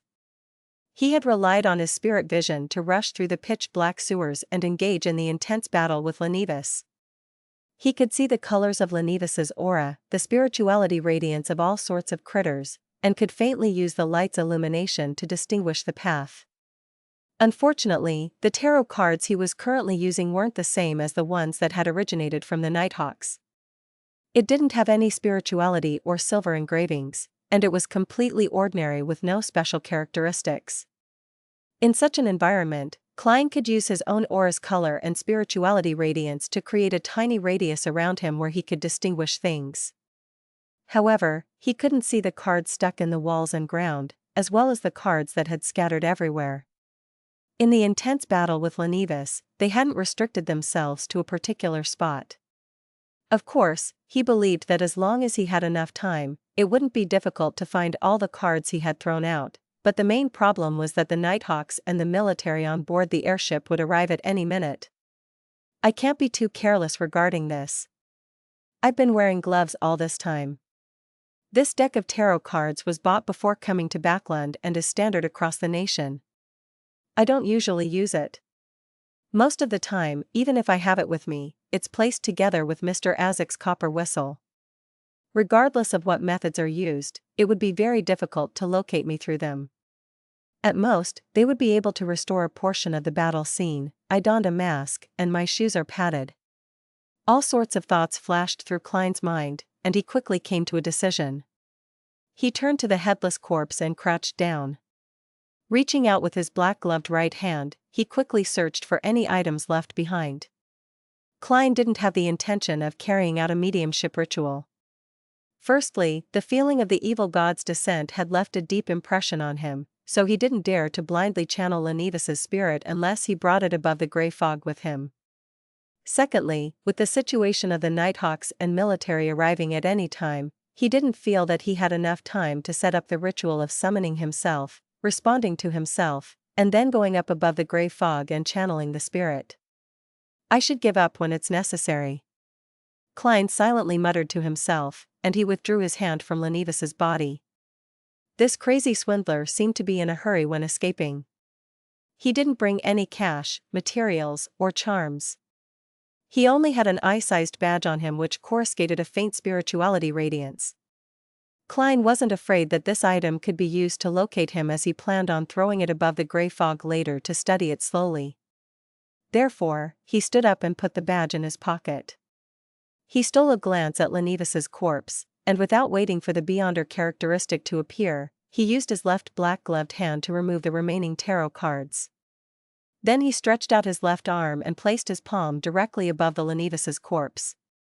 All of a sudden, Klein released his grip, allowing the tarot cards to fall, like leaves cascading over the headless corpse. Some of them faced up with pictures and numbers printed on them, whilst others had dark red patterns on their backs. After doing all of this, Klein took out Azek's copper whistle and tossed it a few times. Then, without looking back, he ran deep into the sewers. After almost 2 minutes, figures finally arrived at this place. Some of them were wearing thick black windbreakers, while others were wearing well-tailored military uniforms. The leader of the group was Crestet Sesamir, who was carrying a pure white bone sword. His red gloves were smeared with dust, and his determined face showed obvious signs of fatigue and frailty. They stopped a few meters away from the body, and through the means of their night vision, they could see Lenevis's corpse and his head against the wall. There were 2 tarot cards stuck in his head. One was the Emperor and the other was Wheel of Fortune. The headless body was covered with even more cards, each separately depicting the Chariot, the Hermit, Death, and more cards of different suits comprising of chalice, scepters, etc. On the walls and on the ground around him, there were also tarot cards such as the Devil, the Sun, and Judgment. It all looked like the scene of some bizarre ritual, and Lenevis was the sacrificial offering that was destined to be sacrificed. Crestet Sesamir drew a silent gasp as he knitted his brows tightly. The Beyonders around him fell into a momentary daze at the sight of this frightening and mysterious scene in the darkness. Far away from the scene of Lenevis's death, Klein quickly found an exit and left. He took off his clown mask and, in the shadows of the gas lamps, walked quickly towards East Borough. Before that, he had already dealt with the stains on the soles of his shoes. It was only when he reached Black Palm Street in the East Borough did he breathe a slight sigh of relief. Then, he quickly held the ritual of summoning himself inside his rented one-bedroom apartment and responded to himself. In his spiritual body state, Klein moved all the clothes he had worn tonight, as well as the remaining charms, herbs, and essential oils, as well as the badge he had obtained from Lenivus to the space above the grey fog. Then, he used a spiritual flame to burn the corresponding clues. Phew. He exhaled and finally had time to take a look at what the badge he had taken from Lenivus looked like. This badge was only the size of an eyeball. On the front was a symbol that depicted fate and concealment, and behind it was a ring of tiny and compact words in ancient Hermes. You can join if you have this item. What does it mean?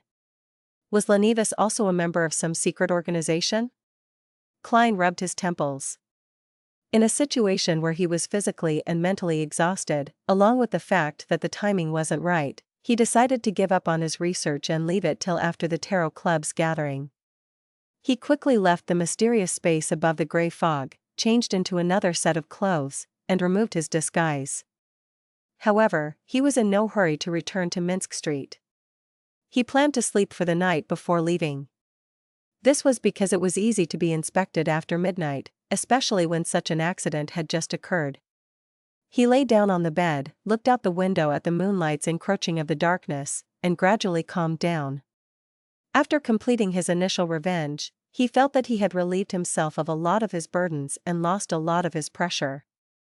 His mental state was clearly much better than before. The present me isn't capable of handling ensanguine and sealed artifact 0-08. Besides, the gap between us is huge. Only after becoming a high-sequence beyonder, a demigod, would I have the qualifications to involve myself in such matters. Before advancing to sequence 4, I'll act as though they don't exist. Yeah, for the foreseeable future, my goal is to work hard to improve myself. Now that I've completely digested the clown potion, I can advance to magician once the beyonder ingredients are gathered. There's still Faceless, Nimble Right Master, and the corresponding sequence 4 which I don't know the name of. Other than that, I'll just be an ordinary detective. Klein's mind was calm and peaceful, and his thoughts were scattered as he thought about his future arrangements. He was no longer cranky or that depressed. As he thought about it, the corners of his lips curled up slightly as he silently muttered to himself. Captain, Benson, Melissa, I believe all of you would prefer to see me like this. At dawn, a group of people wearing surgical hats and white masks came to the dock union's dormitory. They were all dressed as doctors. The elder in the lead appeared to be rich in experience as he said to the puzzled and confused residents, "We've discovered an infectious disease in this building. A person named Kevin has already passed away because of it. We will provide free treatment. This infectious disease has a special drug, and as long as you take it in time, you'll be fine." Kevin? One by one, the guests exclaimed in astonishment as they looked around for their colleague named Kevin. However, they didn't find him at all. That was Lenivus's alias. Seeing that the charity medical team was accompanied by police officers, the residents no longer had any doubts and began to line up nervously to collect their medicine. The first was a middle-aged man with a bushy beard.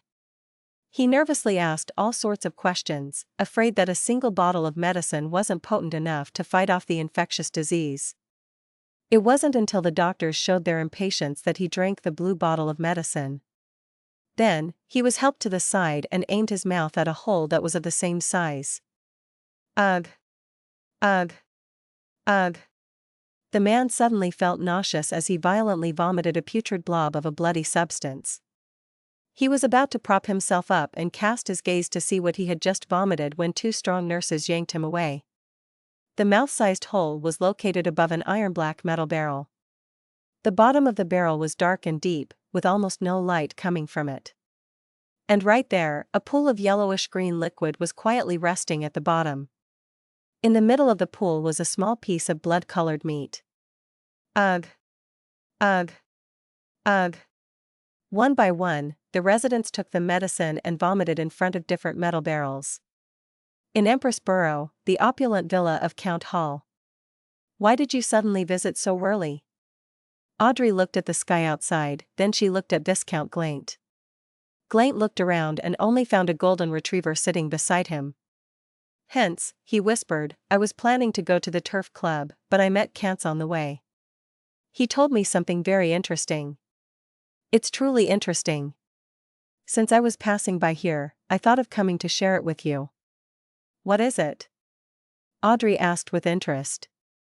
Glaint didn't deliberate over his words as he replied, You should have heard of the Aurora Order, right? It was the Aurora Order that assassinated the Intis ambassador. They were caught, with several important members killed, and a very large ploy was foiled as a result. I thought it was something related to the godhood of the true creator. Zio and Fur sent someone to report the information yesterday evening, and it just so happened that an operation was held last night. Wait, the Aurora Order apparently worships the true creator. Audrey's eyes lit up.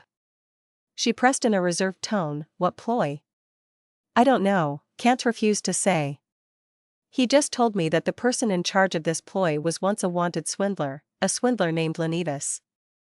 Glaint spread out his right hand. As expected.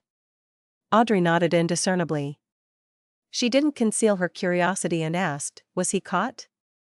He's dead, but he wasn't killed by our people. Glaint paused for a moment. This is what I meant by interesting.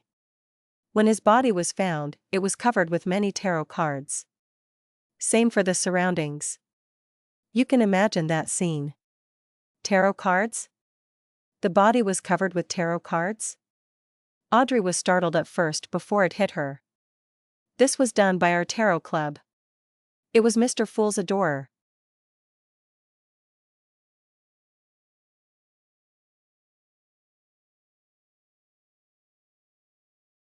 Chapter 289, Conjecture and Investigation.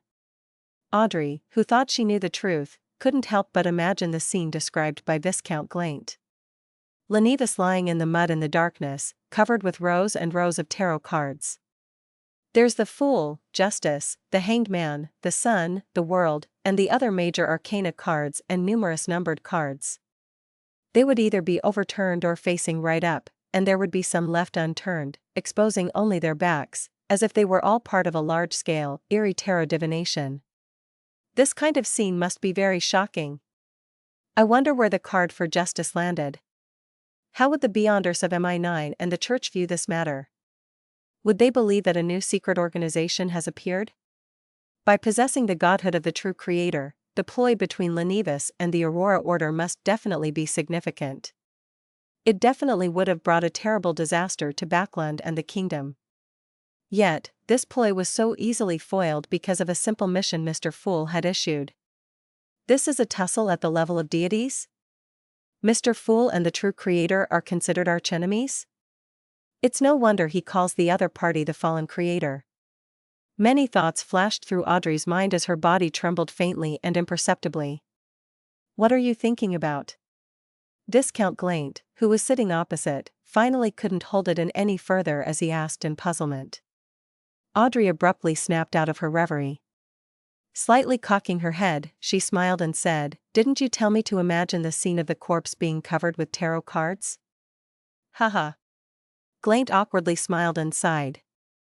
I wonder which secret organization's member killed Lenevis. It really matches how I imagined such things to be like. It's so cool. It's our tarot club. Audrey answered silently as she smiled. Perhaps there's no organization, but the independent act of a powerful Beyonder? Regardless, I like this style.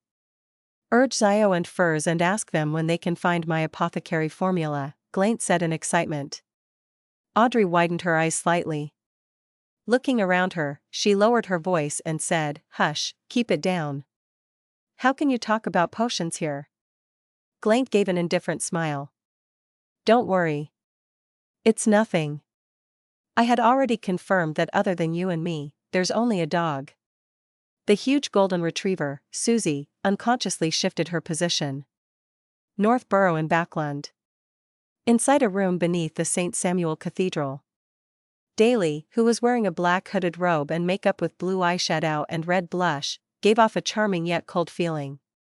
She randomly found a seat and picked up the document on the table. She swept through it before her gaze suddenly froze.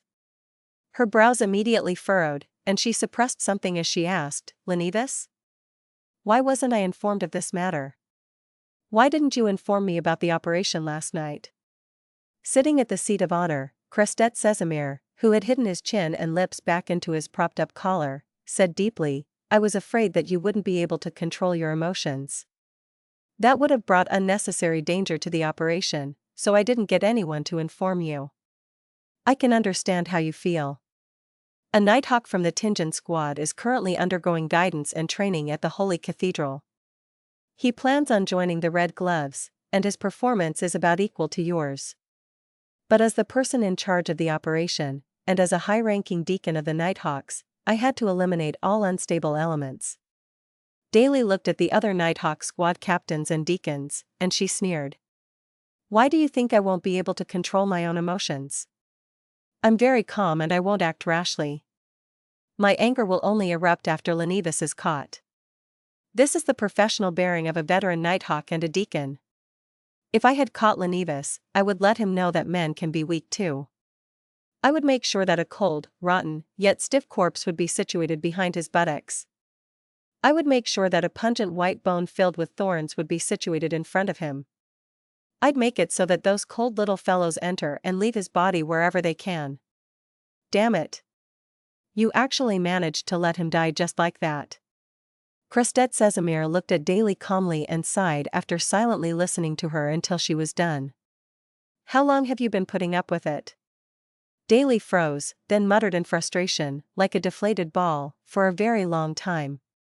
Casimir retracted his gaze and cast them towards the other deacons and captains. "Got anything?" "From our preliminary investigations, the person who killed Lenevis is a member of the Secret Order, a Sequence 8 of the potion name, Clown. He's adept at using paper cards as flying knives." A deacon reported based on the findings. "However, we are unable to confirm this guess. The tarot cards scattered across the corpse don't seem like they were concealing something. After all, the Beyonder didn't deal with the cards on the wall and in Lenevis's head. We all believe the final scene was more of a ritual or a symbolism. Therefore, we suspect that the Beyonder might belong to an organization we don't understand. Of course, the scene might also just be a personal preference of his." Casimir nodded slightly and said, "We can start from that point and proceed with a follow-up investigation. Ire, any updates on the person who tipped us off?" The charming middle-aged man, Ire Harson, flipped the papers in his hand and said, "We investigated the person and discovered that his actions were directed by a bounty hunter. In the process of looking for the wanted criminal, Lenevis, the Balaam's companion, was killed by a member of the Aurora Order. In order to exact revenge, she secretly carried out an investigation and eventually locked onto the target at the Workers' Alliance Tavern in East Balaam Dock. Based on the target's actions and lifestyle, she discovered Lenevis. Her actions have basically been verified by witnesses. There isn't anything strange about it. We also used Beyonder means to confirm that she has no connection with the person who killed Lenevis. She's in hiding now, and it's very hard to find her." Casimir added while seemingly in thought, "This fits very well with Lenevis's description, that the radical and insane members of the Aurora Order were helping him out. Is there any problem with the reporter who did the interview at the Union that afternoon?" Another captain of the Nighthawks reported, "He was a fake reporter, and according to news from the police department, he's actually a private detective who had previously helped Mike Joseph of the Daily Observer. Joseph was investigating the murder of Sibber. We suspect that he got some kind of lead, found the dock union and disguised himself to get in touch with everyone who was suspected of being the killer. This guess has already been confirmed by Isengard Stanton." Casimir acknowledged it before switching to ask about other people who had recently come into contact with Lenevis, but similarly got answers that there was nothing wrong with them. Towards the end, he said after some deliberation, "I'm very confused by the lack of motive for the murder of Lenevis. That mysterious murderer deserves our attention. You should continue to follow up on this matter." In addition, according to common sense, the Aurora Order definitely wouldn't only have Beyonders at the Rose Bishop and Shadow Ascetic level in a big city like Backland. There should at least be an oracle, or perhaps even a saint. Their ploy of receiving the true Creator's descent has failed. With their crazy and irrational traits, I'm worried that they'll launch a series of retaliatory acts. All of you are to be on high alert in the near future. I'll also be staying in Backland. Yes, Your Grace, the deacons and captains replied solemnly. Crested Sesamir paused for a few seconds before adding, the events of the Megos incident in Tingen and last night's incident with Lenivis have revealed a problem. The industrial area, the dock area, and East Borough have become hotbeds for the descent and nurturing of evil gods. You are to send people to investigate and gather the truth about the situation. If it truly is as Lenivis had described, I'll raise this matter at the Council of Cardinals, formally exerting pressure on the kingdom and the government to bring about the corresponding changes as soon as possible. Klein slept in and didn't wake up until it was late. However, it still wasn't bright enough outside.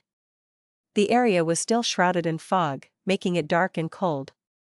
This doesn't fit with my splendid mood, he grumbled. After changing his clothes and taking his key, he returned to Minsk Street unnoticed. After changing from his worker's uniform to casual home attire, a shirt and sweater, and after confirming that no one came investigating his identity as a private detective, he was completely at ease. He leisurely went out to the butcher and grocery store to buy food in preparation for a sumptuous lunch for himself. There was some afternoon sun in Backland, and Klein lazily basked in its worth, momentarily having no desire to do anything. He waited until 15 minutes to 3, then he took out his golden pocket watch for a glance before returning to the bedroom and going above the gray fog. After conjuring the fake world and familiarizing himself with its controls, he sat down on the high-backed chair at one end of the table and gave a message to the sun that he was to prepare for his participation in the gathering. At precisely 3, according to Backland time, streaks of crimson light soared out of the vast and ancient palace, outlining blurry figures which were equally indistinct. Audrey directly looked towards the seat of honor and said cheerfully, "Good afternoon, Mr. Fool. The simple mission you entrusted has been completed." She had deliberately emphasized the word simple in order to ascertain from Mr. Fool whether Lenivis had really been eliminated by his adorer. She wanted to know if the tarot card-covered death scene was a symbol of the tarot club. Klein deliberately acted composed as he said with a smile, "I'm already aware." After saying that, he sighed.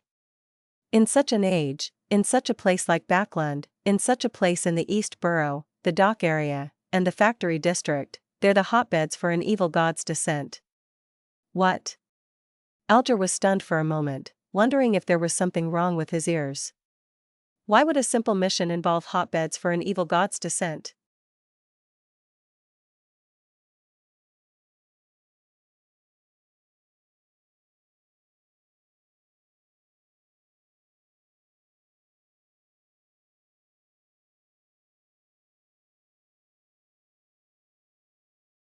Chapter 290, Affecting Change Indirectly.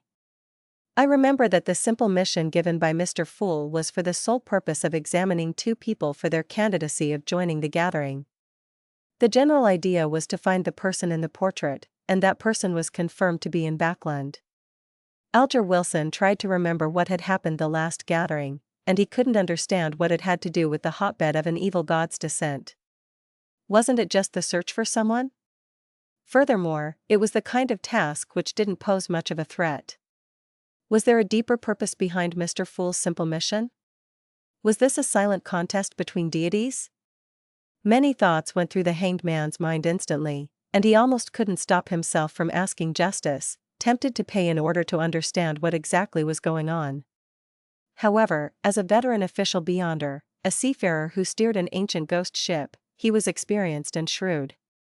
He forcefully suppressed his impulse and planned to go through the internal channels of the Church of the Lord of Storms to find out about the recent events in Backland. As for Audrey, she instantly understood what Mr. Fool's sigh meant. She immediately understood the entire situation regarding Lenivis. So it turns out that the bit of godhood that Lenivis possessed was the basic foundation for the descent of the true creator into the real world. The harsh situation in East Borough, the dock area, and the factory area, however, was a hotbed that provided him rapid nurturing and strengthening. With a simple mission, Mr. Fool stopped the true creator's great conspiracy and saved the whole of Backland. Audrey looked towards the end of the long bronze table, her eyes sparkling brightly. Unconsciously, she brimmed with admiration. At this moment, the gloomy and reserved world let out a chuckle and said, "Yes, every time I see and hear about a large number of child laborers dying in their teens, and how most workers rarely live past 30 due to extreme exhaustion and the terrible environment, or how after barely surviving the previous tests and as a result of their old age and the loss of their jobs, they can only wander the streets and die of hunger and cold, I have no doubt about the existence of an evil god. These gods are on the ground, in East Borough, the dock area, and the factory area. Well, there's even been a report that some factory workers have a hard time surviving 5 years. In the East Borough of Backland, there's a saying that among the people who live there, without exception, any person who's a grandfather must be from the countryside. The meaning of this sentence is that people living there won't have a third generation as they can't have grandchildren. Poverty and hunger make their children very thin. Work that's difficult to adapt to causes them to quickly wither away in Backland, much less getting married and conceiving the next generation. This was the first time Audrey heard Mr. World speak so much. She was suddenly plunged into deep shock and confusion. Why don't I know anything about this? The newspapers and magazines I read only mention that the residents of East Borough are having a hard time. This is far worse than being laborious. Audrey's eyes lost their focus for a moment. She felt as if her understanding of the kingdom and the world had been completely overturned. Suddenly, she understood why Mr. Fool had uttered such a sigh, and why in such an age, such a Backland, in such an East Borough, the dock area, and the factory district were the hotbeds of an evil god's descent. We can't go on like this. Otherwise, Backland will one day be destroyed because of this. Audrey felt a strong urge to go back and learn more, to remind her father, Count Hall. She wanted to use the powers of a spectator and a telepathist to secretly guide the governmental policies that would improve the lives of the pitiful people in East Borough, the docks area, and the factory district. At the end of the long bronze table, Klein quietly observed Miss Justice's reaction. He had purposely lamented a while ago and used his smuff, the world, to give a detailed explanation. He wanted this noble, one who still had a semblance of purity, to realize the seriousness of the problem and use her to push for change in the kingdom. Before I become faceless, I must clearly remember that I cannot be personally involved in such matters. He silently set such a boundary for himself. Thank you, Mr. Fool. Thank you for saving Backland. Your sigh has made me understand the problem at its roots. Thank you, Mr. World. You have made me understand a great deal of the situation I didn't know in the past. Audrey held back her emotions and sincerely thanked the two gentlemen at the two ends of the table. Saved Backland? Alger was no stranger to the conditions of East Borough, the factory district, and the dock area. He was more surprised by the description Miss Justice had used. Just how huge was this matter? He thought with an extremely puzzled frown. The son, on the other hand, listened quite attentively, and although he couldn't understand all of it, he still listened attentively, hoping to learn more about the regions where Mr. Hanged Man, Miss Justice, and Mr. World were located. Klein only smiled in response to Miss Justice's gratitude and didn't do anything further. He then turned to look at the Hanged Man. Alger immediately understood what he meant, and he quickly conjured the last page of the promised Roselle's diary. Klein received it out of thin air and took a casual glance at it. January 14th. I discovered a problem. If unconscious high-sequence beyonder objects are not sealed, they would unconsciously attract nearby low-sequence beyonders from the same pathway, causing them to come into contact with each other. The higher the original sequence, the more likely that this will happen. However, this situation doesn't seem to be a constant. It seems to be intermittent. This diary entry immediately jolted Klein to attention because he had made similar guesses before. After he came to Backland, he soon found himself intertwined with the secret order, with a beyonder of the seer pathway, and thus, found himself in an extremely passive and extremely dangerous situation. However, he had also obtained the corresponding sequences 7, 6, and 5 potion formulas as a result. At the time, he had suspected that his transmigration involved secrets that gave him the power to resurrect, and that he would occasionally attract people and objects related to the seer pathway, such as the Antigonus family's notebook or members of the secret order. After seeing this diary entry of Emperor Roselle, Klein suddenly had a new idea. He used the corner of his eyes to scan the thick gray fog and the illusory dark red stars below him. He muttered to himself in silence. Could it be that the one who created that attractive force wasn't me, but this gray fog, the mysterious space above the gray fog? This could also be considered as a secret behind my transmigration. Without any further clues or information, Klein quickly gathered his thoughts and read the second diary entry. January 16, the taste of a demoness still isn't bad. The corners of Klein's mouth twitched, unsure of what expression he should show. Emperor, I have underestimated you. There's really nothing stopping you. Don't you care about the other person's previous gender? Don't you care about her experience during the pleasure phase? Suppressing the urge to exhale, Klein looked at the last entry in the diary in his hands. January 20th. I finished making the second card of Blasphemy. Let me think, where should I hide it? Yes, I plan to disguise it as a bookmark and insert it into a very valuable book. If the person who obtains it isn't someone fated, it would be hard to imagine that the most valuable thing in the book is actually that seemingly ordinary bookmark. Not bad, that's a good idea. Emperor, why can't you explain more clearly? Which book did the bookmark go into? Before I read this, I was so happy thinking that I can follow the clues and obtain a card of Blasphemy containing the profound secrets of the deities. Klein was disappointed and let his gaze linger on the last paragraph. I hope that there will be more specific information in the future entries of the Emperor's diary. He comforted himself with this sentence, leaned back, and said with a smile, You can start your discussion freely now. At that moment, the son Derrick raised his hand, having learned it from Miss Justice, and said, Mr. World, the Beyonder weapon you gave me far exceeds my expectations. I've already accumulated enough contribution points to trade for the ingredients to advance to sequence 8. I'll use the remaining contribution points to hire helpers to obtain a chance to obtain the true root and juice of the Miss Trayant. I'll be able to complete the deal soon. He explained in great detail, worried that his reputation of keeping his word would be suspected and destroyed. Of course, he was telling the truth. Although the axe didn't match some of his expectations for a Beyonder weapon, its power shocked him. That axe can create a powerful lightning bolt in just 2 or 3 strikes, and with a temporary boost from my bard's powers, I can easily fight in close quarters with a sequence 7 monster. If I were to encounter a monster that's afraid of lightning, I could even easily finish it. I'm now a light suppliant with a certain level of magical spells. My strength has been raised qualitatively, and I can fight against even more powerful monsters. Derrick Berg felt that he had fallen in love with that Beyonder weapon. In the City of Silver, its potency was one of the reasons to like it. The surrounding darkness and monsters in the depths of the darkness forced them to obey this rule for generations. All right. The gloomy world nodded under Klein's control. He then looked around and asked again, Lady, sirs, do you have any clues regarding the dark-patterned Black Panther spinal fluid or spring of the Elf's marrow crystals?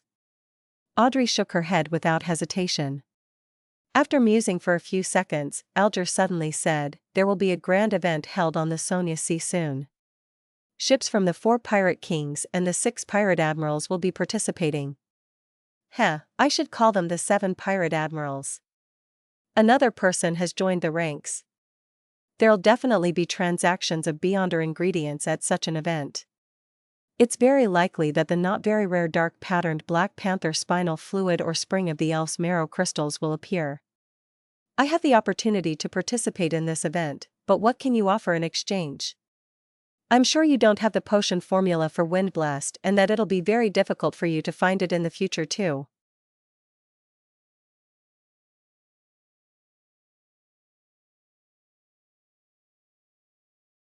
Chapter 291, Seller and Notary in One.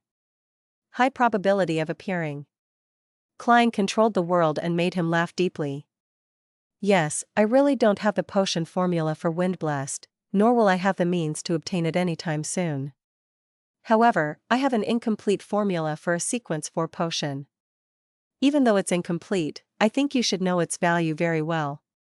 It can be exchanged for at least 10,000 gold pounds, and most of the time, you can't even buy it with money worth several times that. This is a crucial step that will lead to a human's qualitative change. So, are you interested? The spinal fluid of a dark patterned black panther is worth between 500 and 700 pounds, and the spring of the elf's marrow crystals is between 300 and 400 pounds. I believe you'll still need to prepare an additional 9,000 pounds in cash or an item of equal value. Klein had long since speculated that the sequence of the Sun sequence pathway, unshadowed, could be swapped with the same sequence of the Sailor and Reader pathways, and this conjecture had been indirectly confirmed by Mr. A's request and in the information provided in Rozelle's diary. It was even suspected to extend to the secret suppliant and spectator sequence pathways. Therefore, he believed that the incomplete formula of Unshadowed was an irresistible temptation for the hanged man who was from the Sailor pathway. It doesn't matter if you don't have something worth 9,000 pounds for the time being, you can pay it in installments with Mr. Fool bearing witness. Klein silently added. Currently, he was lacking the spinal fluid of a dark patterned black panther, so he didn't mind letting the hanged man remain on credit. In any case, he didn't need to worry about the possibility of him running away. Well, there are also latent risks. I would be at a huge disadvantage if Mr. Hanged Man suddenly dies. With such an expensive deal at hand, Klein couldn't help but feel a little apprehensive. The incomplete formula of a sequence 4 potion? An incomplete formula that leads to the path of a demigod? This is something that you can't even buy with money. Audrey's eyes lit up.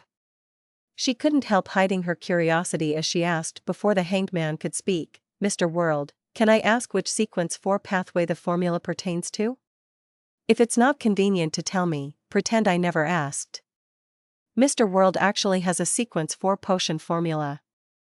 Even if it's incomplete, it's still very shocking. No wonder Mr. Fool pulled him into the tarot club. He isn't a simple beyonder. Well, Zio's and Furz's test mission has come to an end. Mr. Fool didn't mention if he's letting them join. Well, he must have other considerations, and maybe he needs more time to observe them. I shouldn't take the initiative to ask since it will appear impolite. Many thoughts ran through Audrey's mind at that moment. Miss Justice's question was just what Klein wanted. He made the world reply in a husky voice, I was planning to say it anyway. It's the potion formula to sequence 4 of the Sun pathway, unshadowed. The Sun pathway? Derrick instantly looked towards Mr. World, who sat at other end of the long bronze table, his eyes filled with sudden eagerness and longing. However, he maintained his silence because he knew that he was still far from the threshold of a demigod. He had to spend his limited resources to strengthen himself first. Only caring about the near future was the way the City of Silver operated. This was because, to its residents, there might not be any future at any moment. Unshadowed, Audrey nodded gracefully, then happily said, Thank you for your answer, Mr. World. She felt like she had learned something important again. Unshadowed, Alger muttered slowly before calmly replying, I'm sorry. I have no need for it.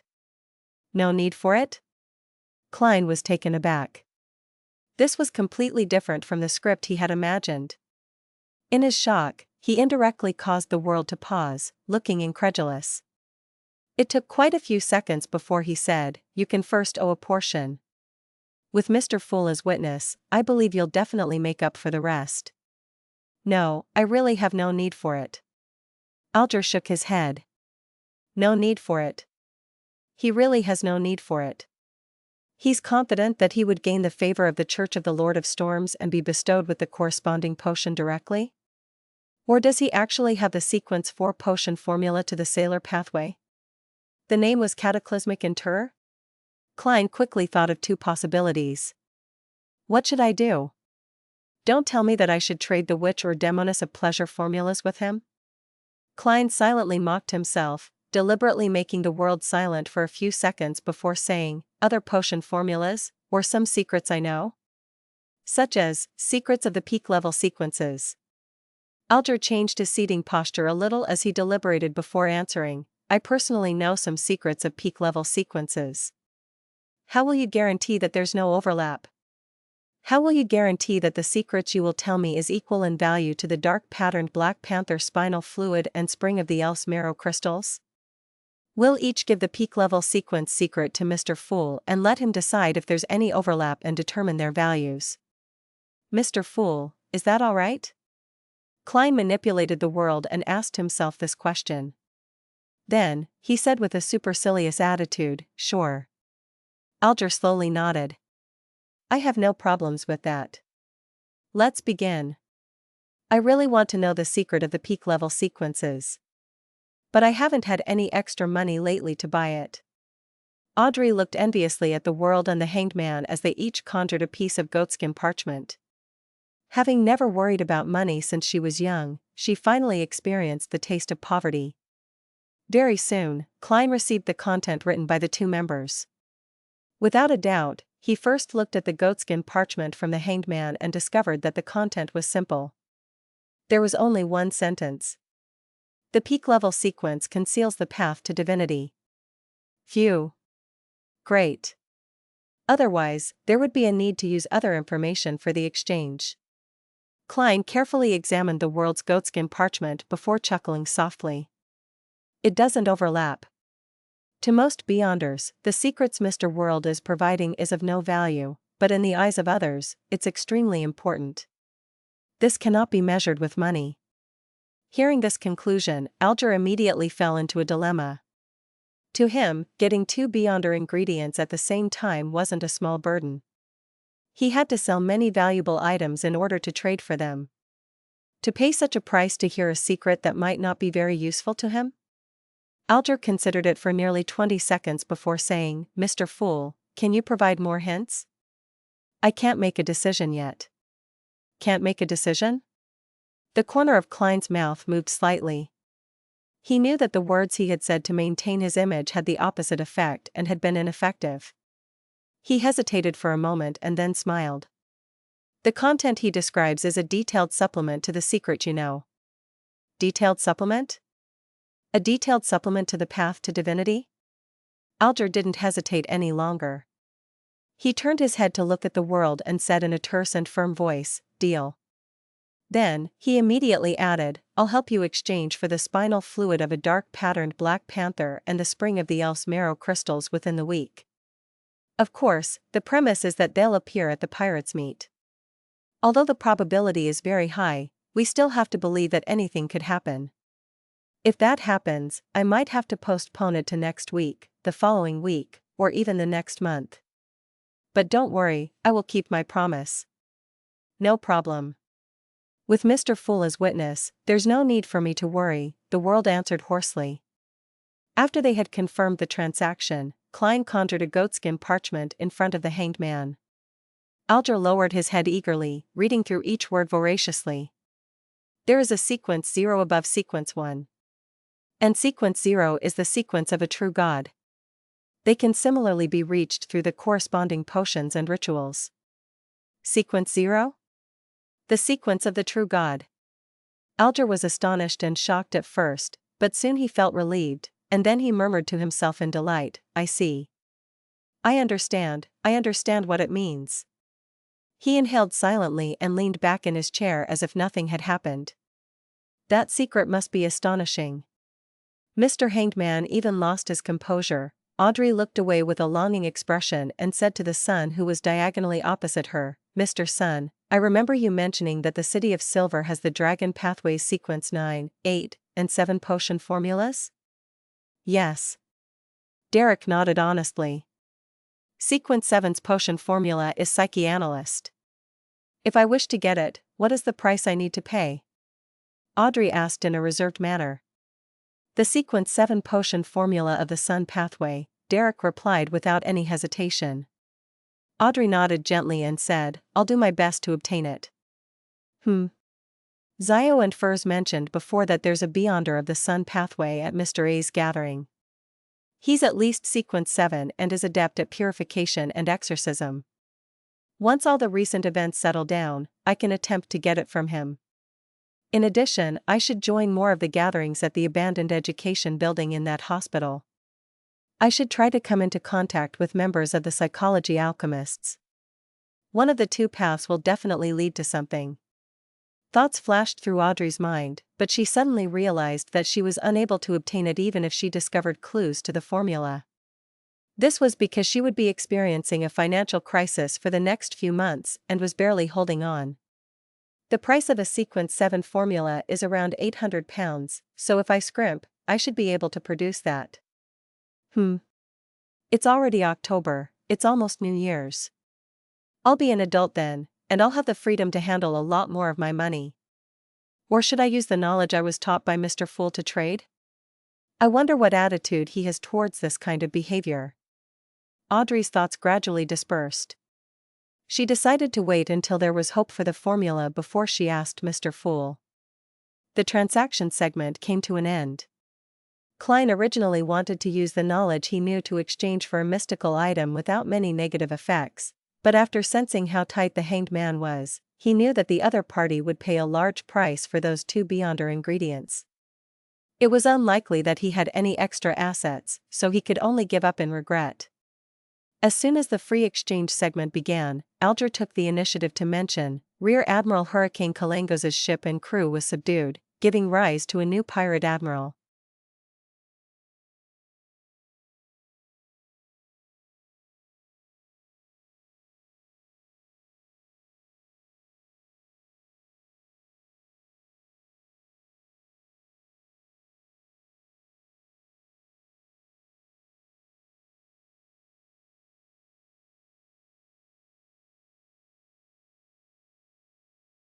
Chapter 292, Exchanging News. Audrey was interested in the pirate admiral and asked, "What's his name? What was his current title?" "There hasn't been any related news in Backland." Alger nodded slowly. "She's a lady and was a famous pirate in the past. You should have heard of Ailment Girl Tracy, right?" "No, I don't know much about such things." Audrey shook her head in honesty. "Me too." Sitting at the end of the table, Klein added inwardly. Alger fell silent for 2 seconds, and without wasting any time explaining, he said, "In short, she subdued the crew of Kalangos's crew last month. She proved herself with actual action that she had the strength of a pirate admiral. She changed the name of Kalangos's ship to Black Death and calls herself Rear Admiral Ailment. In the past, she acted independently and was someone who specialized in curses, black flames, and ice. Her enemies would always suffer from sudden ailments of various kinds. At present, no one knows which pathway she belongs to, but they're certain that she's at sequence 5. Audrey listened with relish. She blinked her eyes and requested curiously, "Mr. Hanged Man, can you introduce the 4 pirate kings and the other 6 pirate admirals in detail? I've only heard of their names and titles, but I don't know what Beyonder powers they are equipped with." Alger looked around and saw that both the sun and the world were showing signs of attentiveness. He nodded slightly and said, "That wouldn't be an issue. The strongest pirate king is the king of the 5 seas, Nast. He claims to be a descendant of the 4th epoch Solomon Empire. Not only is he a high-sequence Beyonder, but he possesses the terrifying ghost ship Dark Emperor, a relic of the Empire. He's adept at using order. He can pull his enemy into combat, in a domain that he's best at, and create fascinating effects. He's also the oldest pirate in the world.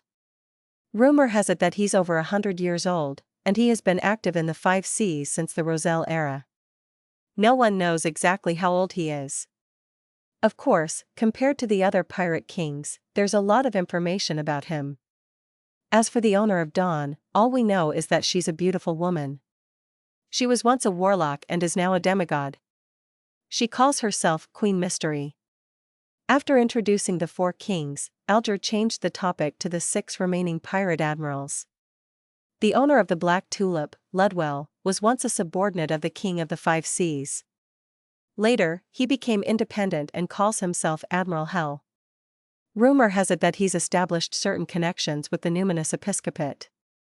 He's a powerful medium and can control all sorts of creatures in the spirit world. He's terrifying and odd. Rumor has it that he possesses a ring left behind from the ancient era's death. Admiral of Stars Catlia was once a follower of Queen Mystery, but they've long become estranged. The reason for that, according to rumors, is because she joined a particular secret organization, angering Queen Mystery. And according to the information I know, this secret organization is the Moses Ascetic Order. The Moses Ascetic Order. The Mystery Prior Pathway. The Hidden Sage. Klein suddenly thought of old Neil's loss of control and the evil god who would whisper temptations into the ears of low sequence beyonders of the same sequence. This was the first time he learned news regarding the Moses Ascetic Order through reality instead of books. Then, Alger introduced Admiral of Blood Seigneur, who was suspected to be non-human, Rear Admiral Deep Sea Hell Constantine, who possessed a bloodline that was partially from sea monsters, Rear Admiral Iceberg Edwina Edwards, and Rear Admiral Dusk Bulatov Yoan. Thank you so much for sharing. I'm beginning to yearn for the sea, Audrey said, filled with longing. I don't know when I'll be able to truly travel. No, Miss Justice, it's absolutely not as nice as you imagine. From my point of view, it's an amalgamation of blood, chaos, murder, desire, and horror. Alger calmly doused her enthusiasm. Audrey nodded and switched topics.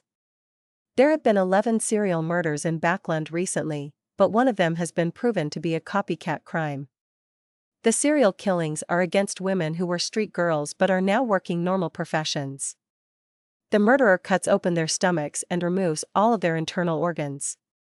This sounds like something to do with devil worship. Was it done by someone from the Blood Sanctify sect? Alger instantly made a guess. I don't know. The murderer hasn't been found yet. Audrey yearned to become a detective, bringing Susie along and capturing that cursed murderer. At this moment, Derrick blurted out in a daze, I know about such rituals. He knows? That's right. Before the cataclysm, especially during the second epoch, devils were active in the real world where they lived on the ground. They were the object of hatred for both giants and dragons. It's normal for the City of Silver to have relevant records. Their history hasn't been tampered with, nor has there been any blanks over the generations. Klein looked thoughtfully at the son, waiting for him to say more. You know about this? Audrey asked in joy. Derrick nodded. It's mentioned in our devil studies. It's rather ancient. The devils use it as a ritual to supplement their advancement, typically used when advancing from sequence 6 to sequence 5. It's not a ceremony to please the devil, but a ceremony for the devil to assist them in advancing? Audrey asked in surprise. Derrick replied very seriously, that's right. The Abyss Pathway sequence 6 is called Devil. This is also the origin of that race's name. The Abyss Pathway? Before the Cataclysm, the Devil Pathway was called the Abyss Pathway, and Devil is only the name of sequence 6. Could sequence 0 be Abyss? Again, Klein discovered the value of the sun. A lot of knowledge and mysteries were lost across the river of history, but the City of Silver still possessed them. Is that so? Audrey nodded indiscernibly. Mr. Sun, are you aware of the actual details of the ritual?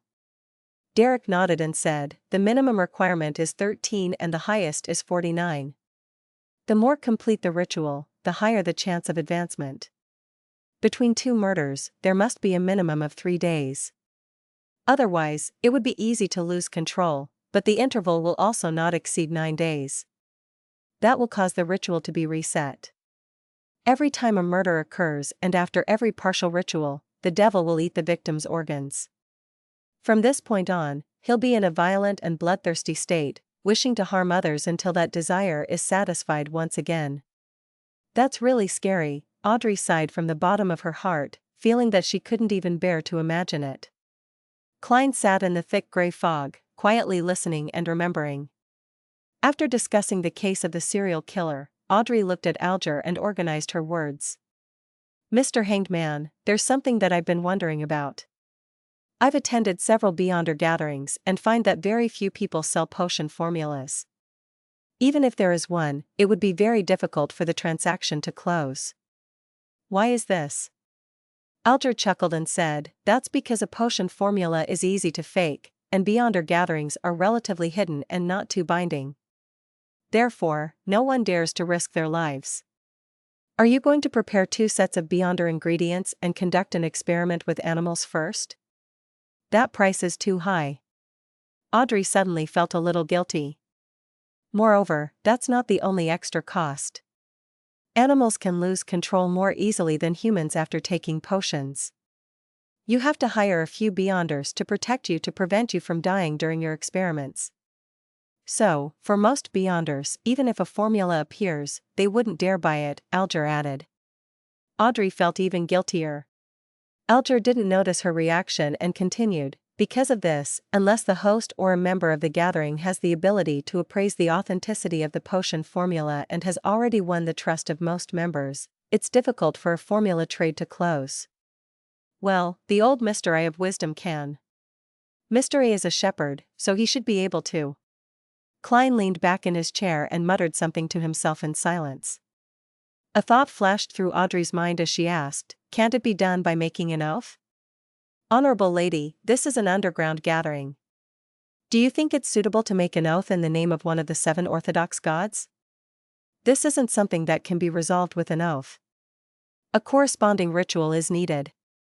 Alger chuckled.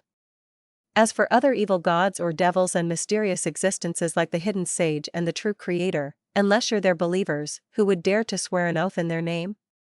Wouldn't they be wishing death upon themselves? At this point, he sighed. In addition, without them knowing the acting method, potions easily lead to a loss of control, easily turning people into monsters. Furthermore, the corresponding ingredients are hard to obtain and rather expensive. Therefore, as long as the 7 churches don't allow such trades to be officially recognized, there's no need for them to deliberately control the spread of potion formulas on a wide scale, much less talk about advancement. So that's how it is, Audrey murmured to herself, clearing a huge question in her mind. No wonder. Klein suddenly came to a realization. 7 orthodox gods? Derrick really wanted to ask which 7 they were, but he ultimately held himself back. He thought for a moment and said, the City of Silver has recently organized an expedition to explore deep into the darkness and found a semi-destroyed temple. The statue that's worshipped inside was a naked man nailed upside down on a cross. There were also a lot of bloodstains on its surface. Do you know which god that is? This is the true creator. The forsaken land of the gods actually has a temple of the true creator. Judging from what the sun said, the true creator shouldn't exist before the cataclysm, otherwise, it would be impossible for the City of Silver to not recognize it. Klein used his clown ability to control his expression to prevent the shock from showing on his face.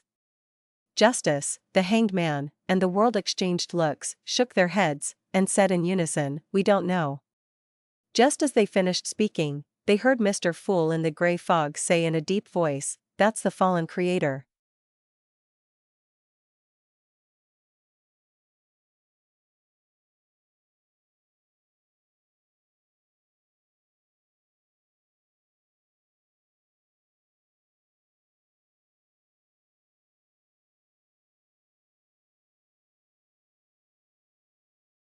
Chapter 293, Derrick's Worry. The fallen creator? Derrick frowned immediately.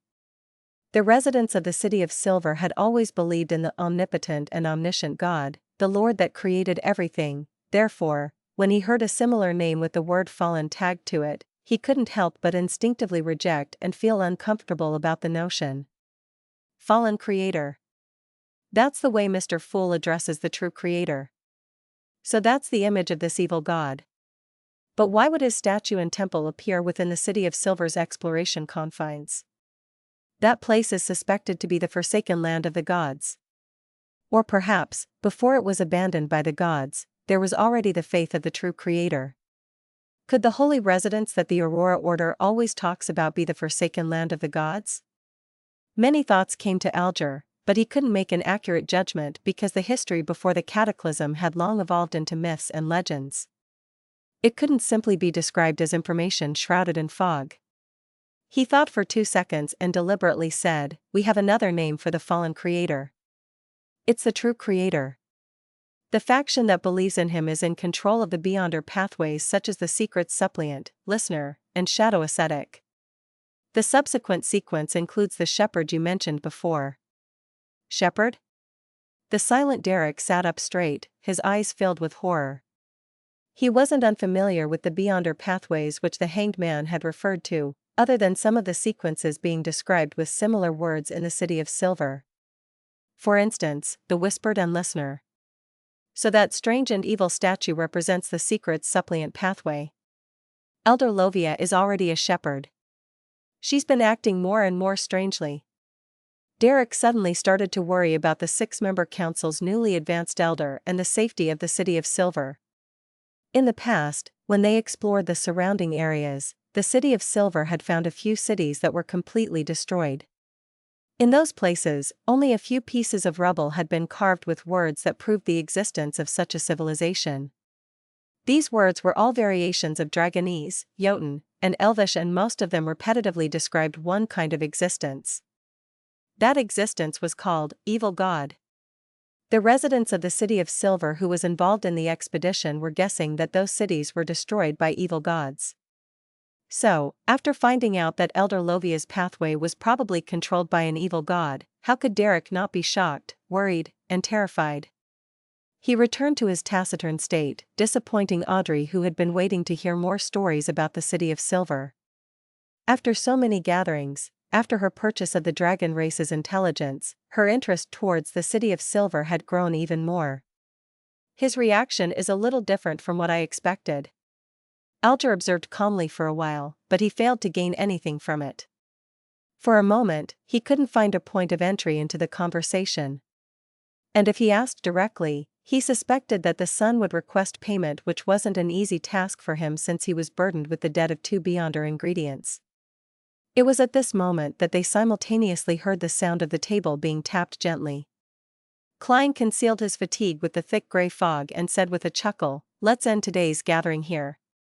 Your will is our will." Audrey immediately stood up and curtsied with her illusory skirt. The hanged man, the sun, and the world successively replied with similar words. Klein waved his hand and severed the connection, quietly watching the blurry shadows of Miss Justice and the others disappear into thin air. Then, he made his smuff, the world, disappear. Then, he picked up the small badge which he had obtained from Lenivus and studied it. "You can join if you have this item." Klein read the sentence on the back of the badge but realized that it didn't undergo any changes. He thought for a moment and carefully injected spirituality into it. A layer of faint light bloomed and quickly condensed into a light beam, shooting out of the gray fog. However, it was repelled by the endless gray fog. The beam of light suddenly dispersed, transforming into a palm-sized piece of illusory goatskin parchment. On it was written in ancient Fasak, January 4, 1350, 8 p.m. in Borough Valley. A simple communication device in the field of mysticism? It sends out messages, requests synchronization, and gets the latest rendezvous time and venue? Klein recalled the scene he had just seen and made a preliminary judgment on the use of the badge. 1350, that's next year. The Borough Valley lies in the area before the Tussock River enters Backland. The time is precise, but the venue is vague. It's a valley that's almost 100 kilometers long. Perhaps, this badge can be used as a location tool when one gets there. Klein turned the badge over and over, with interest, trying to figure out the corresponding symbols, incantations, and characteristics, to see if he could copy one himself. Unfortunately, since he was no longer part of the Nighthawks, his knowledge in mysticism was still at the same level as before. He had no opportunities of improving it further. Therefore, after studying it for a few minutes, he could only helplessly give up. As for the phrase, "You can join if you have this item," Klein's plan was to not consider it for the time being. If I can become a faceless by the end of this year, then I can head there in disguise. Otherwise, forget it. Klein silently said to himself, then he turned his attention to the matter of advancing to magician. The true root and juice of the mistreant is likely in the bag with the sun. If my luck isn't too bad, I should be able to get the spinal fluid of a dark patterned black panther this week. Sequence 7, a mid-sequence. I can already see and touch it. How should a magician act? As he thought about it, Klein began to consider specific issues. Due to his experiences before and after his death and resurrection, he instantly comprehended the true essence of clown. Therefore, in this month or so, he only needed constant acting in his daily life to gradually digest it. He didn't need to make further summaries and adjust it according to the feedback. After killing Lenivus and attaining his initial revenge, the clown potion was completely digested the moment he was laughing amid tears. This wasn't the same as the process in which Klein first digested the seer potion. It was considered a special case, and now he had to return to such a situation with the magician's acting. The true essence of magician, to pass off the illusory with the genuine? According to what Zeradal said in the Emperor's Diary, although the main focus of this pathway isn't fate, a portion of it still belongs to it. So, there must be something corresponding to it? For example, it might seem that fate can be changed to a certain extent, but in the end, it turns out to all be an illusion. It's just a magic trick that fools you? Klein rubbed his temples, then wrapped his remnant spirituality around himself and descended into the grey fog. St. George's Borough, in a 2-bedroom apartment. Fortunately, I prepared another place like this. Otherwise, I wouldn't even know where to hide. First stared into the mirror and removed her dropping hair. That's right, Zio replied weakly, lying in bed. I just read in the newspaper that Lenivus is dead, but this matter involves godhood, so it won't end so soon. We have to hide for a while. No, it's you who's going to hide, not me. I'm an upright clinical doctor, the author of a bestseller. Furs looked at herself in the mirror and began putting on simple makeup. Zio couldn't provide a rebuttal as she slowly sat up and said, "Thankfully I was sufficiently clever and possess rich experience. When I got someone to make the report, I didn't directly say that it involved the godhood of the true creator. I only described it as seemingly very dangerous and that the target had experienced huge changes like he was praying to evil gods. If not, I wouldn't even dare to stay in Backland. To be embroiled in high-level battles sure is troublesome and dangerous. I don't want to take on any more of Miss Audrey's missions again." "Really?" Furs asked without looking back. Zio fell silent for a few seconds and said, "Actually, there was no need for us to mention the godhood. Since Miss Audrey was able to discover this on her side, the Church of the Goddess would definitely be capable of doing so. They've most likely killed Giant, right?" "I can't be sure," Furs replied without mincing her words. Zio froze, then let out a long, slow sigh. Furs stopped what she was doing, turned her head to look at her, and said, "This mission was basically completed by you, so I won't be sharing the payment with you.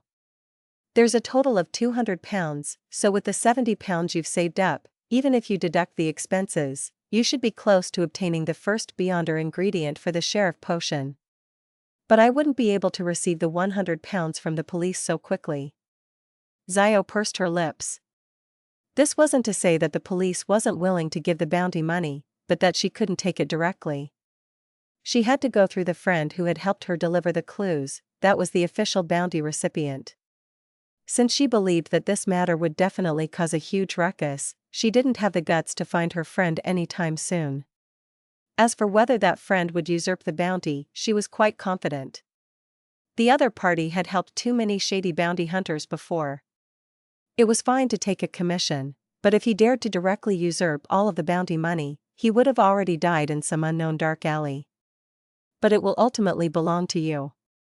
Furs paused for 2 seconds and seriously asked, "When you've collected enough money, will you contact the masked guy and work for him so that you can purchase the corresponding ingredients from him?" "No, unless I can't get it anywhere else and that there's no hope." Zio gave her answer. In Empress Borough, the opulent villa of Count Hall. Audrey was still reminiscing over today's gathering when she suddenly saw her personal maid, Annie, coming over with a piece of paper. "Miss, here's your telegram." Annie smiled and said, "It's from the east coast of Balaam."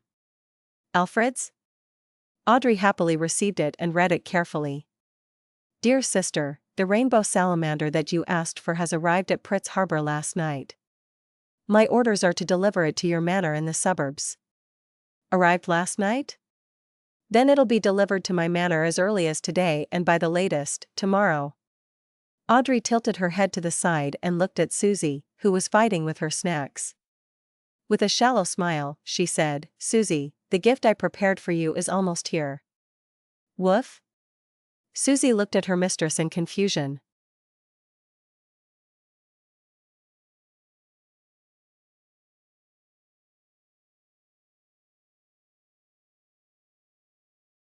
Chapter 294, Admiral of Stars. Ring. Ring. Klein circled the lawn behind Leopard's house a few times on the bicycle the inventor had just completed. "It's not bad, it's just as I expected, but there's no need to make a lone standing bell. The cyclist won't be able to free a hand when they encounter a situation. You can combine the bell to the handle. This will make it simpler and more adequate for situational developments." Klein's right hand clasped the brake tight, slowing the bike down to a stop. Meanwhile, he placed the bell in his left hand back to its original spot. Leopard thought for a moment. "Yes, that's right. I was simply imitating the ringing bells of the carriages and forgot that this is a brand new mode of transportation." At this point, he looked at Klein, who was getting off the bike with great familiarity, as he placed it on a rack. "You give me the feeling that you've ridden a similar type of transportation tool before, and you rode it very well. I'm sure all the other bikes on the market are very flawed and very different from my bike. Sir, do you have time to learn more about bicycle sharing systems?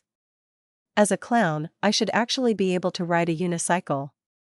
Klein silently lampooned before smiling. "This has nothing to do with experience, the key is outstanding balance and exercise." He quickly changed the subject. "But based on your introduction just now, the production cost is quite high, and it's quite at odds with our product's market segment.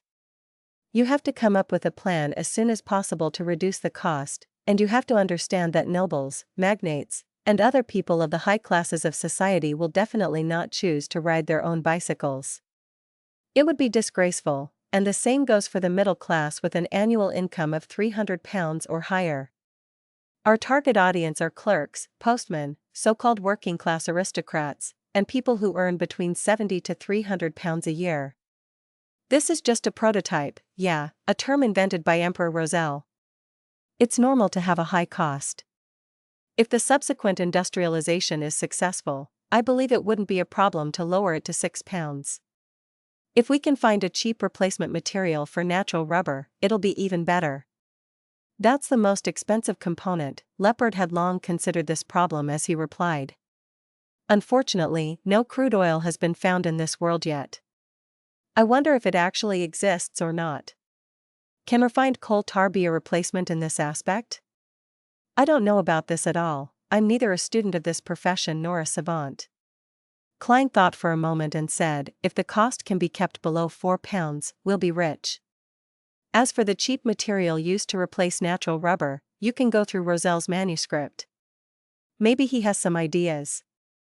"Yeah," Leopard said before he suddenly added, "Speaking of which, I just remembered that there will be an Emperor Roselle Memorial Exhibition at the Royal Museum next week. It's organized by the Church of the God of Steam and Machinery. Rumor has it that there will be the original blueprints of Emperor Roselle's inventions and all kinds of relics." "The original invention blueprints and all kinds of relics?" Klein's heart skipped a beat and pressed, "When is it exactly?" "I'm very interested." "From next Tuesday to next Friday, every day from 9 in the morning to 6 in the afternoon." Although Emperor Roselle was once the enemy of the kingdom, the allure of his legendary life hasn't declined because of this. "I'll take some time out of my schedule to visit the exhibition." Klein fished out his bulging wallet and took out 2 £10 and 2 £5 notes. "Here's the second payment. Use it to study how to cut costs and make the most perfect application at the patent office. If you don't have a lawyer I can introduce one, and the last £20 will be given to you next week to find new investors and complete the industrialization of the product. Of course, I'll also help you get in touch with people who are interested. He had never thought of monopolizing the profits of a bicycle. First, he lacked the money for mass production, and second, he believed that he lacked the social connections needed for industrialization, promotion, and sales. He could barely do it himself or hire people to do it. It was hard work with no guarantee of success. It was even possible that he might make a loss. In that case, it would be better to bring in new investors with relevant resources and channels and let the professionals handle the professional work. More importantly, he would then have the opportunity to cash out a certain amount of shares in advance, accumulating the resources and cash that he needed to advance to Faceless. He wanted to avoid running into a situation where he encountered the ingredients but lacked the money to buy them. Besides, I have no intention to be a bicycle tycoon. My identity is sensitive. I should stay away from things that might draw society's attention towards me before I become a Faceless. I'm acting as a magician, not a businessman or a factory owner, Klein sighed in his heart. I know several lawyers, Leopard muttered and received the second round of investment funds. Why don't you go to the bank and apply for a loan? When we get the patent, I'm sure that a bank will loan us money, like the Backland Bank or Varvat Bank. We're not just bringing in investors, but resourceful channels, connections, and skills, do you understand? Klein explained with a smile. He then put on his hat and said, when you've applied for a patent, send me a letter. You know my address. On the Sonia Sea stood an island with an extinct volcano. One by one, ships with masts and sails approached the shore, crowding up the reasonably sizable wharf. The sound of the pirates singing, shouting, laughing, cursing, and cheering filled the air, turning the place into a sea of revelry. The hanged man, Alger Wilson, stepped off the Blue Avenger and climbed a cliff not far away and watched all of this in silence. With the exception of the 4 kings and the 7 pirate admirals, the rest of the pirates only received the news of the event a week ago. Most of them won't be able to arrive in time, as this will prevent the navies of the different countries and the powerful beyonders from the various churches to launch an assault. Alger watched the pirates carrying out buckets of ale without his attention on them. He knew that the Lone Kingdom already had a new generation of ironclad warships, but he wasn't worried about meeting one here. This was because only 4 months had passed, and the advertised invincible fleet still needed more ironclad warships, and different types of ships for support, as well as the time to train military officers, sailors, and gunners. There was no way they could create a combat force without a year's time. Even as Alger's thoughts drifted away, the pirates on the ships and wharf suddenly cried out in alarm. Some ran deep into the islands, some hurriedly steered their ships away from the wharf, as if they were running from devils and the plague. In just a few minutes, the bustling scene from before was reduced to a desolate mess and silence. Alger turned his head to look at the sea and saw a ship painted black with a huge white flag with a skull hanging from its mast. The skull was pitch black, and its eye sockets burned with a ghostly blue flame. Black Death, Alger whispered. He understood why the pirates had scurried off. Wherever Rear Admiral Ailment Tracy passed, she would leave a wake of people who got sick for no reason. Black Death approached the shore slowly as a figure wearing a white linen shirt and dark red coat appeared at the ship's bow. The figure was quite a beautiful lady, and she also exuded a heroic vibe. Her beautiful black hair was coiled up high, and she had a white scarf wrapped around her head. She wore beige pants and had a tall and slender figure, and it had no lack of elegance. What attracted the most attention was the woman's long, straight eyebrows and the sharp, bright blue eyes.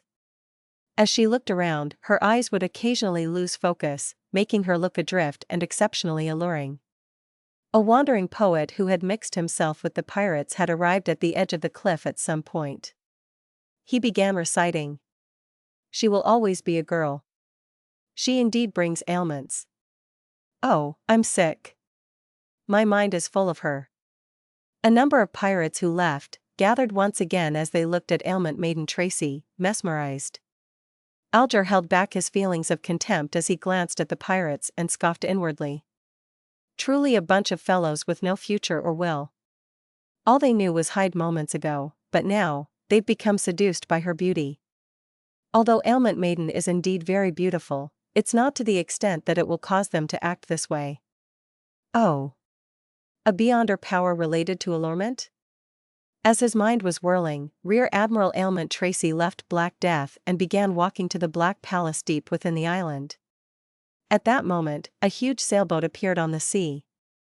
Its flag depicted an eyelash lassie with 10 stars surrounding it. Admiral of Stars Catlia. Alger nodded gently and muttered silently. Since the Black Death and the other ships were already docked at the wharf, the huge ship didn't approach the shore. Instead, it went around to the sheltered cliff and anchored. Soon after, the gloomy sky suddenly lit up, and bits of stellar radiance sprinkled down, condensing in the air to form a transparent long bridge. It led from the giant sailboat to the palace. A woman stepped onto the long bridge and began strolling through the air. She wore a black, classical robe with numerous symbols and magic characteristics inscribed on it. The most obvious one was a mysterious eye with no eyelashes. Hanging on this woman's waist, there was a celestial globe and a short scepter. She resembled powerful warlocks who were active in the fourth epoch according to folklore. Alger looked up and frowned slightly as he muttered in puzzlement, "That celestial globe looks familiar. It's like the strange glass bottle I previously obtained, the one I had no idea how to use. It eventually shattered after Mr. Fool pulled me into the gathering." On the outskirts of Empress Borough, Audrey led her maids and the huge golden retriever, Susie, into her own manor. "Miss, the delivery from Enmat Harbor is just ahead," the butler in charge of the manor said in a respectful tone. "All right." Audrey nodded lightly and said half-jokingly to the large golden retriever beside her, "Susie, this is your present." As they spoke, they turned a corner and saw the so-called gift. It was a giant lizard whose skin changed color depending on how the light hit it. It was 3 meters long, and its height reached Audrey's knees even with it laying on the ground. They were 2 colossal creatures, enormous enough to frighten a child. "Woof?" She turned her head to look at her mistress and saw that her expression was exactly the same as hers. Apparently, she hadn't expected the gift to be so exaggerated.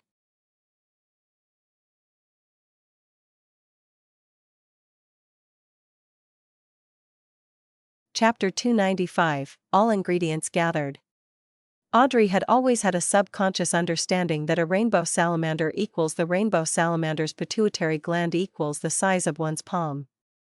To her, it would be something soft with grooves, a beyonder ingredient which constantly changed in color. So, what did that have to do with the 3-meter-long colossus in front of her? For a moment she was confused, but when she heard Susie's yelp, she snapped to her senses. She pretended to be satisfied with the result and said to the butler, "This is exactly the animal specimen I need." It's just a little bigger than I thought, just a little. Take the servants and move them to the warehouse. I'll study it when I'm free." "Yes, miss." Then, the butler immediately instructed the nearby male servants who were furtively looking at their mistress. Audrey looked around and, without another word, led Susie into the manor study. Using the excuse that she had to focus on writing a return letter to her brother, she made all the maids she had brought stay outside. After the dissection is done, there will be 2 sets of rainbow salamander pituitary glands. A portion can be used to exchange for a Farsman rabbit, just enough to concoct a bottle of the telepathist potion. Audrey gradually recovered from her astonishment and confusion as she began to think about Susie's advancement. At that moment, she thought of a serious problem. She had no idea if Susie had digested the potion or not. If it hasn't been completely digested, consuming the telepathist potion would easily lead to a loss of control. She isn't like a human who can endure through it. Wait, how did she endure it the first time? Besides, her current intelligence is about that of a 10-year-old child's. She's already learning words in the loan language, and she said she wishes to read newspapers and magazines, as well as books. Audrey fell silent for a few seconds. She glanced at the confused, large golden retriever that sat beside her. "Susie, have you completely digested the potion?" "Digest?" Susie returned with clear articulation, expressing her puzzlement. Audrey had already told her that what she had taken was a potion, and she had warned her not to tell anyone, and not to tell any intelligent animals that could bark or meow. Audrey nodded her head slowly and heavily. It's a very strange and unique feeling. It feels like something illusory inside your body breaks down and fuses with your mind. You will vaguely see illusory stars one after another, and you will be one of them. These stars will attract each other, in a bid to fuse as one. Susie quietly listened to everything, then replied with a light and brisk voice, "Then I should have completely digested it. I've had a similar feeling before." "Ah? Susie has completely digested the spectator potion?" But no one taught her the acting method. At most, I would occasionally remind her to observe more and remain calm. Audrey asked in astonishment, "When did you digest it?" "Last month, the month before last, or perhaps even earlier." Susie tried her best to recall when. Seeing that her mistress's expression was getting odder and odder, she hurriedly wagged her tail and timidly added, "I don't remember. I'm just a dog. I won't purposely remember such things." Woof. Just a dog. But you were only a little slower at digesting than me. Don't tell me that when I interact with other Beyonders, I'll say that when it comes to digesting potions, I'm a little better than a dog. Pooey. Audrey, what are you thinking? Audrey maintained her elegant smile and politely praised, "Very good, I mean, on this matter regarding the digestion of the potion, you did very well." Returning from Leopard's Place, Klein took a leisurely afternoon nap. But it wasn't long before he was awakened by illusory, disconcerting cries. "Mail? Is it Mr. Hanged Man or Little Son? Is one of the final main ingredients for my potion ready?" Klein carefully tried distinguishing who for a few seconds and soon forgot about his anger from being awakened. He quickly got up, took 4 steps counterclockwise, and went above the gray fog. He noticed that the crimson star that symbolized the Hanged Man was contracting and expanding. Hence, he stretched out his hand, spreading his spirituality before touching it. After the usual honorary names of the Fool, the Hanged Man prayed. "I've already gathered the dark patterned Black Panther spinal fluid and the spring of the Elf's marrow crystals. Please permit me to hold a sacrificial ritual and seek your help in handing it to Mr. World." That's pretty fast. The Hanged Man had said that there would be a grand event among the pirates soon. It seems like it's not soon, but now. He always holds back when speaking, never fully speaking the truth. Klein nodded indiscernibly and said, "Sure."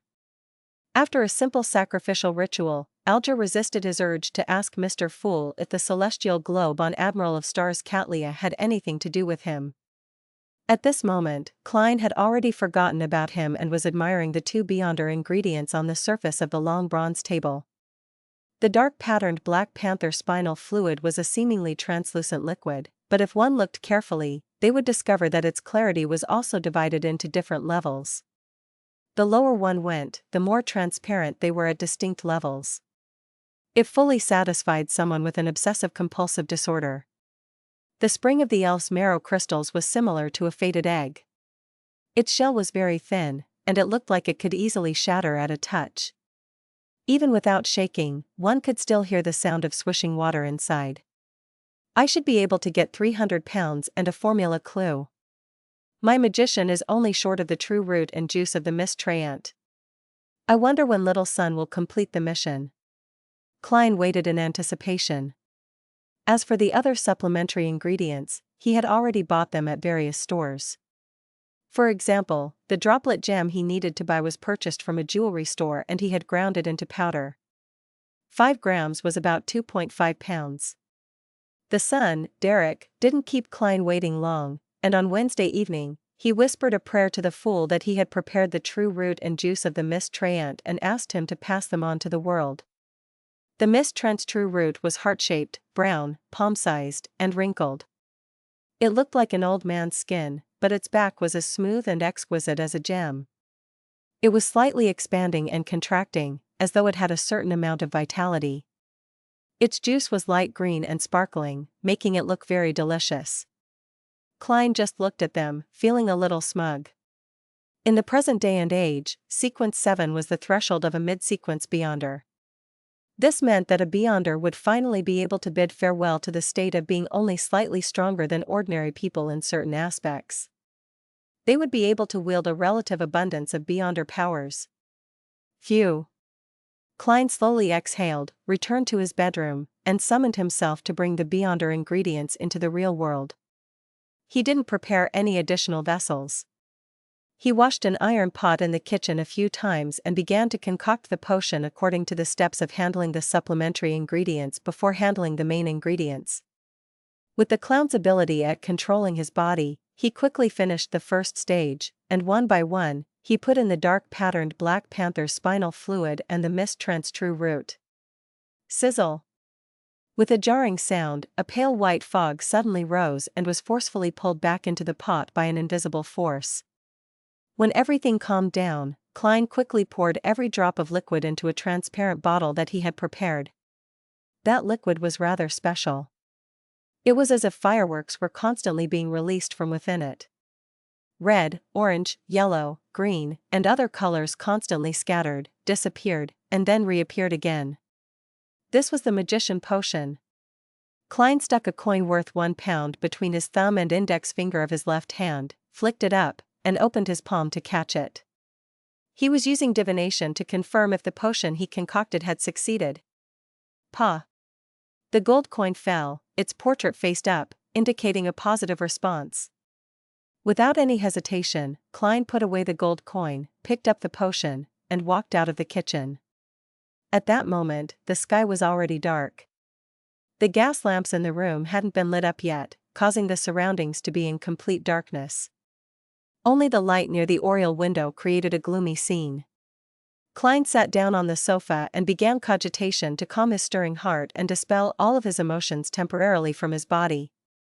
After doing all of this, he raised the glass bottle, tipped his head, and drank the magician potion. Gulp! Gulp! The ice-cold potion went down his throat, and at every moment, it felt like countless bubbles were bursting. Klein's entire body was experiencing this stimulation, and massive amounts of information flooded his mind, blooming into fireworks.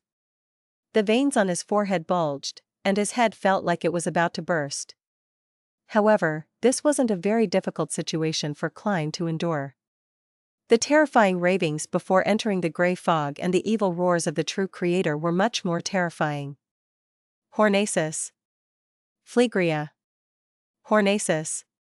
Phlegria. Hornasis. Phlegria. The ethereal temptation echoed again. Klein's head expanded and contracted repeatedly before he gradually recovered his thoughts. He began to consciously restrain his thoughts, outline the spherical light, and slowly enter a state of cogitation. After an unknown period of time, his vision recovered. At the same time, he felt an itch all over his body, with his arms feeling the worst. Klein rolled up his sleeves and was surprised to see that one of his arms was deeply wrinkled, like a centenarian. The other arm had lost its color and had become translucent. He could directly see his blood vessels, muscles, and veins. This? Could it be that I had nearly lost control? No, it shouldn't be. This should be the remnant influences. Klein sat on the sofa in the dark, leaning forward as he watched the anomaly in his arms warily, as if it were a breeding ground for monsters. And all of this had nothing to do with Klein. He sat quietly on the sofa in the darkness, watching his creased skin and the translucent state of his arms slowly recover. 5 to 6 minutes later, Klein silently sighed as everything finally returned to normal. It's a good thing that no one came knocking on the door or ringing on the bell. I only chose to advance after completely digesting the Sequence 8 potion. With such severe effects, it would be hard for those Beyonders who depended on time to grind through the potion. It really is difficult to pass this stage. No wonder Captain took 9 years. No wonder Swain, the former captain of a mandated Punisher squad and owner of the evil dragon bar, didn't dare to consume the Sequence 7 potion, Seafarer. After sitting silently for more than 10 seconds, Klein slowly stood up. At that moment, he was already a mid-sequence Beyonder. At that moment, he was already a magician.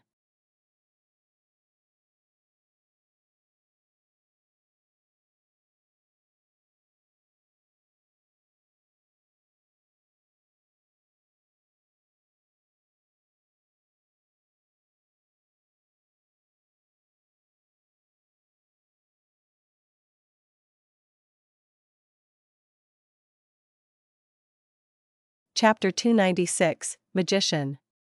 He took 2 steps forward and passed the coffee table. Klein stretched his body and shook his wrist, but he found nothing unusual. He looked at the gas lamps outside the oriel window which illuminated the darkness and gloominess and said to himself thoughtfully, "My hands are more agile and I'm more nimble. Even if I don't have beyonder powers, as long as I work hard enough, I can become a top magician." This was his first impression of his own transformation. And just like what was recorded in the Nighthawk records, if a potion provided a specific magical power, then the beyonder would become aware of it after ingesting it. They would grasp the specific details as though the corresponding knowledge would be injected and imprinted into the mind through a mysterious method. Just now, my head nearly exploded.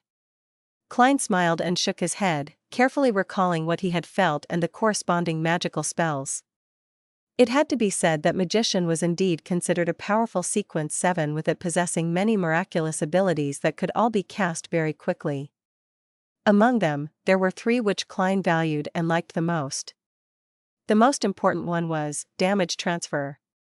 As long as he didn't die instantly, as long as his hands could still move, he could transfer the vital wounds to unimportant areas like his arms, turning fatal wounds into minor injuries.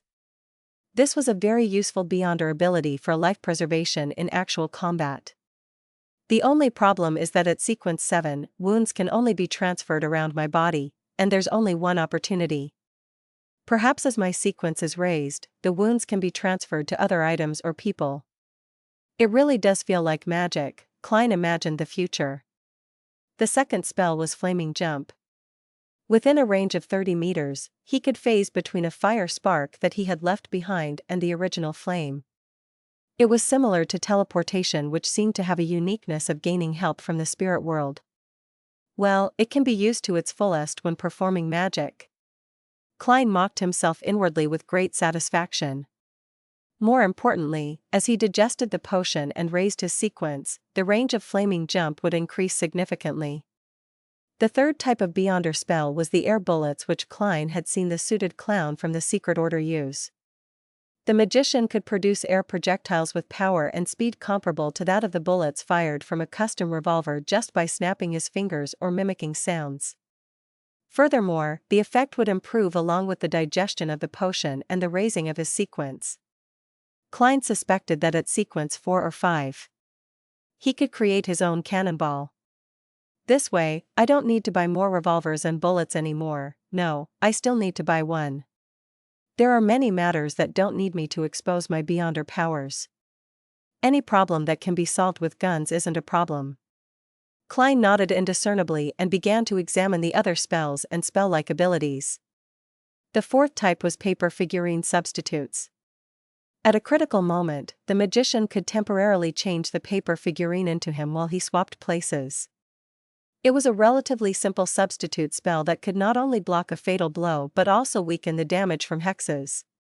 So this is the use of all the paper figurines that Nimblewright Master Rosago had brought with him.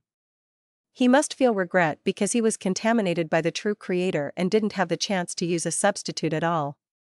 The biggest problem with this spell is the need to prepare the materials beforehand, which means that the paper figurines have to be cut in advance. In the early days of the 5th epoch, beyonders who brought similar items would undoubtedly be regarded as a dark warlock.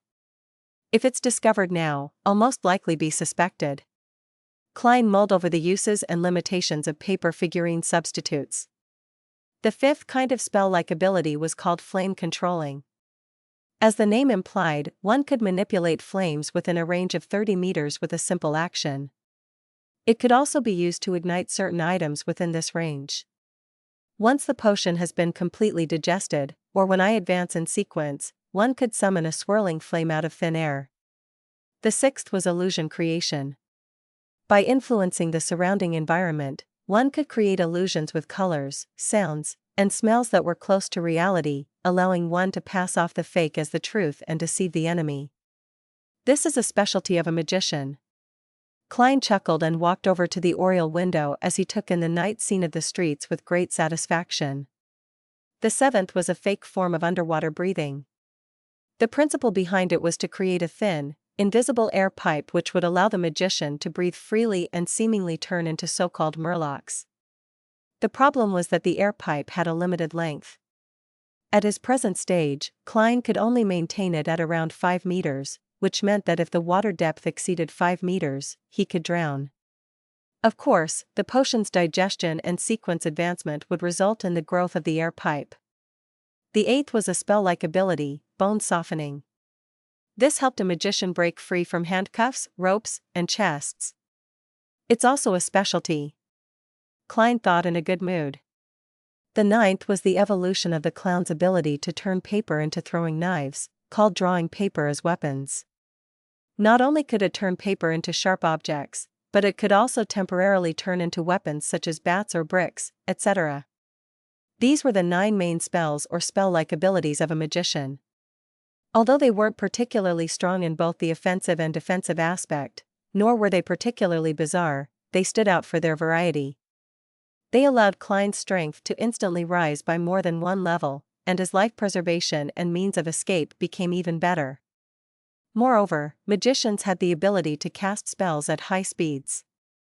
This was a sequence of beyonders who didn't need to chant or inject spirituality. With just a simple action, they could cast a corresponding spell or spell-like ability.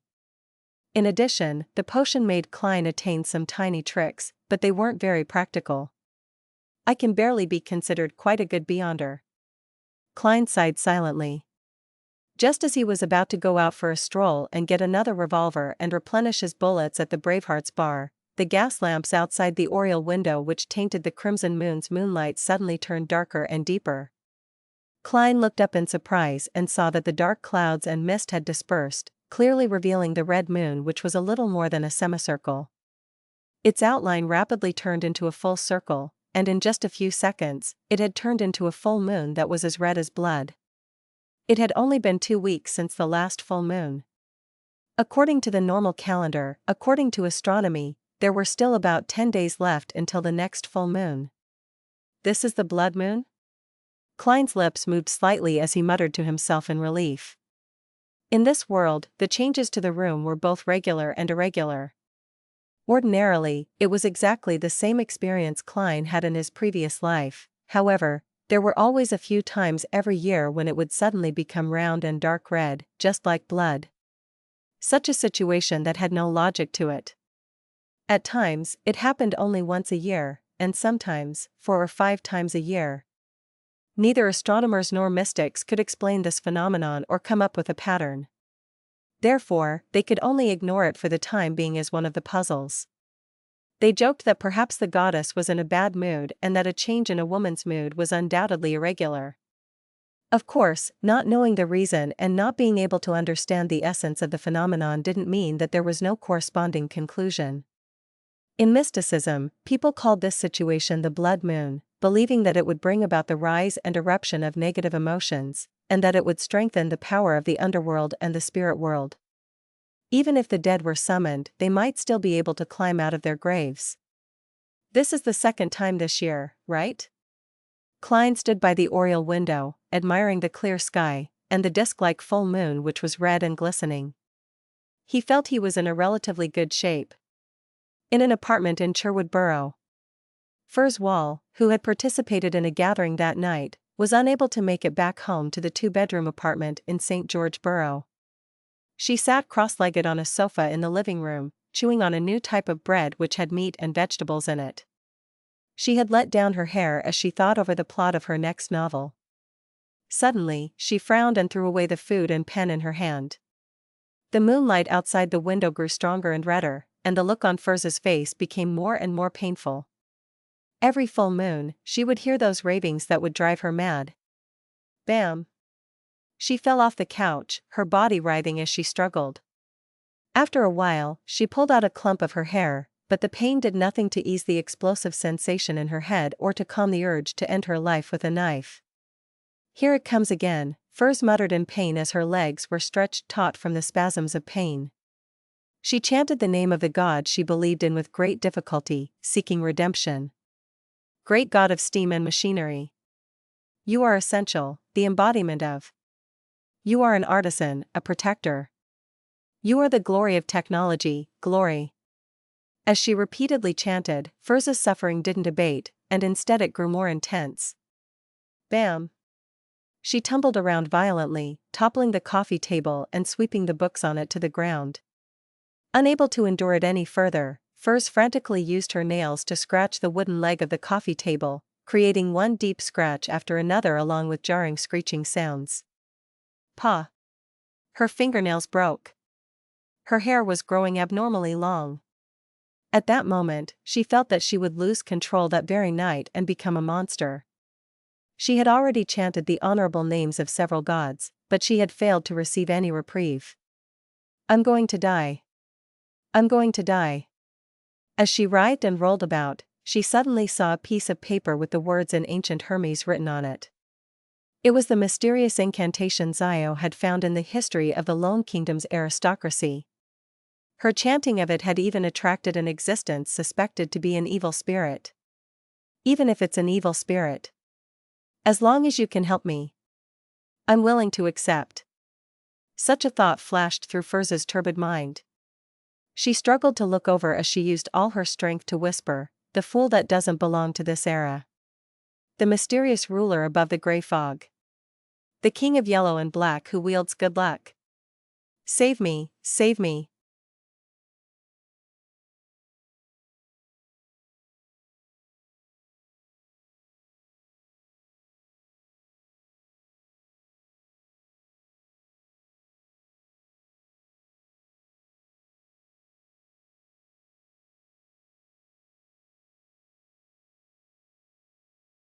Chapter 297, The Full Moon's Ravings.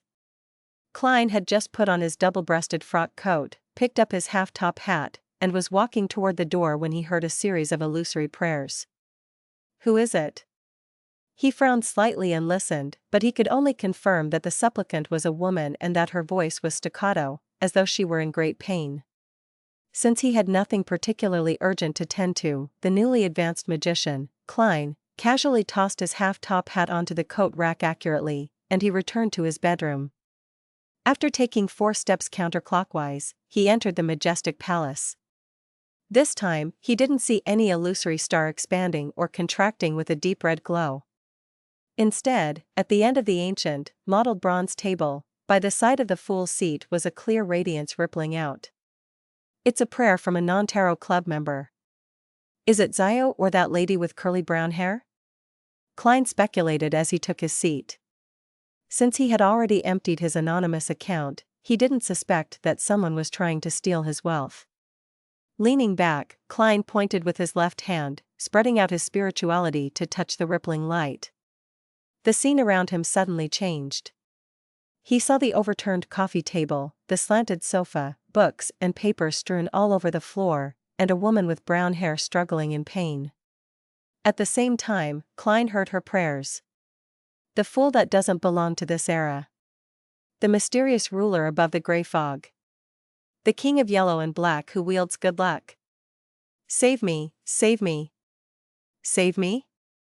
From the looks of it, she seems to be losing control. Her hair is growing longer at a discernible speed, and her skin is covered with a layer of sinister white light. How could I possibly save her?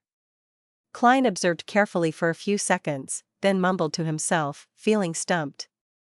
It was at this moment that he detected in the woman's anguished pleas a faint, illusory, indistinct raving. Yes, a raving.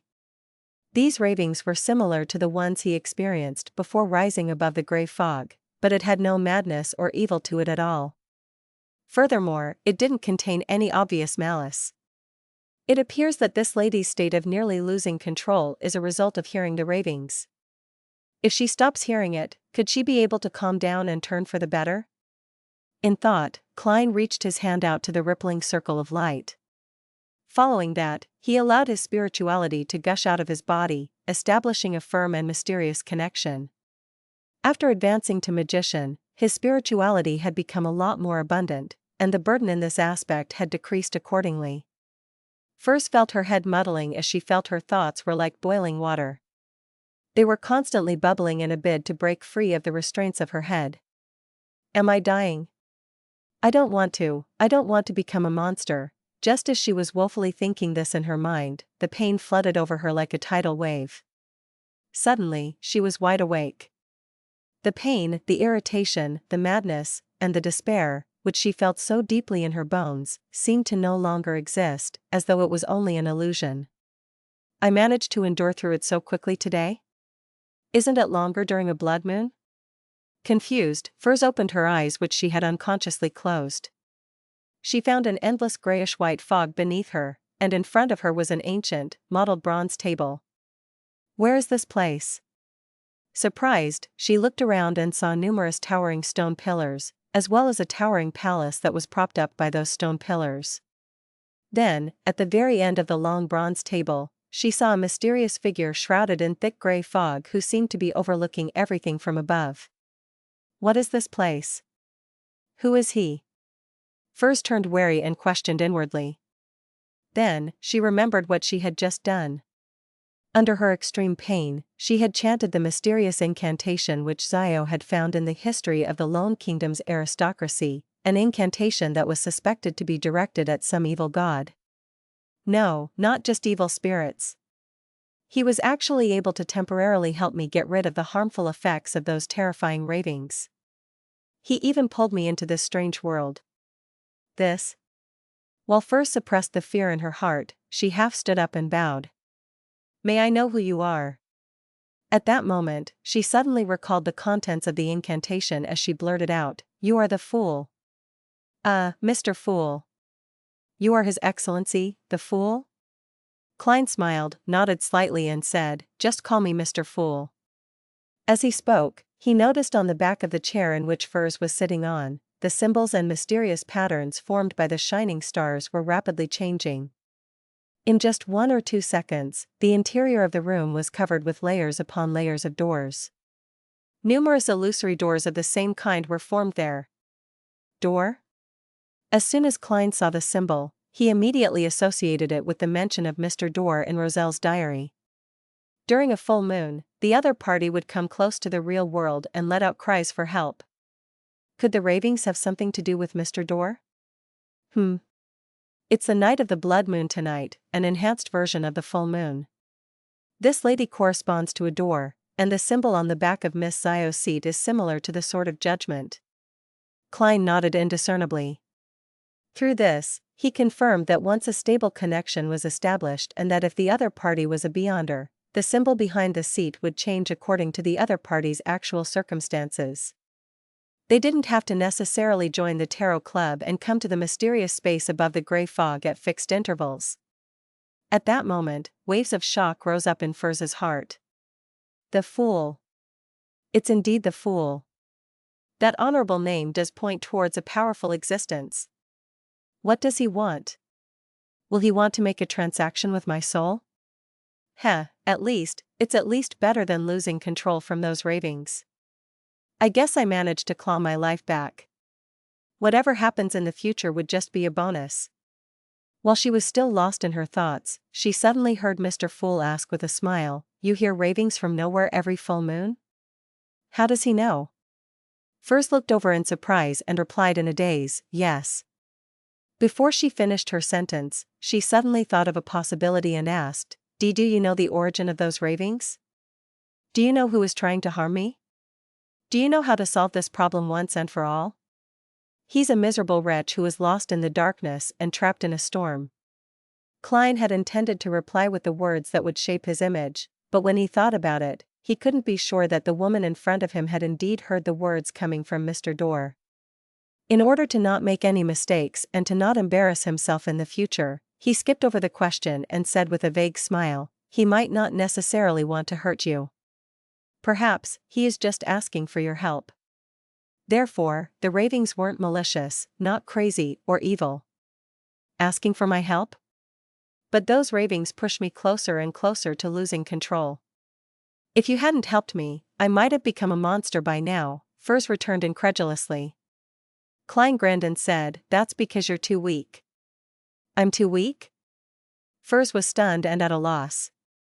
Klein briefly explained, The difference in your life's natural order and his is too great.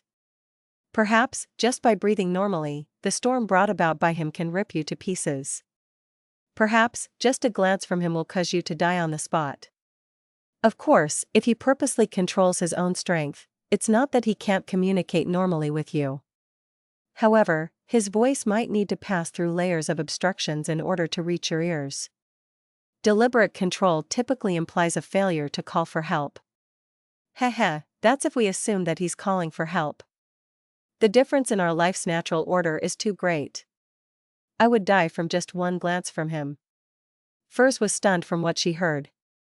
After quite some time, she forced a smile and said, "This reminds me of a saying. You may not look directly at God." Klein smiled at her without giving a positive answer. Could it be that those terrifying ravings really come from an existence who's nearly a god? Mr. Fool can help me eliminate that person's influence, and all this time, he's been talking about it in a rather bland tone. Does this mean that he and that existence's life's natural order are at the same level? The more she thought about it, the more shocked she became. Even her body couldn't stop trembling. Klein waited a few seconds, then asked, "How long does it last every full moon?"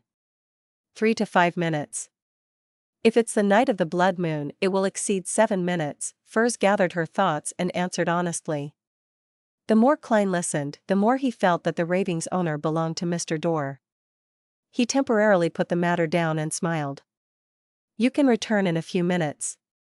There is only one way to solve your problem, and that is to raise your life's natural order." Furs hesitated for a moment before saying, "Whenever I encounter the full moon, can I recite your name?" I will be your devout believer." "No, there's no need." Klein smiled and shook his head. "But I don't mind helping you along the way." "Thank you so much." Although she suspected that she was dealing with an evil god, she no longer wanted to experience the same painful nightmare as before.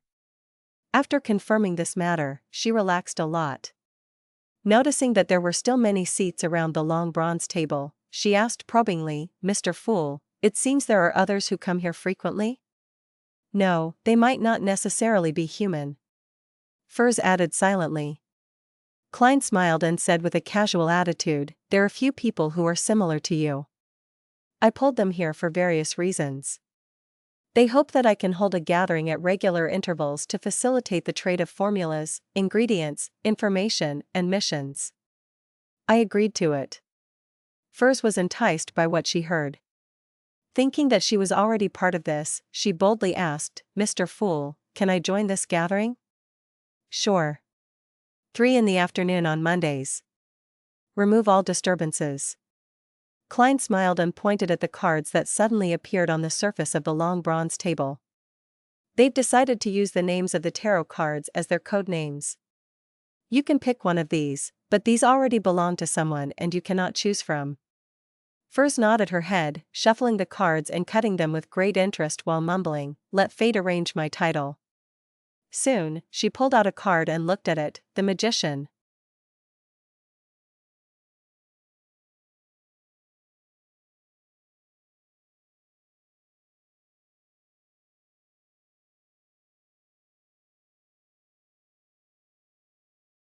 Chapter 298, Together Again. Furs's eyelashes fluttered a few times before she slowly opened her eyes, only to find herself lying on the floor of her living room. Through the window, she saw that the bright moon was hanging high in the sky like a crimson disk. The normally thin and blurry chiffon seemed to turn into rich bloody light. "I'm not dead, I didn't lose control. It wasn't a dream just now. I really was saved by a mysterious and powerful Mr. Fool." When Furs sat up and examined herself, she saw that there was nothing unusual about the rest of her body except that her hair had grown longer and denser. "But my life is completely different from before. I don't know if this is good or bad," silently mumbling to herself, Furs sat on the ground hugging her knees whilst lost in thought. Her mind would sometimes wander off, and at times, she would be anxious, sad, or confused. Above the grey fog, Klein looked at the chair which had the symbol of a layered door on its back. He muttered to himself in thought, "I wonder what kind of information is contained in those ravings. When she's at sequence 7 or sequence 6, she should be able to resist the negative effects and hear the content of the ravings. If she hasn't grasped the acting method, I can let Miss Justice and the others help me teach her." I have sworn under a holy artifact to the goddess that I wouldn't mention anything related to the acting method to people who aren't aware of it. When I advance to sequence 5 and become a nimble rite master, perhaps I can use a corresponding ritual and the uniqueness of this mysterious space to remotely control her and directly see what she sees and hear what she hears. That way, I can determine if it's Mr. Dorr. This gentleman who has witnessed the history of the fourth epoch might be even older than Mr. Azek, who had lived multiple lives. I wonder what sequence his strength and level are equivalent to. 2? Or even 1? After some consideration, he felt that his spirituality was becoming unstable, so he hurriedly descended into the gray fog and returned to the real world. This was a common occurrence after a recent advancement, therefore, Klein gave up on going out, and he patiently entered cogitation at home, retracting and releasing his spirituality. In the wee hours of the morning, Furs took the earliest steam metro back to St. George Borough before taking a public carriage to the two-bedroom apartment where she lived with Zio. When she opened the door, she was surprised to find Zio, who usually slept late, toasting some bread. The sudden appearance of last night's blood moon gave me insomnia, so I woke up very early. Furs, are you all right? Did those strange ravings get stronger? Zio asked, looking up with concern. Furs's vision suddenly blurred. She turned her head to the side, forced a smile, and said with her usual confrontational tone, "What happened to your brain? Didn't I say it before? The ravings will definitely become stronger during the blood moon. But it doesn't affect me at all." Yeah, it doesn't affect me at all. Look at me, look at how energetic I am right now. Hey, toast a piece of bread for me too. I thought you didn't like eating it this way? Zio tidied her short, blonde hair and mumbled softly. After taking his first step at revenge and attaining an advancement, Klein slept through the night. He leisurely went out to buy Potter noodles for breakfast, along with a desi pie and a cup of sweet iced tea. After enjoying the delicacies in satisfaction, he put down his fork and knife and picked up the newspaper. He was in a very relaxed mood as he began to read. A quick scan revealed that the headlines of the Tussock Times read: "Night of the Bloody Moon, the killer demon strikes again." Again? Klein quickly flipped through the front pages of the other newspapers and saw many similar titles. "The 11th True Case." "The police are helpless." "The cold-blooded killing demon has once again made a clear mockery of the police." "The atmosphere of panic is spreading through Backland." "This? The Nighthawks and the mandated punishers must all be having headaches, right?" Klein sighed in his heart. To be honest, he had the urge to catch the killer. Back on Earth, when he was weak, he would often daydream about being a person to uphold justice and punish evil. But now, as a Sequence 7 Beyonder, Klein felt sorry for his past dreams due to his choice of not being a superhero. Sigh, what a pity. This case has already received a high level of attention. If I were to join in, wouldn't that mean that I'm waiting for my identity to be exposed? I still have to be rational. Furthermore, according to the Sun, the culprit is highly likely to be advancing from Sequence 6 to Sequence 5. Although I won't be afraid of him, I might not be able to catch him even with the new spells and spell-like abilities I gained. It's quite risky. After thinking about it, Klein still chose to follow his deepest beliefs and remain an ordinary citizen. He believed that with the strength of the few churches, if the killer were to continue committing crimes, there was a high chance of them getting caught. After flipping through the news, Klein glanced at the Backland Morning Post and found that the advertisement for the Ernst firm's purchase of goods had appeared again on the 5th page. "There's going to be a gathering tomorrow night at 8 o'clock. I can sell the Spring of the Elf's Marrow crystals to the Apothecary then." Klein muttered as he memorized the first 4 digits of the price listed. Half an hour later, he finished reading the thick newspaper in front of him and started to seriously consider his future plans. The long-term plan is to advance to a higher sequence, becoming a demigod expert before I plot my revenge against Ensanguil. A mid-term plan is to find the acting method for magician. I'll slowly summarize the corresponding mantras to observe, so as to digest the potion bit by bit. During this process, I'll start my search for the characteristic of a human-skinned shadow, hair from a deep-sea naga, thousand-faced hunter's blood, and mutated pituitary gland, as well as the means to remove an evil god's corruption from an object. The Beyonder ingredients of sequence 6 each cost around £1,500. It's very expensive. In addition, I need to obtain a mystical item that's focused on attacking or controlling. Although a magician is very powerful, most of the Beyonder powers are used for life preservation and escaping. In a corresponding environment, the strongest attack is that of a custom revolver. The only boon is how it takes others by surprise, and it also lacks the means to control an enemy. Short-term plan, short-term plan. I'll be cutting up some paper figurines and make preparations for my powers. I'll visit the circus in the afternoon as a way to relax and for entertainment. I can try to gain inspiration for the acting by observing ordinary magicians. Yes, I saw in the newspapers that there are a few permanent circuses in Backland. After finalizing his thoughts, Klein immediately tidied up his plates, cleaned his knife and fork, and devoted himself into being busy making preparations. When it was almost noon, he put down the scissors and looked at the 3 crude paper figurines in front of him. He sighed and muttered to himself, "This is probably the first time in my life that I've done manual work so seriously. Fortunately, it's just to cut out some paper figurines and not flowers or embroidery. It's fine as long as it's shaped like a person. Sigh, if it wasn't for the fact that my hands have become dexterous, I might have failed today." Klein had just used an additional paper figurine to test his capabilities and confirmed that everything was fine. He folded the paper figurines and hid it in a stack of notes. Klein put them away into his pocket. Just as he was about to go out and enjoy a meal at a slightly better restaurant before heading to the nearest circus to watch the performance, the doorbell suddenly rang, and the pleasant, jingling sound echoed in the air. "A job? The advertisement I posted should be almost done with its listing period." Wearing a starched shirt and a thin warm sweater, Klein came to the door and grabbed the handle. At the same time, the image of the visitor appeared in his mind. It was a man in his 40s. He was rather fat, and he appeared to have difficulty even standing. His eyes were tiny from the copious amounts of flesh on his face. His skin was rough but very white. He had a gentleman's cane in his hand, and a very tall and large hat on his head. Even though Backland was cold in October, the man's forehead was dripping with sweat. Beside him were 2 attendants in bright red coats, supporting him from both sides.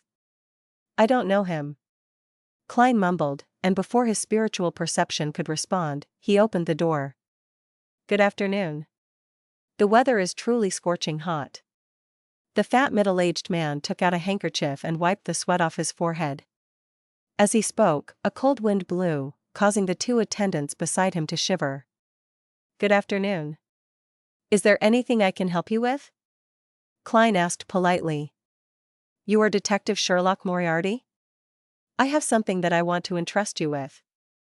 The middle-aged man forced a smile and said, "I forgot to introduce myself. I'm Rogo Colomon, a jewelry businessman. Please, come on in." Klein smiled and made way. Rogo Colomon stepped in with heavy footsteps and sat down on the sofa, causing the old furniture to emit a resistant groan. "What is it exactly?" Klein took out a copper penny and deftly rolled it around his fingertips. Rogo sighed and said, "I wish for you to protect my son until tomorrow afternoon. He has offended some lunatics." "Until tomorrow afternoon? Have you found a solution? Why not call the police?" Klein asked unhurriedly. Rogo remained silent for 2 seconds before saying, "Adel got into some bad company and was led to do bad things by them. Oh, it's nothing too serious, but ones that can land him in prison. Unless it's necessary, I don't want to call the police. He recently had a falling out with those bad friends of his. As a result, he suddenly broke down and kept yelling that those people wanted to kill him. I was very worried, so I hired 6 senior bodyguards from a security company to keep watch outside. Then, I hired another 4 private detectives to take shifts watching over Adel, even if he's sleeping. But one of the detectives suddenly had an accident at home and will only be able to return tomorrow afternoon. Therefore, I can only hire another detective at the last minute. I'm sorry, I can only hire you for 1 day. Yes. The reward is £10, and if you were to encounter danger, I'd add more. You'll definitely be satisfied. Is that so? £10 for a day. That's equivalent to a week's salary of Mr. Sammer from next door. Klein was able to tell from the color of the other's emotions that he wasn't lying. During the brief silence in the living room, he kept flipping the copper penny between his fingers, and with a thud, it fell into his palm. Klein glanced at it, bent his fingers and smiled. Deal.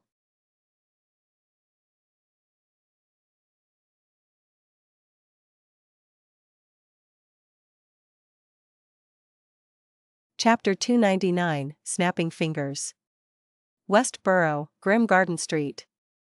Klein, with quite a stubble around his mouth, wore a pair of gold-rimmed glasses while carrying a top hat and a black cane. He followed Rogo Koloman into a spacious and bright living room. There was a huge crystal chandelier hanging from the ceiling. The walls, corners, and tables were decorated with all kinds of golden carvings and ornaments. The entire area looked gorgeous, exquisite, and luxurious. As expected of a jewelry businessman, a businessman staying in West Borough, Klein scanned the oil paintings by the side and sighed. With every step Rogo took, the fat on his body quivered. It left people maliciously wondering when his clothes and pants would snap. However, as a jewelry businessman, he had enough money to buy clothes of the best quality. Detective Moriarty, this is my son, Admiral. Logo stopped at the edge of a carpet and pointed to a boy that was 15 or 16 years old and was sitting on a single sofa. As all the fireplaces in the house were lit, and there were metallic pipes to conduct the heat around, the living room was rather warm. It even made Klein feel like taking off his clothes until he only had a shirt and a pair of trousers left. However, the boy was wrapped in a thick fur coat and had a blanket that looked burning hot on his legs. At that moment, he had his head low, tightly hugging himself as he shivered nonstop. His dark blue hair seemed to have lost its luster. Rogo looked at him with concern and raised his voice slightly. Admiral, this is Detective Moriarty. He will be protecting you for today and tomorrow. At these words, Admiral raised his head, revealing his pale face, his bluish lips, and his unfocused eyes. Protect me, protect me. They're going to kill me. They want to kill me. His voice became sharper and sharper. In the end, he covered his ears with his hands and screamed. After a few seconds, he gradually calmed down. During this process, Klein had already tapped his molars and secretly activated his spirit vision. Huh. He held back the shock that had crept up to his mouth and carefully examined him again. He saw that the color of Adal's aura had been dyed with a deep blackish-green sheen. This is a sign of being haunted by wraiths, a sign of possible possession. Adal's bad friends are already taking revenge on him. Or perhaps, there were no such things as bad company at all. Klein quietly reached out, held Mr. Azek's copper whistle, and allowed his spirituality to spread. Then, he thoughtfully looked away from Adal and looked at the others inside the living room. By the oriel window stood a man in a black coat. He was tall and sturdy, not smiling, and his waist was bulging as if he were hiding a gun. This should be one of the 6 bodyguards. Klein was about to size up another person when Rogo Koloman introduced Detective Kaslana, her assistant, Lydia. Detective Stewart. At this point, Rogo turned around and pointed at Klein.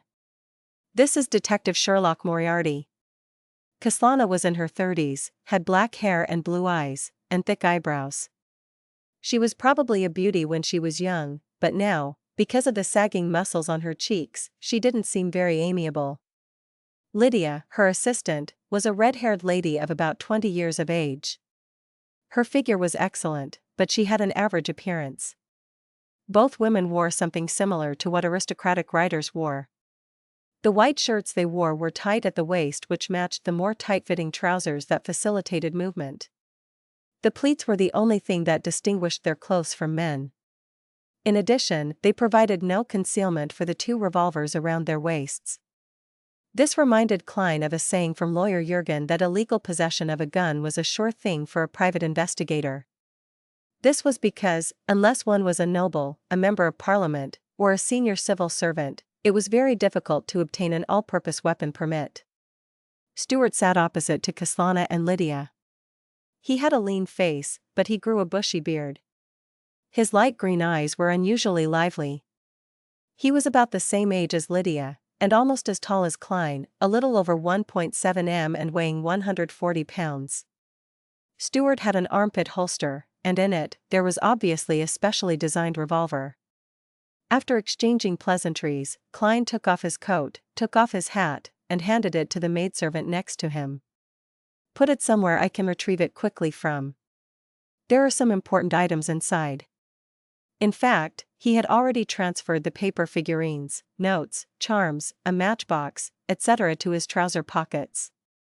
The only thing left in his coat was herbal powder, extract essence, keys, and his wallet.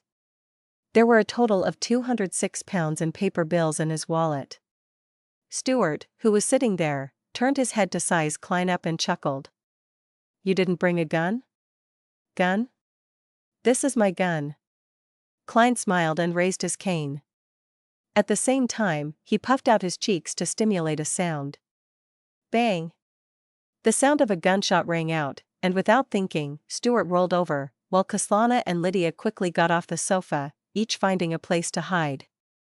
Rogo and the servant beside him were both surprised and confused about what was happening. Adel continued keeping his head low as he shivered. When they saw that Klein was only holding onto a black cane and realized that nothing had happened, Kaslana and company calmed down. They frowned and asked, "What just happened?" "Ever since I handed a revolver I picked up to the police, I've been learning how to imitate its sound." "It seems to be quite effective," Klein replied half-jokingly. "That's not funny, Detective Moriarty," Kaslana said in a deep voice. "I just wanted to perform some magic for you," Klein lampooned.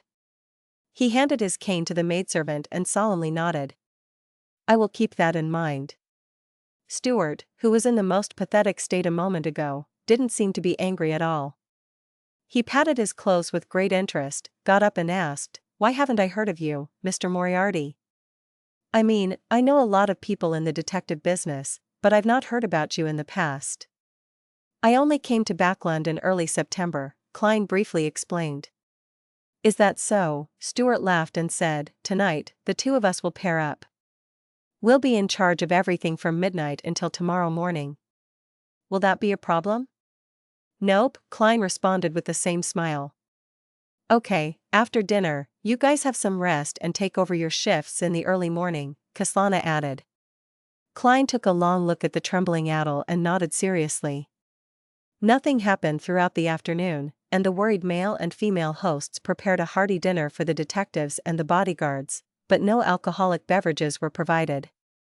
After eating and drinking to his heart's content, Klein and Stuart, a young man with a full beard, went to their rooms on the second floor. Seeing that no one was around, Stuart shook his head and said, "Sherlock, you should have noticed that the problem with Adel isn't something regarding revenge. Bro, you sure are affable."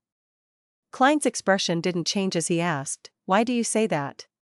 "He looks more like he has a mental problem, or, according to the countryside, he's been haunted by ghosts and evil spirits. Frankly, I'm afraid of that." Stuart sighed. "Mr. Colomon should take him to a psychiatrist, and if that doesn't work, get the priests from the Lord of Storms to sprinkle some holy water and perform a ritual." "You can suggest it to him," Klein said objectively. "If Adel doesn't get better, I'll consider it in about a couple of days." Stuart glanced sideways at Klein. Klein laughed and replied, "That's up to you. My mission will be over tomorrow." At that moment, the two of them had arrived at their destination and entered their respective rooms. 1 in the morning, inside Adel's bedroom. Klein sat in a rocking chair, holding on to Isaac's copper whistle, quietly watching his ward. Stuart sipped his coffee at his desk. The two of them didn't speak, afraid that they would wake the sleeping Adel. As time passed, a cold chill swept through the room. Adel sat up and opened his eyes. "What's wrong?" Stuart asked somewhat nervously. "To the washroom," Adel replied in a soft, dreamy voice.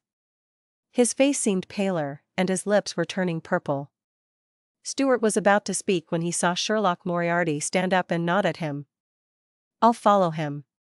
"All right." Stuart let out a sigh of relief. Putting his hands into his pockets, Klein stayed one step behind Adel and followed him to the entrance of the washroom 2 rooms away. Just as Adel was about to close the door behind him, he saw a figure flash in. "I can't let you out of my sight." Do whatever you have to do, and pretend that I don't exist." Klein smiled and leaned against the wall. Adel remained silent, his eyes unfocused as he looked into the mirror. He turned on the faucet and let the water flow. At this moment, Klein took out a box of matches and lit a matchstick, as though he wanted to smoke. However, he didn't do so.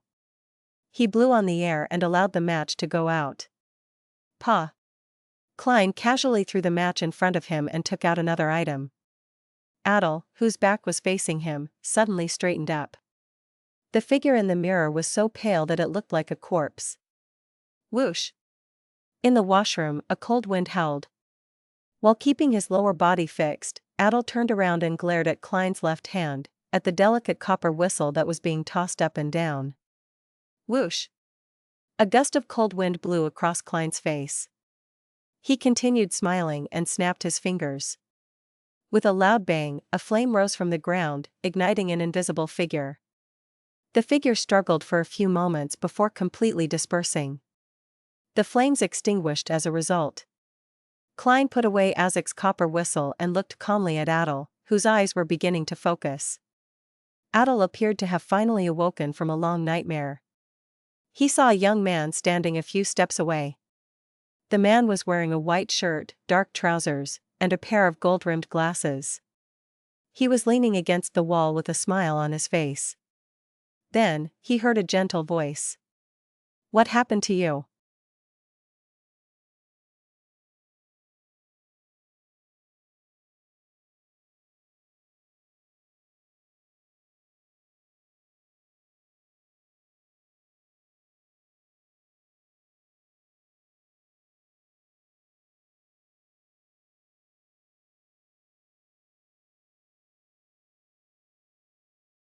Chapter 300, Spirit Dance.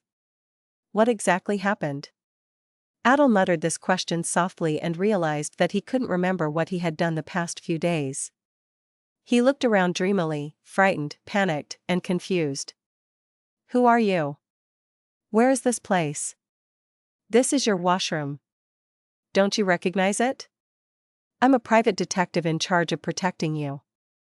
Klein looked at the teenage boy who hadn't figured out the situation around him and chuckled in response. "My house. Detective to protect me. What exactly happened?" Adel looked around in astonishment and murmured to himself. Suddenly, he stopped, his already pale face filled with unconcealable fear. "And maybe there really are ghosts in this world. There really are ghosts." His voice was shaky, but Klein could hear 2 completely different feelings from his voice, fear and excitement, and these were perfectly depicted by the color of his emotions. Excited? Did this boy end up provoking a wraith because of his thirst for excitement? It's true that the young are bold and unafraid of death. Klein made a preliminary guess, but he asked in confusion, "Ghosts?" After becoming a magician, his spirit vision had been slightly enhanced, but not by much. He was still unable to see the astral projection surface deep in the ether body and, as such, unable to judge whether the target was a beyonder or not. Adel's pale face suddenly flushed red. "Yes, ghosts." He flailed his arms and added, "There exists a wider world beyond our senses." "I'm serious. Death is not the end of everything." This line. He's indeed an adolescent. However, I think I've seen similar words somewhere. Klein smiled and said, "I believe in another saying, in the face of time that is even more ancient than ancientness, even death itself will disappear." Without waiting for Adel to say anything, he took out his gold pocket watch, opened it and said, "So, how did you get yourself into the state you were in before?" "You were like a patient with a nervous breakdown." Adel turned his head and thought for a few seconds, then he said, "I joined a society. It's not an ordinary society." We all believe that death is not the end. We can use mysticism to even sense death directly and understand that everything can be reversed. Yes, we believe that the dead can be resurrected. Klein, who had just climbed out of his grave more than a month ago, chuckled dryly. You and the others were trying to revive the dead? Death is not the end. A world beyond the senses. Everything can be reversed. Mystic sensing. Aren't these the teachings of the numinous episcopate? These were all created to revive death. He muttered to himself silently in enlightenment. Yes. Adel nodded, his eyes bright, but completely unable to hide his fear. Where did you get your corpses? Klein pressed. We will secretly dig up graves, those that haven't been buried for long, or buy them from the hospital, Adel said as he recalled. It's indeed a crime that can get you thrown into jail. It's no wonder that Rogo Koloman doesn't want the police involved.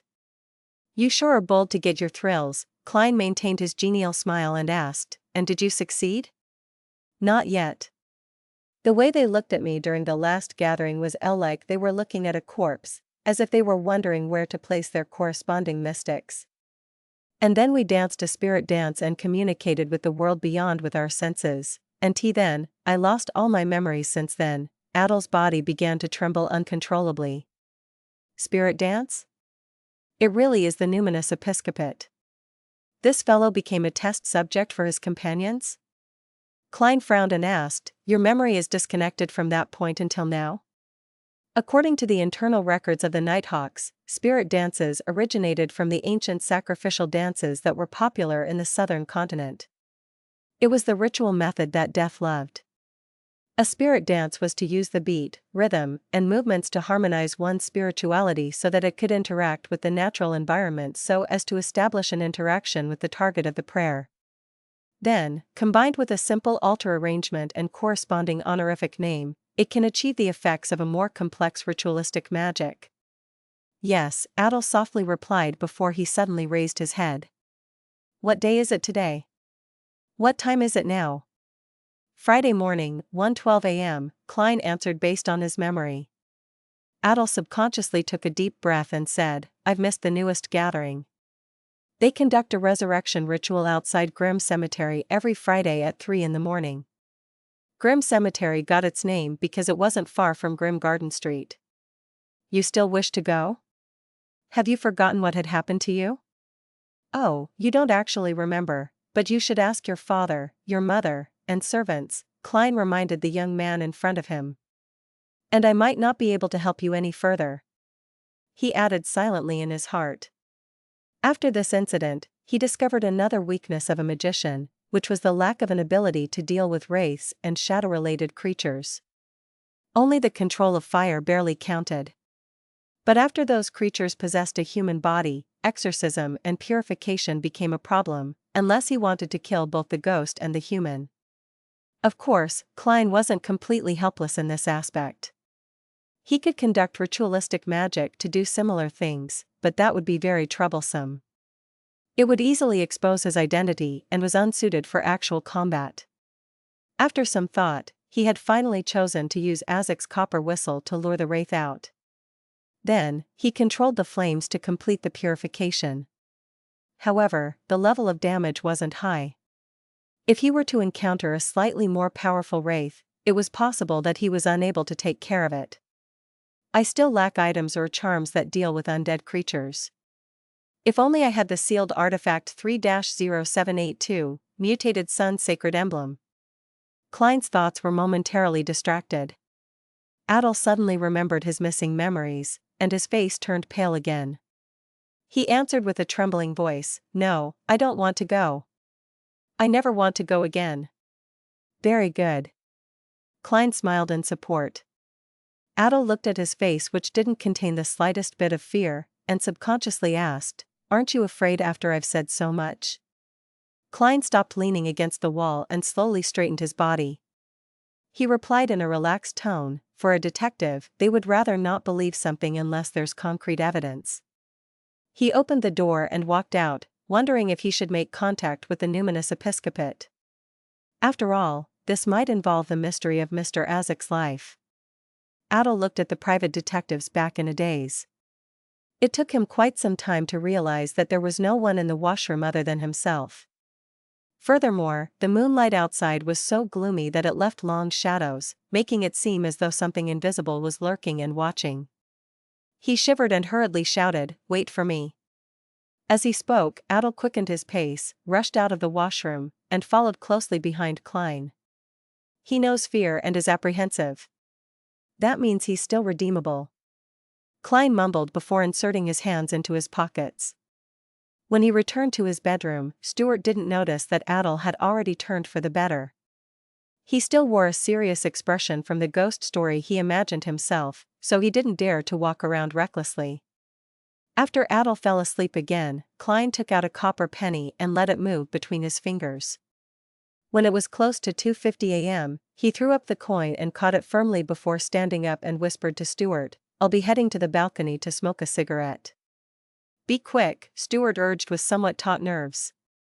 Klein put on his long gown and walked slowly out the door to the balcony at the end of the corridor. Then, he hid in the shadows. Then, he pulled out a rather crudely cut paper figurine. "Pa!" Klein violently shook his wrist, causing the paper to make a crisp sound. The paper quickly expanded and turned into a human. The person was about the same height as Klein, a wax statue intrinsically carved with the same exact facial features. This was one of the uses of paper figurine substitutes. Soon, Klein focused his mind, clenched his right fist, and lightly tapped his body. Without a sound, the figurine seemed to come alive. It even had a cigarette with a glowing red head in its mouth as the fragrance of tobacco wafted out. By delegating this figurine, this illusion can last half an hour. I'm really a magician. Klein put on his gloves, reached out, and pushed himself over before sliding down the balcony stealthily, avoiding the patrolling security. Outside Grim Cemetery, in a secluded forest. Klein stood among the treetops as he looked at the relatively open and flat area not too far away. Around him were evergreen leaves and brown branches, but their surfaces were stained with gray dust. From what Klein could see, there were about 8 young men and women wearing long black robes dancing and twitching around a corpse. The dance was full of rhythm, as though it had some sort of mysterious flavor to it. The girl shook her long hair and the boy extended his hand while kneeling. This scene had a subtle connection to their surroundings. It was the rhythm of nature. After they danced for 3 to 4 minutes, everything within a 10-meter radius was affected by a wild and confusing atmosphere. The atmosphere gradually turned sinister, and there was a hint of divinity mixed in it. It really is a spirit dance. Ritualistic magic that even normal people can participate in. Klein cast his gaze away and looked at the man in black robes who was chanting an incantation beside the corpse. Earlier, he was the one who was instructing those young boys and girls on how to perform the spirit dance. He should be a member of the numinous episcopate, with a high probability of being a beyonder. Klein nodded indiscernibly, intending to watch the resurrection ritual. At this point, the dance reached its climax. The adult man in black lifted his head and took off his wig, revealing the strange tattoos engraved on his bald head. He raised his hands and shouted, "Death! Honorable Death! Is about to return." After he finished shouting, the dancing stopped. The 7 to 8 youths stood on either side. They appeared to be in a daze, filled with anticipation, excitement, and fear. Next, the man bent down and opened the iron cage at his feet, taking out a black object. Klein looked over and saw that it was a blue-eyed black cat. This works too? He was obviously stunned for a moment. Suddenly, he thought of the various folklore related to a black cat. For example, if a black cat which symbolized the evil emissary of hell jumped over a corpse, the corpse would be awakened. This was the first time Klein was seeing someone use a similar method in a ritual. The man stepped forward while restraining the black cat from struggling before throwing it at the corpse. Meow. All the black cat's hairs stood on end as it hissed and leaped over the corpse. At that moment, Klein felt like he could understand cat language. He believed that the cat must have said one word, "fuck."